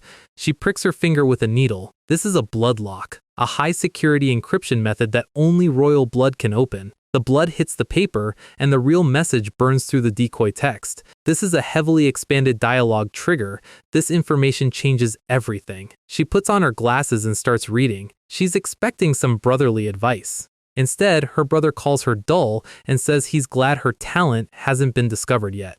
Pena is like, bro, I got caught on day one, but okay. The letter continues, our connection with the Holy Kingdom is becoming solid. We see the Emperor being literally cuddled by his wife, Raminia. Pena realizes Raminia's influence is turned up to 11. Her brother has become a total puppet for the Holy Kingdom's agenda. The letter warns her never to be caught using her spirits. Pena stares at the wall. What does he even think of my spirits, she wonders. When she first summoned Soleil, her father and the maids looked at her like she was a monster. They didn't see a child with a gift, they saw a cursed heretic. She's saved people with these arts, and yet her own family treats her talent like a disease. She keeps reading, and her face goes pale. Impossible. Why would he... She starts shaking, the letter falling from her hands. She books it out of her room, sprinting through the hallways and scaring the life out of the passing maids. She bursts into Arell's library. He's surprised. She's usually so composed, but right now she's vibrating with panic. She thrusts the letter into his face. Arell starts reading, expecting some minor family drama. His eyes go wide. What the hell? Is he insane? He's finally seen the Merman Emperor's actual plan. The Emperor is willing to sell his own citizens as slave soldiers to the Holy Kingdom just to pay off his military debts. Pena explains that the Empire has hated Ernesia for generations. They can't stand that a commoner declared himself king 500 years ago. Reminia told the Emperor that the Holy Kingdom would fix the problem of Ernesia for them. But the price is the lives of the Empire's people. They're being sent into a meat grinder for a war they didn't ask for. The Emperor believes they will understand because they need to wash away the humiliation of their past defeats. We see citizens in chains, crying. There's blood on the floor of the palace. Disloyal subjects were purged to make this plan happen. It's a total massacre. Reminia is smiling in the background. She's successfully convinced a man to destroy his own country for her saintly masters. Pena is desperate. She knows her brother is bad, but she knows he wouldn't do this unless he was being magically brainwashed or manipulated by Reminia. She reveals that the Emperor spent a disgusting amount of money building churches for the Holy Kingdom, leaving the country so broke he had to resort to human trafficking. Arell realizes the Empire is going to fall, becoming a complete vassal state of the Holy Kingdom. He pauses. Why are you telling me this, Pena? He does a deadpan anticlimax shift. He says the fate of the Empire's people isn't his concern. Ernesia has to defend itself, and if the Empire attacks, he'll just wipe them out. He tells her she's not stupid. She knows he's a pragmatist. Internal monologue, he's testing her. He wants to see how she responds when the kind mentor act is dropped and the warlord comes out. Pena doesn't flinch. She yells that this is related to him. She met the saintess once and was warned by her spirits never to get close. She knows the epidemic and the slavery are all part of one big web. Arell is impressed. Oh, she wants to feel me out? He tells her that's not enough. Why should he help her save a country that wants him dead? Pena stands tall, glowing with regal energy. She promises that if he helps her regain her position as princess, she will give him full military and political support. She's offering to sell the Empire to him to save its people. She says it would be better for the Empire to be under Arell's management because at least he wouldn't let them die like this. Arell asks, all right, and what else? He's looking for a more personal pact. Pena is blushing like crazy now. She's screaming, hearts literally floating in the background. She thinks he's asking for a marriage proposal. Arell's face is a complete blank. So Arell is currently deep in thought while Pena waits for him to finish his dramatic silence. Our guy finally breaks the tension with that signature, I'm about to scam you smirk. He asks Pena if she's ready to pay the price for his help, and considering his track record, she's right to be nervous. Pena looks like she's about to have a heart attack. She thinks he's asking for a payment of the romantic variety and starts bracing herself like she's facing a final boss. Arell just laughs it off and pats her on the head, telling her he's not a demon and wasn't going to ask for anything weird. He calls her naive, which is rich coming from the guy who spends his weekends destabilizing entire economies for fun. The princess immediately flips from romantic tension to murderous intent. She starts throwing books and mugs at him because her pride just took a massive L. Arell dodges the flying library with the casual energy of a man who has lived 100 lives. He tells her to chill out because the real training is about to start. He hands her a teapot and starts explaining the strategy. This isn't just about magic anymore, it's about propaganda. Arell explains that the real reason he's teaching her about spirits is to dismantle the Holy Kingdom's doctrine. The church has spent centuries calling spirits heresy to maintain their power, and it's time to show the world they've been lied to. He tells her straight up that he doesn't care about political favors or the right thing to do. He's too busy being the CEO of everything to play hero for free. The real price? A trade partnership. Once the Merman Empire is fixed, Arell wants exclusive rights to their markets. He hits her with the ultimate truth of this world: power means nothing compared to money. If you have the gold, you make the rules. If you don't, you're just a side character in someone else's business plan. Pena is actually a bit disappointed that he's so focused on the cash. She was clearly hoping for a more main character motivation, but our guy Arell is strictly business. She denies it loudly, but the embarrassment is still radiating off her. Shift to an orphanage run by the Holy Kingdom. It's all sunshine and rainbows until you remember who's actually in charge. Saintess Nelvenia shows up, playing the part of the perfect caring mother figure for the kids. She's petting heads and giving out smiles, acting like she isn't the same person who just tried to wipe out a village with a plague a few chapters ago. A kid trips and falls, ruining his flower crown, and the Saintess immediately goes into divine mode. She heals the kid with a touch. On the outside, it's a beautiful miracle. On the inside, it's a calculated PR move to keep the masses loyal. She tells the kid that just seeing him makes her happy. It's a great line, but her eyes suggest she's already thinking about the next line item in the national budget. The orphanage staff are basically worshipping her. Ever since Nelvenia entered politics, the Holy Kingdom has been pumping money into these facilities to keep the saintly image alive. The head of the orphanage is crying tears of gratitude. She has no idea she's essentially a puppet in a much larger, much darker game. As Nelvenia leaves in her carriage, the mask finally starts to slip. She's exhausted. The number of orphans is skyrocketing because of droughts and barbarian attacks, and the budget is stretched thin. Here is how she actually views the world. To her, everyone who isn't part of the Holy Land is just a barbarian race that doesn't even speak a real language. She decides she needs to split the bellies of the greedy clerics who are hoarding wealth. She's essentially the villain of her own story who thinks she's the hero because she's doing bad things for her people. She looks at the map and sees the problem. Her land is trash. No resources, bad farming, and geographically surrounded. Her only way to survive is by being the last faith fortress. She sells holy water and medicines, takes donations from the rich, and annexes smaller countries to keep the lights on. She knows this struggle can't last forever. She needs a permanent solution, and she's ready to get dirty to find it. Back to Arell, who is basically looking at the same map from a much smarter perspective. He knows the Ernesia kingdom has the mines and the food, which makes them the Holy Kingdom's primary target. Nelvenia steps out of her carriage, justifying her greed. She believes that because God never helps humans, she has to take what she needs by force. She knows that one day the world will realize the truth and blame her for everything. But she doesn't care. As long as her wish for her nation's survival is granted, she'll happily play the monster. Arell reads the reports on her latest moves and just sighs. He sees right through her noble sacrifice act. He notes that she could have chosen a path of cooperation or trade, but she chose the easiest one, theft and murder disguised as divine will. To Arell, her logic is backward. She claims to be protecting the people inside her fence, but all she does is destroy everything outside of it. Our guy is done playing nice. He decides right then and there that he is going to destroy her completely, and he's starting with a secret operation. Nighttime in the woods. A merchant is driving his carriage, completely unaware he's about to be part of a training exercise. A group of bandits steps out. These guys look like they were recruited from a generic villain starter pack, and they want the merchant's gold. The merchant is terrified and offers to pay a tax just to stay alive. The lead bandit draws his sword. He's not here for the tax, he's here to make sure there are no witnesses. But before he can swing, a voice cuts through the dark. Ugh! A massive explosion of fire hits the ground between the bandits and the merchant.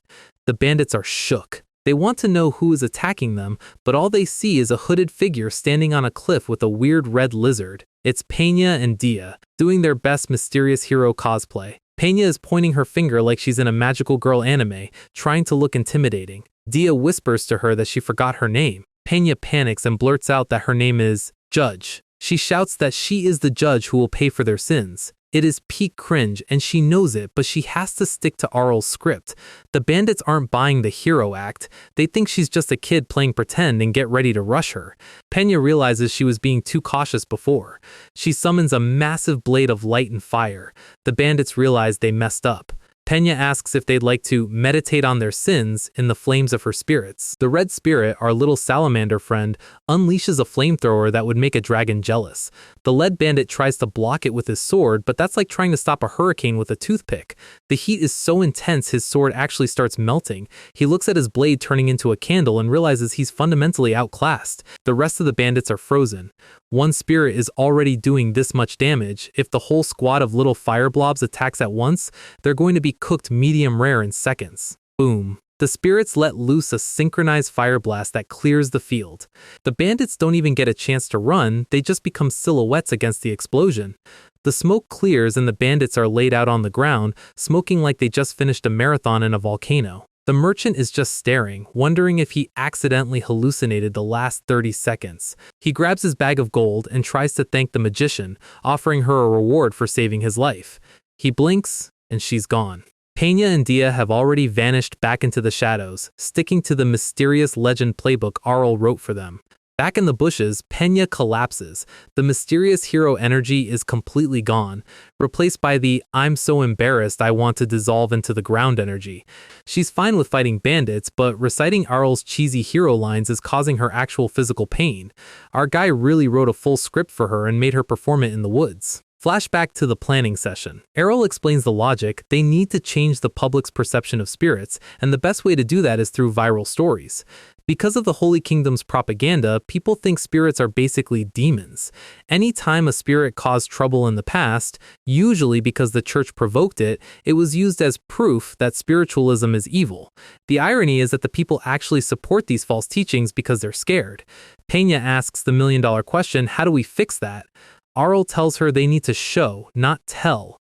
They need to prove that spirit power is fundamentally safer and more helpful than magic. He wants to give the Holy Kingdom a surprise they'll never see coming. Back in the present, Pena is still blushing. Arell was right, the rumors are spreading fast, but she's still cringing at her own performance. Dia, being the ever-logical support, tells her she did a great job. She points out that fighting real bandits is actually helping Pena gain combat experience. Dia mentions that back in the day, she used to hunt bandits just to pay for her travel expenses. It's a subtle reminder that Arell's squad is actually full of low-key menaces. Pena gets her motivation back. If using her spirits can help people and stop the church's lies, she's willing to endure any amount of cringe. They decide to hit a few more locations before the night is over. The stars are out, but for these two, the shift is just getting started. Cut to a few days later in the royal capital. The taverns are buzzing. Everyone is talking about the two mysterious women who have been appearing all over the country. The rumors are evolving. First, they were just bandit slayers. Then, they were monster hunters. Then, they were bridge builders. People are reporting that these creatures can repair collapsed infrastructure in minutes. The commoners are debating the source of the power. Some think it's magic, but others are starting to use the word spirit. And since they aren't followers of the Zelnian faith, they don't see a problem with it. The protagonist of the rumor has officially shifted from mysterious magician to mysterious spirit user. Mission accomplished. Arell is back at his desk, looking very satisfied with himself. He asks Dia if the plan is working as expected. He admits that a single action won't change centuries of brainwashing, but humans are creatures of memory. If you do something good, someone will always remember it. Arell stands up. The PR campaign is phase 1. Now it's time for the actual political play. The Imperial Palace of Merman. The Merman Emperor is meeting with Saintess Nelvenia. The atmosphere is tense, and the Emperor looks like a man who has lost his soul. He thanks the Saintess for coming. He's playing the polite host, but you can see the red uniforms of his guards behind him. This is a formal surrender disguised as a meeting. Nelvenia bows, acting humble, but she's literally sliding a contract across the table that will sign away thousands of his citizens. The reason she's here? To get the Emperor's signature for the handover of slaves, though they probably call it something nicer like conscripted laborers. She's mocking him in her head for being such a fool. The Emperor picks up the pen. He looks miserable. Nelvenia is internally celebrating. The Holy Kingdom is about to be rich and powerful again. The pen touches the paper. This is the moment where the Merman Empire officially becomes a subsidiary of the church. Suddenly, an advisor rushes in. Nelvenia is annoyed. She's in the middle of a hostile takeover and doesn't want to be interrupted. The advisor whispers in her ear, "Sudden news from our secret agent in Ernesia." Nelvenia's face goes from smug to "I'm about to kill someone" in 0.5 seconds. She drops the perfect saint act and stands up immediately. She needs to know what's happening right now. The news? Princess Pena has revealed herself in Ernesia, and she didn't just reveal she's alive, she revealed she's a spirit user. Back in Ernesia, Pena is dressed in her royal finery, looking nervous. Arell is there in his formal gear, giving her one last checkup. He tells her that if she's not brave enough, she can back out, but Pena has found her spine. She's fought too hard for this to quit now. Arell takes her hand. He tells her to just say what she truly wants to say, and he'll handle the fallout. It's a rare moment of genuine support from our guy. Pena steps out onto the balcony of the palace, looking down at a massive crowd of citizens and international dignitaries.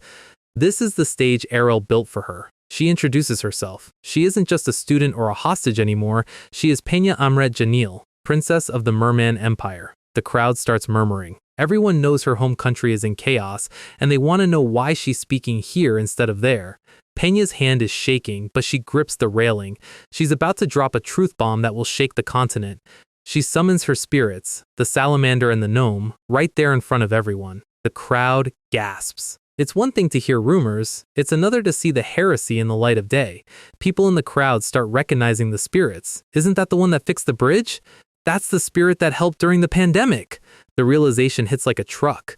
The mysterious spirit user who has been saving everyone lately was their princess. Pena stands tall. She admits she has been a spirit user since she was a child. She's not hiding it anymore. She tells her story. Her mother hid her ability to protect her because they knew it would destroy the relationship with the Holy Kingdom, but her brother, the Emperor, found out and imprisoned them both. Her mother died in that closed room, worrying about Pena until her last breath. The emotion in the crowd is palpable now. The church didn't just call it heresy, they used it as an excuse for state-sponsored murder.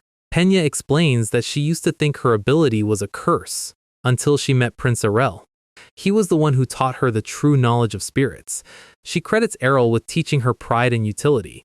She points out the ultimate hypocrisy: the church calls spirits demons while using magic that is fundamentally the same. She's calling out the entire religious structure of the world in one speech. She ends with a direct challenge to the Holy Kingdom. She demands they take back their groundless assumptions. Pena isn't playing the victim anymore. She stands on that balcony and demands the Holy Kingdom stop their cancel culture against spirit users. The crowd is starting to feel the vibe. They're looking at each other like, wait, if spirits fix bridges and heal kids, why are we calling them demons again? Arell is watching from the back like a proud manager. He knows that as long as the public sees Pena as a victim protected by the Ernesia kingdom, the church's doctrine looks like a joke. The church wants to cling to their old ways, but they can't touch her now, because Arell has officially put her under his personal protection. Our guy takes the podium and drops the scholar card. He announces he's been researching spirit abilities and is about to publish a paper that's going to end the church's whole career. He concludes that spirits are completely normal. It's a total power move. He's basically using science to debunk a religion in real time. He asks the crowd the simple question: do these spirits look like demons to you? The people are already sold. They're calling her a savior. The PR campaign is a total W. Arell points out that even magic can be used for evil, but we don't ban that. He's demanding answers from the Holy Kingdom, and Nelvenia is in the back, literally seething.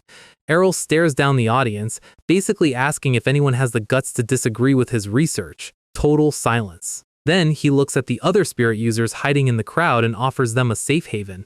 He's not just saving Pena, he's recruiting a whole new faction. After the speech, the propaganda starts working. People are literally throwing away their Zelnian icons.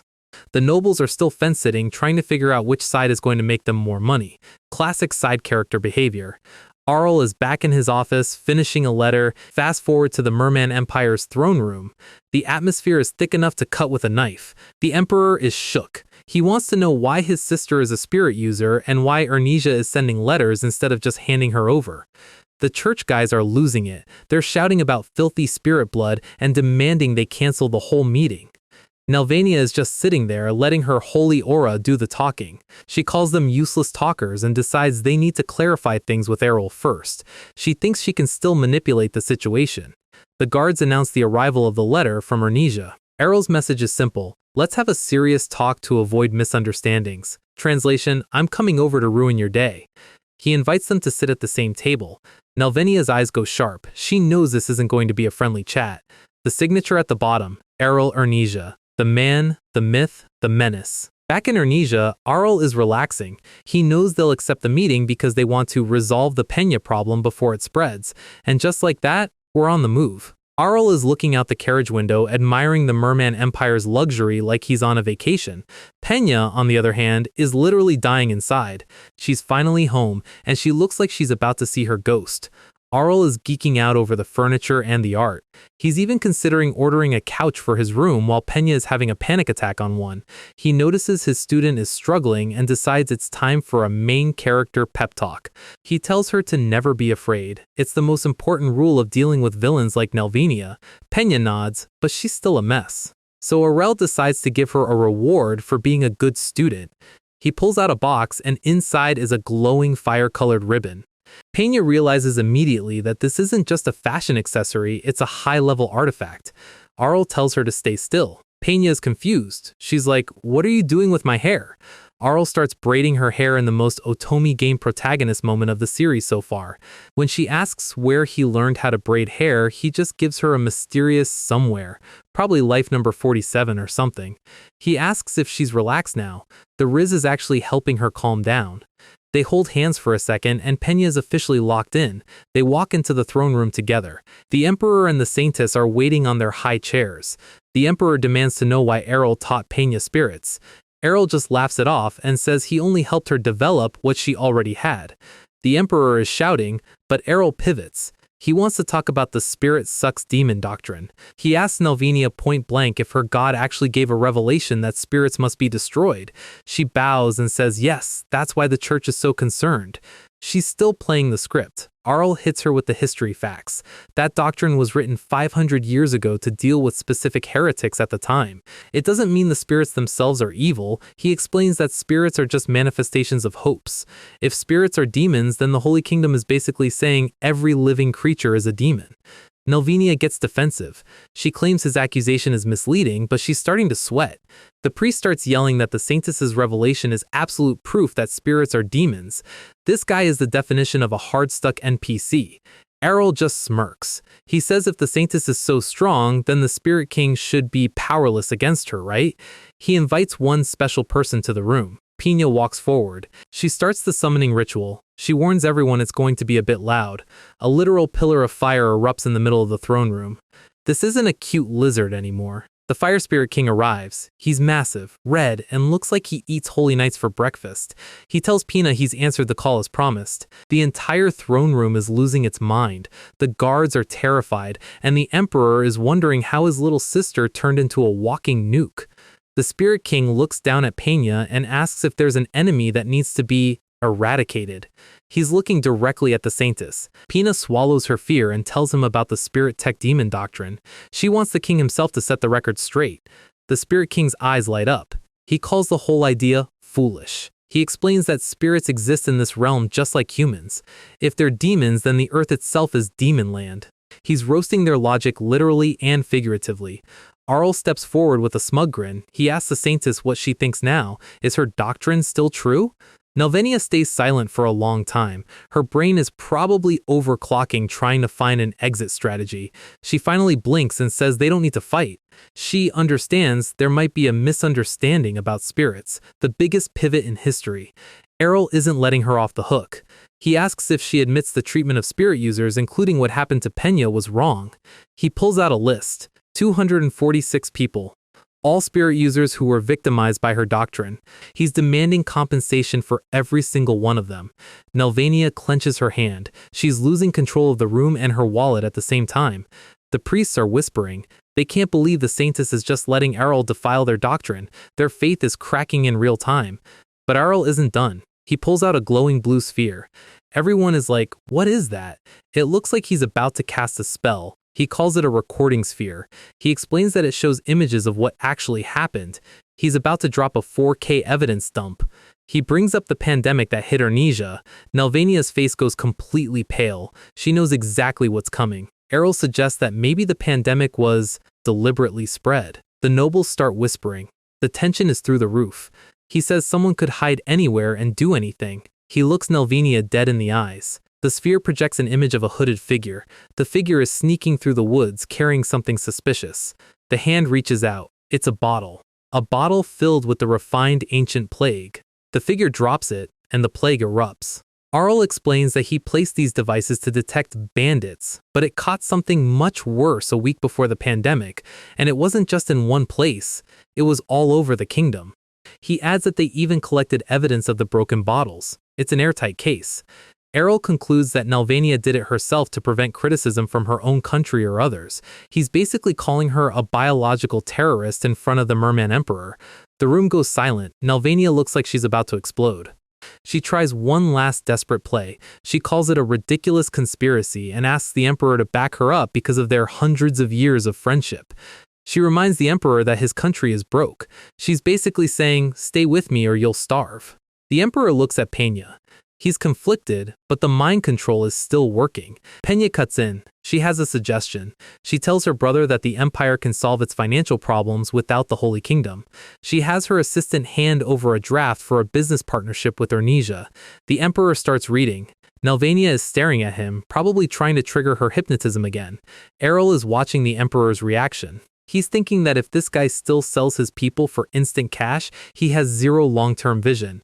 Pena explains that selling slaves will cause more losses in the long run. She wants the people to farm and rebuild their trade. The Spirit King is watching this with an approving look. Arell pipes in, saying he's already taught them farming methods to increase productivity. He's offering them a future, not just a loan. Pena reaches out to her brother, begging him to choose his people. Nelvania moves in to stop her. Nelvania leans in and asks the Emperor if it's true that he's already agreed to cooperate with her. Her eyes are doing that weird glow again. The Emperor's eyes go blank. He starts to say that. Arell realizes it instantly. It's hypnotism. He finally understands why the Emperor has been acting so weirdly. Arell's eyes glow purple. He's using his chi to interfere with her mental link. The Emperor grabs his head in pain as the hypnotism breaks.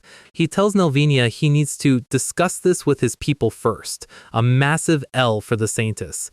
Nelvania tries to protest, but Arell shuts her down. He tells her he doubts her status as a saintess because of everything she's done.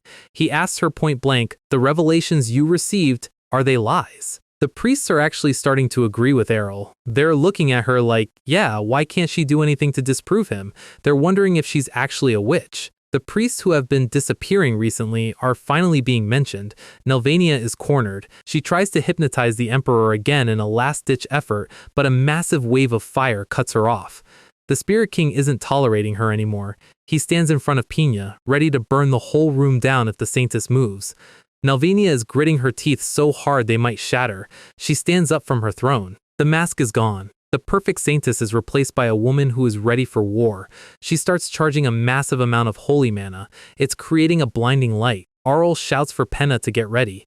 The Spirit King rushes forward. He's not going to let her steal the future of the Empire. The room is flooded with a blinding blue light that the saintess calls a miracle. The priests are crying tears of joy, thinking God has finally stepped in to save their PR disaster. But look at their faces. That's not religious ecstasy. That's the face of a man who just realized the holy light is actually choking the life out of him. The priests and guards start collapsing, clutching their throats as a dark miasma fills the room. One of the merman guards tries to run for help, but the darkness catches him before he can even reach the door. Arell stands in the middle of the chaos, perfectly calm, watching the black smoke crawl up the walls. He notes that the victims aren't actually dead, their bodies are just shutting down because their minds are being shredded. He finally realizes how Nelvania climbed the social ladder so fast. She isn't just a healer, she's a high-level psychic who specializes in mental warfare. Pena is panicking as the darkness closes in on her, begging the Spirit King to do something. The Fire King is ready to swing, but he's anchored to Pena's mental state. He launches a massive fire blast at Nelvania, but she's generated a shield of pure mental energy. Nelvania screams as the flames lick her shield, but she's not backing down. She knows if she stops now, her entire life's work is over. Pena thinks they're winning and sends in her squad of small fire spirits to back up the king. The room turns into a literal furnace as fire meets shadow, but Nelvania isn't aiming for the Spirit King anymore. She pulls a pro-gamer move and goes straight for the head of the operation. She fires a spike of dark mental energy directly into Pena's chest. Pena is frozen. She doesn't feel any physical pain, but she can feel something cold and familiar sliding into her subconscious. The throne room fades away, replaced by a dark, misty hallway, and standing right there is her mother. This is the ultimate low blow. The illusion of her mother starts gaslighting her, asking why she didn't listen when she was told to abandon her cursed spirit powers. The Phantom Mom starts screaming that their imprisonment and her death were all Pena's fault. Pena is breaking down, screaming that this isn't real, but the trauma is too deep to ignore. She falls to her knees, sobbing.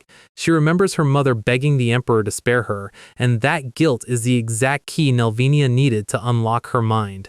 The Spirit King is starting to flicker. He shouts at Pena to wake up, warning her that if her will breaks, his summoning will fail and they're all cooked.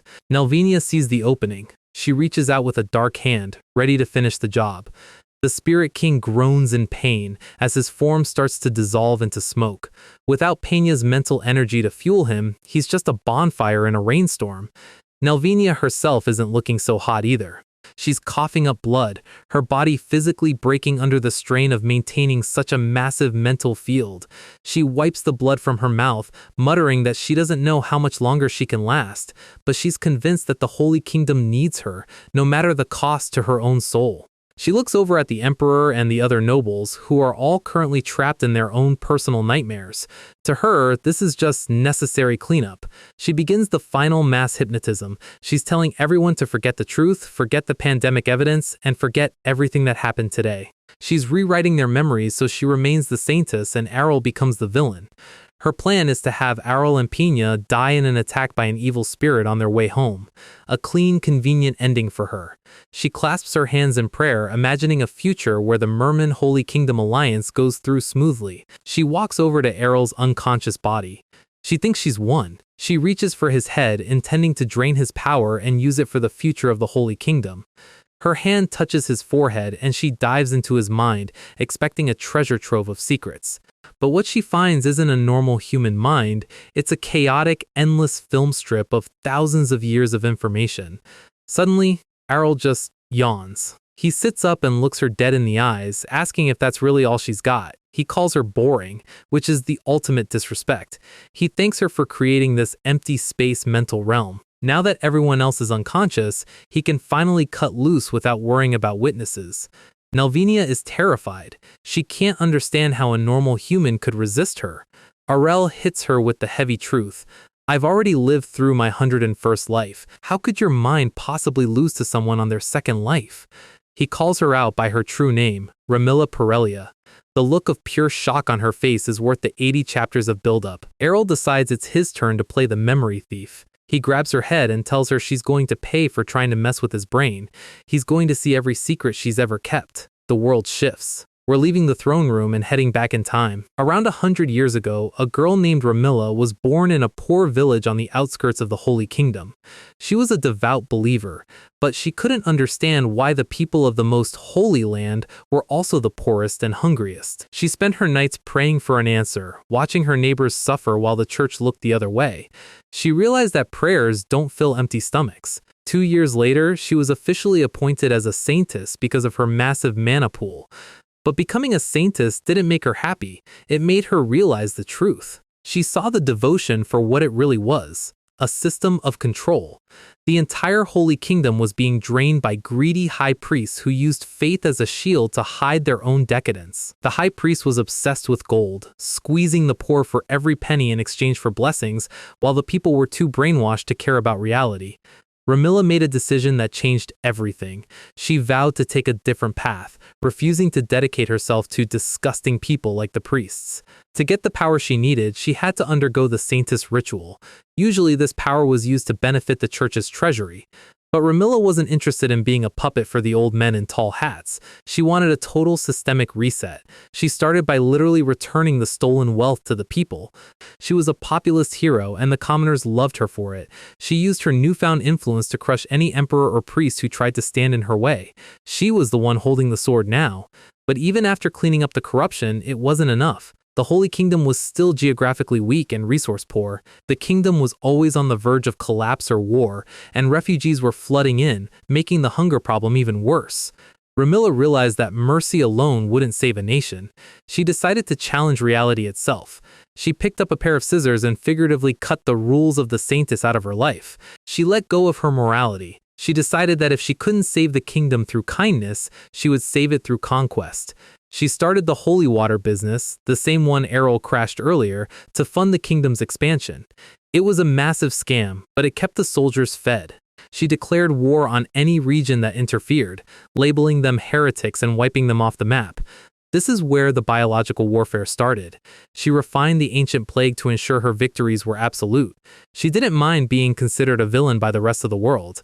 In her head, the saintess and the demon were the same thing as long as the children in her kingdom had bread. Everything she did, the murders, the plagues, the scams, was for the Holy Kingdom. She was the ultimate utilitarian monster, but she was running out of time. Her body was failing.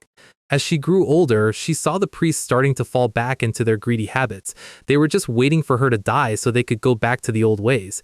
She couldn't find a successor she could trust. She realized that the only person capable of saving the kingdom was her. So she started researching reincarnation. Her eyesight faded. Her time was up. Her final thought was a desperate wish for just one more life. Just one more chance to finish what she started. The screen goes white. She woke up in a new body. The little princess who would become the saintess Nelvania we know today. After her previous form, Ramilla, died, the Holy Kingdom had fallen back into crisis under incompetent leadership. As Nelvania, she worked twice as hard. She disposed of the Holy Emperor through a mysterious illness and exterminated neighboring tribes to expand the borders. She was playing her own save file on New Game Plus. Everything was going perfectly according to her plan. Until Arell Ernesia appeared. Arell was her worst nightmare, a man who understood business, technology, and power better than she did, and he wasn't even using holy magic. Nelvania screams at him, trying to justify herself. She claims she just wanted to prevent orphans from starving. She thinks her noble goal makes her crimes okay. Arell roasts her entire philosophy. He tells her he won't deny her intentions, but at least he's never had to kill an entire village just to feed his own people. He's been a king, a sage, and a warrior across 100 lives, and he knows a shortcut when he sees one. He tells her that what she's doing is no different from what a demon would do. Killing people to save people is just bad math. Nelvania is broken. She realizes she can't touch Arell. If she attacks him now, he'll delete her before she can even blink. She finally gives up. She says she'll take responsibility for her actions, but she begs Arell to spare the children of the Holy Kingdom. Arell snaps at her. He tells her she's completely misunderstood him because she thinks her 2 lives make her special. He laughs, saying he's reminiscing about his own youth when he used to think like her. He calls them both ordinary humans who just got a few extra years to play with. Nelvania asks for a promise. Arell tells her he has no shame, but he's not a monster. Whatever happens next to her is just her own karma catching up. He points to the priests and the merman nobles, those greedy, useless people she hates. Leaving them alive would only hurt her kingdom more. The miasma starts to fade as Nelvania's will collapses. The priests and nobles start gasping for air as they wake up from the nightmare. Nelvania looks at the room one last time. She realizes the game is over. Arell waves goodbye with a cold goodbye Nelvania. Her form starts to dissolve into particles of light and mana. Pena wakes up suddenly, screaming. She remembers being attacked by the saintess and tries to jump back into the fight, but she stops when she hears the cheers. The merman nobles and guards are all on their feet, celebrating like they just won a world war. They're calling her the Princess of the Pen. Wait, that's a translation error. They mean the princess who defeated the madwoman. Pena is extremely confused. Arell walks over with a huge fake smile. He tells her he's so impressed that she summoned the King of Spirits and saved the Merman Empire all by herself. He whispers for her to just say yes and go with it. Pena realized Arell just gaslit the entire room into thinking she won while they were all unconscious. She awkwardly agrees, taking credit for a final boss fight she doesn't remember winning. The conflict between the Holy Kingdom, the Merman Empire, and ernesia is officially over. But the only reason everyone believes this is because Arell manipulated their memories of the last few seconds before they fainted. They remember Pena standing tall against the saintess, so they naturally believe she was the hero. The Merman Emperor is finally free from the hypnotism. He looks at his sister and begs for her forgiveness. He's realized he was a puppet. Pena gives him a soft smile. The family bond is restored, and the empire is safe. They shake hands. It's a new dawn for the merman people. The best part? The prejudice against spirit users is gone. You can't hate spirits when the Spirit King just saved your national capital. Arell didn't stop there. He threatened the leaderless Holy Kingdom into issuing an official apology to Pena and revealing Nelvania's plague plot to the whole world. The people of the Holy Kingdom turned on their saintess instantly, calling her a traitor. The neutral nations are all scrambling to stay on Arell's good side now.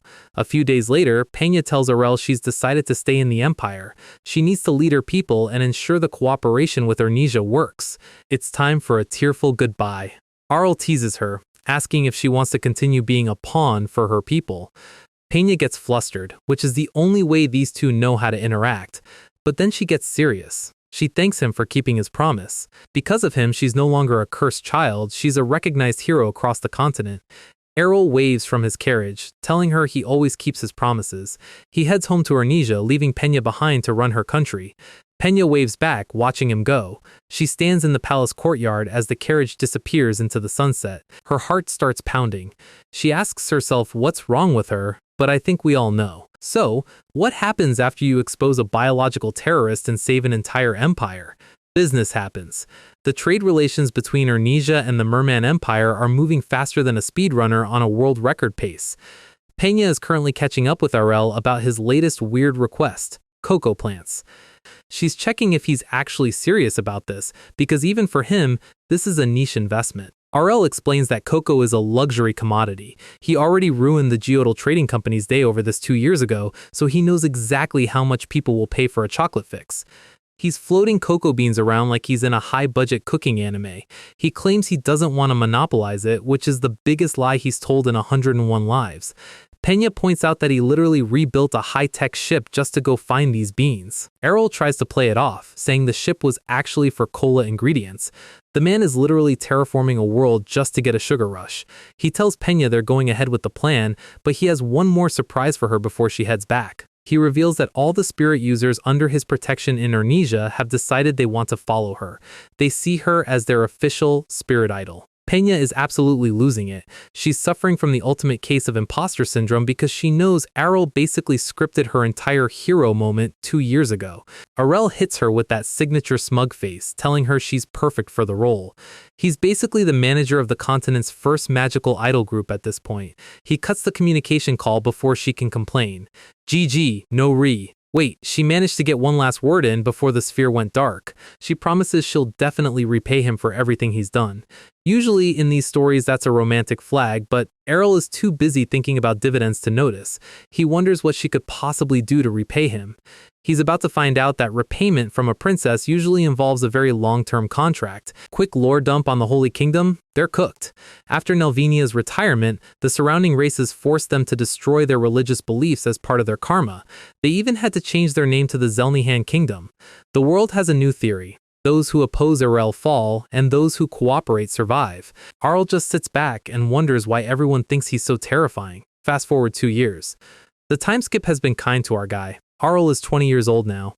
He's lounging in the sun, drinking chocolate-flavored cola, and enjoying the peak slacker lifestyle he's been chasing for 100 lives. He takes a long, dramatic sip. This is what world-class peace looks like. In the last 2 years, his global shipping fleet finally returned with the Holy Grail cola ingredients. They didn't just find them, they used Dia's nano-magic to genetically crossbreed them so they could grow in the frozen soil of Fahilia. He literally invented high-tech agriculture just for a soda brand. He poured his actual soul into this, measuring weights down to 0.1 grams. This isn't just chemistry, it's an obsession. He's literally crying over the taste. It's exactly like the world he remembers from 100 lives ago.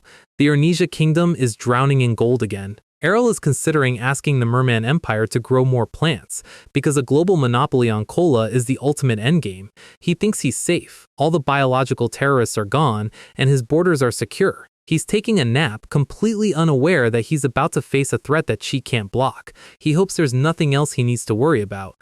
This is what we in the business call a massive jinx. Enter Madame Lavana. Arell's eyes go wide. The true final boss of the kingdom has arrived, and she has a very specific motherly smile on her face. Arell is physically vibrating with fear. He's dealt with demonic entities, but a disappointed mother is a different level of combat. Arell tries to play the "I'm a busy CEO" card, but Lavana isn't having it.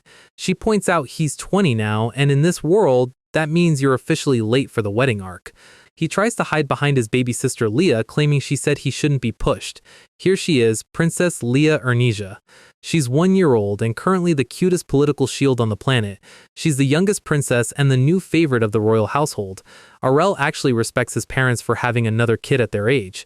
He thought she'd be a superpowered monster child, but she's surprisingly normal. He wants her to have a prosperous life where she doesn't have to work as hard as he did. But for now, he's just using her to avoid talking about his own marriage. He complains that his older sister Kania is still single. Why is the youngest brother being targeted? Lavana says Kania is undergoing an operation to avoid marriage. Knowing Kania, that operation probably involves fighting an entire army so no one can catch her. Arell realizes he's the only target left. He uses a magic circle to teleport away like a coward. He thinks he's escaped for at least another year. Lavana just smiles. She knows exactly what her son is thinking. She talks to the head maid, telling her she's done worrying about Arell being weak. Now she's just worried about him being a perpetual bachelor. Narrator note, Lavana is just as crazy as Arell, maybe even more eccentric. She was a servant who started a romance with the previous king just because she could. She's the original protagonist of this family. When she gets anxious, her true nature comes out. And her true nature is a master-tier social engineer.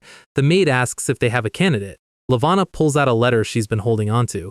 She's giggling like a villain who just pulled a legendary gotcha card. She's found someone determined enough to handle Arell.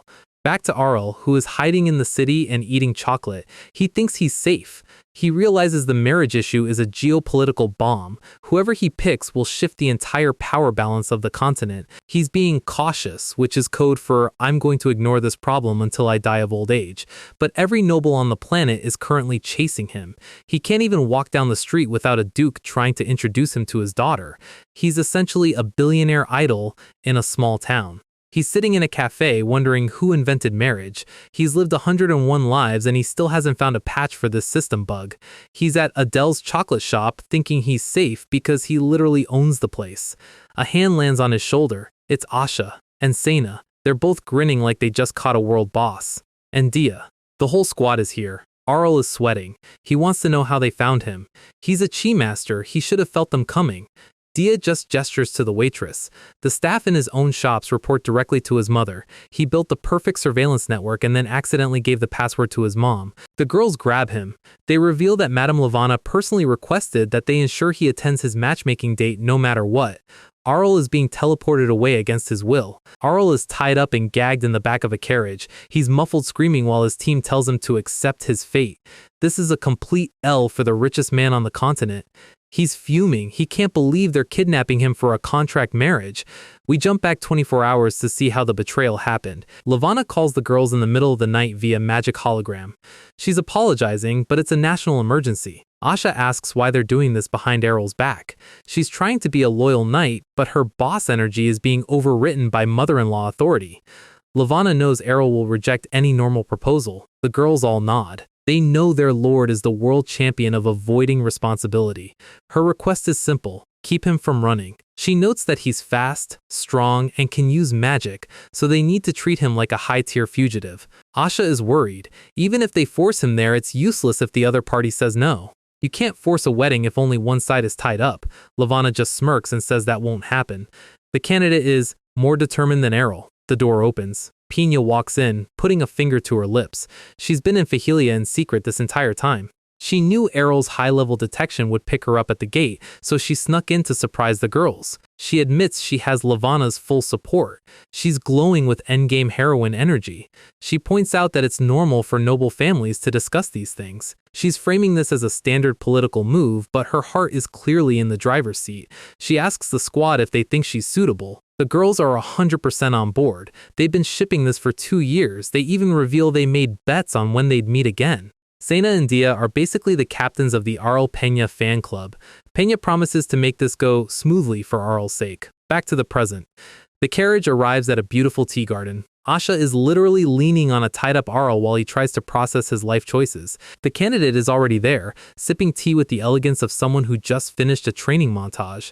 Arell is finally untied. He tries to play it cool, commenting on the weather. He sees a noblewoman in a fancy dress with her back turned to him. She turns around. Arell is stunned. The dress, the perfume, the vibe. He knows this girl, but the perfect lady act is making his brain short-circuit. He realizes it's Pena. He asks if she's the one forcing this. He thinks she's repaying the favor by helping his mom trap him.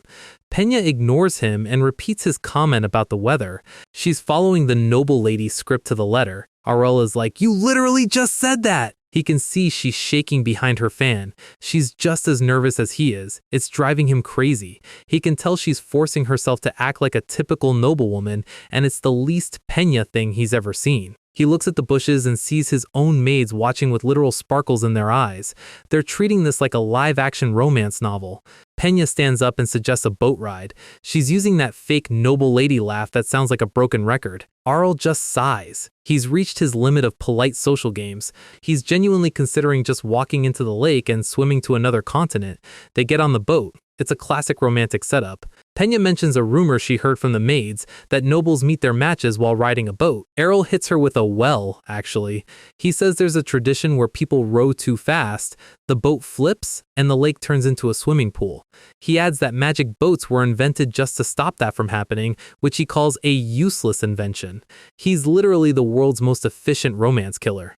The boat drifts into a quiet area. The atmosphere finally gets real. Pena drops the act. She says he hasn't changed at all, he still doesn't understand a girl's heart. Arell retorts that they're both adults and he wants her to stop the weird dress act. Pena snaps. She reveals how much work she put into this, negotiating with imperial nobles and convincing her own brother. Arell realizes she's been learning from Awal, his own intelligence chief. He feels a sudden wave of guilt for making her go through all that trouble. Pena flexes, saying her brother doesn't dare defy her anymore. She's the actual power in the Merman Empire now. Arell is impressed. The cursed child he saved is officially a girl boss. He asks how she got past his mom. Pena says Lavana was actually pleased when she suggested the marriage. Arell realizes he was set up from the very beginning. Pena calls him insensitive. She points out that no one else can understand his weird behavior or his eccentric habits. She says she's truly sick of his personality, the sleeping in, the ignoring of social rules, the weird focus on cola. She's basically roasting him while proposing to him. Arell is like, then why are we doing this? You'll regret it. Pena leans in. She says he's avoiding marriage because he fears it'll be a hindrance to his peace. So wouldn't it be more beneficial to marry her? Arell blinks. Is this a proposal? She explains the logic. She understands him. She won't let him get caught in political drama. She'll act as his shield so he can keep being a lazy genius in peace. Arell starts thinking. From a purely tactical standpoint, marrying the ruler of a neighboring empire is the ultimate do not disturb sign for other nobles. Flashback to when Pena was a prisoner and Arell was just a weak prince reading a book. They've both come a long way. Pena looks him in the eyes, all calculations gone. She thinks he's the right person to be her partner. She points out that no noble or annoying brother-in-law would stand a chance against him. She's offering him a lifetime subscription to freedom. She blushes, admitting she doesn't know if he understands her feelings, but she knows she understands his. She knows what this partnership truly means. Arell is hit with a wave of self-awareness. He realizes that if Pena is falling for someone with a terrible personality like his, he might actually be the worst match for her because he'll never change. But Pena is locked in. She's felt this way for a long time.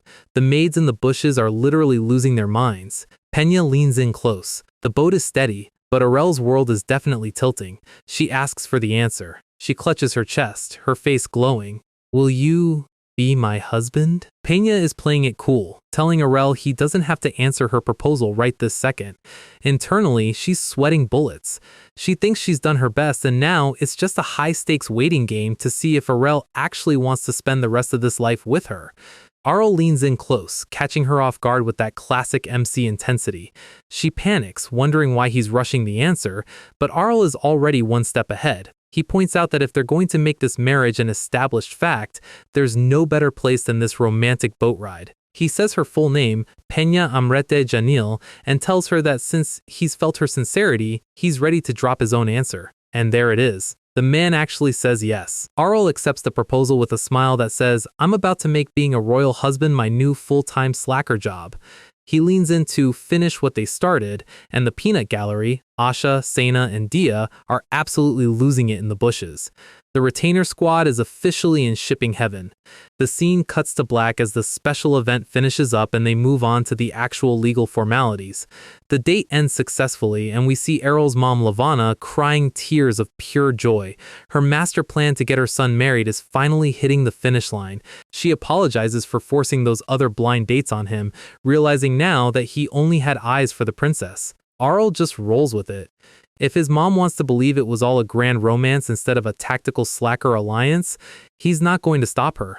Lavana is fully on board because Pena is honest and nice, and Arell realizes that his mother and his new fiancé have basically formed an unbeatable tag team.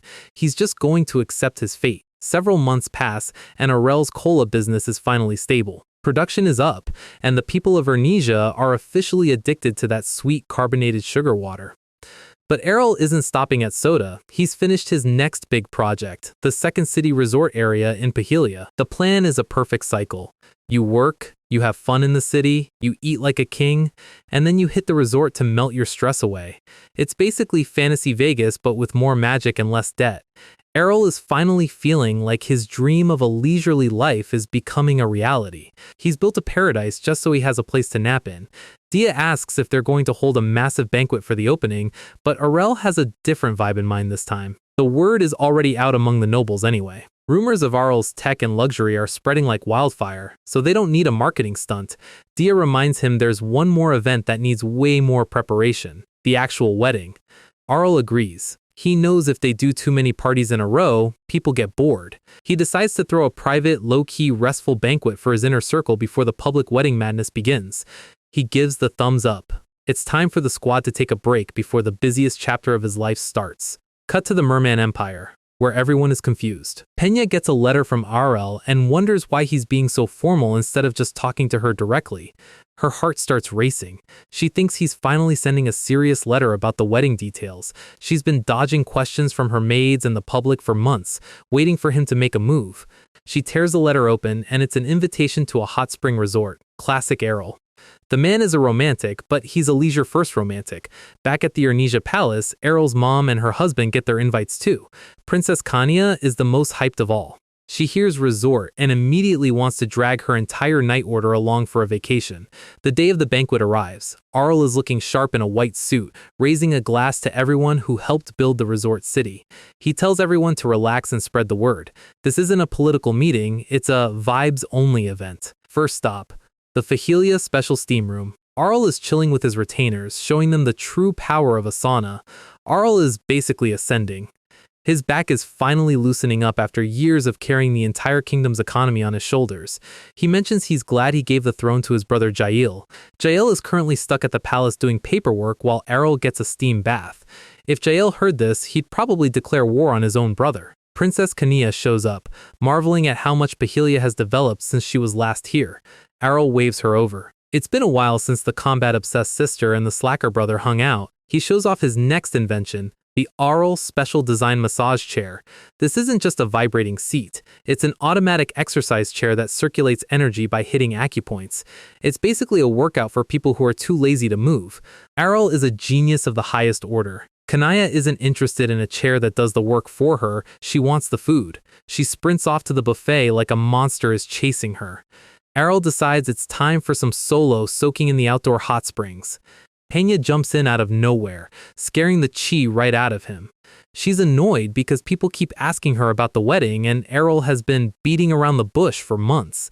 She looks around at the luxury and finally understands why Arell is so obsessed with these projects.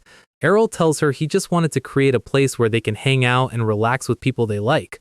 Pena tells him he sounds like a retired grandfather. Then she drops the hammer. When is the ceremony actually happening? Arell realizes she's got him cornered. He tries to play it off like he has a plan, but his internal monologue is screaming, "She got me!" He tries to distract her with a shoulder massage. It's a classic stall tactic, but Pena isn't letting him gloss over the details anymore. Behind the scenes, the Queen Mother and the Knights are peeking. They're rooting for Pena to finally pin him down. Asha is the only one trying to be professional, but even she admits it's great to see them close. Arell's chi senses are too sharp. He can hear every single person whispering about them. He realizes everyone is being nosy, and he knows exactly what they expect from him. The resort is a massive hit. Everyone's skin is glowing, the fatigue is gone, and the vibes are at an all-time high. As the banquet reaches its peak, Arell stands up. He says he has a surprise announcement for everyone. He pulls Pena close and officially announces that they are getting married soon. He asks everyone for their congratulations. Pena is blushing like a tomato because she didn't expect him to just blurt it out like that. The crowd goes absolutely wild. It's a wholesome moment. The princess finally got her public confirmation.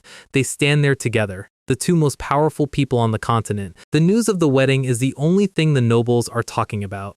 Some of the traditionalists are shocked he chose Pena instead of a princess from a more standard kingdom, but nobody is brave enough to say it to Arell's face. Arell, meanwhile, has snuck away to a quiet cave. He's looking for a moment of peace to finish one last project. He pulls out some high-grade mana crystals. He's going to use his 101 lives of experience to create something unique. He remembers making jewels like this in his very first life. Back then, it was just an embarrassing hobby, but this time, it's for someone special.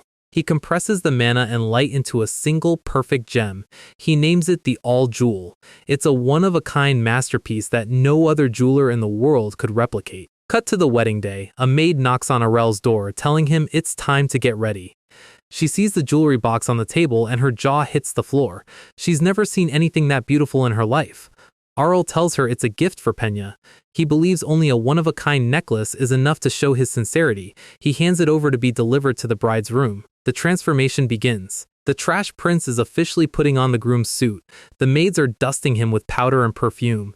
Arell complains that he hated this stuff when he was younger, but the maids remind him he's a grown man getting married now.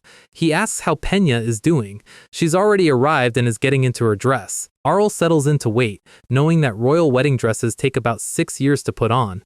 The maids compliment him on how calm he is.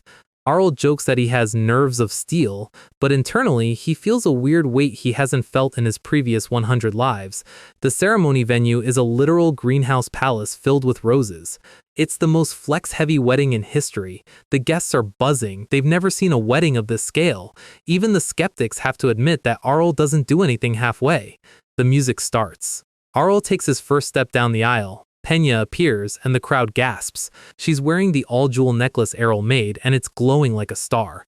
The nobles realize that Arell probably spent a fortune, or used some forbidden magic, to find a gem that perfect. It matches her perfectly. Groom Arell Ernesia and bride Pena Amret Janil stand before the altar. The vows start. Will they treasure each other? Will they stay together through hardship? The retainer squad is in the front row, and even they are getting emotional. Well, Dia still looks like she needs a nap, but that's just her face.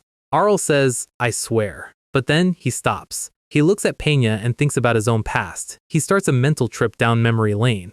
Once upon a time, there lived an idiot. That's what he calls his younger self from his early reincarnations. The idiot realized he could keep all his memories across every life. At first, it was a blast. He was a god among men. He enjoyed his power, used his knowledge to cheat the system, and lived like a king. He actually thought he was some kind of divine being because everything was so easy. People worshipped him, and he could do anything he wanted. But then the world started to repeat. The names changed, his face changed, the eras changed, but the life remained endless. He was just a soul trapped in a library of 1,000 stories he'd already read. Eventually, the idiot got fed up. He realized there was no point in saving the world if he was just going to do it again. There was no point in wealth because it didn't travel with him. And there was no point in loving others because he'd just have to watch them die and then forget him in the next life. The privilege of reincarnation became a curse that gnawed at his soul. He felt like a gear in a machine that never stopped turning. He was bored of existence itself. He stopped building things. He started destroying them just to see if he could feel something. He became a tyrant, a threat to the world, just to pass the time. He wasted centuries being a villain because being a hero was too repetitive. But then, in this 101st life, he had an aha moment. He realized he isn't a god. He's just a human who has lived a really long time. He's nothing special. He was bored because he gave up on the value of a single life. He looks at Pena and realizes that even after all this time, the definition of love and life doesn't change. He says, "I swear" again, and this time he means it for the rest of the specific journey. The priest pronounces them husband and wife. Arell realizes that living life doing what you want, eating what you want, and loving who you want is the best way to live. The crowd erupts. The retainers are cheering. It's a total W for the slacker prince. Arell tells Pena he's in her care from now on. He's officially retired into the role of a husband. He carries her down the aisle and the text reveals his full name, Arell Ernesia. This is the end of his struggle. The scene shifts to a different style of art. It's a history book. It explains that scholars see Arell's era as one of the most turbulent in human history. A historian is writing. He notes that without Arell, the Ernesia kingdom would have been destroyed by the undead plague or the Holy Kingdom. Most of the industries Arell started became the foundation of modern civilization. The scholars gave him a nickname, the Never-Ending Spring. There were some weird scholars who suggested Arell did all of this just because he wanted to have fun and be lazy, but the serious historians rejected that idea. They couldn't believe a hero could be that simple. Arell's daughter, Arna, took over his business and his other kids changed the world too. Arell's legacy is set. He influenced the very foundation of the kingdom. The final shot is a document commemorating the 500th anniversary of the kingdom. Arell lived his 101st life so well that 5 centuries later, the world is still thriving because of his slacker inventions. He finally got his nap, and he earned it.